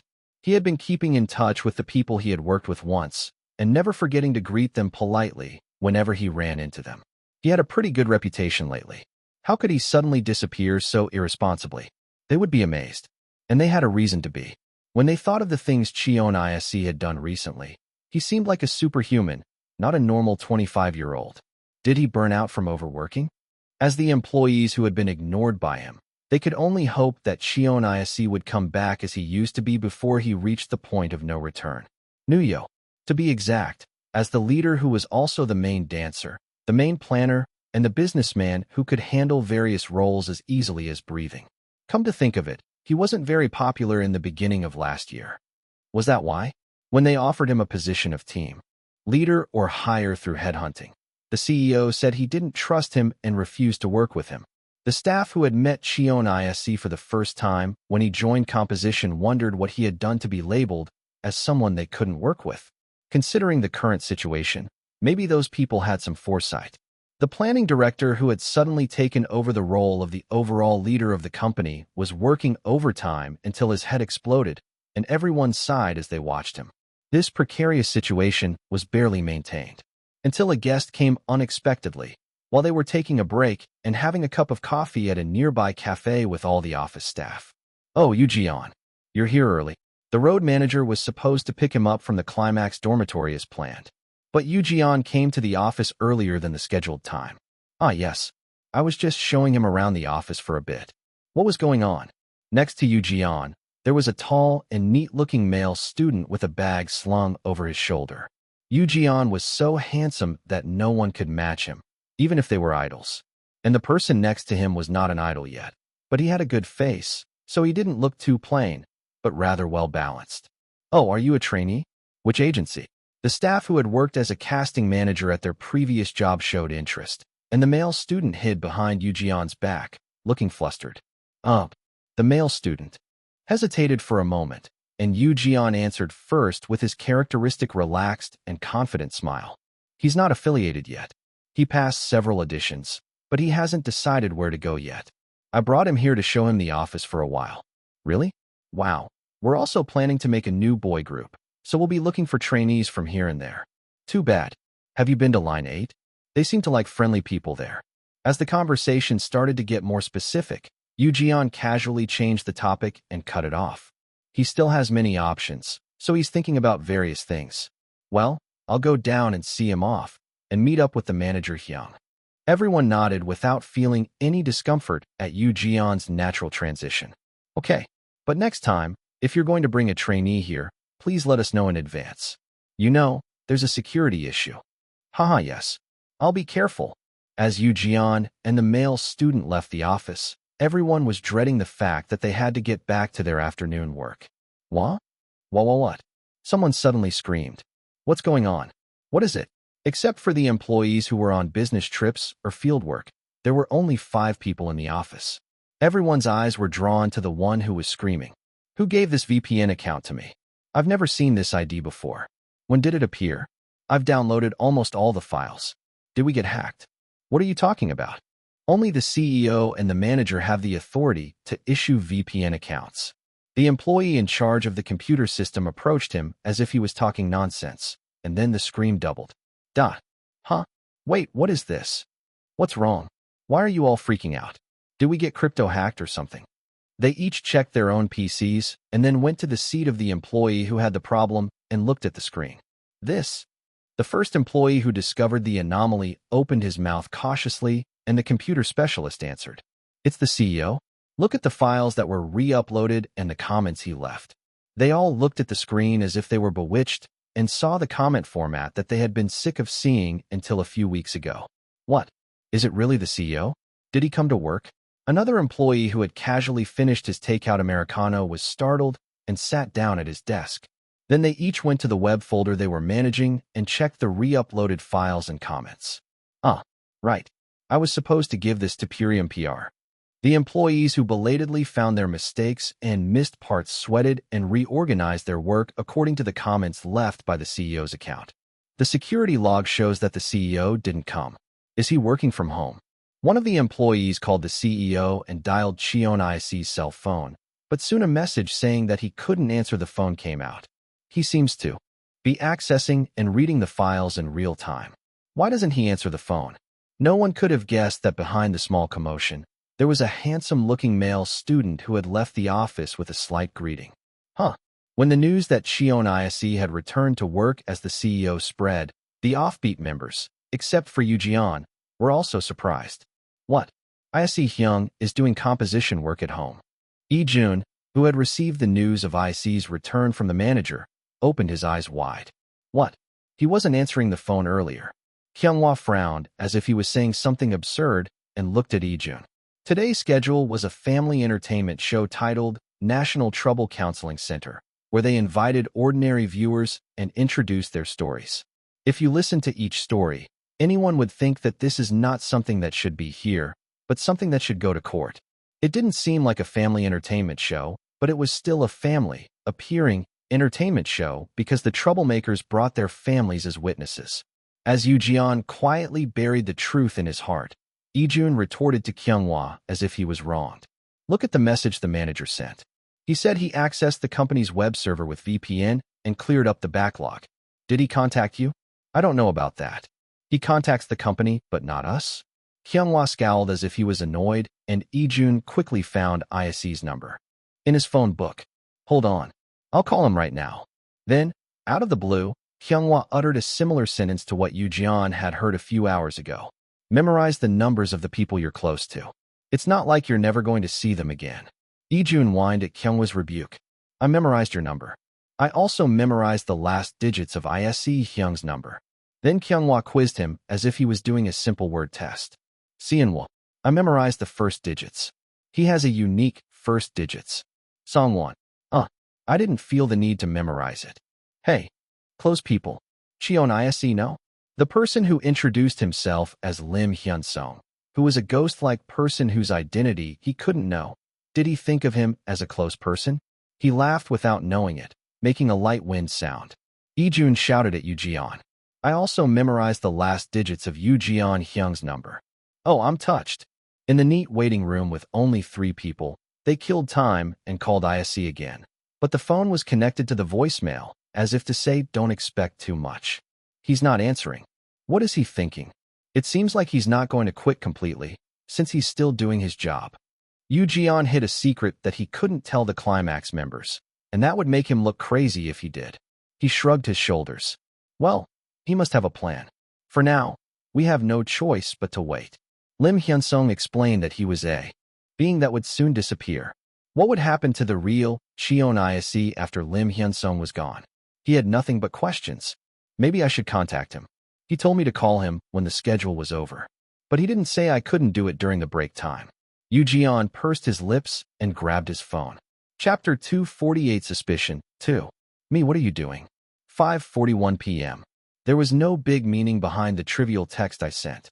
I didn't have enough time to go down to the cafe on the first floor and buy a drink, and I was bored of refreshing YouTube or short knowledge videos. I was just curious if there was anything else interesting. I didn't expect a quick reply, but it had been 10 minutes, and there was no notification that a message had arrived. He doesn't check his phone much.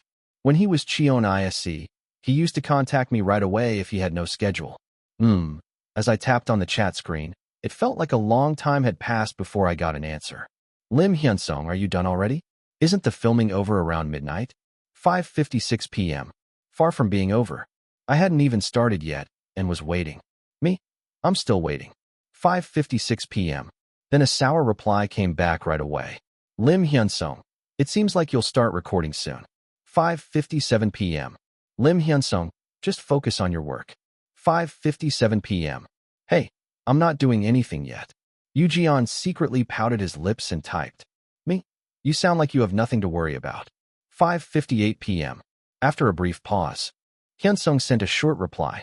Im Hyunsung, what? 6 p.m. A displeased expression, overlaid with the face of someone other than Cheon Yise, came to mind. Me? You said you don't have much time left. You're going to disappear soon. 6:01 p.m. Im Hyunsung, yeah? 6:01 p.m. Me? Then what will happen to you when the time runs out? 6:02 p.m. When I asked him straight what I was curious about, the answer that came back within a minute slowed down again. What's going on? It doesn't seem like anything's wrong. As the staff asked me to check again before the filming started, Jeon got up from the sofa where he had been lying down. Im Hyunsung, well, I was already dead a long time ago. I guess I'll just disappear and not exist in the world anymore. 6:08 p.m. Disappear, huh? It was a word that felt different from dying, and Jeon looked down at his phone screen. Me. Then does Mr. Cheon Yise just live as he used to, with his own body? 6:08 p.m. He didn't look very well. I don't know if it was just a simple condition drop, or if there was another reason. The last image Jeon remembered of Yise was that he was panting as if he had a panic attack, irritable, and screaming sharply when someone tried to support him. Aranoia. I wondered why he suddenly became like that when he used to have a relatively mild personality. It was because the person inside changed. I accepted it, but it still felt unbelievable, like I was dreaming. As I stared at the screen as if I was bewitched, I got an answer from Im Hyunsung. Im Hyunsung, probably. I can't give you a definite answer because he seems to be in a strange state right now. 6:09 p.m. Jeon agreed with him. Me? Yeah, it's weird. 6:09 p.m. Im Hyunsung, I don't think the reason he's lying in bed like that is simply because he can't handle his work. 6:10 p.m. Im Hyunsung, I have to persuade him to get his act together and stand on his own feet. 6:10 p.m. Jeon felt a strange discomfort as he glared at the message Hyunsung sent. Why did it feel so uneasy? There was nothing wrong with the content, and he was just saying the obvious. Then suddenly, he realized what was bothering him. Hyunsung said he had no intention of telling the members what he had told me. Even if he persuaded Yise and Yise returned safely as the leader and member, he wouldn't be able to return to his previous self. Hyunsung said he had done his part, and when he disappeared, what about the people who had interacted with Im Hyunsung, who was Cheon Yise, without knowing anything? They didn't know that the Cheon Yise they had willingly given their hearts to was actually someone else. Is that okay? Even if it's okay for other people, is Hyunsung really okay with that?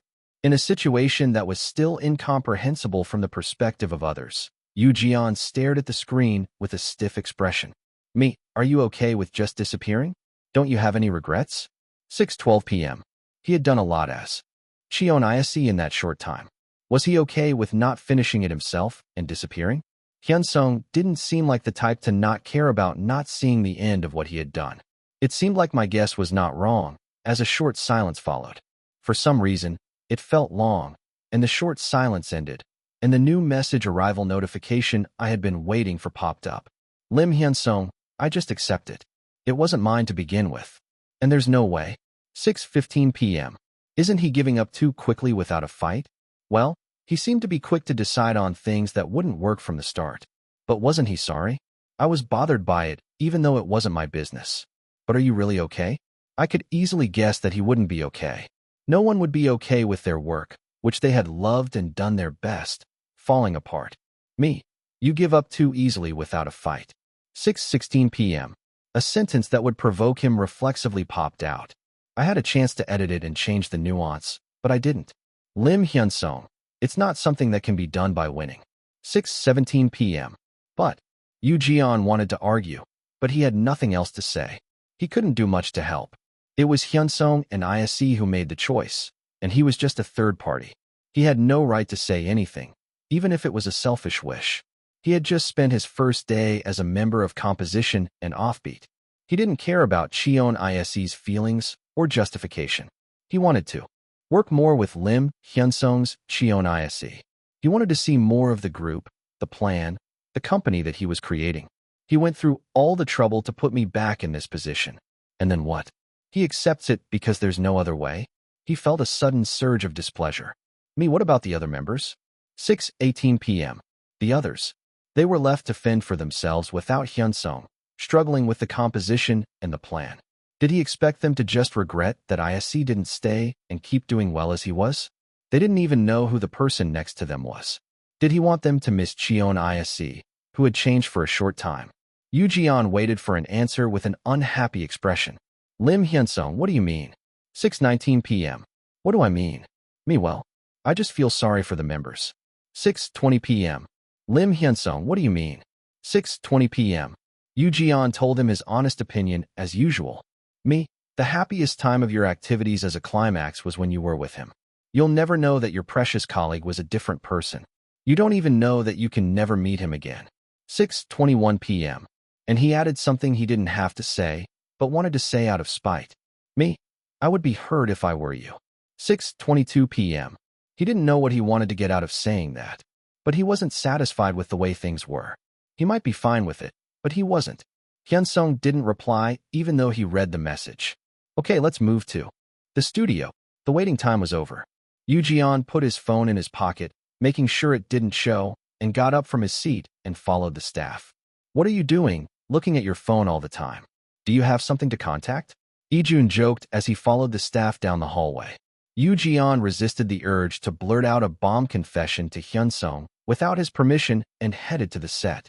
The audience was already seated, and the other cast members were mostly in their assigned seats. He checked his phone one last time and saw a short reply from Hyunsung. Im Hyunsung, don't talk nonsense and do your best in the shooting. 6:30 p.m. I'll do well anyway. Yu Jeon pouted his lips and then smiled brightly before sitting on the stage, greeting the audience. After revealing his father's story, Yu Jeon's average image had improved somewhat, but he still had a lot of anti-fans. Some of them spewed more hate, saying he sold his dead parents to restore his image. But it helped anyway. The general public, excluding Idol fans, had the image of Yu Jeon as a handsome guy who was trolling in the famous Idol survival show. It turned out that he was the son of a national singer and a talented person with a pitiful story. Even adults who had never heard a song of Yu Jeon felt sorry for the kid who had a hard time. It wasn't a pleasant feeling to be pitied, but it helped his activities. He could see it now. Wow, there was a difference in popularity and recognition, but the atmosphere was much more welcoming than when Ijun or Kyunghwa came in. Yu Jeon smiled broadly and thanked them. I have to focus on my work now. He didn't want to kick away the opportunity that Hyunsung had given him. So, Mom, you're saying that you see something that other people don't see in your eyes? When did you start seeing that? The MC asked the storyteller with a microphone and a grim expression. I've seen it since I was young. I thought I was seeing things or going crazy at first. The shooting was almost over. The last story was a ridiculous one that was put in for the sake of trolling. I'm having a hard time because of my mom who sees ghosts. The story started out a bit trollish, but when the child came out and explained it in detail, it turned out to be a hardship caused by the parents' activity as a shaman. I guess they wanted to make it more provocative, so they set the direction like that. The person who reported the problem probably had the goal of getting the prize money for being selected as the final solution story. If they were doing business as a shaman, they could also promote themselves with the broadcast. It was nothing to be afraid of when looking at the profit behind the broadcast. Yu hid his cynical thoughts and nodded as if he was listening. Then, because of the answer that the storyteller gave to the MC's question, a spark flew to Yu. Then, do you think there are any wandering spirits in this studio? The storyteller looked around with a slight hum, narrowing his eyes, and then looked at Yu and opened his eyes wide. Right? There's someone behind Yu right now. Puffed. Yu almost spat out the water he was drinking as he inhaled reflexively at the unexpected spark. Chapter 249. The sound was so booming that my face turned red with embarrassment in an instant. Didn't you have lunch? I didn't really want to talk about Kang Yu, although we've had quite a bit of interaction, I think. There's a big difference between thinking of an artist as a fan and thinking of them as a rival, colleague, an employee to take care of. Yes. The timing was a bit awkward earlier. It's not much time until dinner. Glancing around, I noticed a few more guys who seemed to be friends with the one who had spoken to me, gathered around the bunk beds. Hey, what's this, bothering someone who's just sitting there, and you're not even a thug? The student who approached me retorted to their own groups in different remarks. It's not bothering. It's just that I'm glad to see you. Feeding this many boys. I'd have to prepare at least twice as much as the younger kids eat. Except for Yejuan, most were either light eaters or managed their weight by eating just enough, so their food intake couldn't be compared to that of ordinary teenagers. Is there still some time left before dinner? I guess so. He looked down at me, with a puzzled expression as if wondering why I asked. I stood up, slinging my laptop bag over my shoulder. I'll go ask if I can use the kitchen for a bit. If I have the ingredients, cooking isn't that difficult or time-consuming. Knocking on the kitchen door, a volunteer who happened to be resting greeted me. It's not dinner time yet. Will you come back a bit later? I might seem like a nuisance. I hesitated for a moment, looking down at the kind-faced volunteer before asking cautiously. Could I possibly cook something for myself? I'm confident in cooking since I've worked part-time in restaurants for a long time. To my surprise, the volunteer's eyes widened and then narrowed again. Cook? You're going to do it yourself? Yes. If it's not allowed. As I trailed off, the volunteer laughed heartily and patted my back. You're an interesting guy. It's the first time I've seen a male student here asked to cook for himself. I'm a bit surprised. So, what are you planning to make? Fortunately, the response wasn't negative. I entered the kitchen through the door the volunteer opened and washed my hands first. I'll start with tteokbokki and kimchi fried rice. Do you have frozen pork cutlets or cold noodles? As I efficiently found cooking utensils of the right size and placed them where needed, the volunteer's expression was filled with surprise once again. You're going to make all that by yourself? A 20-minute cut might be difficult. But if I organize the workflow well, it should be possible within 30 minutes. Yes, I'm not eating alone.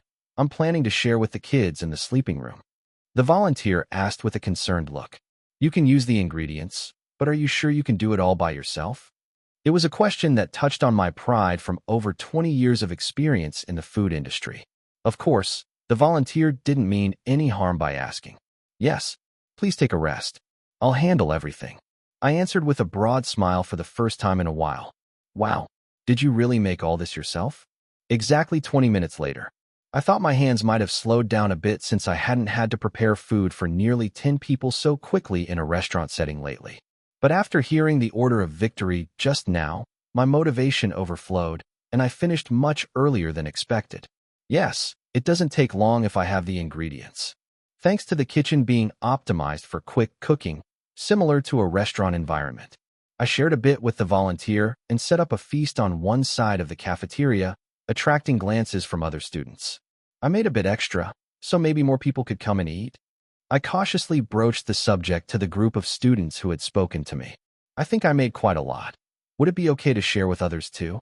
The meals served at the right time like a group meal were tasty, but it seemed like there had never been a time when a snack bar set was prepared to the point of bending the table legs.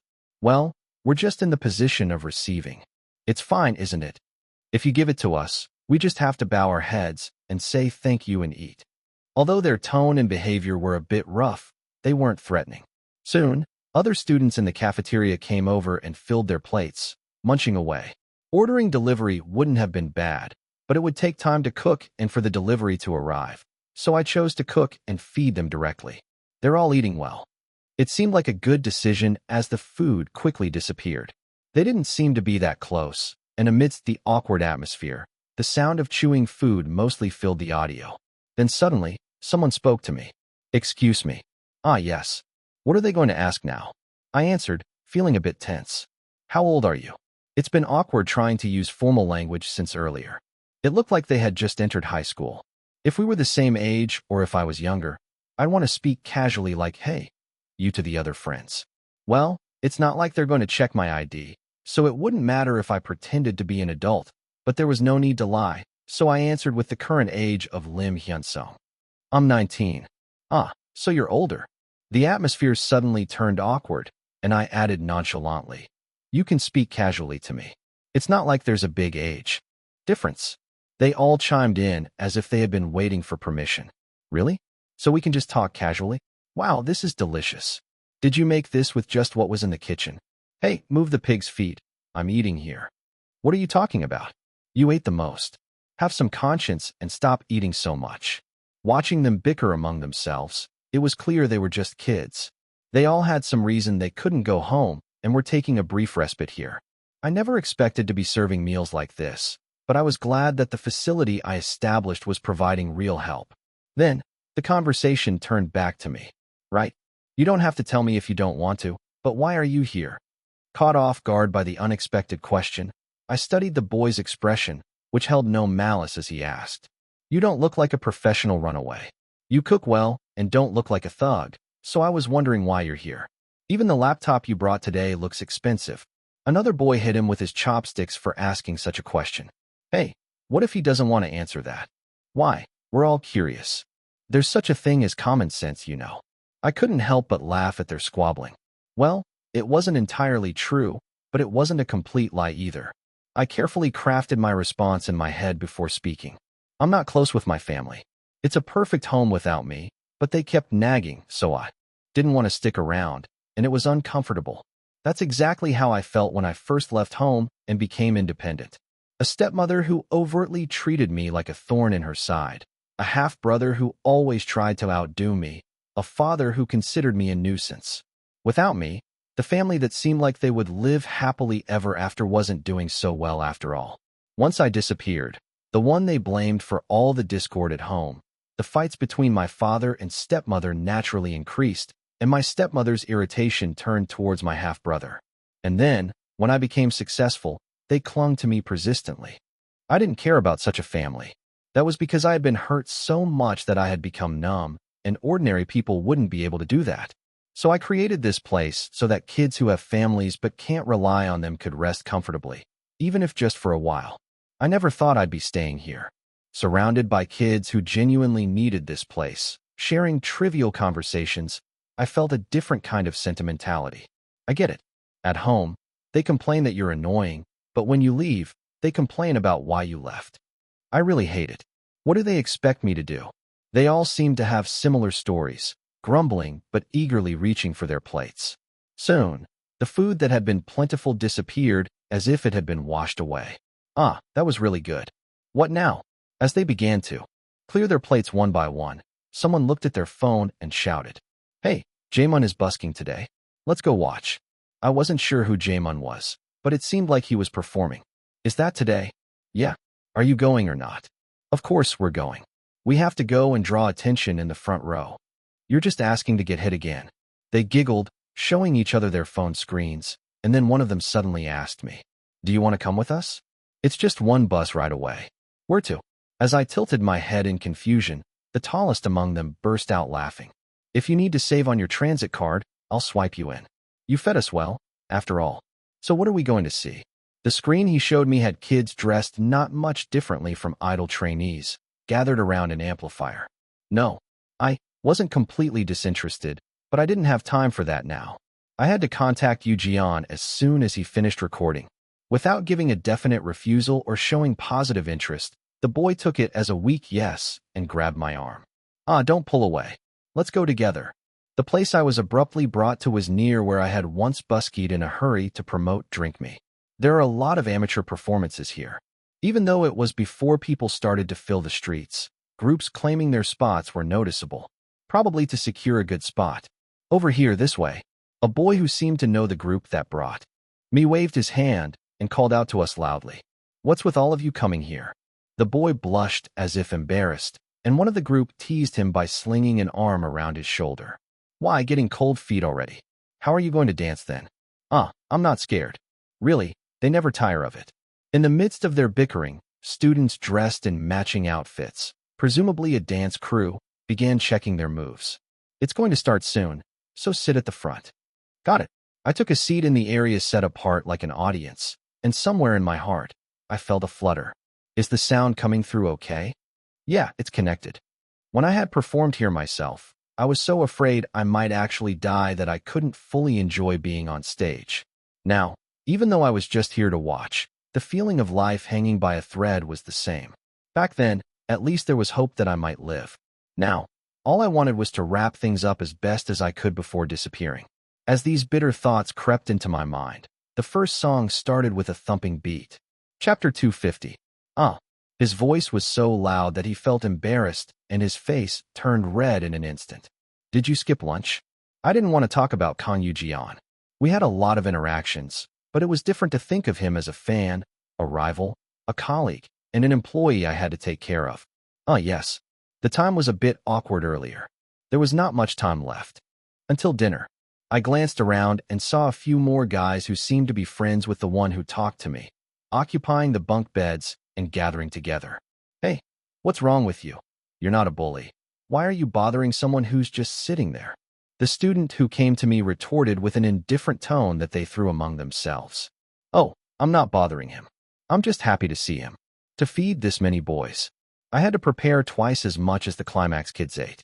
Except for Ijun, they were mostly light eaters or ate moderately for weight management, so I couldn't compare their food intake with ordinary teenagers. Is there still some time left before dinner? I guess so. He looked at me with a puzzled expression as if to ask why I was asking that. I got up from my seat with my laptop bag on my shoulder. I'll go ask if I can use the kitchen for a while. It wasn't hard or time-consuming to make something if I had the ingredients. I knocked on the kitchen door, and a volunteer who was taking a break greeted me. It's not dinner time yet. Do you want to come back later? I might look like a nuisance.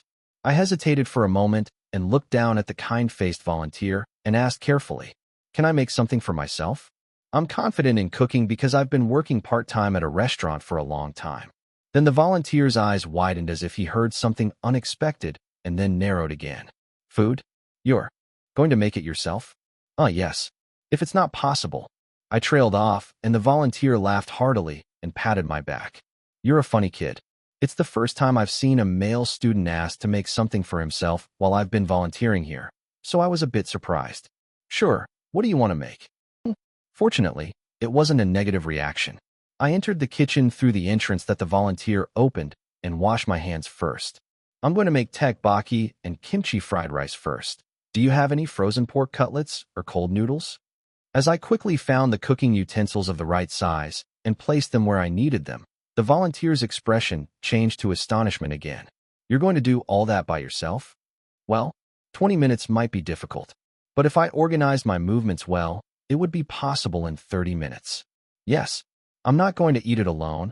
I'm going to share it with the kids in the dormitory. Then the volunteer asked me with a worried expression. The ingredients are all there, so you can use them, but can you do it by yourself? It was a question that touched the pride of my 20 years of food service experience. Of course, the volunteer didn't mean to ask me that. Yes, just sit down and rest. I'll do everything. I smiled broadly and answered, Wow, did you really make all this yourself? Exactly 20 minutes later.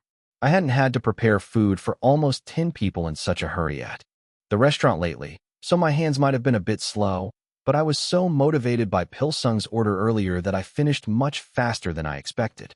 Yes, it doesn't take much time if you have the ingredients. It was practically the same environment as the restaurant, so the kitchen was optimized for fast cooking. I also shared some with the volunteer and spread it out like a banquet on one side of the cafeteria, and the other students also glanced at this side. I made a lot, so maybe they can come and eat more? I cautiously asked the group of students who had talked to me. I think I made too much. Can I share it with the others? The food that was served at the right time like a group meal was delicious, but it seemed like I had never prepared a snack bar set like this that made my legs bend. Well, we're just getting it for free. It doesn't matter, right? If you give it to us, we'll just bow our heads and thank you and eat it. They were a bit rough in their speech and behavior, but they weren't that threatening. Soon, the other students in the cafeteria also came and scooped up their plates and filled their stomachs. It wouldn't have been bad to order delivery, but it took time to cook there and then deliver it, so I chose to make it myself. They're eating well. It seemed like a good decision as the food I prepared quickly revealed the bottom. They didn't seem to be very close, and the sound of chewing food in an awkward atmosphere occupied most of the audio. Suddenly, someone spoke to me. Excuse me. Oh yes. What did he want to ask me? I answered nervously. How old are you? It's awkward to keep using formal language since earlier. He looked like he had just entered high school. He probably wanted to talk casually like the other kids if we were the same age or I was younger. Well, it wouldn't matter if I pretended to be an adult since he wouldn't check my ID anyway.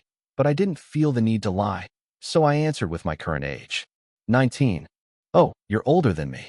The atmosphere became awkward, and I added casually. You can talk comfortably. It's not much of a difference. Then he piled on as if he had been waiting for it. Really? Then can I talk comfortably? Wow, this is so delicious. Did you make this with what's in the kitchen? Hey, move the pork feet. I'm eating. What are you talking about? You ate the most. Have some conscience and stop eating. As they quickly switched to bickering among themselves, I realized they were just kids. They all had some reason why they couldn't go home, so they were resting here for a while. I didn't expect to serve them a meal myself, but I was glad that the facility I built was actually helping them.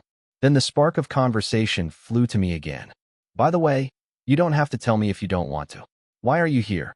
I was surprised by the unexpected question and looked at his face full of curiosity. He blurted out without any malice. No, it's just that you don't look like a professional runaway. You can cook well, and you don't look like a delinquent. I wonder how you ended up here. The laptop you brought today is also very expensive. Then another guy hit his mouth with a chopstick. Hey, don't ask that kind of thing. Why? We're all curious. Still, there's something called common sense. I laughed as I watched them argue among themselves. Well, it wasn't entirely true, but it wasn't 100% a lie either. I composed a sentence in my head and opened my mouth. I'm not close with my family. It's a perfect home without me, but they keep nagging me, so I hate being there, and it's uncomfortable.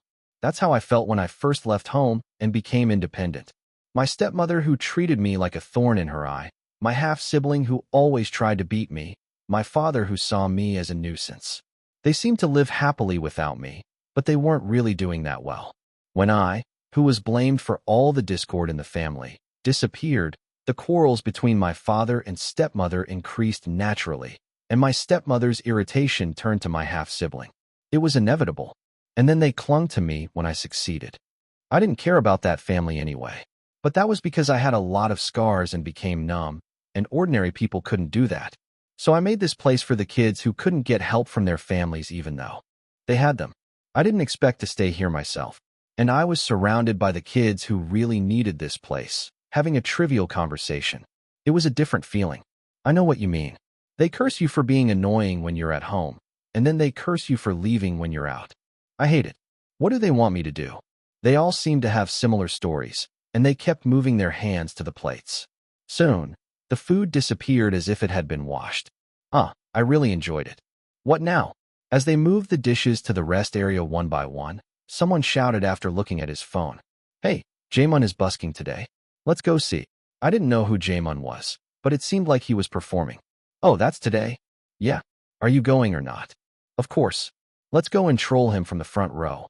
You'll get beaten up again. They giggled as they showed each other their phone screens, and one of them asked me, do you want to come with us? You can get there by taking one bus from here. Where? I tilted my head and frowned.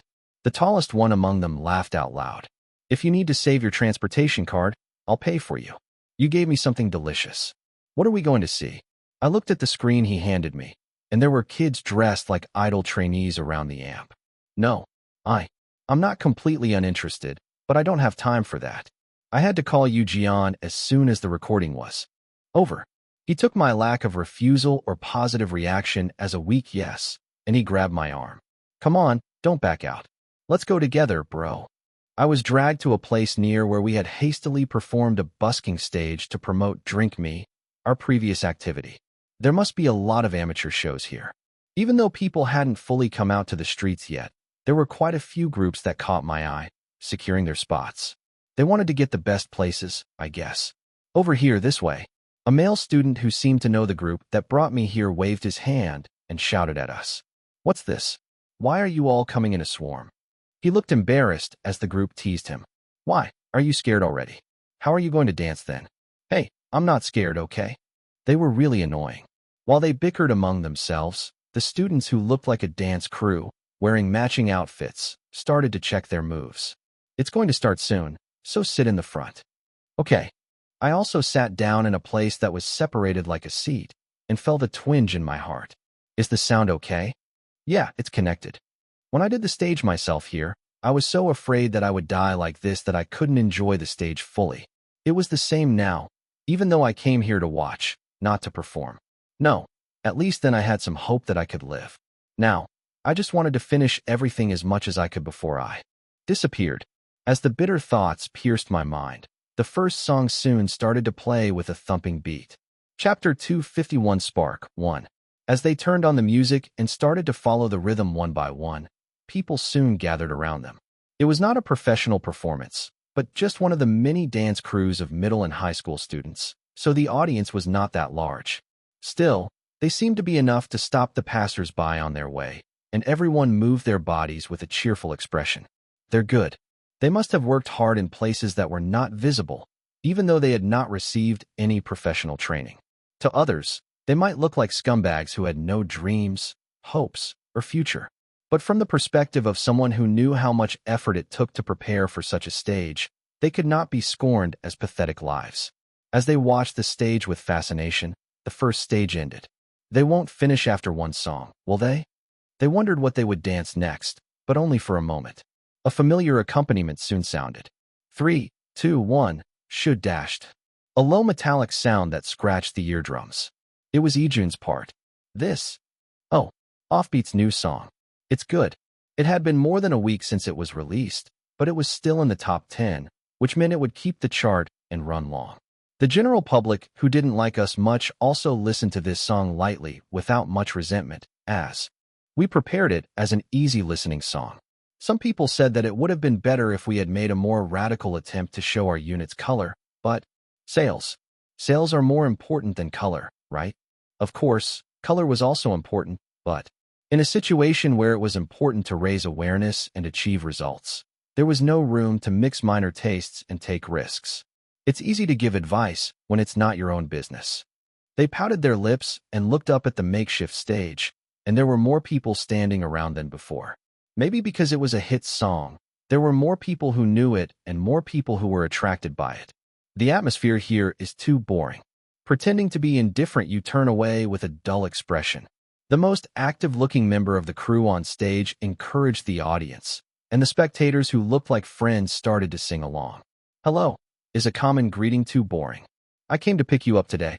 One by one, the voices gathered and formed a chorus, and as the voice grew louder, more and more people flocked. As if they were the nation of enthusiasm, everyone hummed along without exception, and even the people who passed by saying that they were singing along came closer and sang along. Tonight, the most shining moment. Right now, when our eyes meet. A confession of liking you. It's too common. It looked like they had come to a concert hall, and they followed along. With a roar. It seemed that the purpose of the people was not to watch the dance performance, but to just sing. Well, even so, they look happy. They were not real idols, but just cover stages that followed the dance. But both the audience and the crew on stage had happy expressions. Wait, next is. It was my part. As soon as I thought that, the lyrics came out of my mouth. One by one, pretending to worry, nodding your head. A bouquet of flowers that I prepared secretly. I hope you like it. Oh, I sang too much, and the song came out at the timing as if it was a conditioned reflex. I was surprised by myself. With a hollow laugh, tears flowed down my cheeks without me knowing. The crew member who took my part barely managed to do the point choreography that I made myself, and everyone cheered him on with a light laugh. It was a song that I participated in the lyrics and choreography, but I had no right to claim anything now. I wish you liked me. The whisper that I muttered to myself. Tonight, I'll tell you my heart properly. I want to sing. I want to go out and dance. I only had one showcase stage, but the music broadcast activities were already over. Why did the groups that do well start the trend of not doing music broadcasts at all or ending them in 2 weeks? Even Floss, who was on the verge of disbandment, pulled out a follow-up song and went out very hard. Anyway, Floss was a project group, so it was an exception and Offbeat was expected to rank at least above the second group from the start, so the activity was planned for 2 weeks. But I wanted to go to the music broadcast once. It was a pity, but there was no way. I decided to give up, and the phone rang from Kang Yoo-jeon. Caller, Kang Yoo-jeon. I was just watching our song cover stage with your fan. I pressed the receive button, hiding the trivial situation that I couldn't tell. Hey, are you done with your schedule? Even though I covered my phone and mouth with my hand, the noise around me was so loud that I couldn't block it out. What is it? It's too noisy here. What do you mean, what is it? Come out and watch the stage where we covered our song. I wanted to answer curtly, but I restrained myself with patience. I'm outside. Who did you go out to meet? Why do you keep asking me who I'm meeting? I just came out to clear my head. I shrugged my shoulders and changed the subject. Did you finish your schedule? The audience around me, and even the guy who claimed to be a fan of Kang Yoo-jeon who brought me here. They probably couldn't imagine that the person I was talking to was none other than Kang Yoo-jeon himself. Yes, I finished recording National Counseling Center today. It was pretty decent, but I don't think it will be a huge hit in terms of ratings. But it wasn't boring, so you don't have to worry. You don't have to report that in such detail. If I listened, I would only wonder what I would have done if I were there, or how the other guys did. It would only make me feel awkward. Good. I'm glad you finished well. Are the members okay? How did the company react? As I poured out the questions I wanted to ask, Yoo-jeon patiently answered them one by one over the phone. The members are fine too. Today, Kyung Hwa-hyung and Ijun talked. They decided that it would be better to get along comfortably since we're going to work together anyway. This sounded like a conversation between a parent and a child who checked their report card, but I was relieved anyway. Good, you did well. What about the company? That was the most important thing right now. They seemed happy to see me. They were having trouble with the work, so they were glad that someone came back to take care of it. I had to make a more thorough handover document before I left for good in 6 days.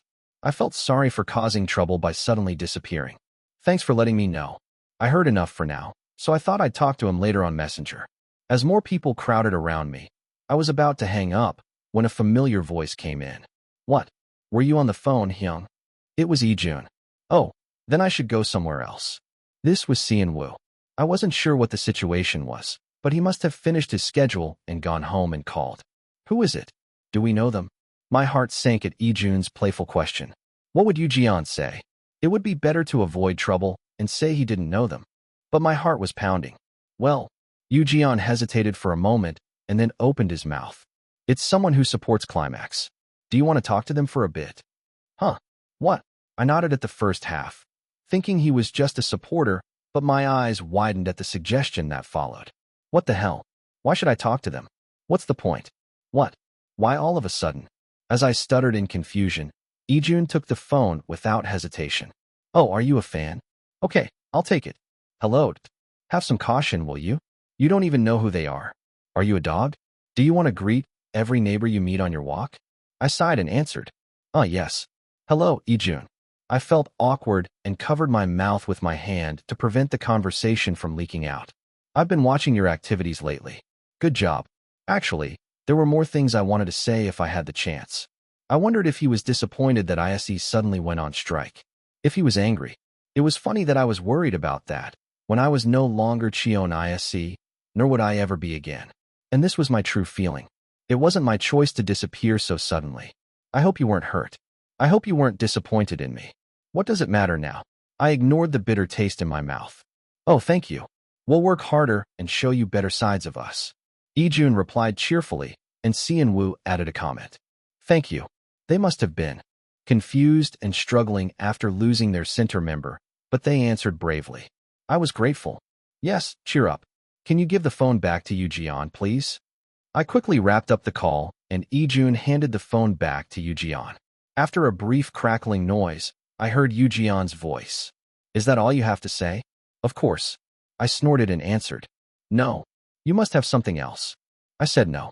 I'll hang up if you talk nonsense. I drew a firm line, and Yoo-jeon sounded sulky. Are you really okay with that? What can I do if I'm not okay? I was silent for a moment and changed the subject. I'll hang up if you keep talking about that. Yoo-jeon didn't seem to know what the problem was either. Anyway, he gave me a snappy reply. Fine. Anyway, there's nothing much going on here. I wondered if his definition of nothing much matched mine, but I had to trust him for now. Okay, I'll contact you if I need anything. It's late, so get some rest. Yeah. I hung up and looked up at the stage. The song had changed from offbeat to floss.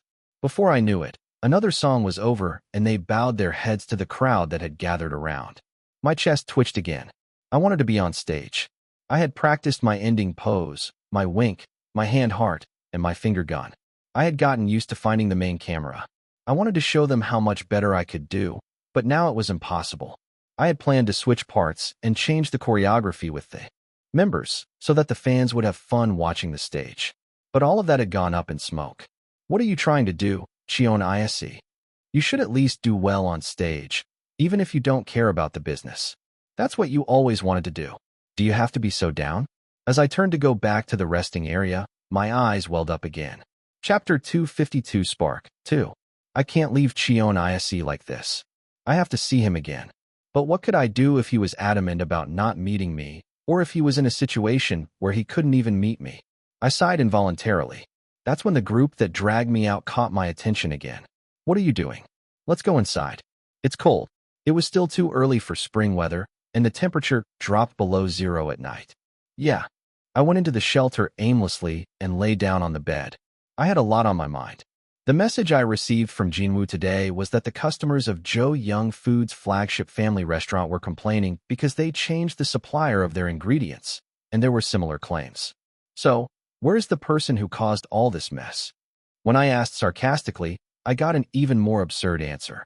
He probably went to Vietnam on a business trip excuse and is playing golf. I was furious. How could he go play golf after ruining the company? Was the president joking? I frowned and Jinwoo told me that he would return from his trip in 2 days. At the board meeting that would be held in 2 days, he planned to propose a resolution to transfer his shares to an investment company and appoint the current president as an honorary president with similar authority to the actual president. I had to find evidence of his murder and report it to a media outlet that couldn't be blocked by money. I can't waste time like this. I sneaked out of the shelter with my laptop bag in my arms when everyone was asleep. I was glad that I didn't lack money for living expenses and hailed a taxi. Where are you going at this hour, young man? I answered firmly to the driver's nosy question. Please take me to the terminal. Every second was precious. I had to find some evidence. For the sake of 2 days later, while Hyunsung was moving to the terminal, the members of Climax, as well as the members of Swift and the staff of composition, were all praying for him to regain his senses. The person in question was curled up on the bed, blankly. Even if I covered myself with a blanket and plugged my ears with earplugs, I still heard tinnitus. I was shaking and losing strength in my body, even though I thought I was acting normally. Why? Even though I had been existing as a data without a body, it was still my original body. I succeeded in driving out Hyunsung, who was not the original owner, and the system couldn't expel me either. So I just restored everything to the way it was. But why? It felt like my body was dying, as if it was rejecting me. Why? Sabug. I tore at my hair and banged my forehead against the wall, but nothing changed. I clenched my fist tightly, but soon my palm was limp. I had always been like this since I was born as the second son of Cheon Yise group. I ruined everything. I had no friends at school, and my relationships with my classmates were a mess. I was always treated like a nobody at the agency I barely entered. They all felt a wall rather than gratitude for the fact that Cheon Yise's presence made the debut team more solid. They drew a line in advance, as if he could never be in the same position as us. I did work hard, too. Not like that. There was no trainee who spent as much time in the practice room as I did, including the members who dropped out of the debut team. The reason why I could get along with Ijun and Sung-won without much friction was purely because I worked hard. I didn't slack off or rely on my family's connections. I worked hard too. Why does everything I do always turn out like this? My consciousness kept breaking and reconnecting, and tears flowed. I grabbed the sheet and lifted my body to get out of bed, but then my body tilted again. I was wrong. I shouldn't move. I kept seeing the past through my closed eyes. Did you eat?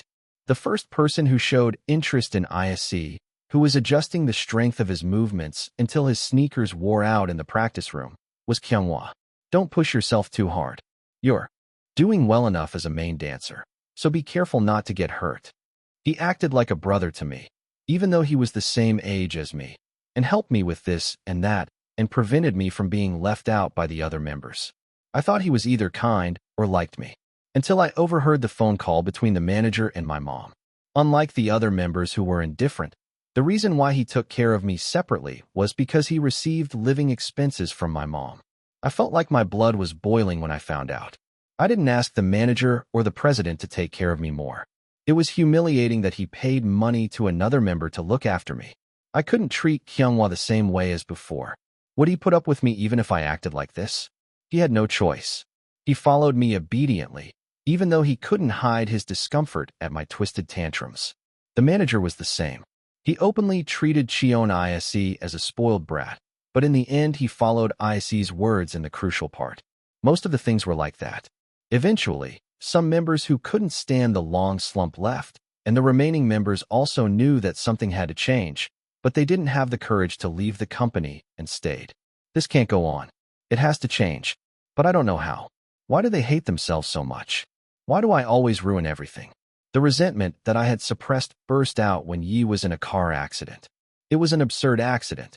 That was practically 100% the other party's fault, considering it happened on the road, and they were 90% at fault. I couldn't even get proper compensation because the perpetrator was drunk driving. I felt like going crazy when I saw their lifeless expression, as if they had no regrets about going to jail with their ruined life. It wasn't about the money. I had ruined my lifelong dream. I wasn't even dead, and the after effects of the injury weren't that serious by normal standards, so I wouldn't get much punishment. I felt my blood run dry every day. Maybe it would be better to die. I'm so ashamed to have someone like you as a sibling. Didn't you say you wanted to do something different? Shouldn't you at least be famous? My older siblings came to visit me in the hospital and nagged at me, and I snapped. I had been holding on to my sanity until then. At least you'll be less of a disgrace now. You couldn't even make a dent in the charts every time you released an album. I wish you would have quit already. I didn't want to do anything anymore after hearing their taunts, deliberately tearing my heart to pieces. Maybe my sister and brother were right. Maybe I was hopeless no matter what I did. I felt like I couldn't escape from this life of constant failure. I want to quit everything. I closed my eyes, hoping to sleep forever. And when I regained consciousness, I felt nothing. I realized I was in a state of pure consciousness, without a body or pain. My memory was blurry, and I couldn't remember who I was, what I wanted to do, or what I felt when I closed my eyes. I passed a pitiful flower bed that barely filled a handful and saw an empty space. For some reason, I felt like I had to go there to finish everything. As I approached the place where the bright light shattered and sparkled like a prism, I heard an unfamiliar sound from the broken debris. Congratulations on your debut. You're a celebrity now? Awesome. Do your best, since you've come this far.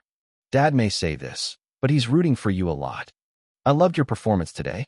Please come back with a better song next time. I felt a ticklish sensation, as if I had forgotten something important and snapped out of it. Everything would end if I went any further. I didn't want to end it here. It was my choice to end my life. But I had too many regrets to disappear like this. I had never shown properly. I was wrong. I made a mistake. Please let me go back. I turned around and ran away from the direction I was going. How far had I gone? I saw a dark space where the gravity was messed up and the garbage and numbers were tangled up. Beyond the chaotic darkness, I saw myself. Or rather, someone else wearing my appearance. Sung-won and Ijun, who always growled at me, cooperated willingly with the someone who looked like me. I couldn't believe it was real when I saw them hit the real-time first place for the first time. Why not me? Why didn't I? Why me? We're the same person anyway. Why didn't I get that luck? Why me? At first, I thought it was just a brief stroke of luck. But the someone who had my face didn't stop there and kept moving forward. They won the survival program and kept making things happen to attract more people around them. Everyone praised the changed Cheon Yise. They didn't know Cheon Yise was like that. They did such a good job. They were so considerate. The fans also grew in an instant. The follower number that was barely 10,000 became millions in a moment. Why? They didn't love me when I had the same face. I tried to sabotage them several times, but every time I saw this someone who acted like nothing happened, I felt like I was going crazy. It should have been me in that place, not some fake who came out of nowhere. Why can't they tell? Who do they think helped them debut? I knew them longer. How could they be closer to a fake who hadn't been with them for even a year? That was supposed to be my life.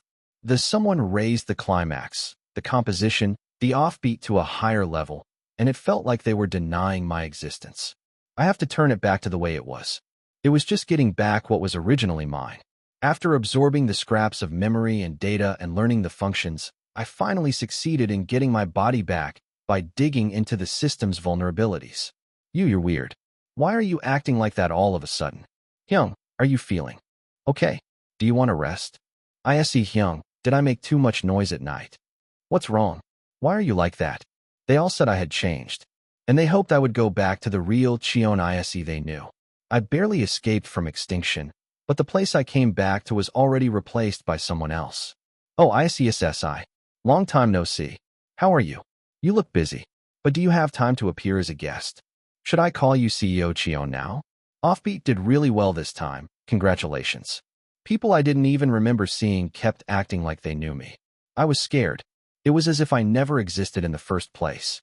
They all looked for the someone, not the real me. The real one is me. But I had become a fake before I knew it. Chapter 253, What Truly Shines. My body doesn't obey me. I haven't achieved anything I wanted. If I close my eyes, I feel like I'll be taken over by the fake again. I'm out of breath, and it's hard to bear my own weight. I try to get up from the bed by pushing the floor, but I collapse right away. I barely manage to stay conscious by blocking the system's relentless attempts to restore me. I can't remember or do what I wanted to do so badly. What did I do so wrong? The sheet I clenched was briefly wrinkled and then returned to its original state, limp. I couldn't take it anymore. A bleak dawn. The first bus heading to the provincial terminal was almost empty. I held the ticket and sat in the seat, and soon the driver came up and tore off one side of the ticket. Students are all riding from dawn. What a strange thing. I wondered if the kids hadn't finished their vacation yet. But the ones who went to play wouldn't take the first bus at this early hour. I thought it would be surprising. I nodded my head to greet him instead of answering, and waited for a while until the bus moved its heavy body and left the terminal. I was heading to the villa now, the place where Im Hyunsung stayed for the last time before he died. He didn't die in the house, and the investigation was closed as a suicide before it started in earnest, so I had no idea what the house looked like. Should I have sold it sooner? Maybe he didn't sell it because he didn't know if there was any evidence of murder. On the other hand, he might have disposed of all his belongings and sold it before the evidence came out. I thought I should at least check it out with my eyes, so I left the shelter without thinking, but I was still at a loss. I need to find evidence that it wasn't suicide. If it was right after he was killed, I would have checked the CCTV that I installed for security, but it was already more than 6 months later. Considering that the previous footage is usually deleted after 2 or 3 months, it was time to be overwritten by new footage. But I have to go anyway. After driving for about 4 hours, the terminal I arrived at was not only quiet, but also had an apocalyptic atmosphere. There were not many people using it, and since it was dawn, there was no staff at the window, only an unmanned ticket machine. Will I be able to catch a taxi? As I hesitated and went outside, I saw a driver who was half asleep with a cigarette in his mouth and the window half down. Hey, driver. As I approached and spoke to him, he was startled as if he was thinking of something else. Where are you going? I sighed, took a short breath, and answered. I need you to go to the address on the navigation. It'll take about 30 minutes from here. The driver's expression crumpled at the thought of having to share the fare on the way back. Well, that was a normal reaction. I didn't rely on the driver's humanity, but instead took out the bill I got from Kong Jin-woo and handed it to him. Just turn off the meter and go. The driver's eyes sparkled at the sight of the unexpected yellow bill. Where's the address? Anyway, it was easy to handle, but I didn't feel very good. Over here. I showed him the address I wrote on my phone's memo, and he rubbed out his cigarette and entered the address on the navigation. Do you have any relatives living here? It was similar. Not a relative, but a villa where I lived.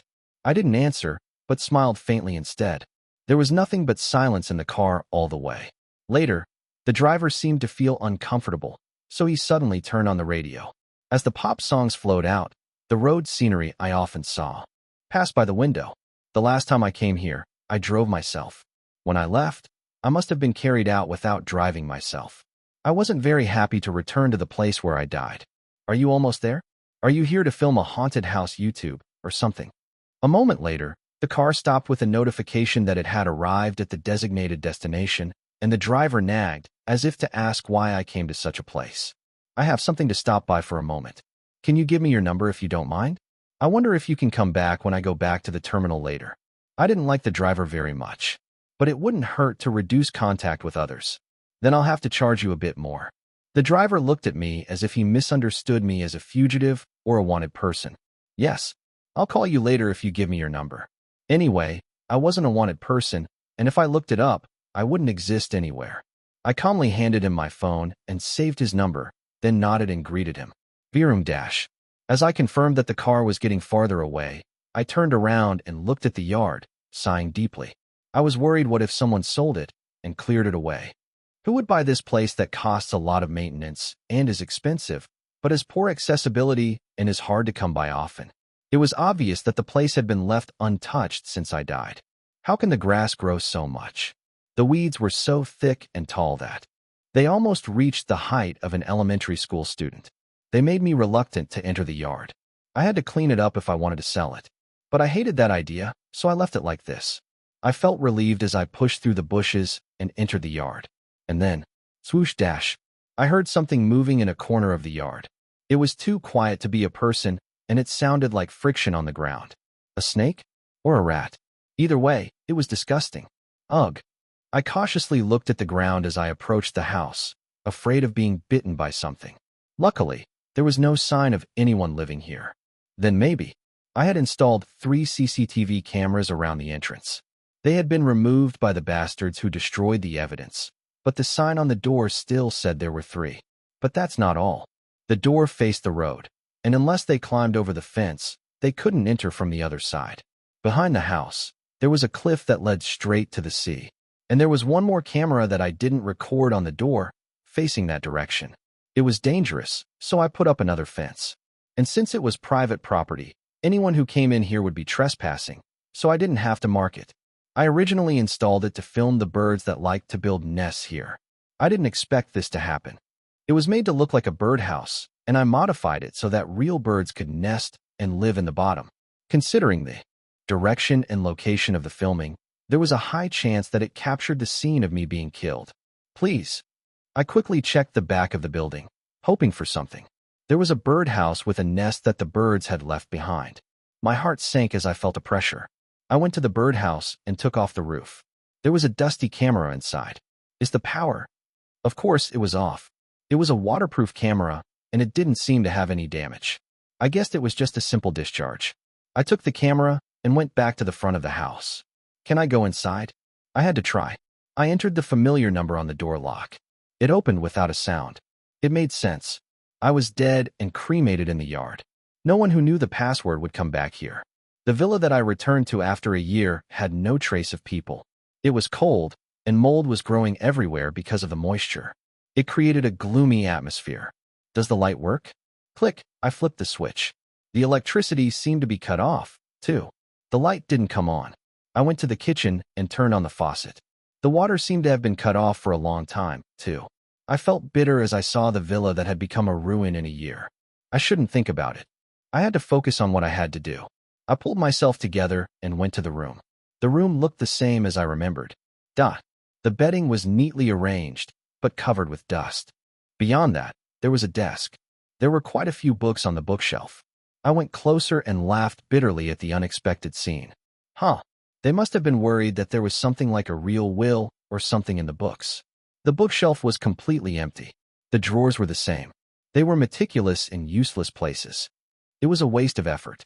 My real will, which had been notarized, was somewhere else. I lifted the dusty blanket and put it on the floor. I flipped the mattress.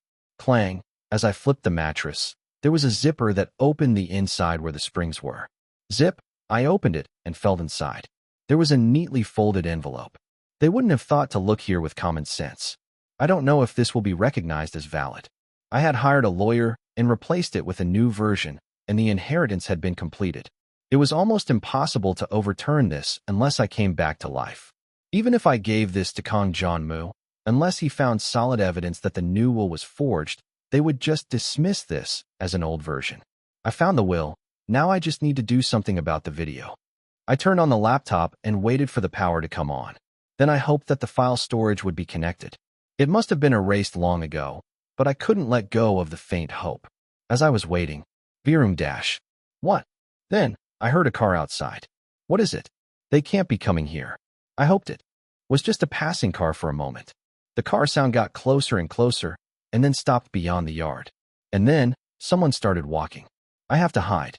As long as I didn't get caught, they wouldn't be able to find me. I was a nobody in this world anyway. But if someone saw me or grabbed me at the scene, it would be game over. I quickly opened the door leading to the balcony and ran outside. I had taken the camera, the laptop, and the letter, but I couldn't erase the traces of my presence. Damn, where should I hide? As soon as I reached the backyard, I heard someone grumbling in the front yard. Who the hell comes here at this hour? At best, they're just petty thieves. Let's just take a quick look and leave. Some people who looked like hired thugs were approaching the house, complaining. What was the password again? 1005. What kind of password is that? It's not even angelic. A sudden mockery made me feel a surge of anger on my forehead. Angelic, my ass. It was the day I opened my shop for the first time. I swallowed my futile retort and crouched down cautiously. If I run away like this, there's nothing nearby to hide behind. What should I do? It was a very quiet neighborhood, not suitable for pretending to be a local resident. It was a place that was hard to reach without a car, so I couldn't just smile and say, "Are you new here?" and pass by. Hey, wait a minute. It looks like someone came in here. One of the thugs added in a suspicious voice. Are they still here? I felt my heart drop again and lay flat on the ground. If I crossed the room and went out to the balcony, I would be caught for sure. What should I do now? My vision went dark. I have to think of a way. If they caught me now, they would take the letter and the camera. Cold sweat ran down my back. Chapter 254. As I looked around for a place to hide, all I could see was a steep cliff. If I jump from here, I had an experience of being drowned here against my will. I don't know what happened to my corpse and how it was handled afterwards. But surely the corpse that looked like a slip-and-fall death wasn't. They wrapped it up as a simple fall. I could tell without seeing how they dealt with the local police. I don't think I'll die. The letter was sealed with vinyl so that anyone who found it would have to tear the package to check the contents. The camera was waterproof too. I thought about jumping, but then, oops. I remembered too late that the laptop wasn't waterproof. Besides, it wasn't mine, I borrowed it, right? And rationally speaking, jumping into the sea and running away was a last resort that was no different from suicide. I pondered for a moment. There were only two people who looked like mercenaries. Maybe I could hide in a blind spot where they couldn't see me from outside. As I hesitated, one of the mercenaries shouted. He couldn't have gone far. Go out and look for him. Damn, I could have erased all the traces if I had more time. I couldn't help it because they came in so suddenly. What do I do now? I had no time to think when I heard someone opening the balcony door. There was no way out. I stretched my legs over the cliff and caught my toes on a protruding part. I grabbed a clump of grass roots that hung like vines and stepped on the protruding part of the cliff with my feet. It was an uncomfortable posture, but it was the most stable one to hang on. If I tried to change to a more comfortable posture here, I felt like I would fall down the cliff. What the hell? What am I doing? Like a spy movie hero. I flattened my body against the cliff and held my breath as I heard someone running around above me. There's no one here. Did he run away? This area was invisible unless you came over the fence, so they couldn't find me from the backyard. Please, just go. I prayed fervently in my mind. They were just doing their job for money, so they should just look around and go report. As I held on with an unstable posture, sweat started to form on my palms. How much longer could I hold on? As the realistic fear crept in, the old man who looked like the leader sighed. He's gone. He was already out when we got here. Damn it. Why did he set up the door lock to send an open alert message? It looks like a burglar came in and left, but there's nothing to steal anyway.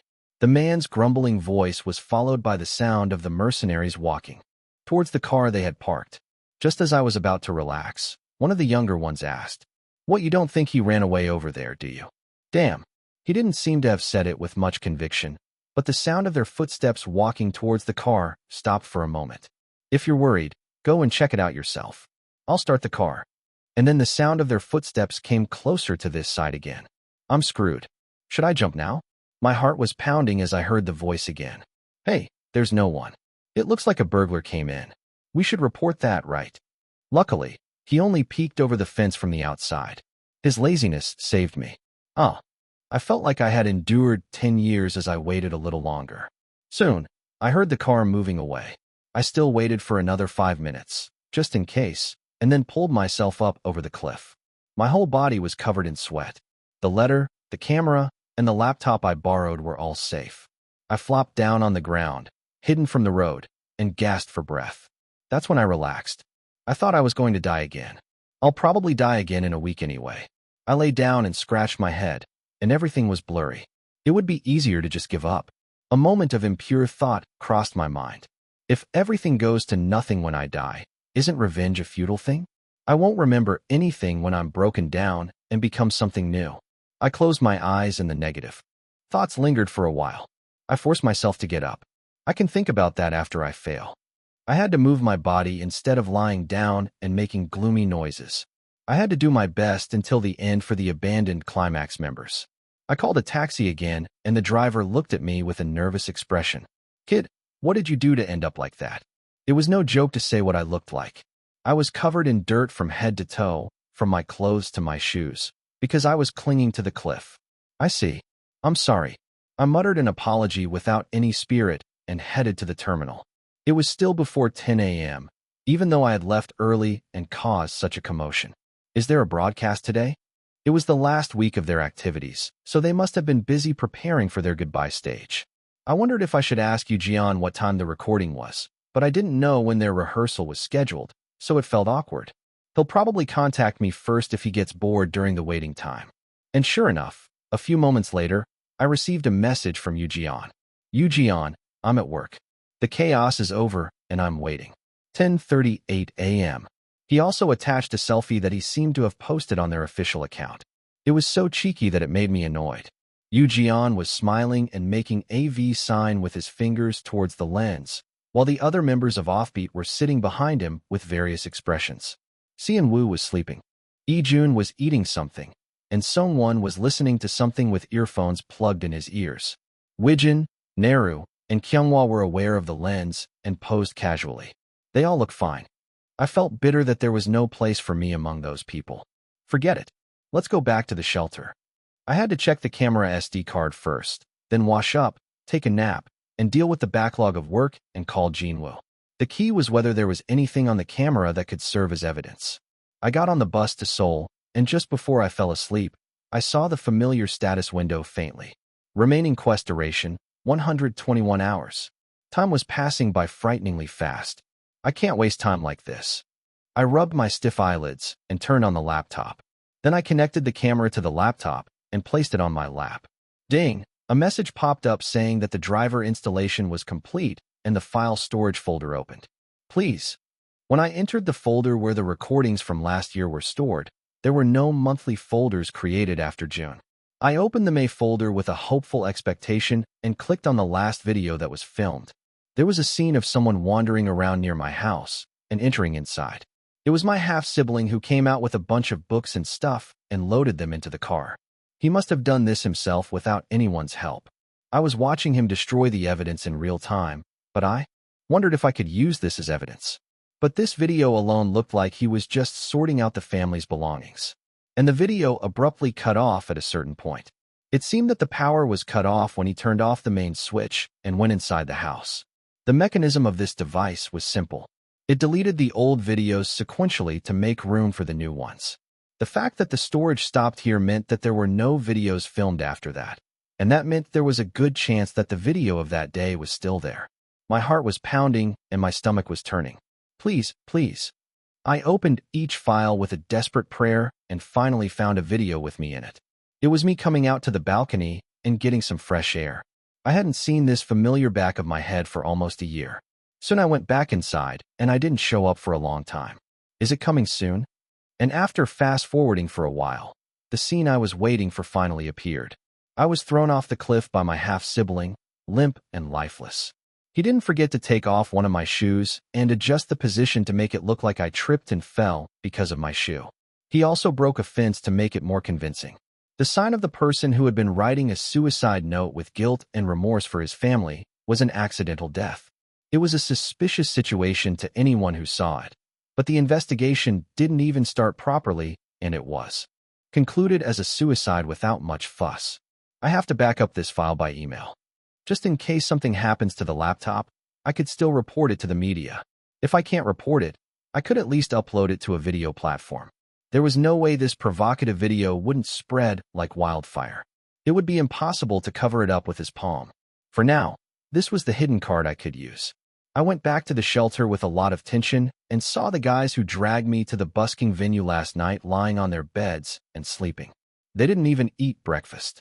I glanced at the guy who said he was a fan of Cheon and confirmed that he was sleeping well. Then I went to the shower and washed up. I was exhausted from sweating a lot since early morning, and I felt sleepy after soaking in the hot water. Should I lie down and sleep for a bit? As I was pondering, the fan of Cheon caught my eye and made a noise.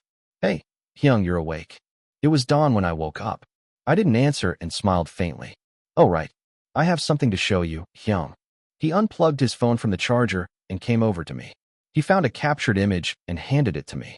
This is from the pre-debut promotion event where they asked us to pick our debut pick.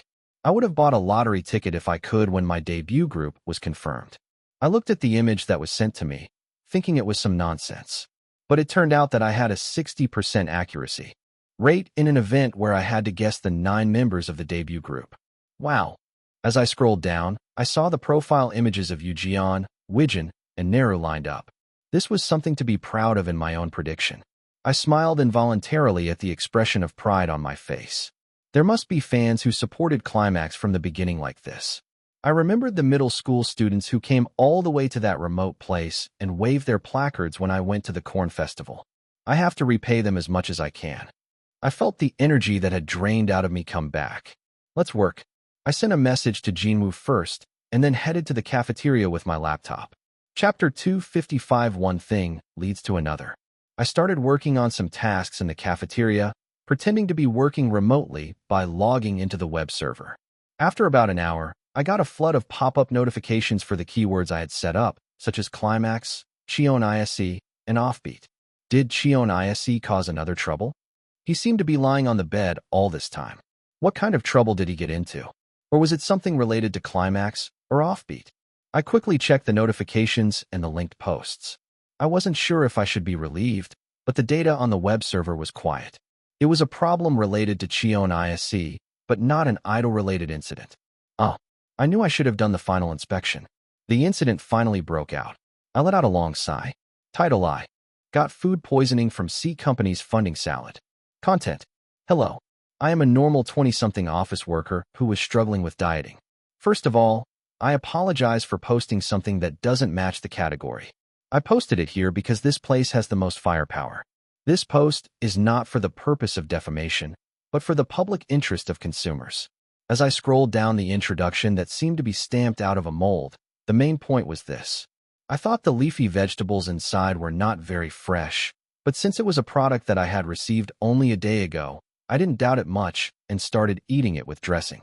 And when I emptied about half of the contents, a lump of mold came out. Warning: I have no appetite since that day, and I can't eat anything.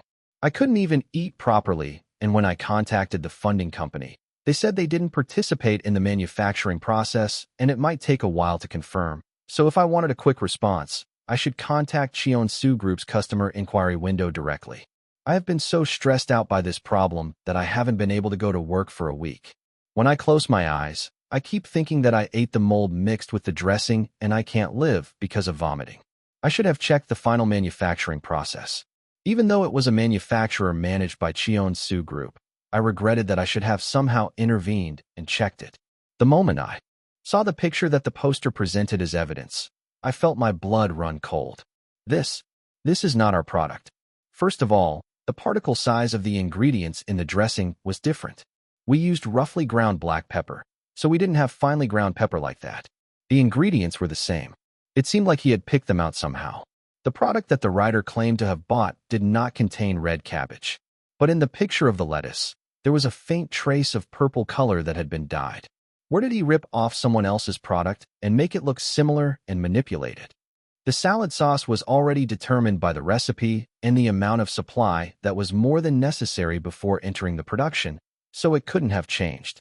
The dyed lettuce also proved that this was not our product. But the netizens who were already hooked on the idea of making fun of the retired celebrity who eats this started indiscriminate bombing. Well, that makes sense. The guy who got the representative disease was doing this well. Isn't that almost what the fans bought him? He throws mold at his fans, and he's probably eating hotel fine dining. Oh, I'm really nauseous. The diet effect is perfect. Cheon Yise's fans kept saying that he didn't have the representative disease. He had a lot of talent, and he was using it for various things, but he finally exploded. Why did he do this when he couldn't even do his idol activities properly? When he started, you guys were making a fuss that you wanted to eat it too, and then you said you tried it, and now you're telling the fans to eat mold. The backstabbing is so cold. Cheon Yise's salad was on every indicator that could check the most frequently mentioned keywords, including real-time trends. I'm going crazy. What do I do with this? There were more than one or two things that were suspicious, but if I posted a rebuttal now, it would only look like a paid worker from the company. When I compared it with other review products, it looked like it was not made by the same manufacturer, and if someone with authority said that, it might become a hot topic. Then I remembered a familiar face. There was a veteran who worked as an expert in the food industry and had appeared in various media and interviews as a food expert. I quickly called Kong, the executive director. After a brief connection sound, Kong picked up the phone somewhat irritably. What's up? What was he making a fuss about this time? I could roughly guess the reason. The shareholders' meeting was coming up soon, but his half-brother was still not coming back from abroad. Are you very busy? I just want to ask you a favor. He sounded busy, as I heard the noise of his employees working frantically, pulling their hair out. I felt a bit sorry for the timing, but I was going to write the post myself, and he just had to lend me his name. It wouldn't take too long. I'm busy, but I'll listen to anything from a living person, but I can't do anything for a dead person's favor. I quickly spoke up before Kong Jianmu's sigh could linger. Just post one thing on the forum of the link I'm sending you, and take a picture of your ID card for verification. Kong Jianmu asked me right away, not understanding my request. Why do you want me to post something on the internet? You'll see when you look at it. It was faster to send him the link and the summary of the situation than to explain it verbally. I'll send it to you right now on Messenger. Check it and call me back. I hung up the phone as if I wouldn't take any more complaints. It might seem absurd, but I thought I could push him a little, considering I had changed his life. Pay me back this way. I tried to calm my anxious feelings while waiting for Kong Jianmu to contact me. The entertainment talk board was on fire with Cheon Yise's salad story. There were also viral posts asking for and offering recommendations of reliable salad companies. It looks like a competitor made up a fake post to go viral. And on top of that, there were viral posts about taking pills and dieting easily while eating whatever you want, related to unlicensed supplements. Ugh, it was a mess. Our product's catchphrase was, "Eat deliciously and be healthy." It was true that we had promoted it in contrast to the products that had unknown ingredients or that severely restricted the amount of food, ruining people's health. When the first trial sale was launched, there were tons of reviews saying that it was so delicious that they wanted to snack on it. Now that the third batch of sales had started, which was almost like an official launch, it seemed like they wanted to strike first before the public opinion supported us again. Grind. I was grinding my teeth when Kong Jianmu called me. I checked what you sent me. The sauce viscosity is completely different from the product.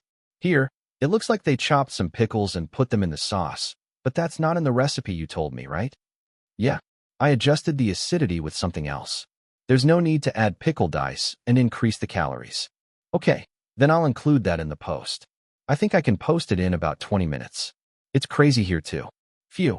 I was relieved that it looked clearly different from our product to a third party. Thanks. Sorry for asking you so suddenly. And please take care of the rest of the work. As I was about to end the call, sweeping my chest, Kang Jianmu suddenly asked me, "But isn't this the product that the son of Cheon Yise Group made? Why is he doing business with your recipe?" Damn. I didn't explain the relationship with Cheon Yise because it was too complicated. It wasn't something that could be easily believed anyway. I told him to use it. It's complicated to explain, so I'll tell you later. I doubted that I would have a chance, but I just asked him to understand that for now. As I finished the call, I felt sweat running down my back again. Is there nothing I can do but wait?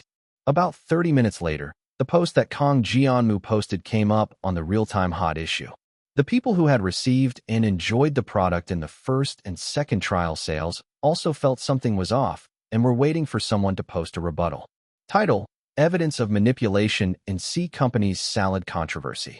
Body: Hello, I am a food manufacturing expert working as an executive at a food company. I have summarized some points that I found suspicious regarding the recent salad controversy. The company has not yet announced the results of the collection and investigation, but based on the materials that have been made public, my personal opinion is that it is not the same product as before. As the data that detailed everything from the contamination of the lettuce to the difference in the concentration and ingredients of the sauce was posted, the comments quickly turned around. Top 1. It was a hoax from the beginning.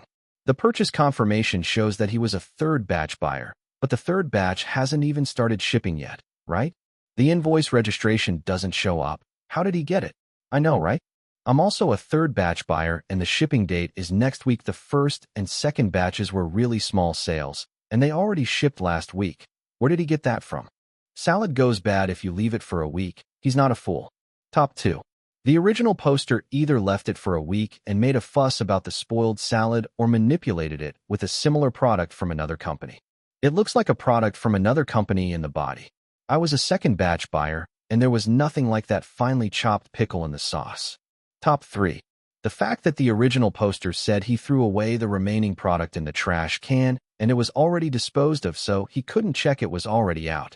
He was going to send an entertainer away, and the Floss anti, the Climax anti, and all the antis were making a fuss. Picture: this is a problem that can't be buried, and the reason why the splashing commenter can't reveal the comments is obvious, right? Picture: wow. I also captured it and the words are the same, but it's creepy that it's a different person. Picture: it looks like they're in a group chat or something, and they're coordinating their activities. The number of likes is the same. Ugh. I was only relieved for a moment. Unless Cheon Yise himself responded, there was no guarantee that this problem wouldn't happen again. I'm going crazy. It's been 3 days since I lived in this body. There were only 4 days left, but Cheon Yise was still on hiatus. Chapter 256: Urgent Fire. Should I meet him in person again? If his condition was still bad, the system's recovery might be faster than my disappearance. Then, even if I failed to complete the changed quest, I could go back to Cheon Yise. But he was holding on until the end, saying he wanted to live one more time. Would I be relieved if I completely drove him away, and could I comfortably proceed with the remaining quest? It was a difficult question to answer honestly. I wanted to go back to Cheon Yise if I could, but I didn't want to go back against Cheon Yise's will. But at the same time, I didn't want to cause trouble to the other members or the company. To sum it up, the biggest problem was that I couldn't give up anything easily. If I chose the members and the company, I could boldly try to take over his body as a villain from Cheon Yise's perspective. It was my fault that I couldn't give up either side. Please, snap out of it. If Cheon Yise would just act properly, I could focus on finishing my revenge without any regrets. I was almost done with the handover materials, but my mind was heavy. It was useless if I made the materials and Cheon Yise, who would use them, died again after holding on like that. Should I ask Yu Jian to make another visit to the hospital? I scratched my head, thinking that I might be kicked out if I went alone this time. As soon as I thought of it, I sent a message to Yu Jian. He was like a celebrity who had so much free time. He replied in less than 5 minutes. Me, are you free now?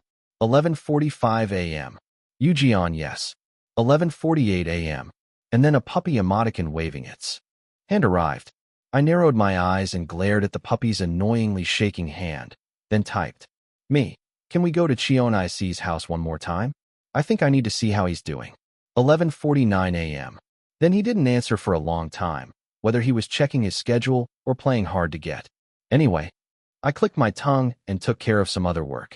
Then he finally replied, "Jeon, I don't think I can do it today." 11:57 a.m. His busy schedule should be almost over by now. He had done almost all the variety shows, and the music shows were over.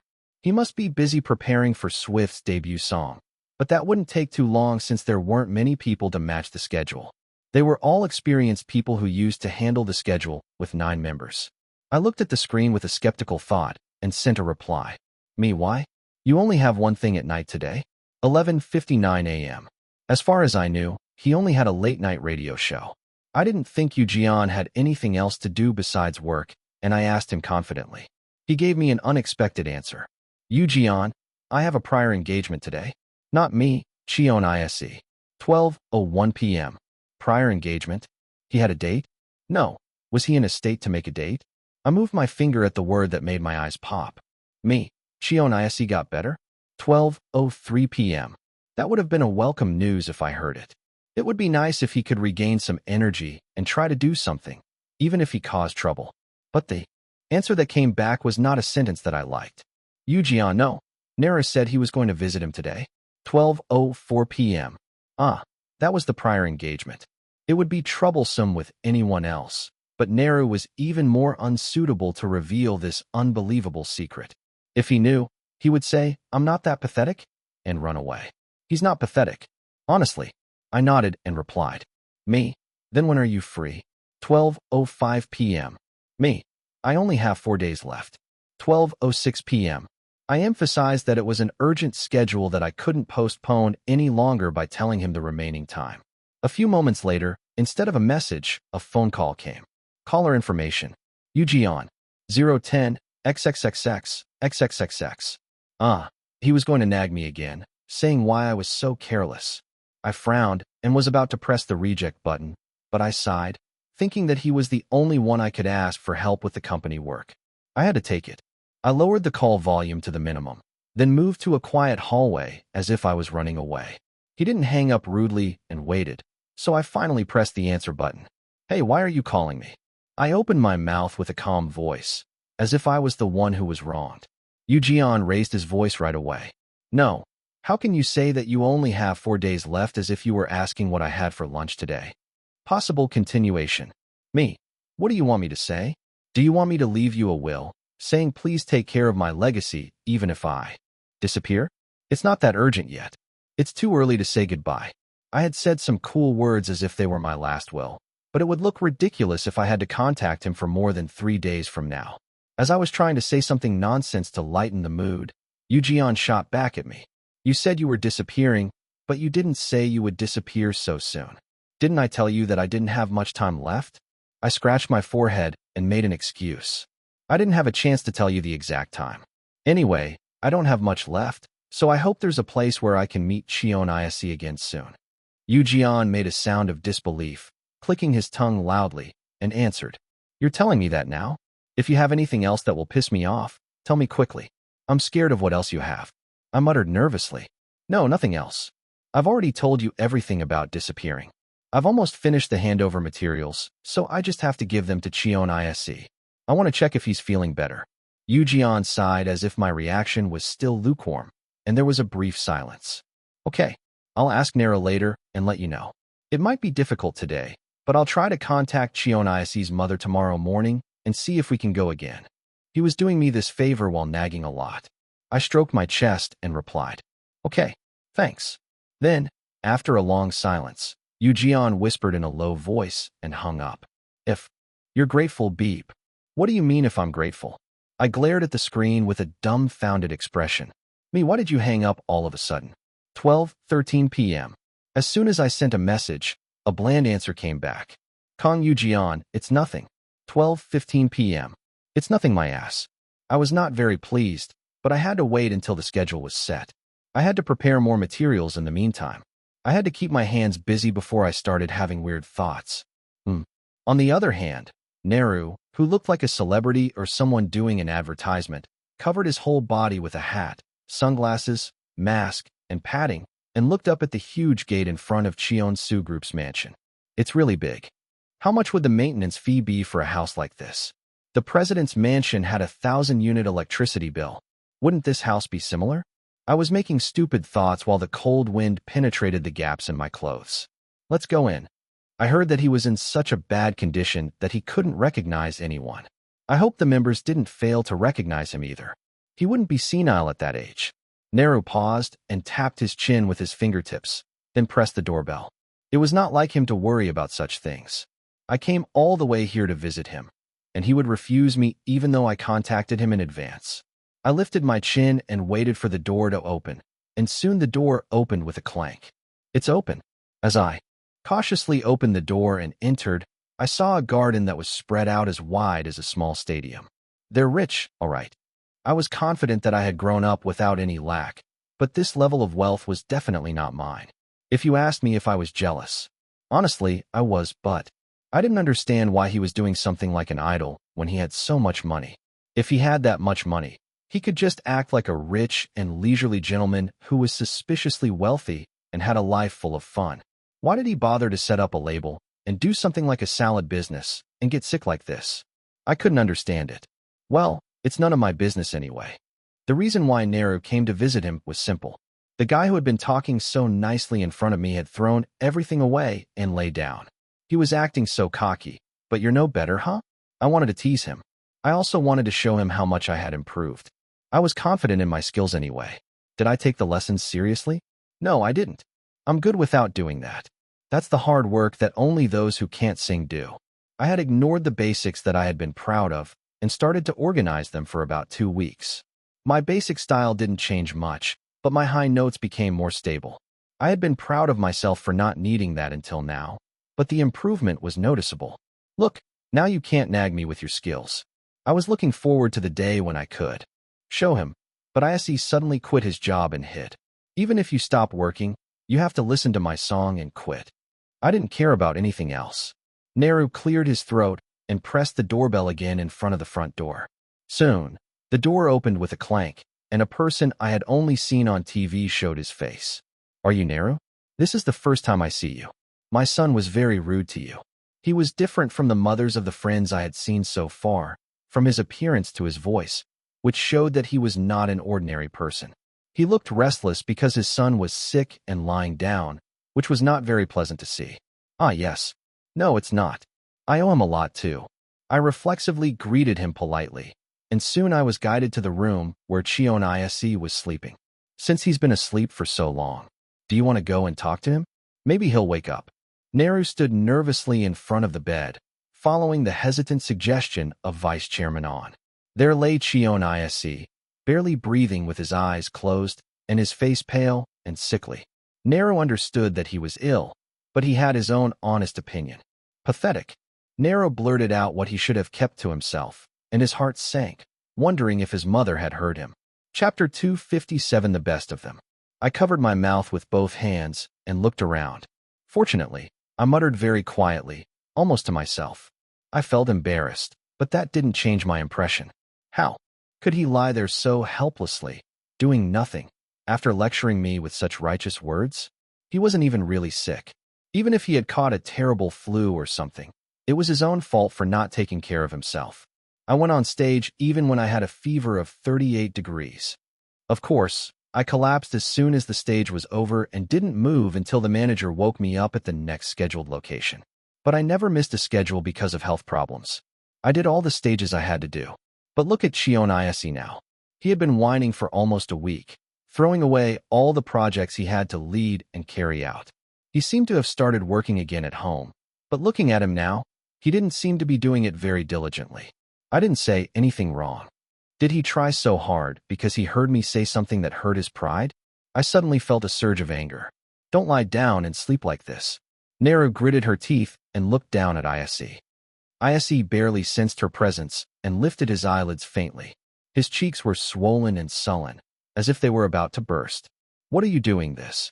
Nero blurted out in a casual tone, but Ise didn't answer and blinked his eyelids with difficulty. It's so annoying. If you're going to act like you know everything, you should set an example yourself. It was human to feel bad when you felt bad. Until now, the staff, the company executives, and everyone else had nothing to do with him, as long as they paid him properly. But this time, for the first time, maybe he was a little different from the other people he had dealt with before, since he interfered with him so much. He had thought that for a moment. Was that all my delusion? It was extremely disappointing. He wanted to scream at him to apologize for the insults and humiliations he had received before. Why don't you say anything? She snapped at him with a frustrated attitude, but Ise only twitched his eyelids and didn't react. Did you bring me here by lying to my mom just to show me this? She pushed him harder, as if to provoke him, but Ise was still motionless. Are you going to disappoint me like this? And all the other members? Ise looked up at Neru with a frown. As his lips moved slightly, Neru's round eyes narrowed sharply. What? Try to make an excuse. She didn't give him a chance to hesitate and scolded him, while the adults behind the closed door were restless. I also wanted to do well. What nonsense are you talking about? Neru didn't want to hear such a weak word. He should have said he was sorry for betraying his trust, that he would get up soon, that he was ashamed of his pathetic appearance. He should have promised to make up for his disappointment, as if he had a way to do everything as usual. What? Neru frowned in disbelief, and Ise closed his eyes again and fell asleep. You're sleeping again? What? Wake up! Neru was left alone in dismay and shook Ise's shoulder. He didn't have a high fever or anything, but he wouldn't open his eyes no matter how hard she tried. Did he really catch some deadly disease? She was scared for a moment. She thought it was pointless to complain to a sleeping person. Was Cheon Yise such a worthless person? Pathetic. She came to a conclusion and opened the door, and the polite lady greeted her with a dark expression. I'm sorry he hasn't recovered yet, but he had a thorough checkup and there's nothing wrong with him, so he'll be up soon. Do you expect me to believe that when he's like this? Neru sighed inwardly, but didn't show it. He said he was working, so I thought he was feeling better and came to see him. It's a shame. I'll come again next time.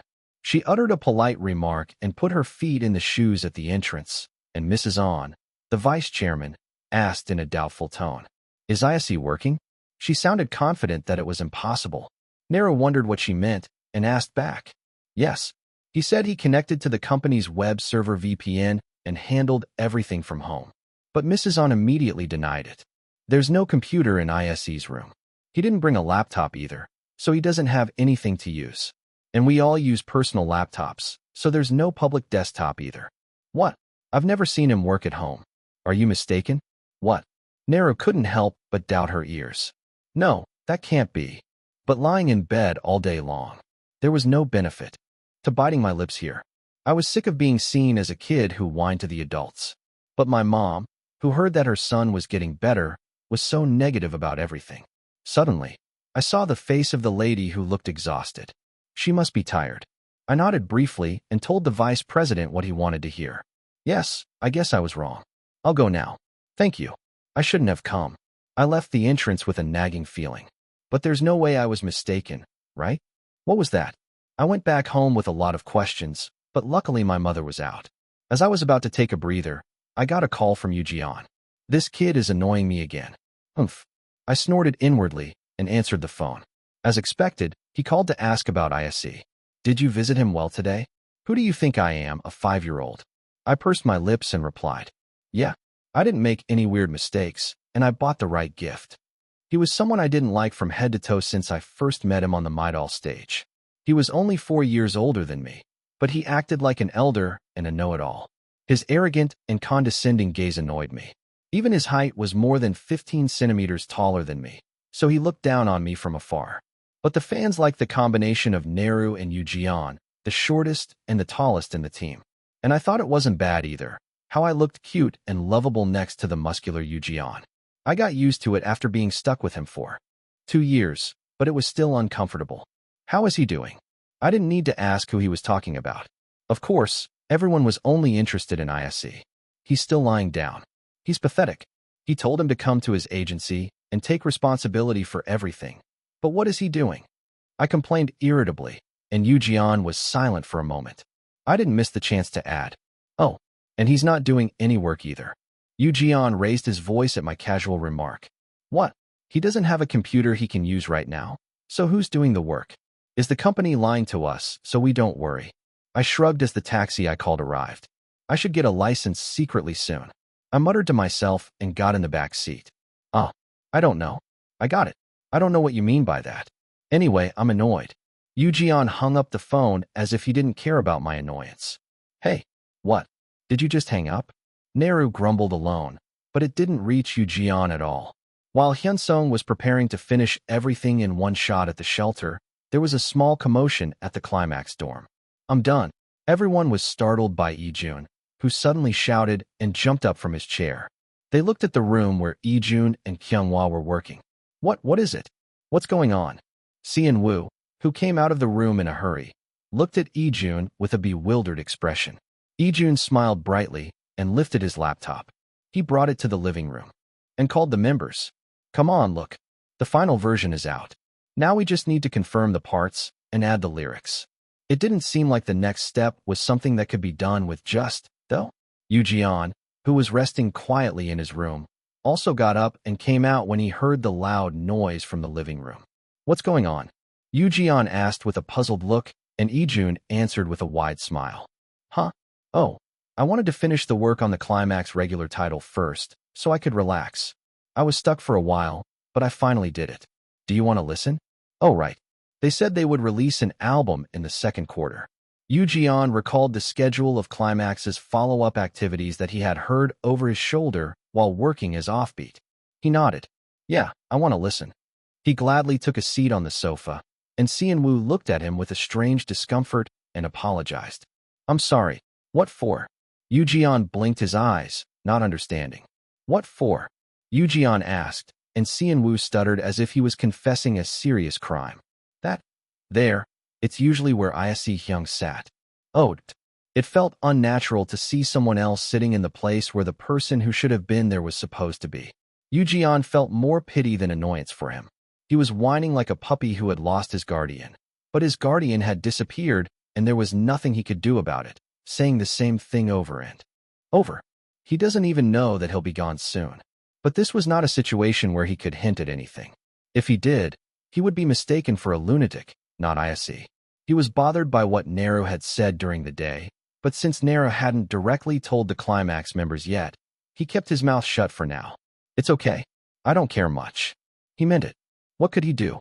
Their leader didn't seem to have any intention of coming back to this place, even if he had to struggle so hard. He didn't want to take Ise's place, nor did he want to. He just stayed in his seat to kill some time before he left the house for the late-night radio schedule. Shall we play it right away if there's nothing else? Ijun pressed the play button on the laptop, surrounded by the members, as if to change the gloomy atmosphere. Is this the second time I composed the title song? He only participated in the arrangement, not the full composition, of Drink Me. Including the song for the competition, it was the third time. He asked them to listen to it. As Yu Jian listened, the beat filled the living room. Chapter 258, The Brilliant Thing 1. After a game-like sound effect that seemed to be Juni's signature sound, the melody that followed was a pop band song with an impressive guitar sound. The refined beat and the catchy melody blended well, making the song feel full without being too heavy. I couldn't tell exactly how to attach the lyrics or the concept until I decided later, but it felt as conscious of the public appeal as the Offbeat's new song. After a little over 3 minutes of playback, everyone looked at Yu Jian's expression at once. Yu Jian frowned, as if wondering why they were looking at him instead of Jun. He realized anew that he had more experience in working with hit songs than Climax, although they had a longer career. It's good. It would be nice to add a bit more of an orchestra band feel. I can't say you have to cut the rap part exactly, because I don't know how to remove it. You'll do well on your own. Have you decided on the concept? He gave a simple evaluation as if he were a judge, and Juni smiled confidently and answered, No. What? Yu Jian doubted his ears and wrinkled his forehead. He wrote the song before the concept came out. Well, it's not like I have no candidates. I narrowed them down with Ise Hyung before he stopped working. I made them all fit well for now, and I was going to write another one that suits the concept better as a double title. Juni's confident expression turned into a disgruntled one. I don't know what to do because Hyung doesn't answer my calls. Juni shrugged and sighed. And the other members who were satisfied with the sound quality and had bright expressions also sank down.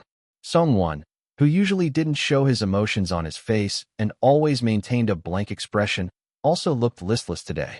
Yoo thought for a moment and gave the best advice he could in this situation. But it seems like he's still checking the web server. How about attaching the file and submitting it through the groupware? Or send him an email? Hyunghwa immediately disagreed. He doesn't even answer our calls. Do you think he'll check the email? Yoo answered with strong conviction. He will. Just send it. As the members looked at Yoo with skepticism, Yoo phone vibrated. Sender. Manager, Park. 010, XXXX, XXXX. Yoo winked lightly and said he would go out now and got up from his seat while answering the phone. Ah, yes. I'll go down to the parking lot now. Sungwon, who was scheduled to appear on the radio with Yoo followed Yoo and got up from his seat. It was awkward as hell to appear together when they weren't even close. But he had to do his best to make the atmosphere comfortable. He would give Sungwon the right to speak when he asked for a cover or sang the highlight part, and block him from saying anything else. Yoo briefly reviewed his plan and turned on his phone screen. He had to prepare his hair and makeup because it was a visible radio, so he had to contact them in advance. Me? Please check your email later. 7:21 p.m. Me. I'll send you the sound that Juni made. 7:22 p.m. Then, as if he had turned on the messenger notification, he got a very fast reply from Hyunsung. Lim Hyunsung, okay. 7:22 p.m. He seemed to be working hard. Should I tell him that someone suspects that? It's not what Cheon Yise is doing. If it was someone like Wijin, Hyunghwa, or Juni, who had a relatively strong influence in the label, it would have been natural to tell him separately. Of all people, that guy. Neru's position was still ambiguous. He was indispensable as a main vocal, but Climax had solid sub and lead vocals, and he couldn't beat Sungwon, who had the main vocal role, in terms of skill. And he couldn't push him with his visuals either, because Seon-woo was holding on. No matter how much Neru claimed that something was wrong, they wouldn't listen to him as much as he was prioritized in terms of importance in the team. It doesn't seem like a big problem for now. Anyway, he did his best to help as much as he could. The rest was up to Yise, or Hyunsung. He suddenly felt bad. What was he doing? It was not much different from his initial impression of Maidol. I had something I wanted, but it wasn't entirely up to my will, but it was shaken by the decisions and choices of others. Yoo couldn't be rude enough to urge Hyunsung to take over Yise's body. Would he have felt better if he did? Yoo threw a question without an answer and shook his head. As soon as he got in the car, the manager drove and said, "Let's go to the shop right away." He didn't feel good while moving for the appearance. Fortunately, Yoo was not young or stupid enough to show his bad mood in front of others, and the schedule was finished safely. At first, some chats criticized Songwon's passive attitude, but soon the online communities were turned upside down by his cover request, which surpassed the original song in quality. This would surely make a clip, and if a fan account uploaded that part as a short video, it could get hundreds of thousands of views. If he was lucky enough to catch the algorithm, it wouldn't be impossible to reach 1 million. He didn't seem like the type that suited being an idol in many ways. But the agency probably didn't want to exclude him from the group debut with such a stable visual. Yoo shrugged his shoulders. He had already contacted them during the waiting time and said he would visit the hospital tomorrow. As soon as he finished his schedule and returned to the dorm, Ijun asked him out of the blue, "Hyung, you said you're going to visit Yise Hyung tomorrow, right?" Yoo answered, hiding his surprise that Ijun was still awake after working on his songs until dawn. "Yeah, I have a schedule in the afternoon, so I'm going to go in the morning." He had to hurry if he wanted to go with Hyunsung. He stretched his stiff body and answered, and Ijun barged in at an unexpected timing. "Can I go with you then?" "You're going too?" "Yeah, I want to see him at least once." Didn't he check his email today? He tilted his head in confusion, and Ijun opened his mouth first. "I got the email and the feedback too, but I still want to talk to him face to face. I'm worried because he doesn't even check his phone or messenger." Yoo hesitated for a moment. Should he stop him here? What if he found something strange at Yise's house, like Nara did? Then he wouldn't be able to let it go as if nothing happened.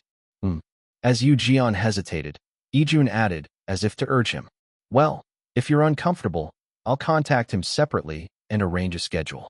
Sooner or later, he would be exposed. And if he was going to be exposed, it was better to be exposed now, when he still had time. For Hyunsung, not Yise. Yoo Ji-yeon relaxed his tense expression and answered with a smile. No, let's go together. I think we can leave around 10 o'clock tomorrow. We'll get there around 11 o'clock. Yoo Ji-yeon's positive answer made Lee-jun nod his head with a smile. Okay, then I'll sort out the files and go to bed. I've only made a beat for the double title song candidate. I think the mood will change a lot when I mix it with the melody, so I'll just leave it as a base for now. Lee-jun's eyes sparkled, unlike the fact that it was already dawn. But he couldn't oversleep and be late for the hospital visit, so he had to go to bed quickly. I'm looking forward to it. I'm not participating in the song, but I'm curious how you'll do it. He meant it. And he also wanted to ask him to write some swift songs for the double title song. Ugh, hearing that makes me want to work more. But if I work now, I won't be able to wake up in the morning, so I'll go to sleep. Lee-jun groaned and complained to himself, then headed to his room. Yoo Ji-yeon watched his back for a moment, then followed him into his room. He lay down on the bed that had been ownerless for over a year, and the mattress, which was almost new, supported his back firmly. Would Lee-jun notice something tomorrow? Yoo Ji-yeon secretly hoped that Lee-jun would catch on to something, and his eyes closed. The next morning, Lee-jun woke up much earlier than 10 o'clock. He saved the candidate beat on his desktop so that it was easy to see, and he also prepared a slightly refined version of the sound source. He had heard that the other members had gone to bed without waking up properly when they went, and he honestly doubted his ears. How could that be? The Hyung who was meticulous about self-management and couldn't stand wasting time? Of course, Yise wasn't like that from the beginning. When he first joined the debut team, his impression of Yise was a spoiled brat who only wants to do what he wants. At least he practiced dancing harder than the other members, so he thought he wasn't just joking around with being an idol. Yise, who had endured vocal training that he didn't like, started to go astray like a train with a broken brake after Climax became a full-fledged flop. At first, they were diagnosed as a group that would make it if they came up with a good visual and concept. But that was only until they released 3 titles. After that, they lost their freshness by ruining everything they released, becoming a common flop.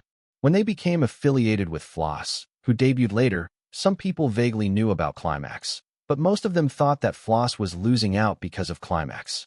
They wouldn't even know who each individual member was. The members weren't that old yet. Wouldn't it be better to disband and find their own way to re-debut? That was the realistic evaluation of Climax that Lee-jun had accepted. Thanks to that, I got a lot of offers to transfer. You'll be 100% successful if you just quit being an idol. I know a producer who will push you, so let's go to the hip-hop survival.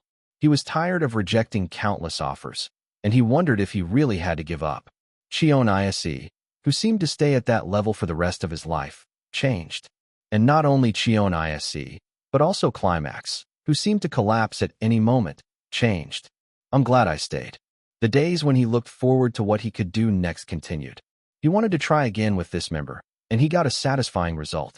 Of course, he didn't want to stop here, as there was still a long way to go. I wanted to test the limits of what we could do with our bodies, to collide with each other and feel everything. But just as we were about to reach the peak of our twisted climax, the moment when we would defy the odds and turn the tables, Yise collapsed like an electronic device that had been unplugged. I couldn't accept this. Chapter 259. Brilliant Thing 2. A moment later, the house we arrived at by taxi with Yoo Ji-yeon was a more splendid mansion than I had imagined. Huh, what the?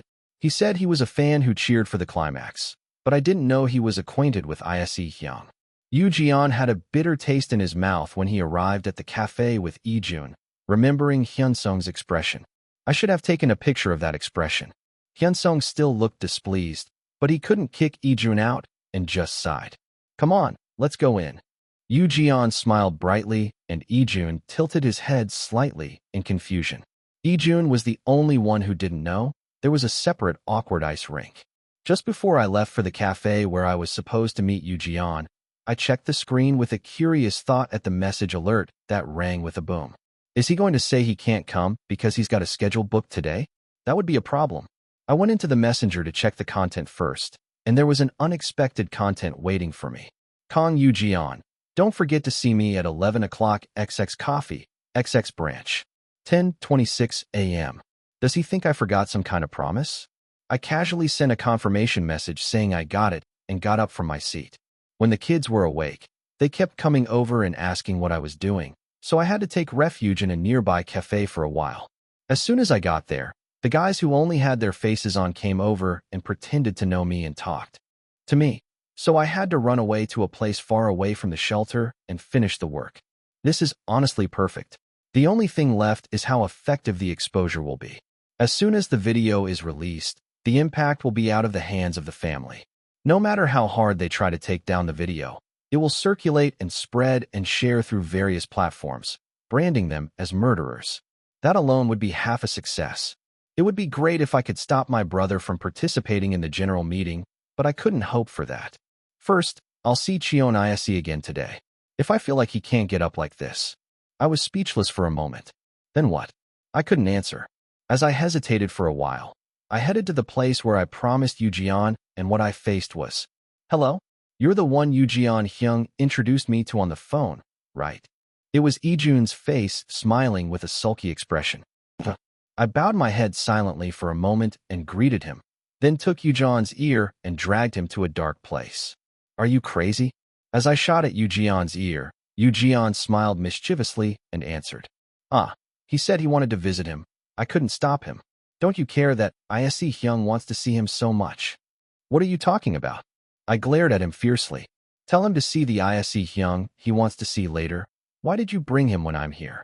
Hyunsung, I think you're mistaken. What am I mistaken about? This guy with no brains. I frowned and erased the image of Kang Yoo-jeon that had been improved in my own way, and Yoo-jeon added with a smile. The Ise Hyung the members want to see is over there. I felt my heart sink. So what? What are you going to do when you find me? I turned my head away and turned to Lee-jun. Shall we go inside? It's pretty chilly today. I smiled broadly and unknowingly almost pressed the door lock password of the gate, but pulled my hand back. The Cheon chairman couple were both away today, and the manager who worked exclusively for them opened the door and welcomed us. It's different when you come as a guest. As Lee-jun opened the door and entered the room with a tense atmosphere, Ise, who had no manners, was lying there with his eyes closed. Hyung, are you okay? Lee-jun shook Ise's shoulder and tried to wake him up, but Ise didn't budge. I stood quietly in front of the door and looked down at Lee-jun and Ise. Then Yoo-jeon casually intervened and explained. He's been like this for a week. Yoo-jeon swallowed a short sigh, and Lee-jun looked back and forth between Yoo-jeon and Ise, then took out a wireless earphone from his pocket. Will he not wake up like this? What are you trying to do? Yoo-jeon and I frowned as Lee-jun plugged one earphone into Ise's ear and connected it to his laptop and Bluetooth. What are you doing? I asked in confusion, and Lee-jun answered confidently. Maybe he'll wake up from his sleep if he hears something in his ear. I remembered the melody I received yesterday by email and frowned. It was good. What kind of concept would be good for this? How to match the costumes, how to do the stage movement and direction, how to cut the point choreography. I had so many things on my mind. A year ago, I didn't know or care about any of this. But once I stepped into that world, dozens, hundreds of ideas kept popping up. How could I make the song that Lee-jun made so beautifully shine the most? And how could I sing it and pull it off? I was tormented by the visions of my future activities that I unwittingly drew in my head. No one stopped him, so Lee-jun moved the mouse and played the track. Soon, the beat started flowing from the earphones. Yoo-jeon burst into laughter. You think this is funny? I didn't find it amusing at all. Even though the track had been playing for quite a while, Ise didn't budge at all, and his face lost more and more color. What if he never woke up? What if he became a cripple like this? What would I become then? You came back with such determination to live again, and I gave up everything and returned it to you. And this is what you do? I strode to the bed and shook Ise's shoulder. Wake up. Then, Ise, who had shown no reaction at all, lifted his eyelids with difficulty. He looked around with his blank eyes, and when he saw me, he shuddered. Why you? He seemed to want to ask why I was here, but he didn't have the strength to squeeze out the sentence. I brought you here. I was worried because you were in bad shape. Yoo-jeon explained instead, with a poker face. Hyung, There are so many people who are worried about you right now.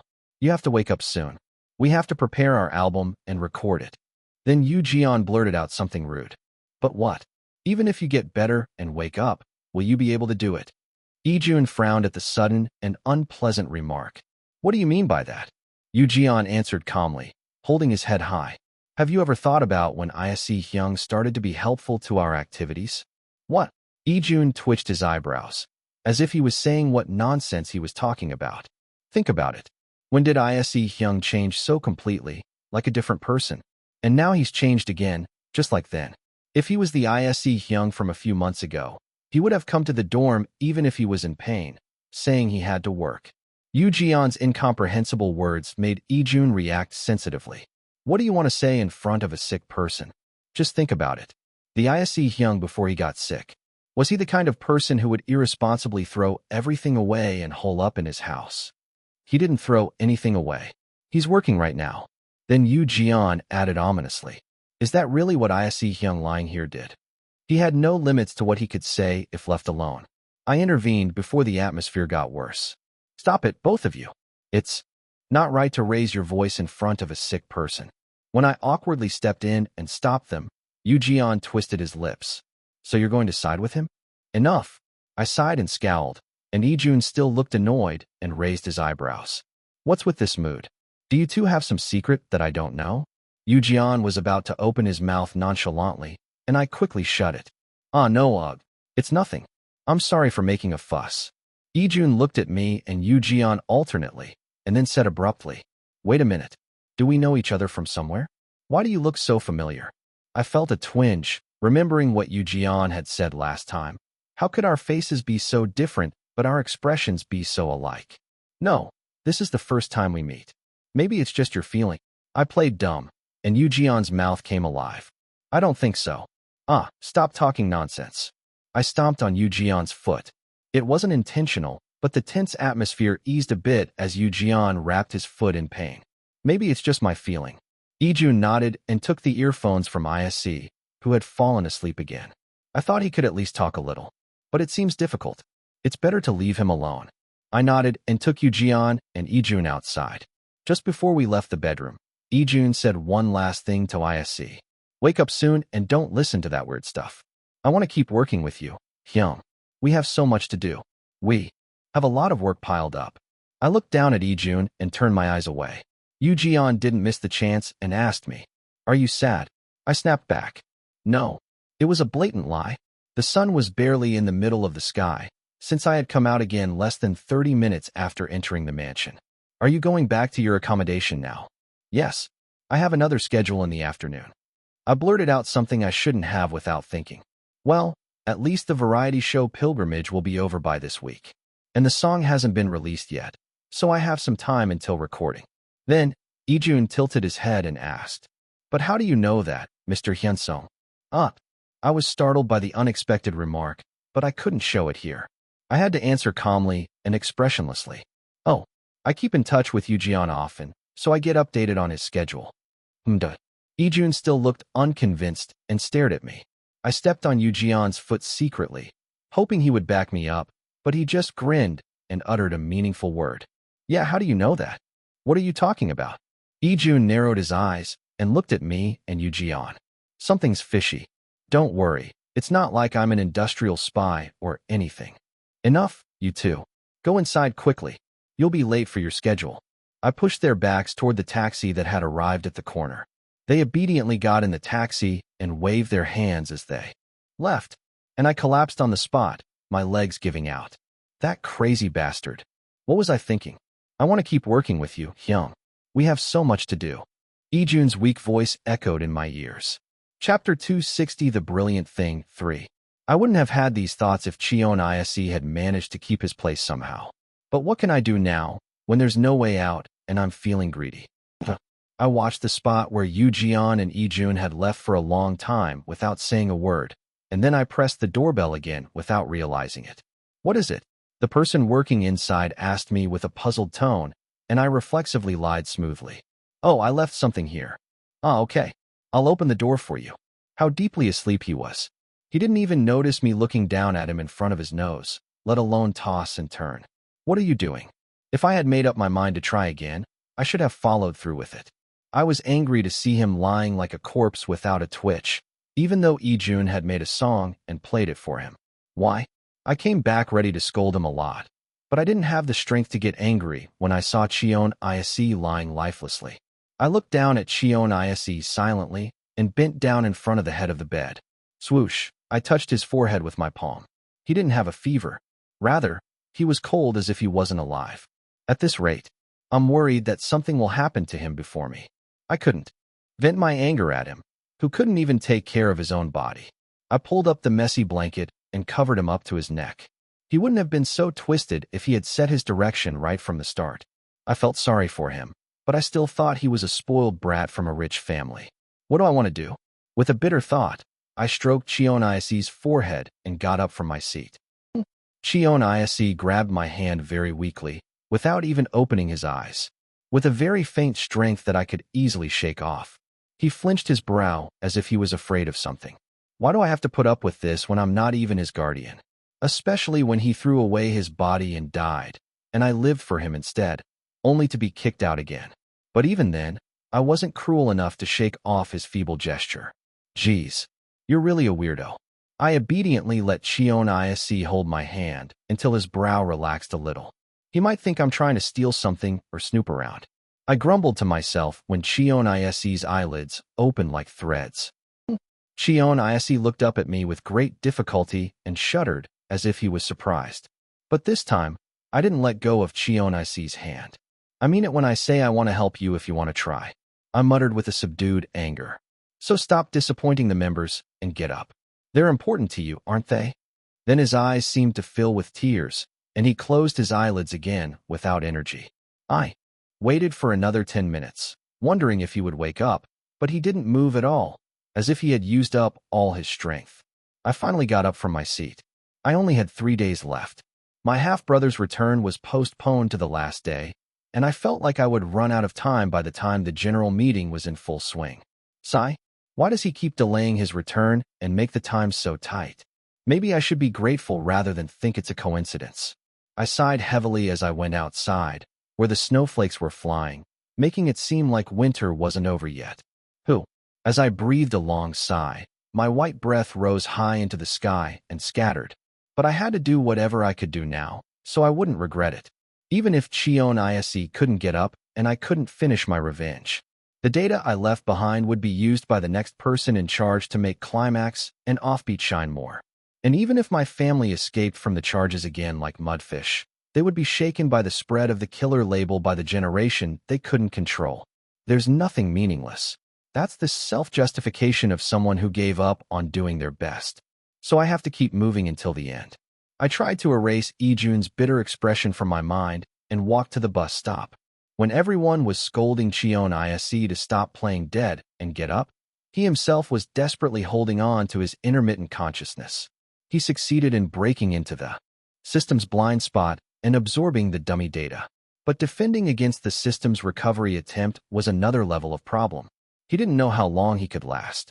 He knew he couldn't just lie down like this. I want to keep working with my brother. We have so much to do. His heart sank again as the melody and voice forced into his ears. The one Ijun was looking for was not him. Someone else. Even if he barely regained his strength and got up from his seat, he couldn't join the work as Ijun wanted. Even if you join us, you were never like this before. We know that your skills are not at this level. You will wonder why you can't do it like you did back then, as you push someone else's traces into yourself. Whether you are more stubborn or not, I can handle the problems that you can't solve. Don't get me wrong. I'm not here to take your body back. I would have felt better if you had treated me like a villain, asking why you were trying to take it back after you abandoned it once. It was painful to admit that I was the one who was holding on to something impossible and being stubborn. If I, who had already finished my role, stay and want a future, it will make others suffer. Yise blinked his eyes faintly and barely held back his tears. But I'm still scared. The moment he deviated from the path he had to take, he was afraid of what he would become, unable to even guess. If he had just gone straight to the light cluster, everything would have ended. As it should. If there is hell, I will surely go there, right? I'm scared to endure like this, and I'm scared to let go. What if everyone hates me? What if no one remembers me? What if they think it was better for someone like me to disappear? The moment fear started to gnaw at his feet, he felt someone's warmth on his fingertips. He clutched the barely caught hand as if it was the only lifeline he could hold. It's warm. The hand that he thought he would push away stayed with him for a long time. Who the hell are you? Not pushing me away. When he barely lifted his eyelids to check, he saw the face he least wanted to see looking down at him. Eek! He tried to pull his hand away, but this time Hyunsung didn't let go. Was he stronger, or did he not have the strength to push his hand away? He cried at the tenderness of someone who comforted him and pulled up the blanket. I mean it when I say I want to help you if I can. If he meant it, it meant that there was one more person who was disappointed in him. Everyone tells me that I can't go on like this.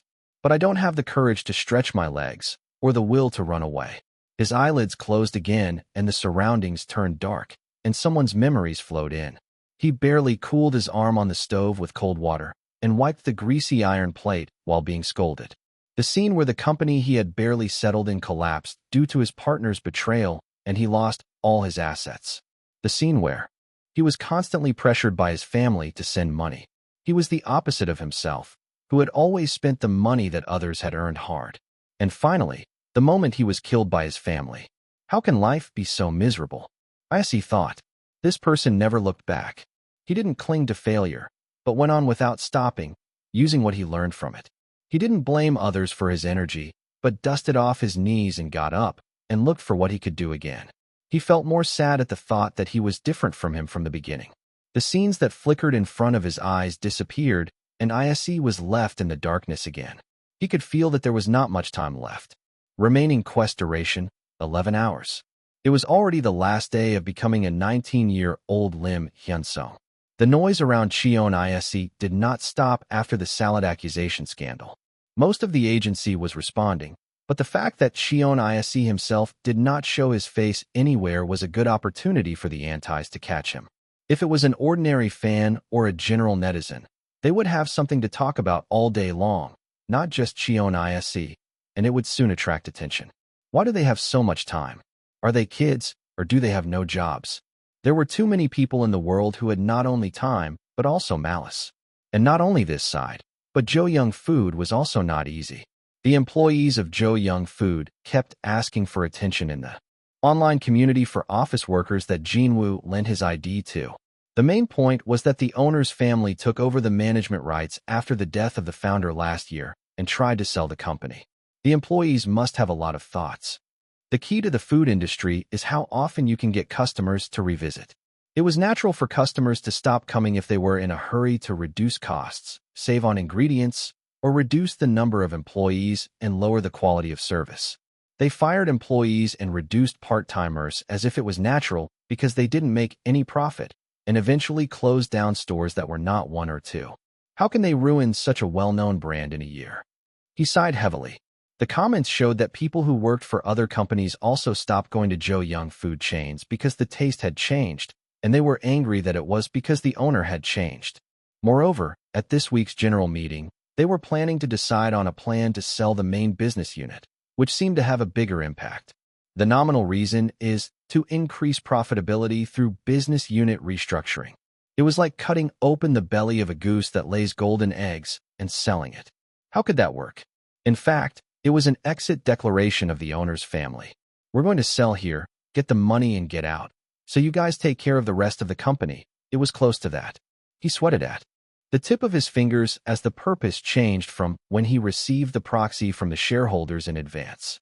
Time left to complete the quest, 11 hours. My brother still had no news of his return, and I didn't have much time left. I had prepared everything so that it wouldn't be a waste even if I disappeared like this. But I had done my best, and now all I could do was rely on luck. Chapter 261. The moment it was in my hand, 1. The more I thought about my family, the more suffocated I felt. How could they be so irresponsible? Did they not realize that their decision would affect the entire company and the employees who depended on it? Or did they not care if the lives and families of each individual collapsed as long as they were not affected? Either way, I felt cold-blooded. Even if they had to change the supplier of raw materials due to the price issue, they should have given some time and gradually switched the suppliers who would be shaken by our loss of volume. But they had thrown away hundreds, thousands of jobs in less than a year and still lived comfortably. I was so angry that I gritted my teeth. I'll expose these bastards and make sure they can't live in peace. As I clenched my fist and waited for Jinwoo's contact, the caller ID appeared on my phone screen. Kong Jinwoo, 010 XXXX XXXX. As soon as I answered the phone, Jinwoo told me the news about my brother. He just arrived in Korea. He said he's going to stop by his house and sort things out before the general meeting. Wait for him right now. There were only about 3 hours left until the general meeting. I left the cafe where I had been waiting near the address Jinwoo had sent me and stood in front of the entrance of the house where my brother lived. Of course, the door lock was locked since the owner had not arrived yet. Jinwoo had found out the password for me through the door guard. He wouldn't have changed the password by now. I had checked it several times. It was not a temporary password that he had changed to let the security staff in, because I remembered clearly when he had started using this password. After my father's remarriage, he changed the password without consulting me, a young child, because he was afraid that the family of his late ex-wife would barge into the house. I still remembered vividly how I had to wait outside in the cold until my father came home from work after school. It had been decades since then, but I wished I could forget those memories, because they came back to me as if they had happened yesterday. It's all in the past. I shook my head and chased away the negative memories in my head. Was I too nervous? I was afraid that he might change the password in that brief moment and a security staff would come.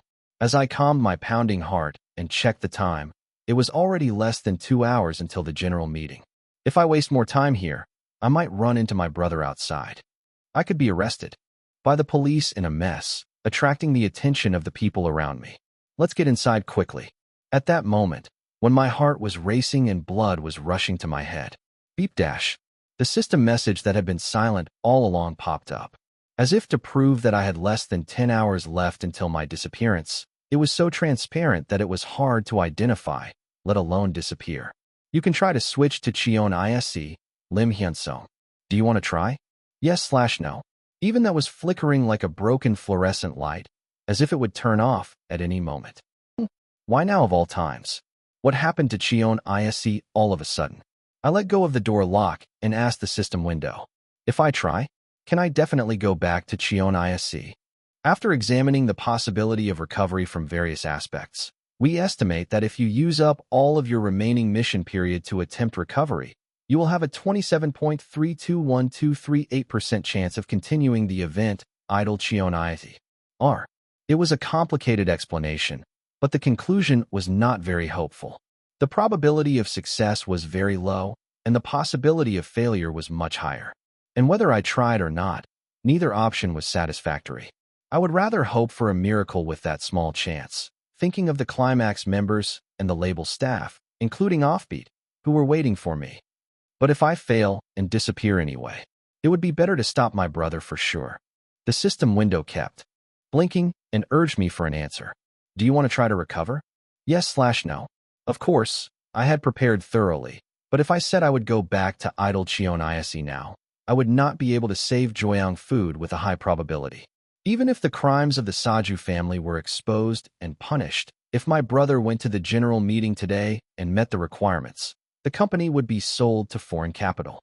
It didn't matter if they were exposed or not. Once the company was sold, there was no turning back. My brother had to be absent today so that the requirements would not be met and the general meeting would be dissolved, and then the Saju family would step down from the management front and the management rights would be transferred according to my real will. It was a problem that I had to choose between the life of Cheon Yise with a despairingly low probability and the lives of thousands of company employees that I had led as Im Hyunsung. Why now of all times? I wish the system had not asked me until the end. It was annoying that it was talking about the possibility of going back to Cheon Yise now. The time I had lived as Cheon Yise for less than a year passed by me again like a revolving lantern. Hyunghwa, Ijun, Songwon Seonwoo, Wijin, Yujian, and Naru of Swift. They were all very precious to me, and experiences that I could not ignore. But I knew they could each do their part without me. I made up my mind quietly. Tears welled up in my eyes at the thought of being gone forever from the future they would create. But I couldn't weigh them, who could live well without me, against the thousands of jobs that depended on my survival. I'm sorry. No. I clenched my teeth and held back the tears that threatened to burst out. I grabbed the door handle and entered the familiar code. I closed the keypad of the door lock. Beep dash. My heart started pounding wildly as the lock opened effortlessly. Huh. The house was cold and devoid of warmth, as if no one had lived there for days. At the same time, it was luxurious, as if to prove that I had been living lavishly all this time. There were top-notch appliances that seemed barely used, a coffee machine with options that most people wouldn't buy, and even a massage chair. They were all bought with money that was stolen from me, I thought, feeling my blood boil. I went into the bedroom and opened the dressing room. There were designer brand clothes and suits that I had never worn in my life, filling the spacious closet. This is how he lived, after ruining the company. I gritted my teeth. What was more absurd was that there was no trace of my father in the house. The only things that filled this big house were my half-brother and stepmother's belongings. There was nothing for my father, who was almost 70 years old. How could he be happy with this? He had abandoned his eldest son, whom he had with his late wife, like a stranger. And he had killed that son and inherited his fortune, thinking he could live well. But in a short time, he had lost his wealth and been kicked out. Maybe he didn't know. Maybe he was no longer in this world, just like he had killed me without anyone knowing. Murder was hard the first time, but once he had succeeded, he might have thought it was easy to do it again, without anyone knowing, without any punishment, without any remorse. I can't call this a good life. Blood was blood, even if we had a bad relationship. He should have lived well after leaving me, not living miserably. I ignored the sting in my eyes and took out all the clothes from the closet. I poured cooking oil over them and threw all the appliances that could be broken to the floor. I was worried that the security system might go off, but it seemed to only detect external intrusions, not internal ones. I turned the whole house into a mess and had less than an hour left until the bomb went off, when I heard a car approaching and entering the garage. The engine was loud, even though it had slowed down. It seemed he had changed his car to a sports car. He enjoyed everything with my money. Well, that was it. My half-brother saw the shoes scattered at the entrance and shouted towards the inside. Mom, if you're going to throw a tantrum, do it moderately. Aren't you ready? Why are you doing this again? He seemed to not expect any thieves or intruders and calmly walked inside. He saw the broken appliances and gasped, running further in. What the hell? What happened to the house? Oh my God, these are so expensive. It's a robbery. Click. The front door closed, and he went to the balcony to look for signs of intrusion. That's when I came out of the room without hesitation. Who are you? A robber. He saw me and stumbled back, as if he was about to open the door and run away. That wouldn't do. I blocked his way to the door. Yikes. I'm calling the police, so get out of my house and stop messing around. He hurriedly opened the zipper of the golf bag that he had thrown on the floor and took out a club. He swung it at me as if to threaten me. Don't come near me. He looked pathetic, swinging it around. I took off the hat that I had pulled down to cover my face. You seem to have lived well. He looked at me with disbelief, doubting his own eyes. What the hell? He had been shouting and swinging the club at the intruder, but he dropped it with a loud clang. It made a noticeable dent on the wooden floor, but he didn't notice it. His face turned pale. You don't have to answer. I can tell you've lived well. How does it feel to take my company, my wealth, my position? The answer was obviously a no. If he could handle it, the company wouldn't have gone downhill in less than a year.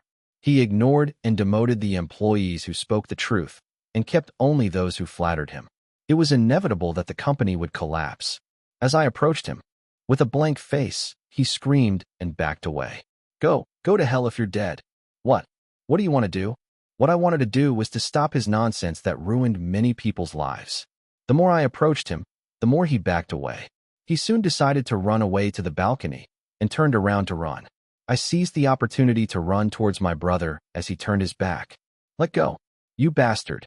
How dare you drag a mountain man into this? As if to make one last struggle, he suddenly thrust something at me. Is that a self-defense weapon? I quickly squinted and closed my eyes, but I didn't feel anything sprayed on my face. What is it? I cautiously lifted my eyelids in tension. Chapter 262. The moment it was in my hand, too. My brother shoved a crumpled talisman into my face. I had no idea where he got it from. He must have been carrying it in his pocket ever since I died. What a joke. It was not like he was facing a vampire with a silver cross. It obviously had no effect. Was he scared that the water ghost would take revenge on him? It was ridiculous, and it only made me angrier. I glared at him as if to say, "What the hell is that?" and approached him. He panicked and flailed his legs. "Fuck. You bastard. This is a direct hit to the water ghost. He probably wasted some money on this somewhere." I sneered at him and grabbed him as he tried to run away. I was confident in my strength. I pinned him down on the floor and took his phone away, so he couldn't contact anyone outside. I planned to tie his wrists and legs with the duct tape I brought and lock him up until the general meeting was over, just like he threw me into the cold sea. Even if the police arrived later, I would have already disappeared by then. I was going to hold him down until the general meeting was over, gripping his collar and pressing him to the floor. Thud dash. He grabbed the commemorative plaque that was on the low cabinet near the balcony and slammed it on my head. Ugh! A sharp pain rang in my head and my hand lost its grip. Blood dripped from my torn scalp. Let go. Dead people are dead. Living people have to live. My brother took advantage of my weakening grip and kicked my stomach to get up. He struggled to free himself from my hold. Blood flowed thickly over my eyelids, obscuring half of my vision. Was it because I was close to disappearing? Or was it just the blood loss? My head spun and my eyelids grew heavier. The dead are dead, and the living must live. It sounded reasonable, but not something a murderer should say. I clenched my teeth and tried not to lose consciousness. Even if I vanished right now, I had to drag this bastard to hell with me. He grabbed my collar and wouldn't let go. As he got up, he pulled me up with him. His face was red from the blood that ran down from my head. He opened the balcony door and pushed me into the living room. Then he headed for the terrace.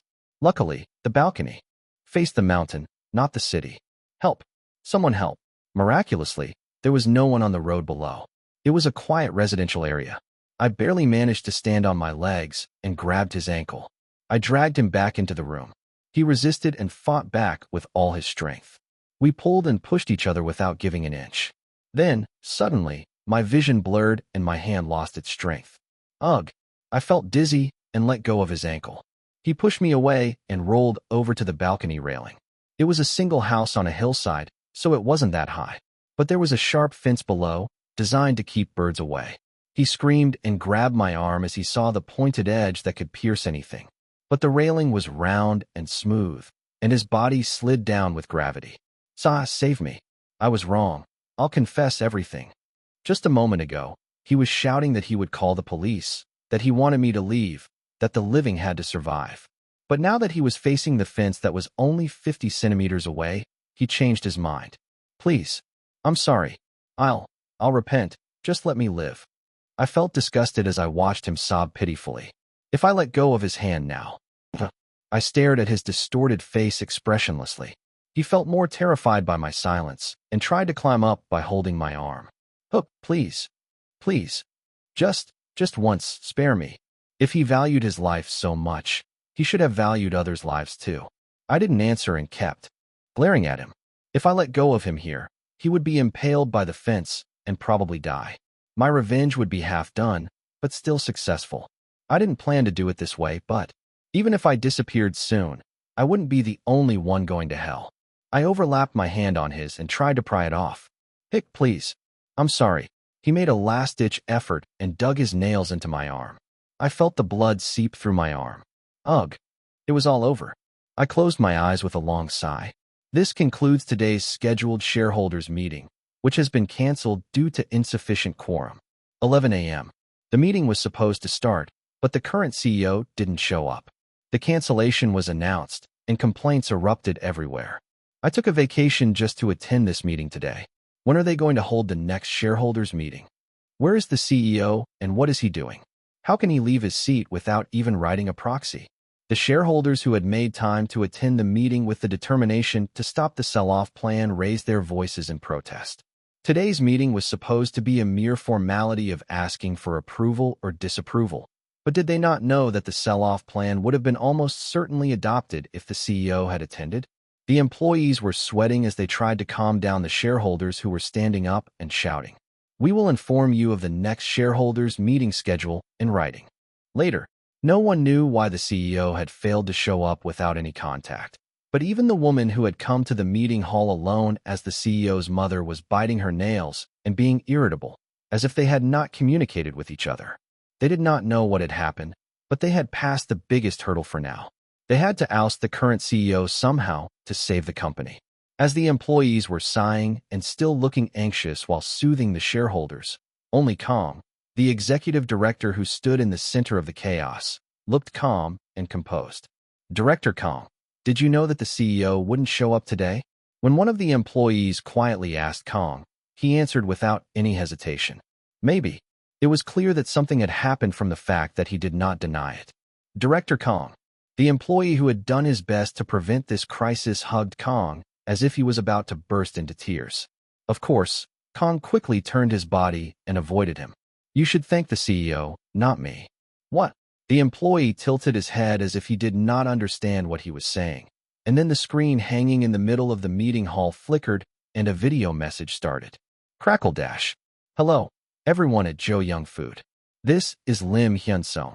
It did not seem like a very recent video, as Hyunsung looked slightly younger than he did before he died. He calmly explained how he wanted his company management and shares to be handled in case he died unexpectedly. What the hell is this?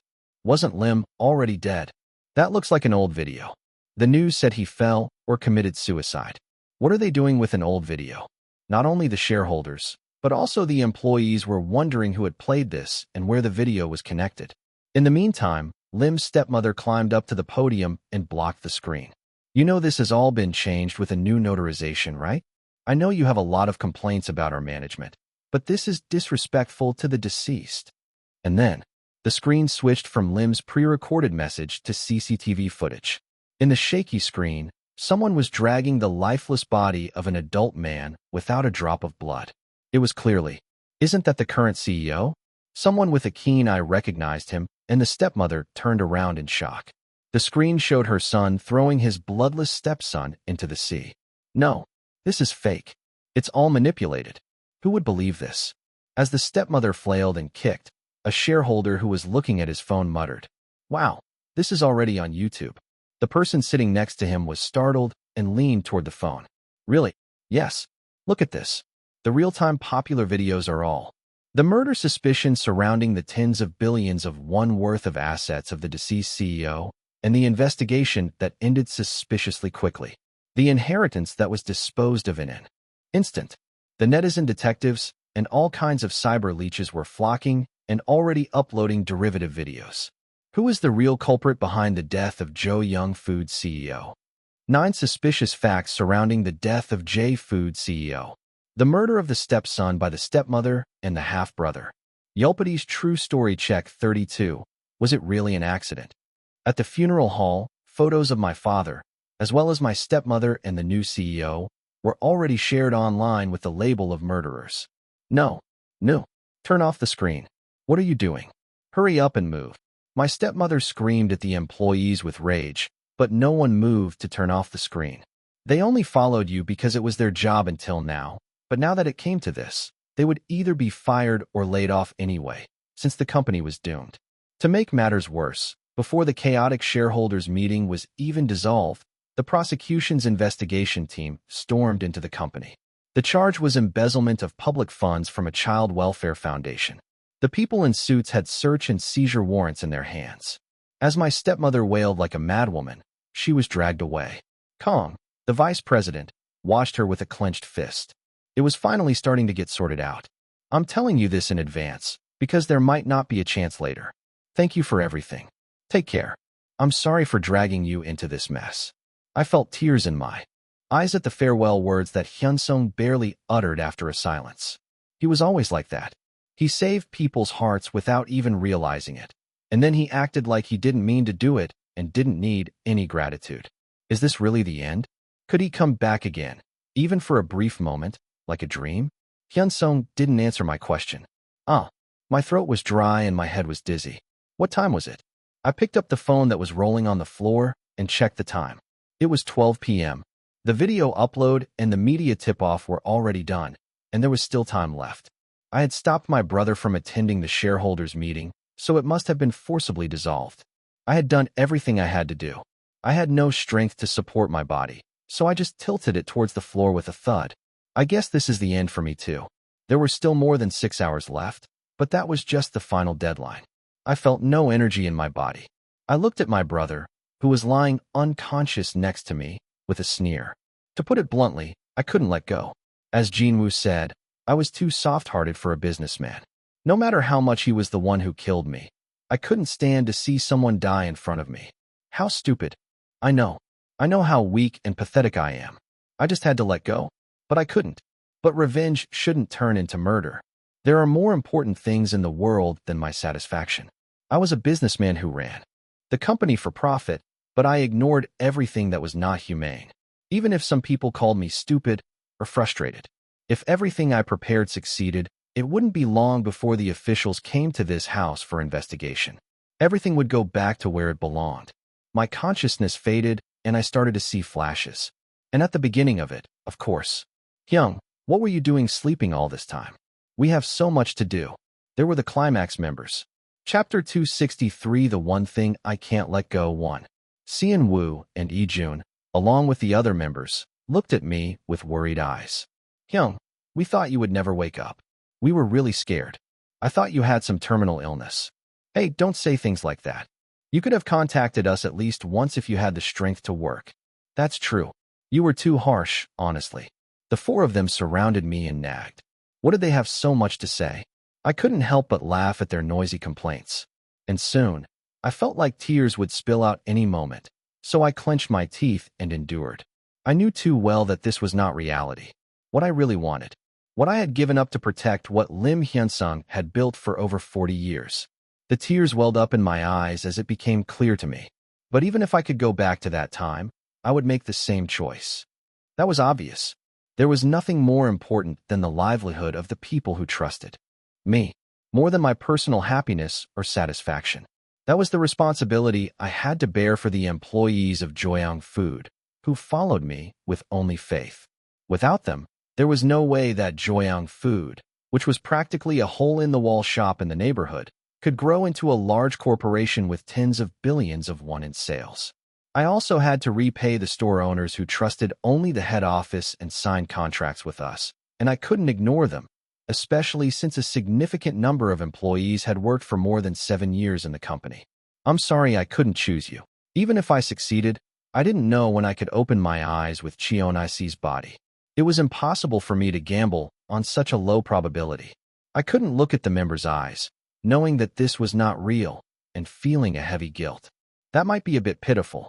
I remembered Eugeon's reaction when I said I had no intention of revealing this unbelievable secret to the Climax members. I was a coward who lied to them for almost a year and didn't even give them time to say goodbye. But that's the right thing to do. My choice was not wrong. It was meaningless to regret and assume what-ifs. Now that things had turned out this way, I couldn't be with them as a colleague anymore. But now that my face was revealed and their talents were widely known to the world, they wouldn't lose their light as they did before, when no one knew these talented guys. They might live their whole lives without knowing who the person they were with when they made a successful comeback as Climax was. But as long as their future changed because of me, that was enough for me. Maybe it was because of the excessive strain, the short time left until the disappearance, and the severe bleeding. It was hard to even lift my eyelids. Not yet. There's still some time left. Before I could even regain consciousness, my vision went dark. What are you watching? Is there something interesting on TV? Ijun casually asked Eugeon, who couldn't take his eyes off the TV, and sat down on one side of the sofa. Eugeon glanced at Ijun for a moment and answered with a strange expression. It's not interesting, per se. Ijun turned his gaze to the screen that Eugeon was watching and saw that a breaking news was being reported intensively. The murder case surrounding the death of Im Hyunsung, the former representative of Joyoung Food, who died last year, has caused a huge uproar.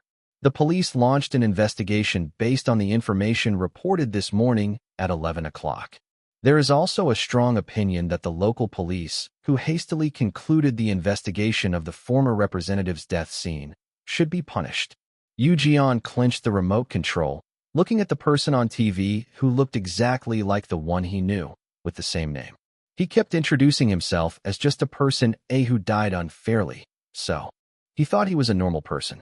He looked much younger than the one he saw, but when he thought of his attitude of looking down on himself and his old-fashioned way of speaking, he wouldn't doubt it even if he said he was a 40-year-old man.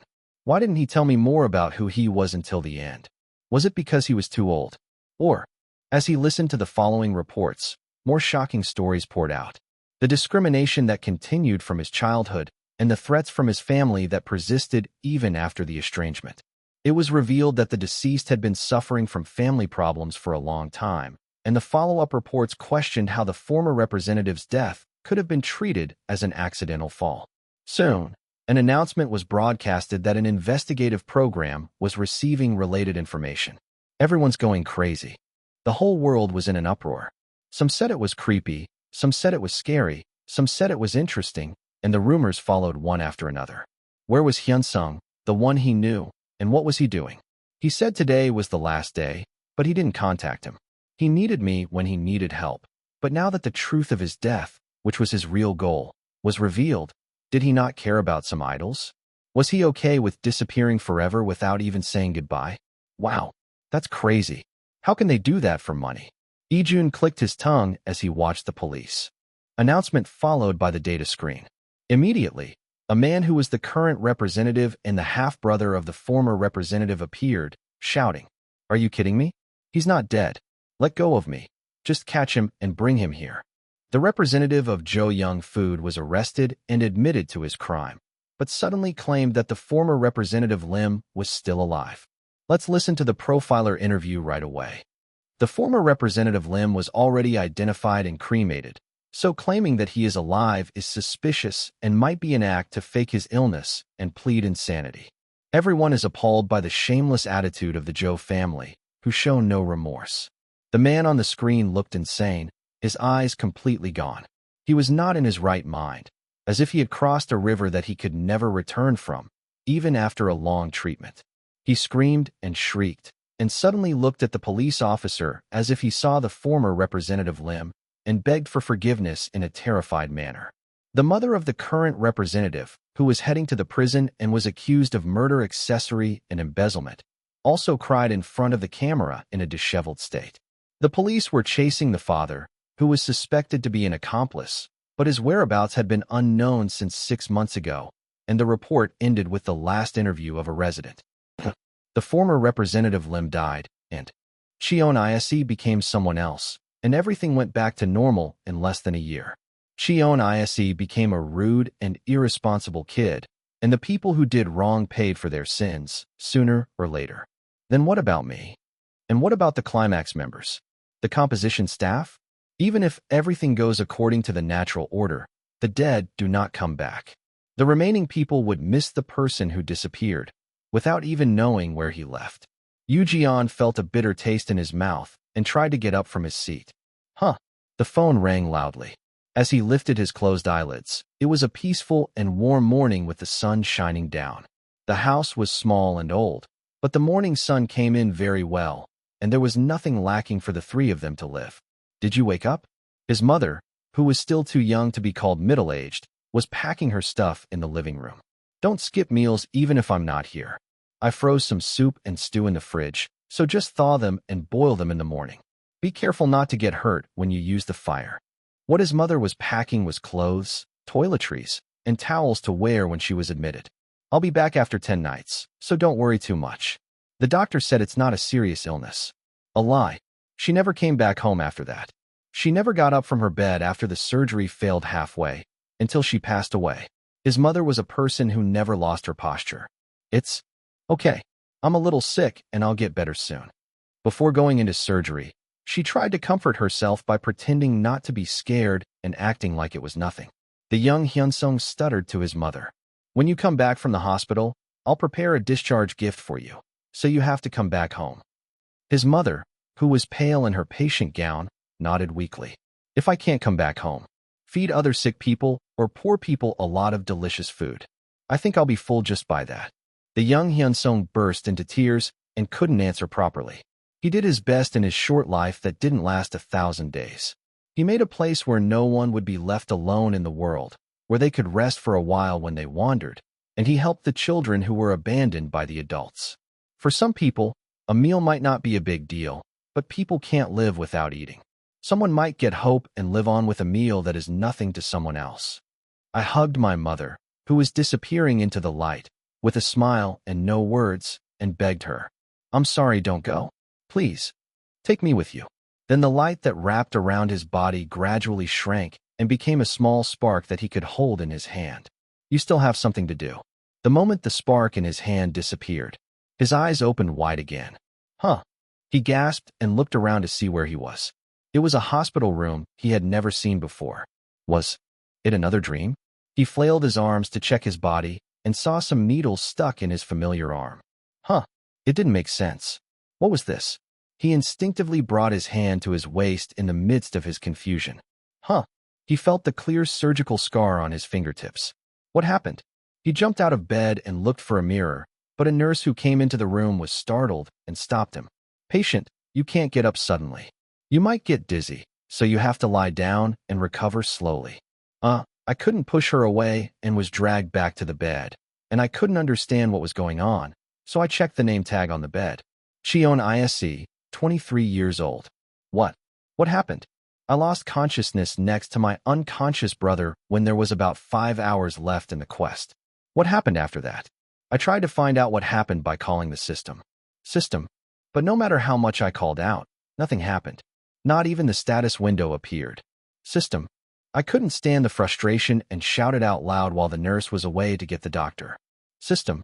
But this time, too, there was no answer. Chapter 264. The one thing I can't let go, too. I felt a surge of anger as I suddenly woke up, without any explanation. I didn't even know what day it was. Did I return to the year 2017? How? By what means?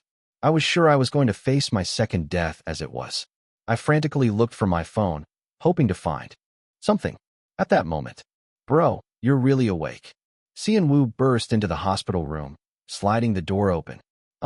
He saw my bewildered expression and followed by Kyunghwa, who clicked his tongue. What's with the, Hey, are you feeling okay?"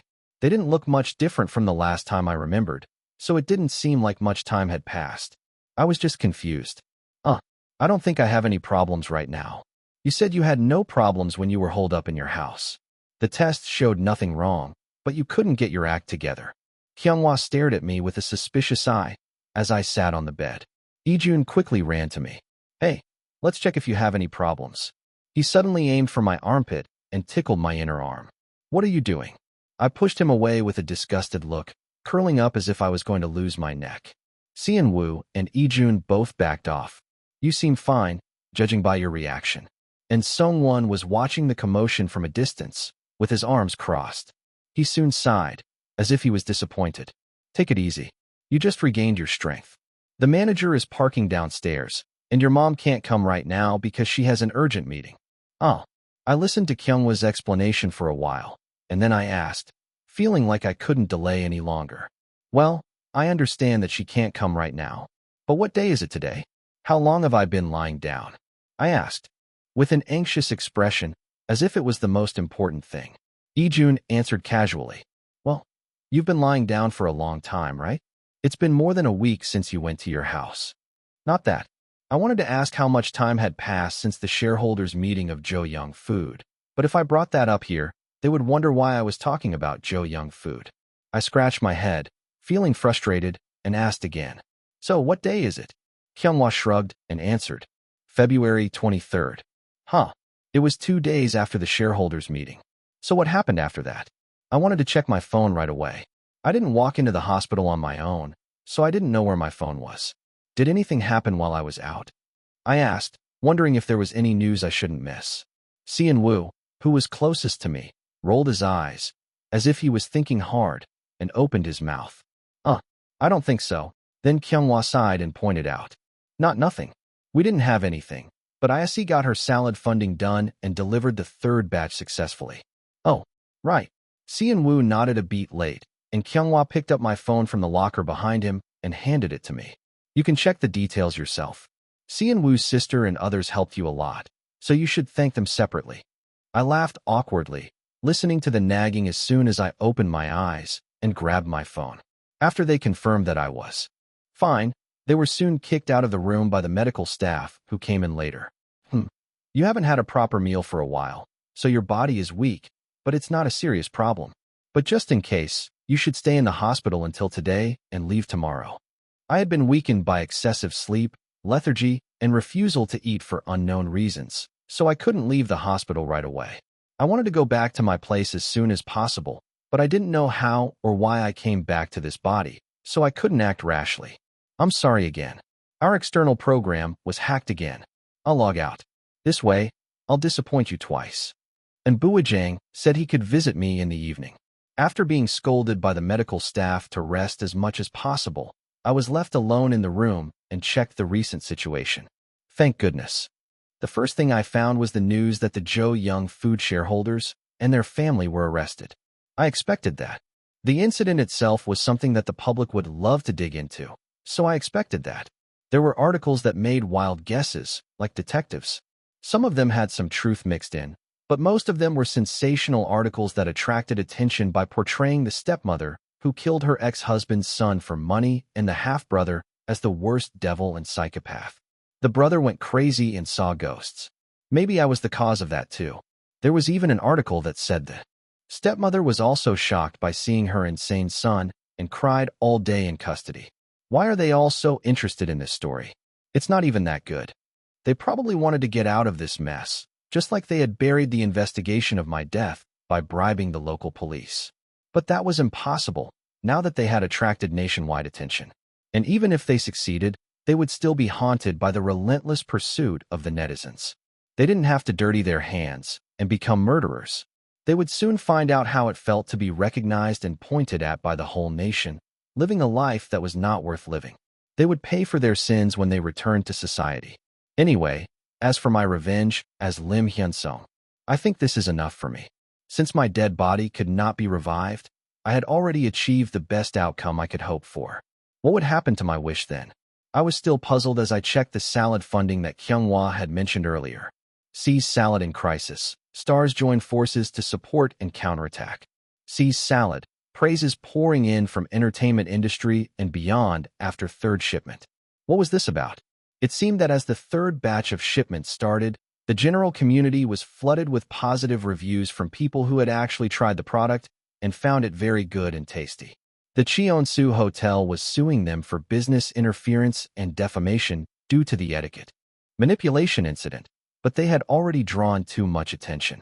The anti-fans who were obsessed with Cheon Yise, who was too busy with his business to care about his idol career, kept biting and saying, now that they started shipping, they're going viral. Who would fall for these paid ads? But thankfully, Cheon Yise stepped up and helped. Hello, Aurora. How have you been? I also succeeded in salad marketing and received it today. I felt sorry for eating this delicious thing alone, but now you can eat it too. Don't doubt and trust Cheon Yise and buy it again. Hashtag not_made_bot. Hashtag today_not_sister_but_brother. Hashtag Cheon_salad. Hashtag Polaris. Hashtag daily. Hashtag selfie. Hashtag communication. Hashtag climax. Hashtag Cheon_C. Really? Anyone would think I paid them for advertising. But I swear I never gave them any extra money for promotion. I didn't know if it looked relatively clean because they managed the comments, but the fans' reactions below were not too bad either. When will you resell this? I missed the salad marquise. I wanted to buy this, but it sold out in an instant. Can you let me know before you apply next time? Wow, it looks so delicious. If I had it at home, I would have torn 2 packs and stacked them up and eaten them. Then I saw another person who was among them, and surprisingly, it was Henny. What? She didn't post anything or anything. She was famous for hating vegetables, and she usually showed herself binge eating or eating various junk foods as a late-night snack on her SNS live broadcasts. But she said she showed herself eating salad for the first time. If Henny, who hated vegetables so much, ate it, how delicious was it? It became a hot topic in the community, and people were asking them to open the 4th sale. You're eating grass for the first time? Haha, am I that bad? No, I don't never eat it. I just don't like vegetables unless they're really tasty. But this is delicious, and I think I need to take care of my health now. Henny, who looked relaxed in the video, was eating salad with a smile, and the fans praised her in the chat, saying she looked like a rabbit. I didn't know what would happen in the future. But anyway, I was glad that her appearance changed a little bit like this. The hotel staff were having trouble with the guests who asked them to sell Cheon Yise's salad as room service. I'm relieved. As I sighed with relief and brushed my chest, the system window that had been silent all along suddenly popped up. %# at hardly *% at. What are you saying? I doubted my eyes as I glared at the screen with the broken and distorted letters, and soon a clear status window appeared. Special quest. Congratulations on achieving happy ending. What? I squinted and opened and closed my eyes. What did I do? Then the system's explanation continued. Due to the voluntary withdrawal of the unauthorized program, the ownership of this repository has been safely restored to Cheon Yise, Im Hyunsung. Voluntary withdrawal. That meant that Cheon Yise had given up his body on his own will. Then what happened to Cheon Yise himself? As soon as I connected, I sat up straight and grabbed the status window, hoping it wouldn't ignore me with silence again. The status window shook for a moment and answered. The corrupted data is being restored and will soon be moved to the recovery center for regeneration. The status window showed the same diagram as in the strange space, and it seemed to be preparing to be absorbed by the light cluster that looked strangely warm and cozy. What happens when you gather new data? There was no answer this time. Why are you silent? As I asked impatiently, the status window made a nonsense. In order to clarify the future rights of the repository, we would like to consult with Cheon Yise, Im Hyunsung, for a moment. Don't you have to answer the question first? I snapped at it again, but it didn't work at all. Due to Im Hyunsung's unauthorized interference during the quest, happy ending, the subsequent quests of quest, idle Cheon Yise, are impossible to proceed. Therefore, we, the human happiness system, have decided to permanently revoke Im Hyunsung's system access rights and quest qualifications. They've been talking as they please since a while ago. I barely suppressed the vein that bulged on my forehead. Well, they lifted the restriction for you. I have to do something, or else I'll face extinction. Do you want me to just suck my fingers and watch? I asked irritably, and the system window shook as if to tell me to wait. Read the text to the end and complain. Huh? What kind of amazing story are they going to tell me? I crossed my arms as if I was amazed. Chapter 265, even if it's a short moment. 1. Your system access rights as Cheon Yise, Im Hyunsung, and as Im Hyunsung will both be revoked. It's basically the same thing as what they said before. As I scratched my cheek with my fingertip and held back a complaint for a moment, the scroll went down. The attribute values of Cheon Yise, Im Hyunsung, are fixed as they are in the current state, and they may change depending on your personal learning, but system-level verification and increase are not possible. That was also a natural thing to say. If I work hard, I can improve my dance or vocal skills here, but since I can't check it with the system, it's the same as other ordinary people. I wanted to ask what else, right away, but I scrolled down instead. The current attribute value status of Cheon Yise, Im Hyunsung. Name, Cheon Yise, Im Hyunsung, 25 years old. Attribute values. Visual S. Vocal B. Dance S. Performance A. Charm S. Eloquence S. What? When did my charm and eloquence go up like that? I was startled for a moment, but I thought it wouldn't be strange if the stats went up not only by crystal distribution or quests, but also by personal development. It was only natural that the charm stat would go up as I influenced the people around me by relaunching with Drink Me and establishing a composition and persuading them. Other than that, what caught my eye was my vocal was still lower than the average stat, but it wasn't enough to hold back my activities. In fact, if I only looked at the stats, it was a level that was a little disappointing from the perfect score, so the rest of it depended on what I did. Sorry to ask before it's all over. So what's the conclusion? I keep using this body. The most important thing right now was not whether my vocal was B or A, but what would happen to me in the future. It was a good thing that Cheon Yise was safely transferred to the recovery center. But anyway, this body was not mine in the end, and then it was a time bomb that could explode at any time, right? That was what bothered me the most right now. The remaining life of the current repository is about 58 years, and this is based on the current state of the data, which may vary due to health deterioration due to lifestyle habits, natural disasters, accidents, etc. in the future. No, I don't care about the remaining life. What about me? As I couldn't stand it and asked the most important thing first, the message window popped up brightly and was updated. As long as there is no special abnormality until the remaining life of the repository, the priority use right belongs to the current occupant, Cheon Yise Im Hyunsung. So if I understood correctly, you can use it freely from the moment the system access rights are revoked. Before blocking the system access, we sincerely apologize for having to stop the quest due to a system error. Therefore, we, the Human Happiness Foundation system, would like to grant you one more wish within the limit by settling the quest progress you have made so far. At that moment, a barking sound came from somewhere, and pausily appeared at the bottom of the system. I reached out without knowing it at the sight of the fluffy movement that I hadn't seen in a long time. But what I touched was not the warm body temperature and soft fur of Pausily, but the cold touch of the system window. Then maybe, as I was about to say a simple wish that came to my mind, the system immediately popped up a message that broke the mood. The system guide dog is an element dependent on the system interface, and it cannot be realized in reality without the system access rights. It was a no-go. I thought so, but, sigh. I scratched my neck with regret. It was annoying to take care of it, as it followed me around like a dog. But maybe it was because it was cute to see it running around with its short and flat legs, and when I was having a hard time, it would comfort me with a whimper.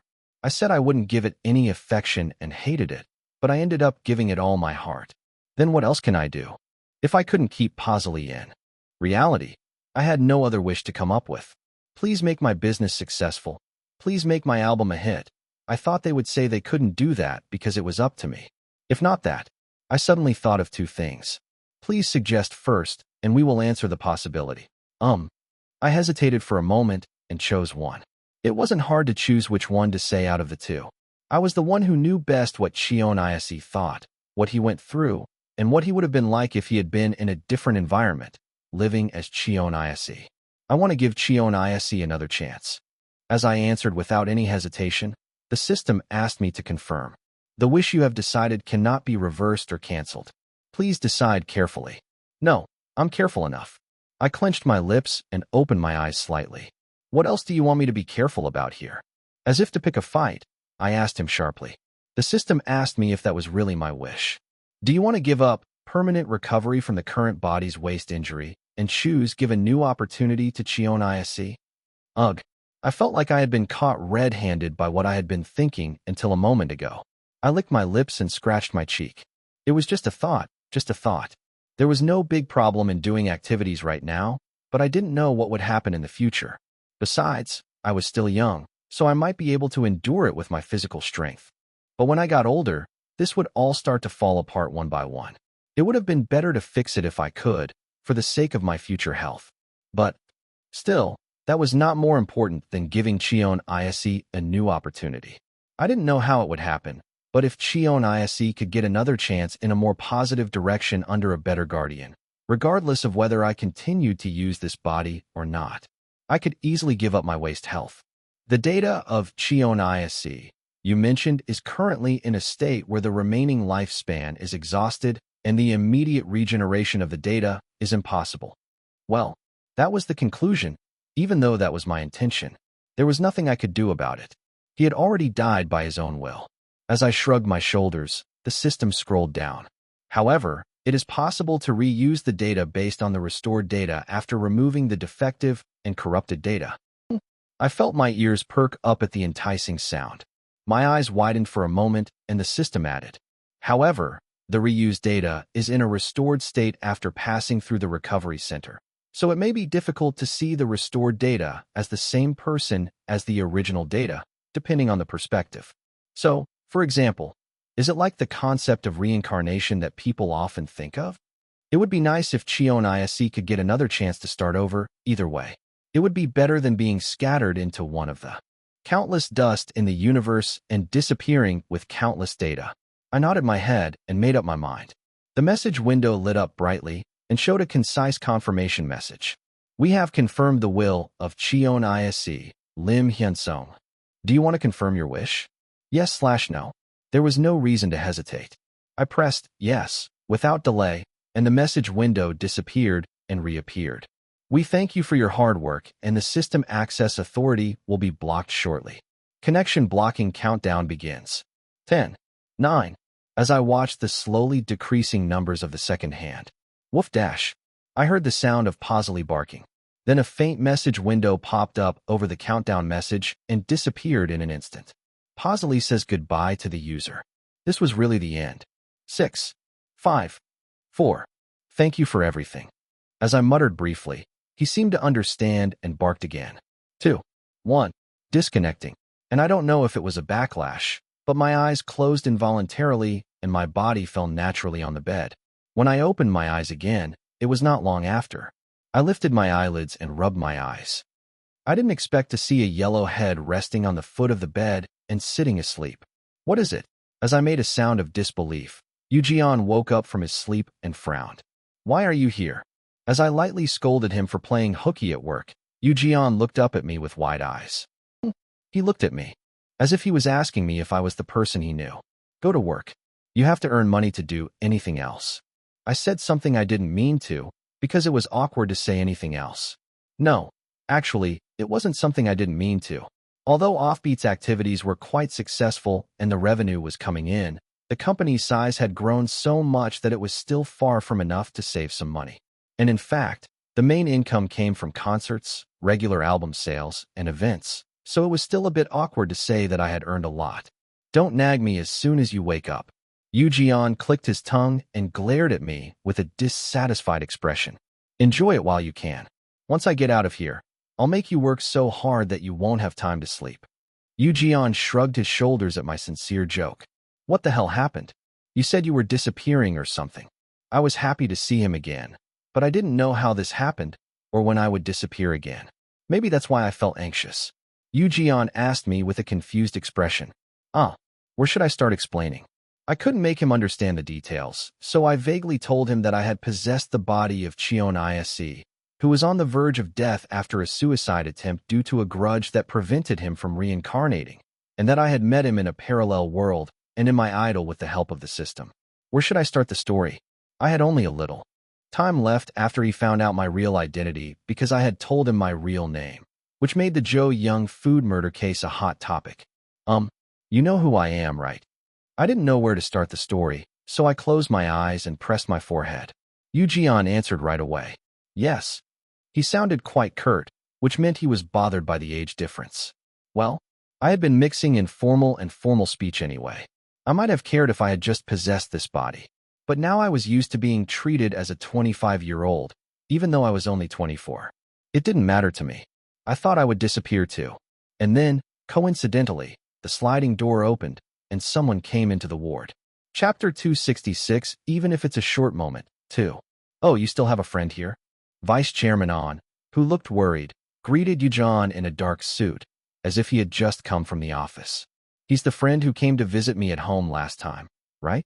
I couldn't treat him well because I was in bad shape. His son, who he thought would be lying still today as well, met Vice Chairman On's eyes. He straightened his body, using the pillow as a backrest. Vice Chairman On, who was startled to see me, dropped the bag he was holding. That thing must cost as much as a decent car. As I flinched at the bag that fell to the floor, Vice Chairman On looked at me as if he had seen a ghost. Did you really wake up? Are you not in pain or feeling weak or anything? He ran over to me, regardless of whether there was someone else next to me or not, and fumbled with my face and shoulders, not knowing what to do. I felt embarrassed. Yes, I'm fine now. Don't worry. I'm sorry for surprising you. I calmed down my awkwardness and introduced Yoojian to Vice Chairman On, as if to remind him that he was there. You've probably met him before. He used to be with Whiplanet, but he came to our side when we established this label. He's a year younger than me. Then, Vice Chairman On, who had barely regained his senses, answered with a flushed cheek, rubbing his hands. Oh my. I'm sorry. I made a fool of myself. You're Yoojian, right? I didn't know you were younger than Yise. Nice to meet you. He seemed to have no ulterior motive, but I couldn't help but laugh at his subtle greeting. Huh. Did I say something wrong? I waved my hand and reassured Vice Chairman On. No. I just found it funny. I talked to the doctor earlier, and he said I could be discharged tomorrow if nothing goes wrong until today. Okay, then you should stay here for today? Will you come back home when you're discharged? Oh, right. If he asked me how I was going to live from now on, I was planning to go to the dorm, but until I was admitted, Cheon Yise was staying at his parents' house. R. Maybe it would be better to stay at home for today, just to reassure Vice Chairman On and other family members. I looked back and forth between Vice Chairman On and Yu Jian, who were waiting for my answer, and said, I'll go home tomorrow. I think I'll pack my stuff and go back to the dorm soon. I have to start working again, and I have to start preparing for the album seriously. Then, Vice Chairman On's face was immediately filled with regret. Don't worry too much. I won't collapse or anything like that. I'm just sad. I was worried that you had a fight with your members when you suddenly came home, but I was also happy. Ugh. I felt guilty seeing Vice Chairman On's expression full of resentment, but it wasn't wrong. I tried to soothe Vice Chairman On and hinted that he should go. I'm sorry. I'll come back home when I finish my work. I'll be back tomorrow after I'm discharged, so please go home today. You must be tired from working today. When I gently said, please go home, Vice Chairman On reluctantly got up from his seat. All right. The members came to visit you earlier, right? You must be tired too. Call me before you go to bed, okay? Mom is worried. Haha. Yes, I'll call you. After a long struggle, Vice Chairman On finally closed the sliding door and left. At the same time, a long sigh burst out. As I barely brushed my chest, Yu Jian looked at me as if to say, tell me now. So, to explain, the original owner of this body, Cheon Yise, was alive but his soul was dead, and I was dead but my soul was alive. That's how you can see it. I turned on the memo app on my phone and drew a rough diagram with my finger. The picture was clumsy, as I had no talent for drawing and no pen, so I drew it with my finger. Puffed. Okay, well, I get it. He seemed to be laughing at me inside. I narrowed my eyes and glared at Yu Jian, then continued the explanation. So, it's not a big problem for me to live in this body, but Cheon Yise, whose soul was already dead, kept wandering around and trying to come back to this body. And that's what happened until yesterday, I think. Then, Yu Jian put his hand on his chin and asked after thinking for a while. So, even after he regained his body, he couldn't do anything and just lay there like a corpse, because he wasn't a living person but a dead person? I nodded. Something like that. Yu Jian still looked unconvinced and asked, then how did you come back now? That was still a shock to me. The system said that Cheon Yise had voluntarily withdrawn. Does that mean he gave up on staying in the body and chose to disappear on his own? Now that I wanted to ask what exactly happened, I couldn't get any help from the system. Cheon Yise chose to disappear on his own. The atmosphere was awkward and solemn, and we were speechless for a while. Yu Jian muttered, what a mess. Hey, even though I was irresponsible to myself and everyone else at the end of my real life, and even after I came back, I kept hurting many people. But I don't think it was a malicious act. I just didn't know how to do it. There was no one to teach me. I didn't know how to work hard, how to make friends, how to be a grown-up. I was just a child, not much different from a 4-year-old. If only I had been born in a normal family, people wouldn't have thought of me as difficult or distant because of money or status. Of course, they wouldn't have left me alone to become a tyrant either. How did he get a new chance? I wondered if he had done something like reincarnation. But it was too late to ask him now. I just hoped that he would do his best this time with the opportunity given to him from somewhere. Don't think too badly of him. He didn't mean to hurt you. I tried to console him, but Yu Jian frowned and retorted. It was bad for me. I had to worry about going to a hotel because he kicked me out of the house. Well, at least you got a place to stay and had a good time. As I thought that far, a question popped into my mind. Who did he share a room with? He and I had packed up his stuff and gone back to his home, but I don't think he told him to use my bed. There were other empty beds, but could it be? I asked with a strong suspicion of someone. Who did you share a room with? When I asked him out of curiosity, Yu Jian suddenly looked sour and said, why? With someone? What? Yeah, is there a problem? No, there was no problem. I was just surprised that he didn't fight with him, considering his personality. I couldn't imagine what the atmosphere in the room was like. Wasn't he super sensitive and picky and always giving you a hard time if you made any noise? Yu Jian shrugged his shoulders as if to say, what are you talking about? Not at all. He just wore noise-canceling headphones and did his own thing. Really, that's also annoying, isn't it? but I was glad that they didn't have any trouble. So, do you want me to clear out my studio and get you a separate place at Swift? If Naru has to move out of his house soon, it might be better to get a place for him too. Yu Jian immediately objected. Hyunjin, you already live in your own house, but if you get us a place, it means Naru and I have to live together. I don't like that. Aren't you guys kind of close? He shook his head when I asked why he changed his mind. We can cooperate, but we're not friends. I see. It wouldn't be bad to keep staying there, since the room wasn't too small. But I had to deal with Naru anyway. It wasn't an urgent problem.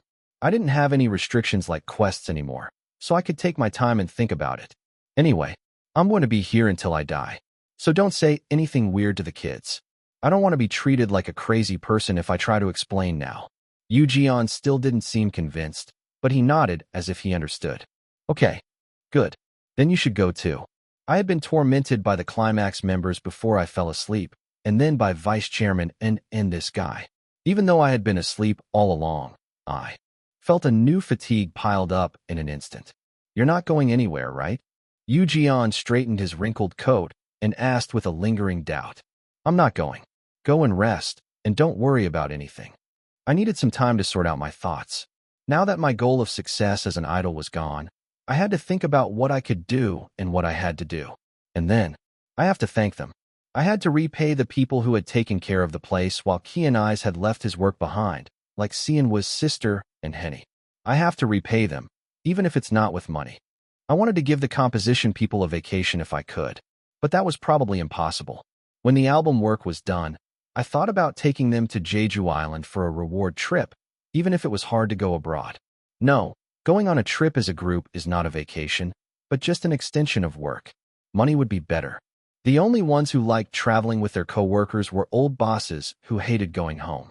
I nodded to myself and thought I had some time, and then I wondered how the company was doing.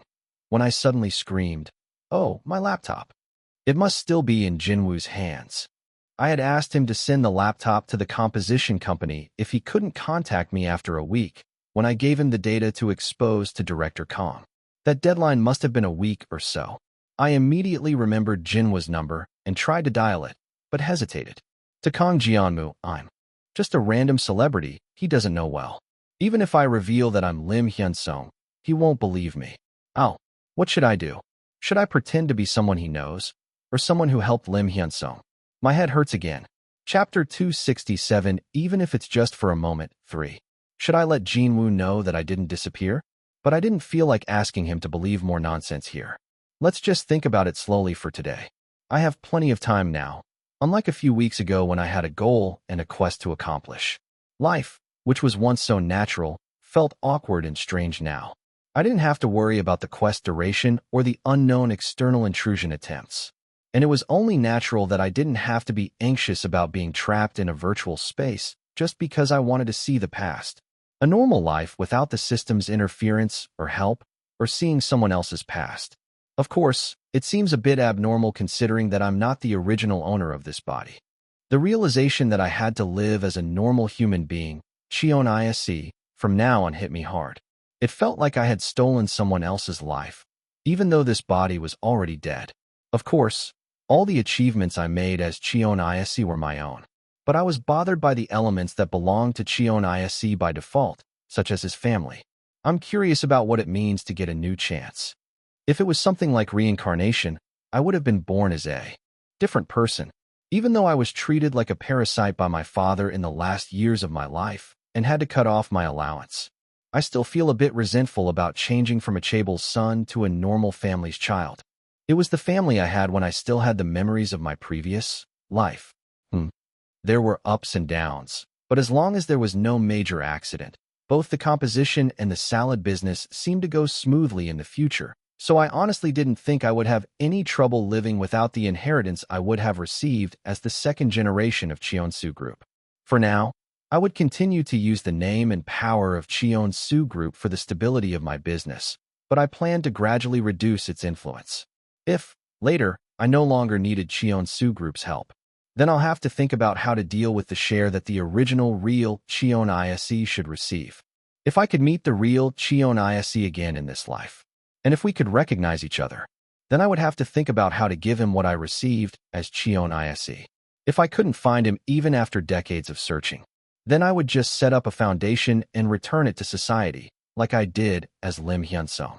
I didn't feel comfortable receiving unnecessary wealth that wasn't originally mine. I wasn't a person who liked luxury anyway.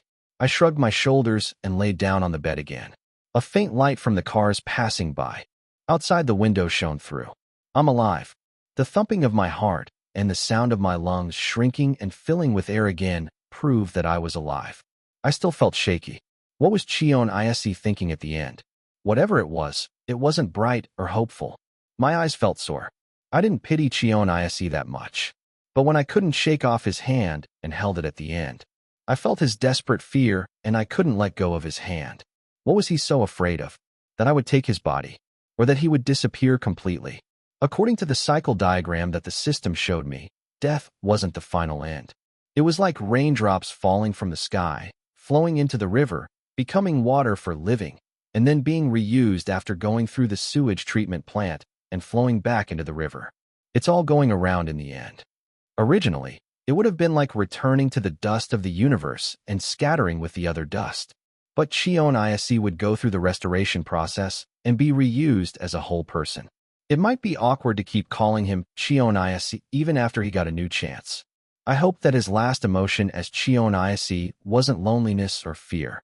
All I could do was wish for him. Let's just go to sleep. I had a lot of work to do tomorrow when I returned to the site. I thought it was the last time I could catch my breath. I had a dream after tossing and turning for a while. Woof, woof, dash. Something kept shaking in front of my eyes, and it was a familiar tail. A fluffy and tempting tail like a fox wagged and expressed its good mood. Huh. Calm down. Stay still. I grabbed the fur ball that was shaking in front of my eyes and hugged it. But I didn't feel the familiar warmth. This was a dream. Paisley was much heavier and warmer than this. Woof dash. Paisley didn't seem to notice the bitterness in my mouth and scratched my hem with his short legs and hugged me. I silently stroked Paisley for a while, but when he suddenly jumped out of my arms, I groaned and rubbed my stomach that was kicked by his hind legs and bent over. Ow, you bastard, stop. I wondered why he was so distracted and looked at the direction he ran to. And there was someone who had the same face as me lying with his eyes closed. I suppressed my surprise and approached him. Cheon Yise was sleeping without a twitch, holding his hands over his chest. I knelt down on the floor and fixed his messy hair. Sleep well. As if to give me one last chance to say goodbye, the video call became blurry again. I closed my eyes. When I opened them, it was already morning. The morning rounds were about to start, and I got up to pack my things and prepare for discharge. Are you really going straight to the dorm tomorrow? Vice Chairman On looked at me with a worried expression and asked.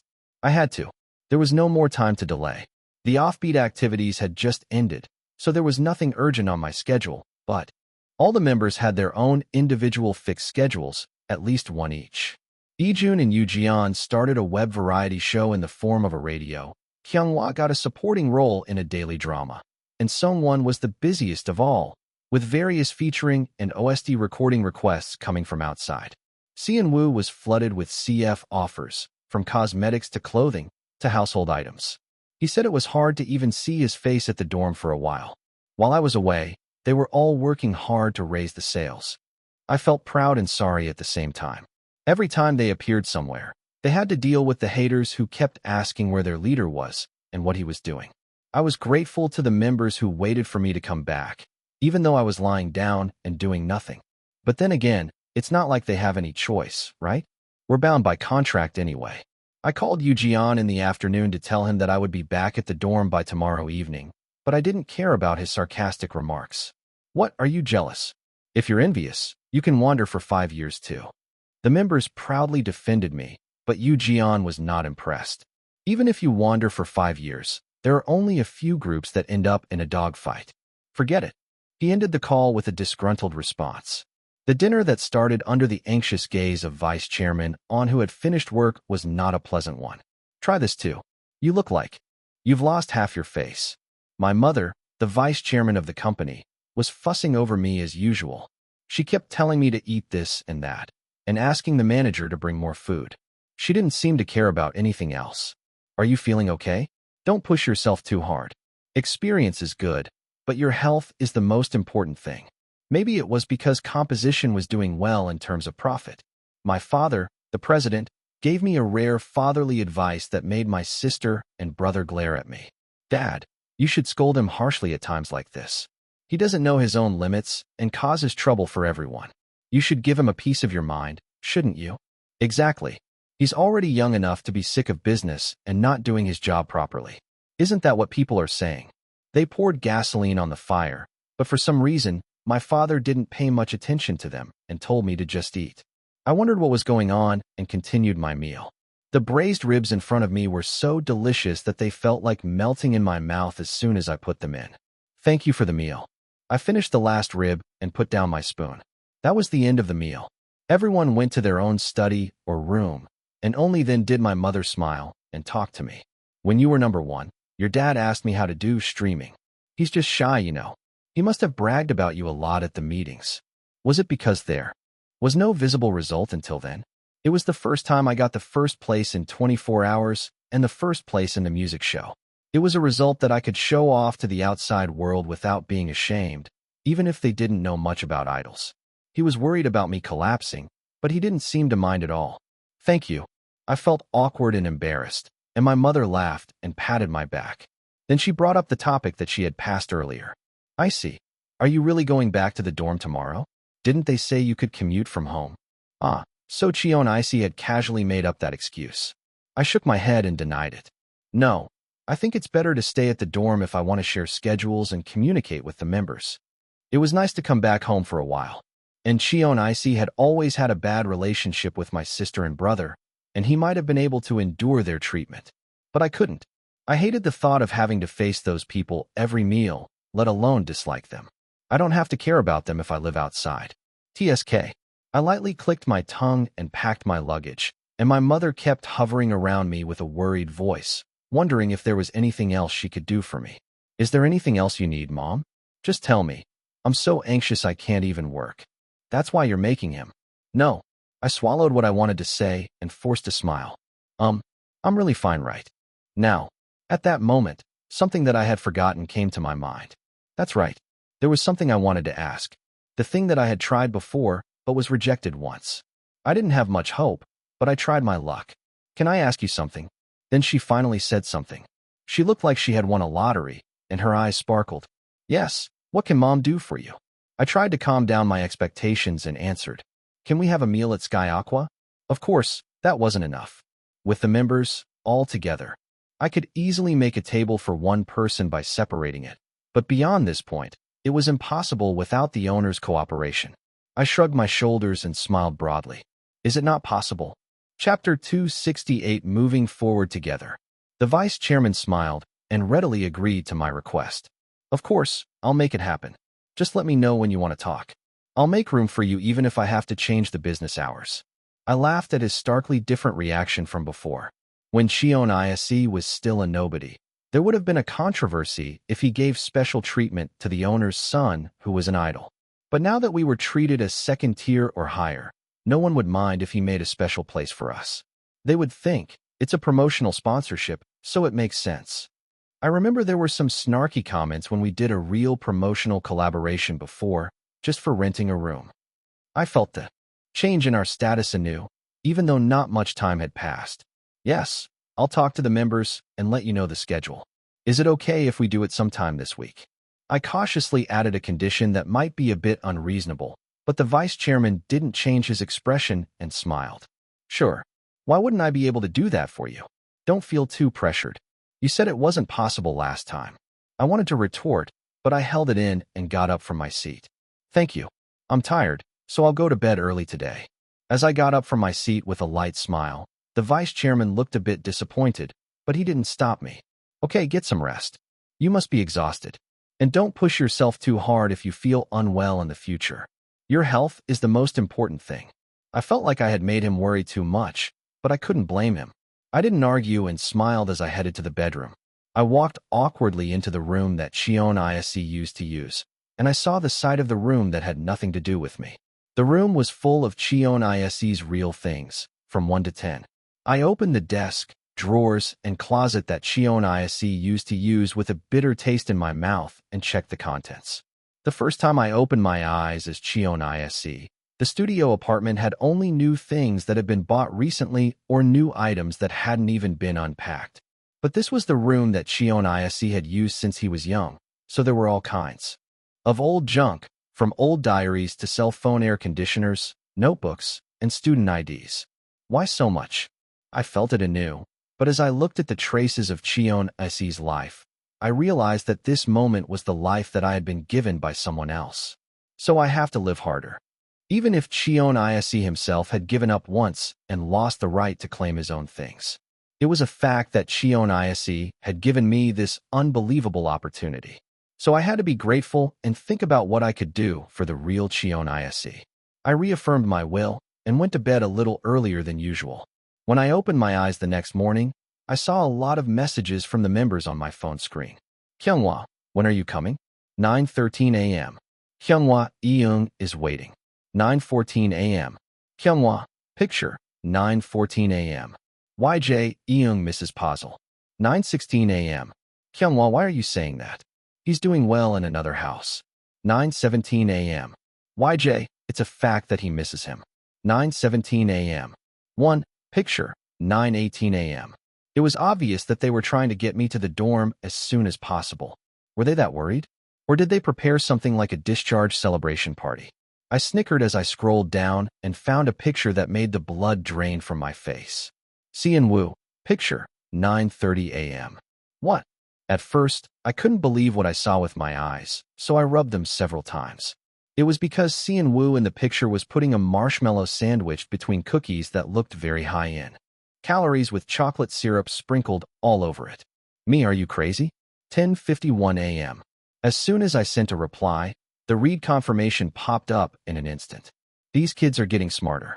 I was speechless at how fast I reacted to this. Hyunghwa, it's too late. 10:51 a.m. Ijun, if you want to save Sian-woo now, come to the dorm quickly. 10:52 a.m. Hyunghwa, picture, 10:52 a.m. In the picture, Ijun was about to put the second cookie sandwich in Sian-woo's mouth, making a fuss. I could see Song-won making the third sandwich on the side. And then, Yoo-jeon was sitting on the sofa, smiling and making a V sign towards the lens as if it was a commemorative photo. The picture was taken by Hyunghwa. I can't believe this. I got up from my seat as if I had no choice and checked the neat luggage I had prepared yesterday. I had my phone, charger, card, and wallet. Nothing was missing. Most of the stuff was still in the dorm, so it wasn't a big problem if I just went with my body. I'm going to the dorm now. I knocked on the door and said in a loud voice, and the vice chairman and the other family members had already left for work, and only the people who worked there saw me off. Thank you for having me. Come on, don't be like that. Health is the most important thing, so be careful. As I was about to leave the house with the gentle farewell of the housemaid, some people who I would have ignored before suddenly asked me for autographs. By the way, if it's okay. With you, my daughter is a fan of yours. What? You want an autograph? Can I have one too? I had to sign 4 copies before I could get away. I felt how much my position as Cheon Yise had changed in the house as I hailed a taxi. Even in the taxi, the driver recognized me and gave a long speech about how much his kids loved Offbeat. It was so embarrassing. What did the real Cheon Yise think of the 180-degree change in the attitude of the people around him? Was he sad? Or? I shook my head with a bitter taste in my mouth. Instead of thinking about things I couldn't know, I had to think about how I was going to live. I have to decide about the salad business too, whether I should be satisfied with doing it once as an event or pursue branding more seriously. Now that my primary goal of success as an idol is gone, I didn't have any obligation to maintain my activities as Climax. Of course, I had already renewed my contract with the members, so I had to keep working until the end of the renewal period, but what about after that? When I had just possessed this body, I wondered if I couldn't succeed as a different entertainer than an idol. Isn't that obvious? Back then, being an idol was like an unknown territory that only young people liked. I didn't know what to do, and I didn't have any sense of responsibility as an idol. But now it was different.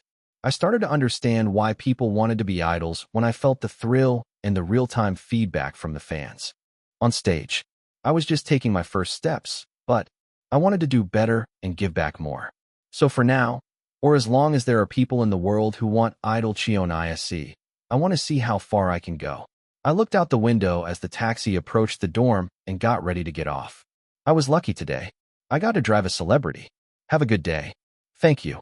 I waved my hand at the taxi that was driving away and went up to the dorm with a nervous heart. Would they be angry at me for being so late, or not caring about how worried they were? Or would they be disappointed by my sudden change of attitude? I hesitated for a long time with the guilt of not choosing them at the end, holding the doorknob, when the door suddenly opened. What are you doing? Come in. Someone looked at me with his usual grumpy expression, as if he was wondering what I was doing there. Huh? I calmed down my pounding heart and entered the living room. These guys must have eaten something they shouldn't have. I thought as I opened the door, and bang. A firework exploded with a loud noise. Welcome back. They all shouted and paper confetti poured over my head. Are you really okay now?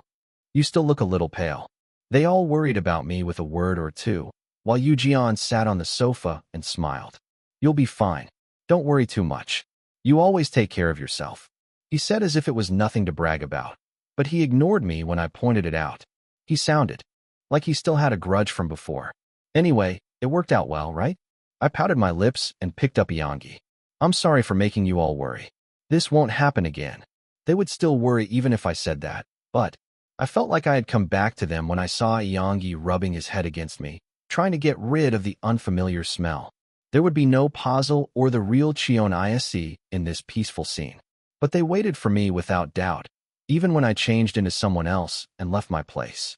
By the way, can you all spare some time for lunch or dinner this week? I have a place I want to go with you. I wanted to treat them as a thank you for the trouble I caused them. I wanted to share my favorite hospitality with the members. When do we all have no schedule? How about Thursday? The Climax members agreed with each other, and Yoo pointed at himself, looking at me as if he was included. Of course you're included. I'll contact Naru and Wijin too. He sparkled his eyes when I answered with a snicker. Then Ijun joked as if he was teasing him. Hey, he's our leader, you know. You can't have him even if you fall for him. What? I'm in the same unit as him. I laughed incredulously at their bickering. Could I be responsible for them not to be disappointed in the future? I was half confident and half unsure, but I could do my best better than anyone else. I'll try hard not to let you down. I wiped my moist eyes with the back of my hand without realizing it, and Seon-woo hugged me. Don't cry, Hyung. I'm not crying. Before I could explain, Ijun made a fuss and ran to me. Quick, gather around. Surround them. As a result, even the reluctant Song-won joined in, and the six of us ended up hugging each other like a ball. That's enough. Everyone back off. I finally reached the limit of my patience and shouted for them to disperse. Only then did the dreadful welcome end.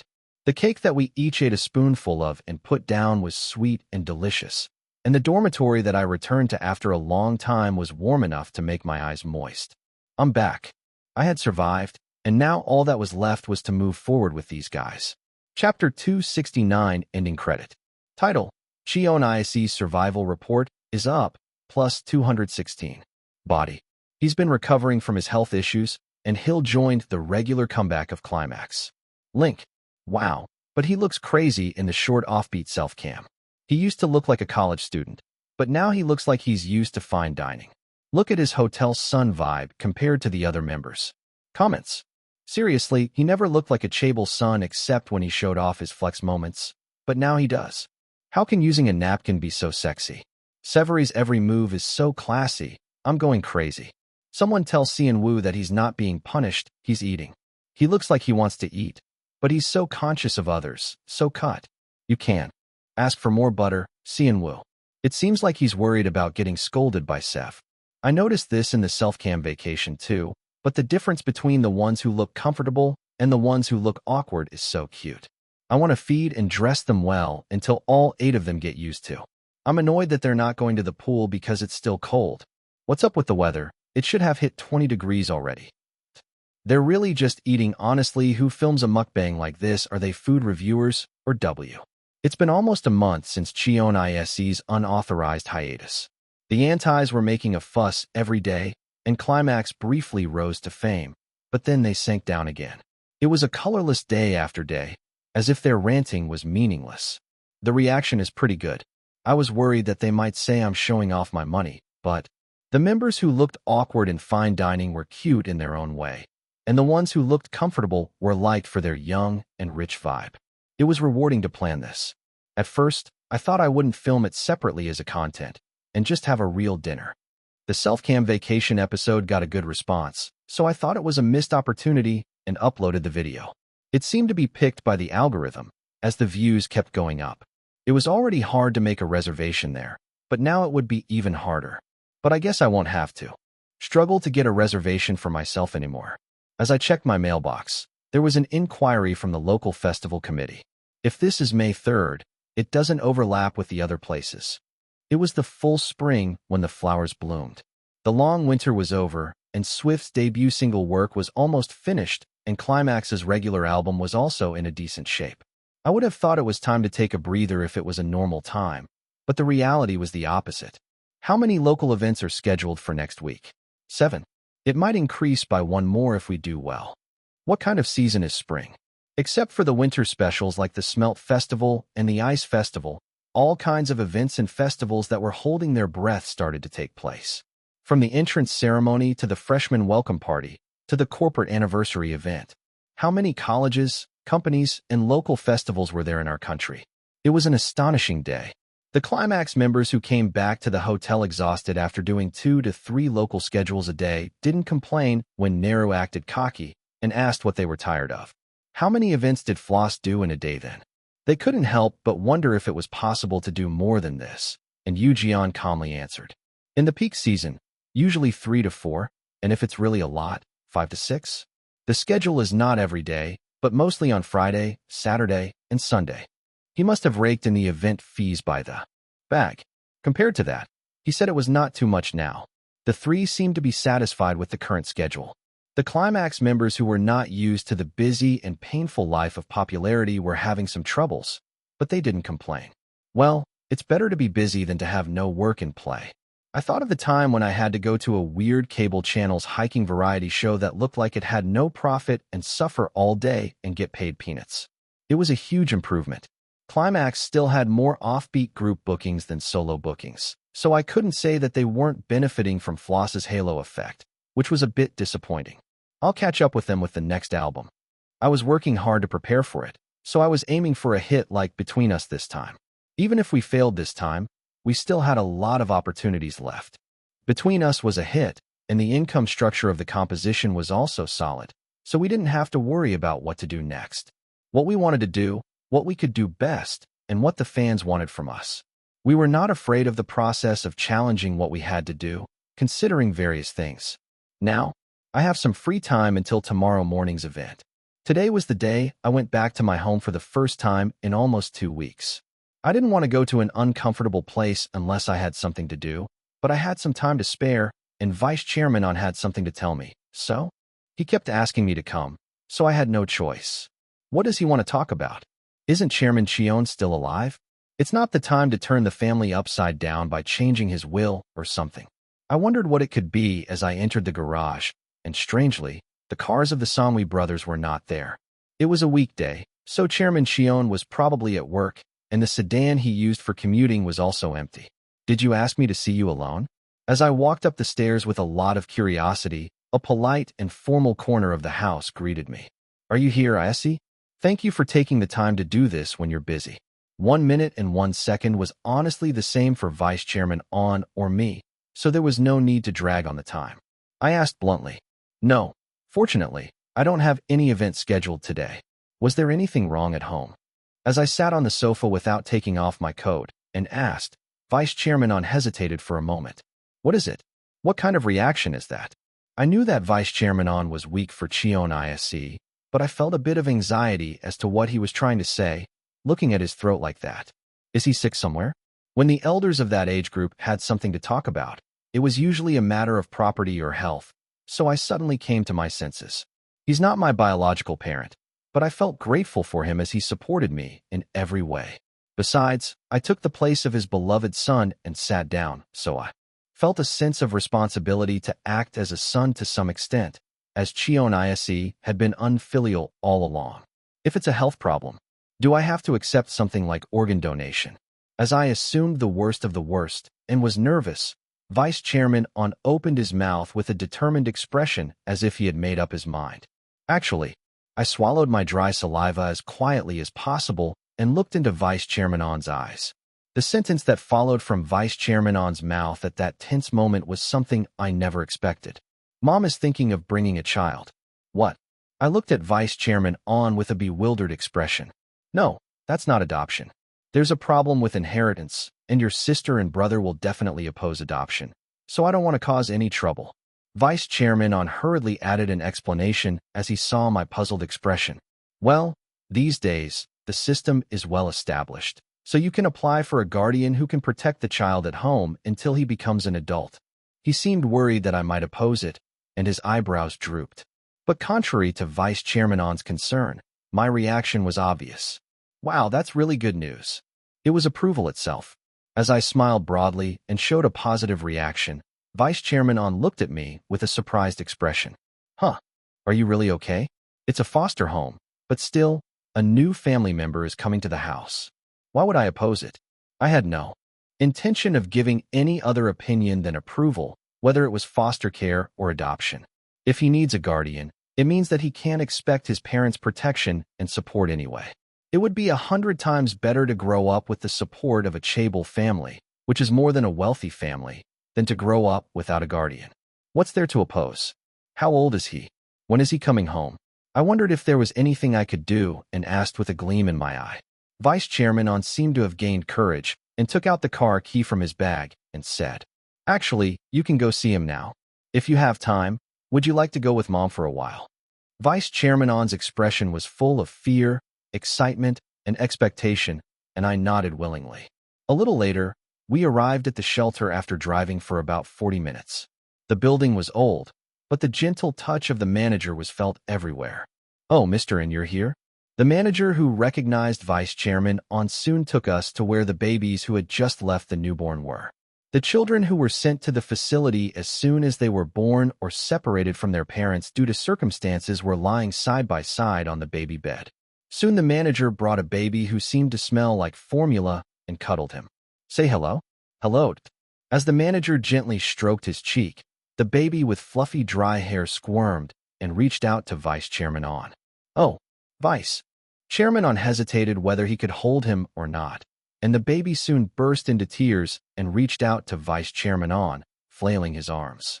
Vice Chairman On didn't know what to do and gave him a finger, and the baby sniffed Vice Chairman On scent vigorously with his small nose and stopped crying. Well, you have something in common with when you were young. You also quieted down when you gave me your finger when you were young. Then I realized how Vice Chairman On and this child became connected, giving him a new chance. As I cautiously approached the baby suddenly swung his little arm and hit me. As I tilted my head with a puzzled expression, the baby swung his arm as if to say go away and pulled Vice Chairman On closer. Yeah, you're his mom. I laughed absurdly, and the manager and Vice Chairman On laughed along. He's got a temper already, very much. Of course. Who raised him like that? This time, I was going to nag him from the side so that he wouldn't go through the same process. Later, when he encountered a barrier that he couldn't overcome with his own strength, he wouldn't give up. Let's do well this time. I got a new opportunity because of you, and you also got a new opportunity thanks to me. Now it was time for us to work together and pioneer a new life. If it seems like there is no way forward, you can always turn back. But don't give up on walking, even if you feel like collapsing, even if you slow down in the middle, even if you take a break for a while.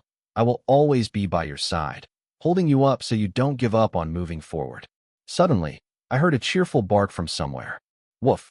As the cliché goes, spring was the season of new beginnings, and I had no hesitation in my steps. Chapter 270 Side Story 01.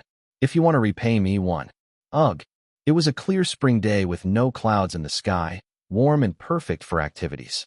In the Climax dorm, a low groan filled the air. What's wrong with you? If you're going to keep whining like that, why don't you go to the office or something? Finally, after enduring for a long time, Kyunghwa lost his patience and stopped stroking Eongi on his stomach. He got up and snapped. It was understandable. He had gotten up early in the morning and worked hard on something. The leader, who often took on too much work and caused problems, was not making a single proposal, but kept writing and erasing, only creating wrinkles on his forehead. I can't find anything that feels right, I said briefly and stretched my arms to the ceiling with a sigh. It had been over a month since the status window disappeared. My only interest these days was the second season of Jackin, which I would open with the regular album release. I have such high expectations that I don't know what to prepare. I had been sketching ideas while thinking about what the fans wanted from our plan, but I couldn't come up with any certainty. Travel? We already did that with Offbeat. Rural life was so boring in the last season that if we did it again, we would get complaints about changing the name of Jackin to Wise Climax Life or Klimziki. Most of the concepts that were popular these days were things we had already done once. Is it because we tried everything to catch up with what we didn't or couldn't do? If I had to find something to finish in 1 to 4 episodes, a photo shoot or a recording would be fine. But since the first season of Crisis was planned as a long story, the fans would surely expect a generous volume this time. It was only fair to repay them for their expectations. It was also beneficial to have a long story that would create a synergy effect with the album activities. Are you not into mission-based plots? As I hesitated and couldn't decide, Hyunwoo asked me with a dissatisfied expression. Yeah, I think it would be better to stick to one concept and dig deeper into it.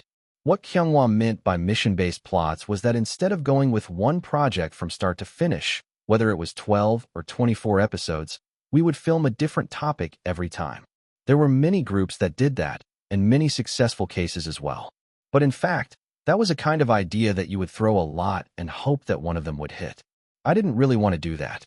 It's better to show them one thing that we can really do well than to show them a bunch of things.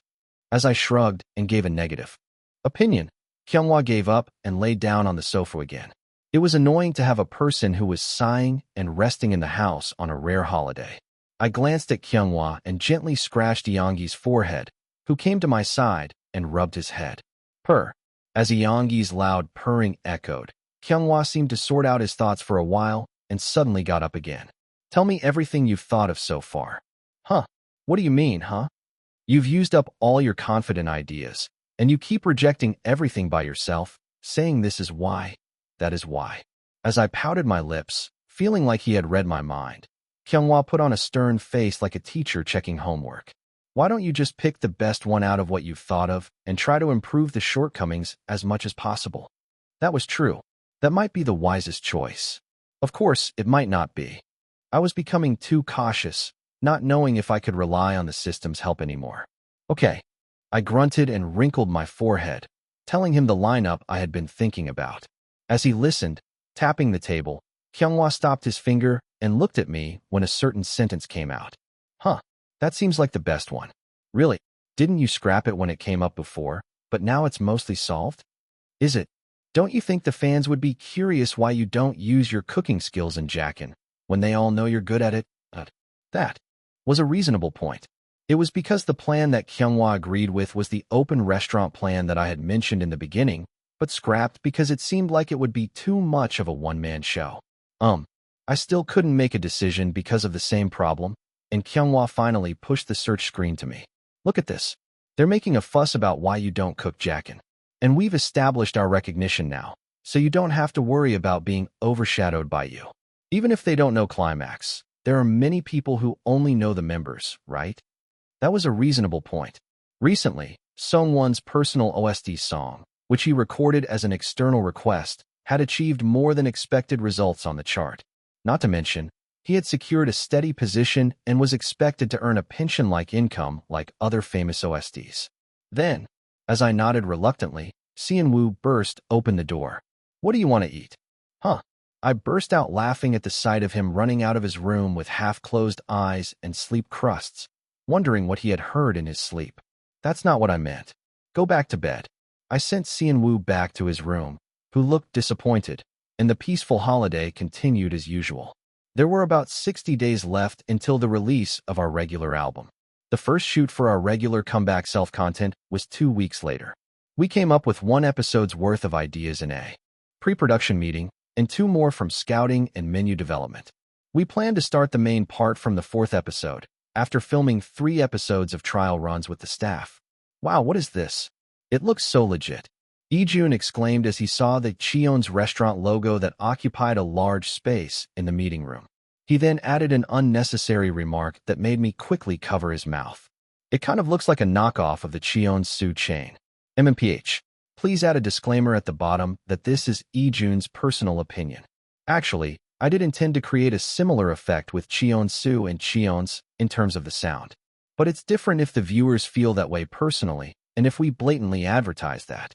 I rubbed the palm that touched Ijun's mouth with disinfectant tissue and looked at the camera. Hello, Rise fans. This is Climax, greeting you again after a long time. It's the second season of Boys in Crisis. Technically, it wasn't that long since we came back with an offbeat activity. But since it had been more than 6 months since the last season of Boys in Crisis, it felt like a long time. After I finished my part of the greeting, I naturally looked at Kyunghwa, who took over the rest of the speech. Do you know why we all gathered in this meeting room today? And then Ijun smiled brightly and said as if he had been waiting.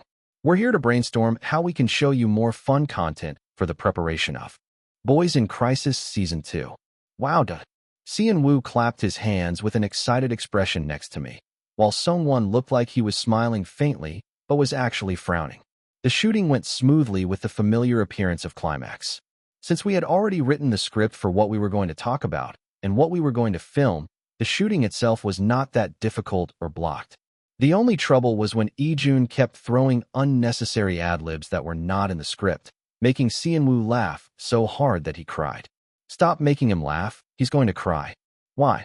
I'm just making our youngest happy. When we finished filming the necessary amount of footage, it was earlier than expected. Contrary to the worries that we had done too much, it was a very smooth and peaceful progress. It was about time for something to go wrong. Why was nothing happening? I felt more anxious as Ijun dropped another bomb that was not in the script. With the thought of going back to our roots, it felt like we had just debuted not long ago, but we were already in our 6th year. That was the context of his remark. Then the PD asked with a smile, going back to our roots. That's a good idea. Do you have any ideas, Ijun? I mean, who knows what he would say if you ask him? I looked at Ijun's mouth with a nervous expression as I realized. He blurted out nonsense. Come to think of it, we were really picking corn and doing farm work just a year ago. Oh, the PD's eyes sparkled and a strange anxiety passed through my frontal lobe. Then how about we harvest the ingredients for Cheon's restaurant ourselves? That wasn't in the script, was it? Before Kyunghwa and I could stop it, Seon Woo agreed with enthusiasm. Wow, that sounds fun. If we harvest a lot, we can share it with the elders like last time and help them out too. Dude, why are you doing this for no reason? By the time the shooting was really over, it was decided that the members would participate in the harvesting of local agricultural products as well as the procurement of ingredients. Is this possible? Don't we have enough time? I tried to oppose it subtly, but the PD seemed to have a lot of motivation since we had gotten a good response from today, my hometown. In the end, with the strong insistence of the PD, the proposal was passed. After finishing the shooting completely, I headed to the accommodation with the members. It would be fun to film, but I briefly thought that I didn't want to do anything that would tire me out. I had become a bit famous and lost the reason to cling to idle activities. I quickly regained my will and started looking for seasonal ingredients and production areas. What's available now? Fruits are strawberries and melons. Vegetables are tomatoes and greens. Seafood are webfoot octopus and shellfish. The most dramatic scene would probably be filming on the mudflat. The most visually pleasing ones would be strawberries and melons. Fruits would be good for desserts. Vegetables, seafood, and tomatoes could be made into main dishes. Before I started developing the menu, I salivated as I imagined the delicious taste and smell of seasonal ingredients. Let's make something special for dinner tonight. As soon as I muttered to myself, Seon Woo cheered. Awesome. I knew you would say that. What ingredients do I have left in the fridge? I was leisurely thinking about the dinner menu when, beep, my phone notification rang. Oh, emergency broadcast 2 PDG Oli. I see. I've arranged our filming schedule like this. Please check it once. 6:08 p.m. The Harvest Experience schedule was confirmed faster than I expected and was approaching quickly. Chapter 2, 71 Side Story 02. If you want to repay me, too. On the day of the shooting, we stood in front of a mudflat experience site in Cheongnam. wearing rather ridiculous work pants for the camera. It's a bit chilly today, but the work clothes are thick, so you won't be cold. Sean-woo nodded his head desperately and reacted to the bright smile of the PD. Yes, I'm fine. He was cute for being brave, but the problem was not the gloomy and cold sky, but the fact that it looked like it could rain at any moment. It won't rain, will it? When I asked cautiously, one of the staff members answered with an awkward expression. It's cloudy until 7 o'clock, and it might rain in the evening. I think we should finish quickly and leave. We couldn't cancel it now, since it was a hard-won schedule. And it wasn't the only thing we had to do. We were also racking our brains over the choreography adjustment problem. I guess it's better to suffer a lot and send out something that's too peaceful to be saved by editing than something that's bland. With that thought, I agreed to the mudflat shooting, but as soon as I stood on the Pearl in this weather, I started to feel anxious. Come on, the water is gone, so let's hurry up before it comes back. As he said, we had to hurry up because we might miss this tide. Okay, then let me show you how to do it here. 5 burly men in wide-brimmed hats gathered around the old man with a thick accent, and it looked like an adult kindergarten. Did you each get a bucket and a hoe? The grooms, who held the tools in their hands, followed the old man and headed to the mudflat, which looked like basalt with holes all over it. Yuck, disgusting. Don't shake your boots this way when you jump. Who wants to splash that way? They all waddled like penguins, as the Pearl was so soggy that it was hard to take a step, and Seong-won and Ijun started to bicker like children. I'll smear mud on both of your faces if you fight. First of all, for skin protection, most of their faces were covered with hats. And since it was for broadcasting purposes, even if they smeared mud on their faces, they wouldn't look too ugly. Seong-won closed his mouth like a clam, as if he was intimidated by the threat. Come a little further this way. This spot has good seeds. Yes. The rest of the crew followed the old man obediently and went deeper, and sure enough, as soon as they dug a little with the hoe, thick clams came out.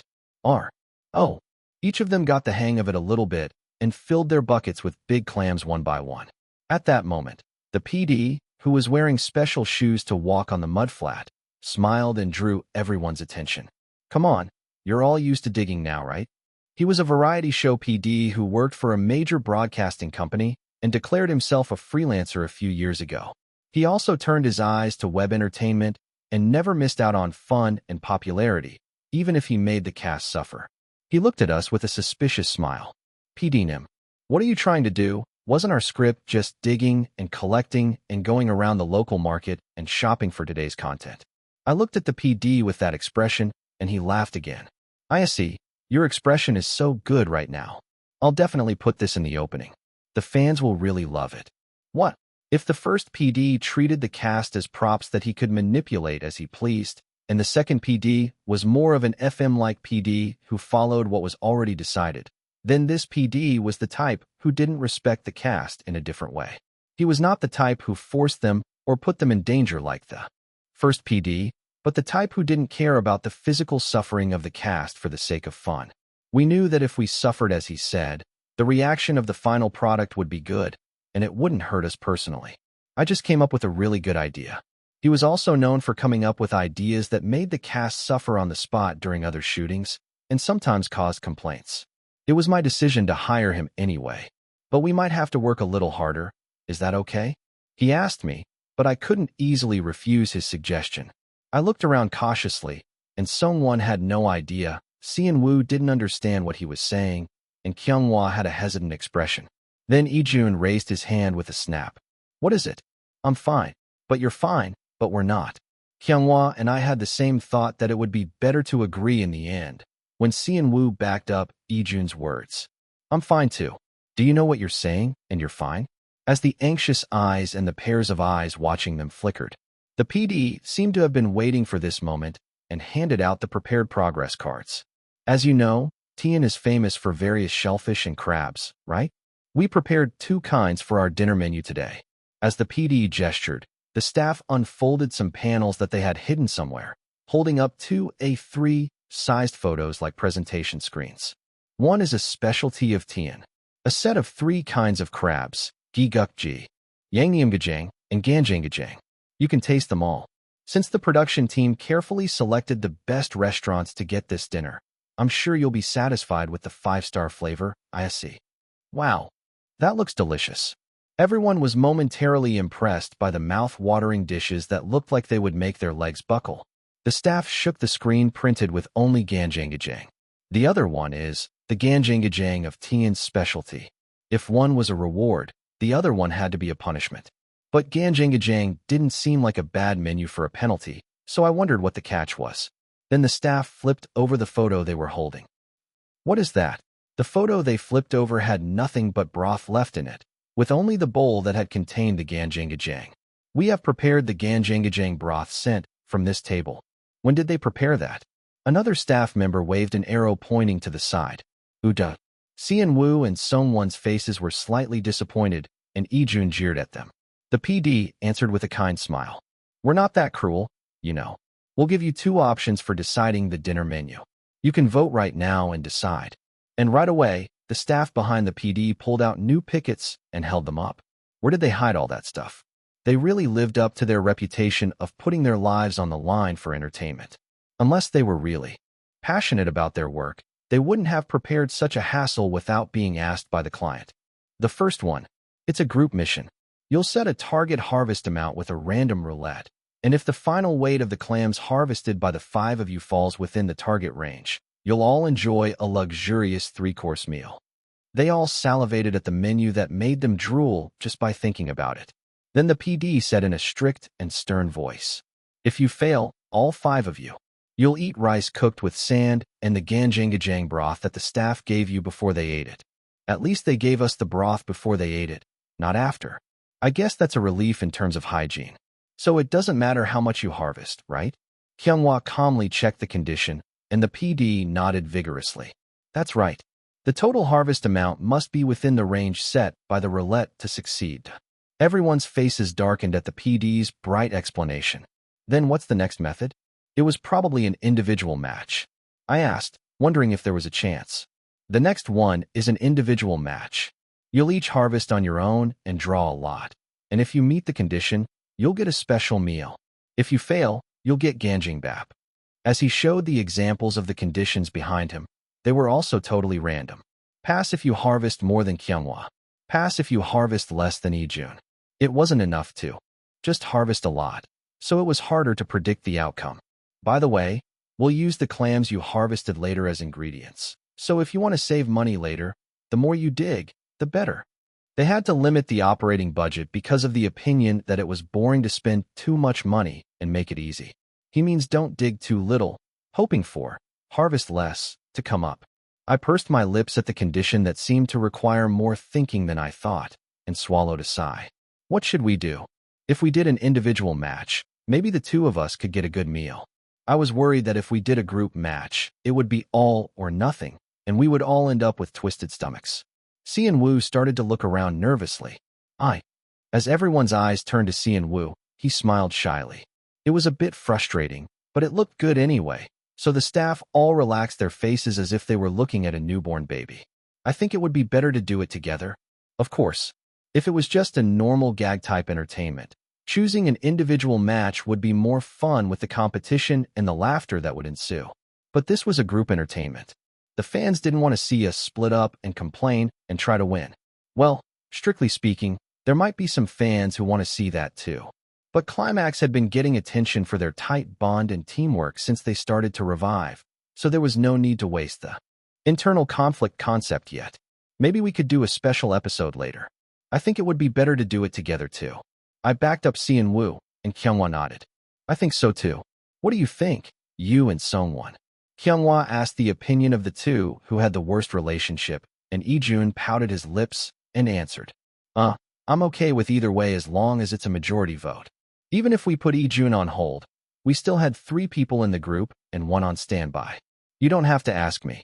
Songwon gave the most sociable answer he could muster, which still sounded grumpy to others. That's when I quickly intervened. Songwon is fine too. Let's go as a group. It didn't matter to me. The editors would do a good job anyway, and I would review it with the editing team before sending it out. But there was no need to let the fans see his lack of enthusiasm, which could make him look bad. Song Won, who was dragged into being my buddy, blushed like a strawberry and waved his arms to push me away, but I didn't care. Then, one of you will come out as the representative and spin the roulette. The camera zoomed in on Sungwon, who was 3 steps ahead of the other members because he had moved away from me. Now, Sungwon, please spin the roulette. Huh. Sungwon's face turned into confusion in an instant. Chapter 272 Side Story 03. If you want to repay me, 3. Sungwon looked pale. Maybe it was because he had already suffered a disadvantage from the roulette once on a public program. It was not his intention. Come on, Sungwon, don't back out. Our staff are doing their best to hold the roulette. They can't hold it for long. The filming location was in the middle of nowhere, so there was no decent place to set up the roulette. It looked very shabby. A staff member wearing tights and sunglasses was struggling to hold the roulette. He caught Sungwon's eye. He grinned. He gave Sungwon a thumbs up over his sunglasses. Uff.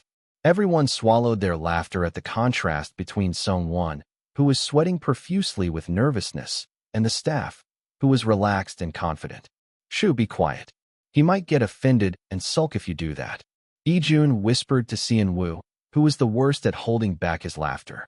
Sungwon frowned as if he had heard everything. I can't hear you, you know. I didn't say anything. Sigh. There was no way out. Sungwon sighed and took off his work gloves.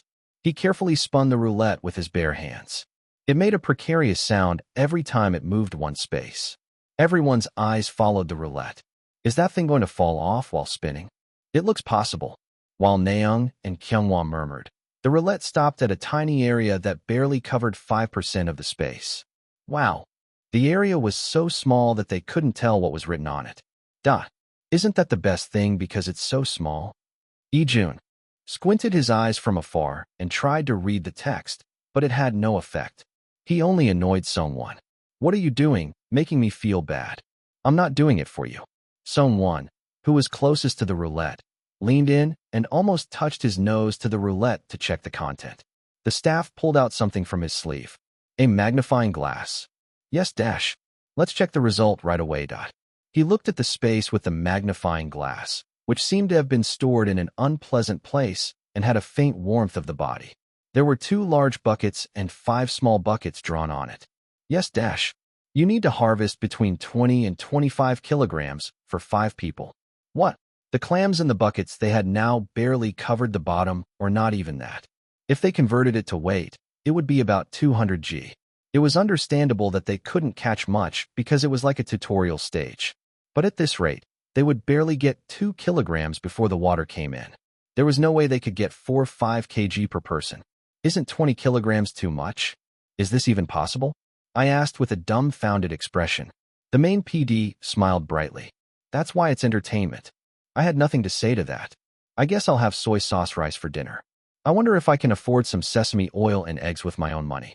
I made a plan without any spirit and quietly picked up a hoe. About an hour later, everyone was dragging a bucket full of clams and looking at the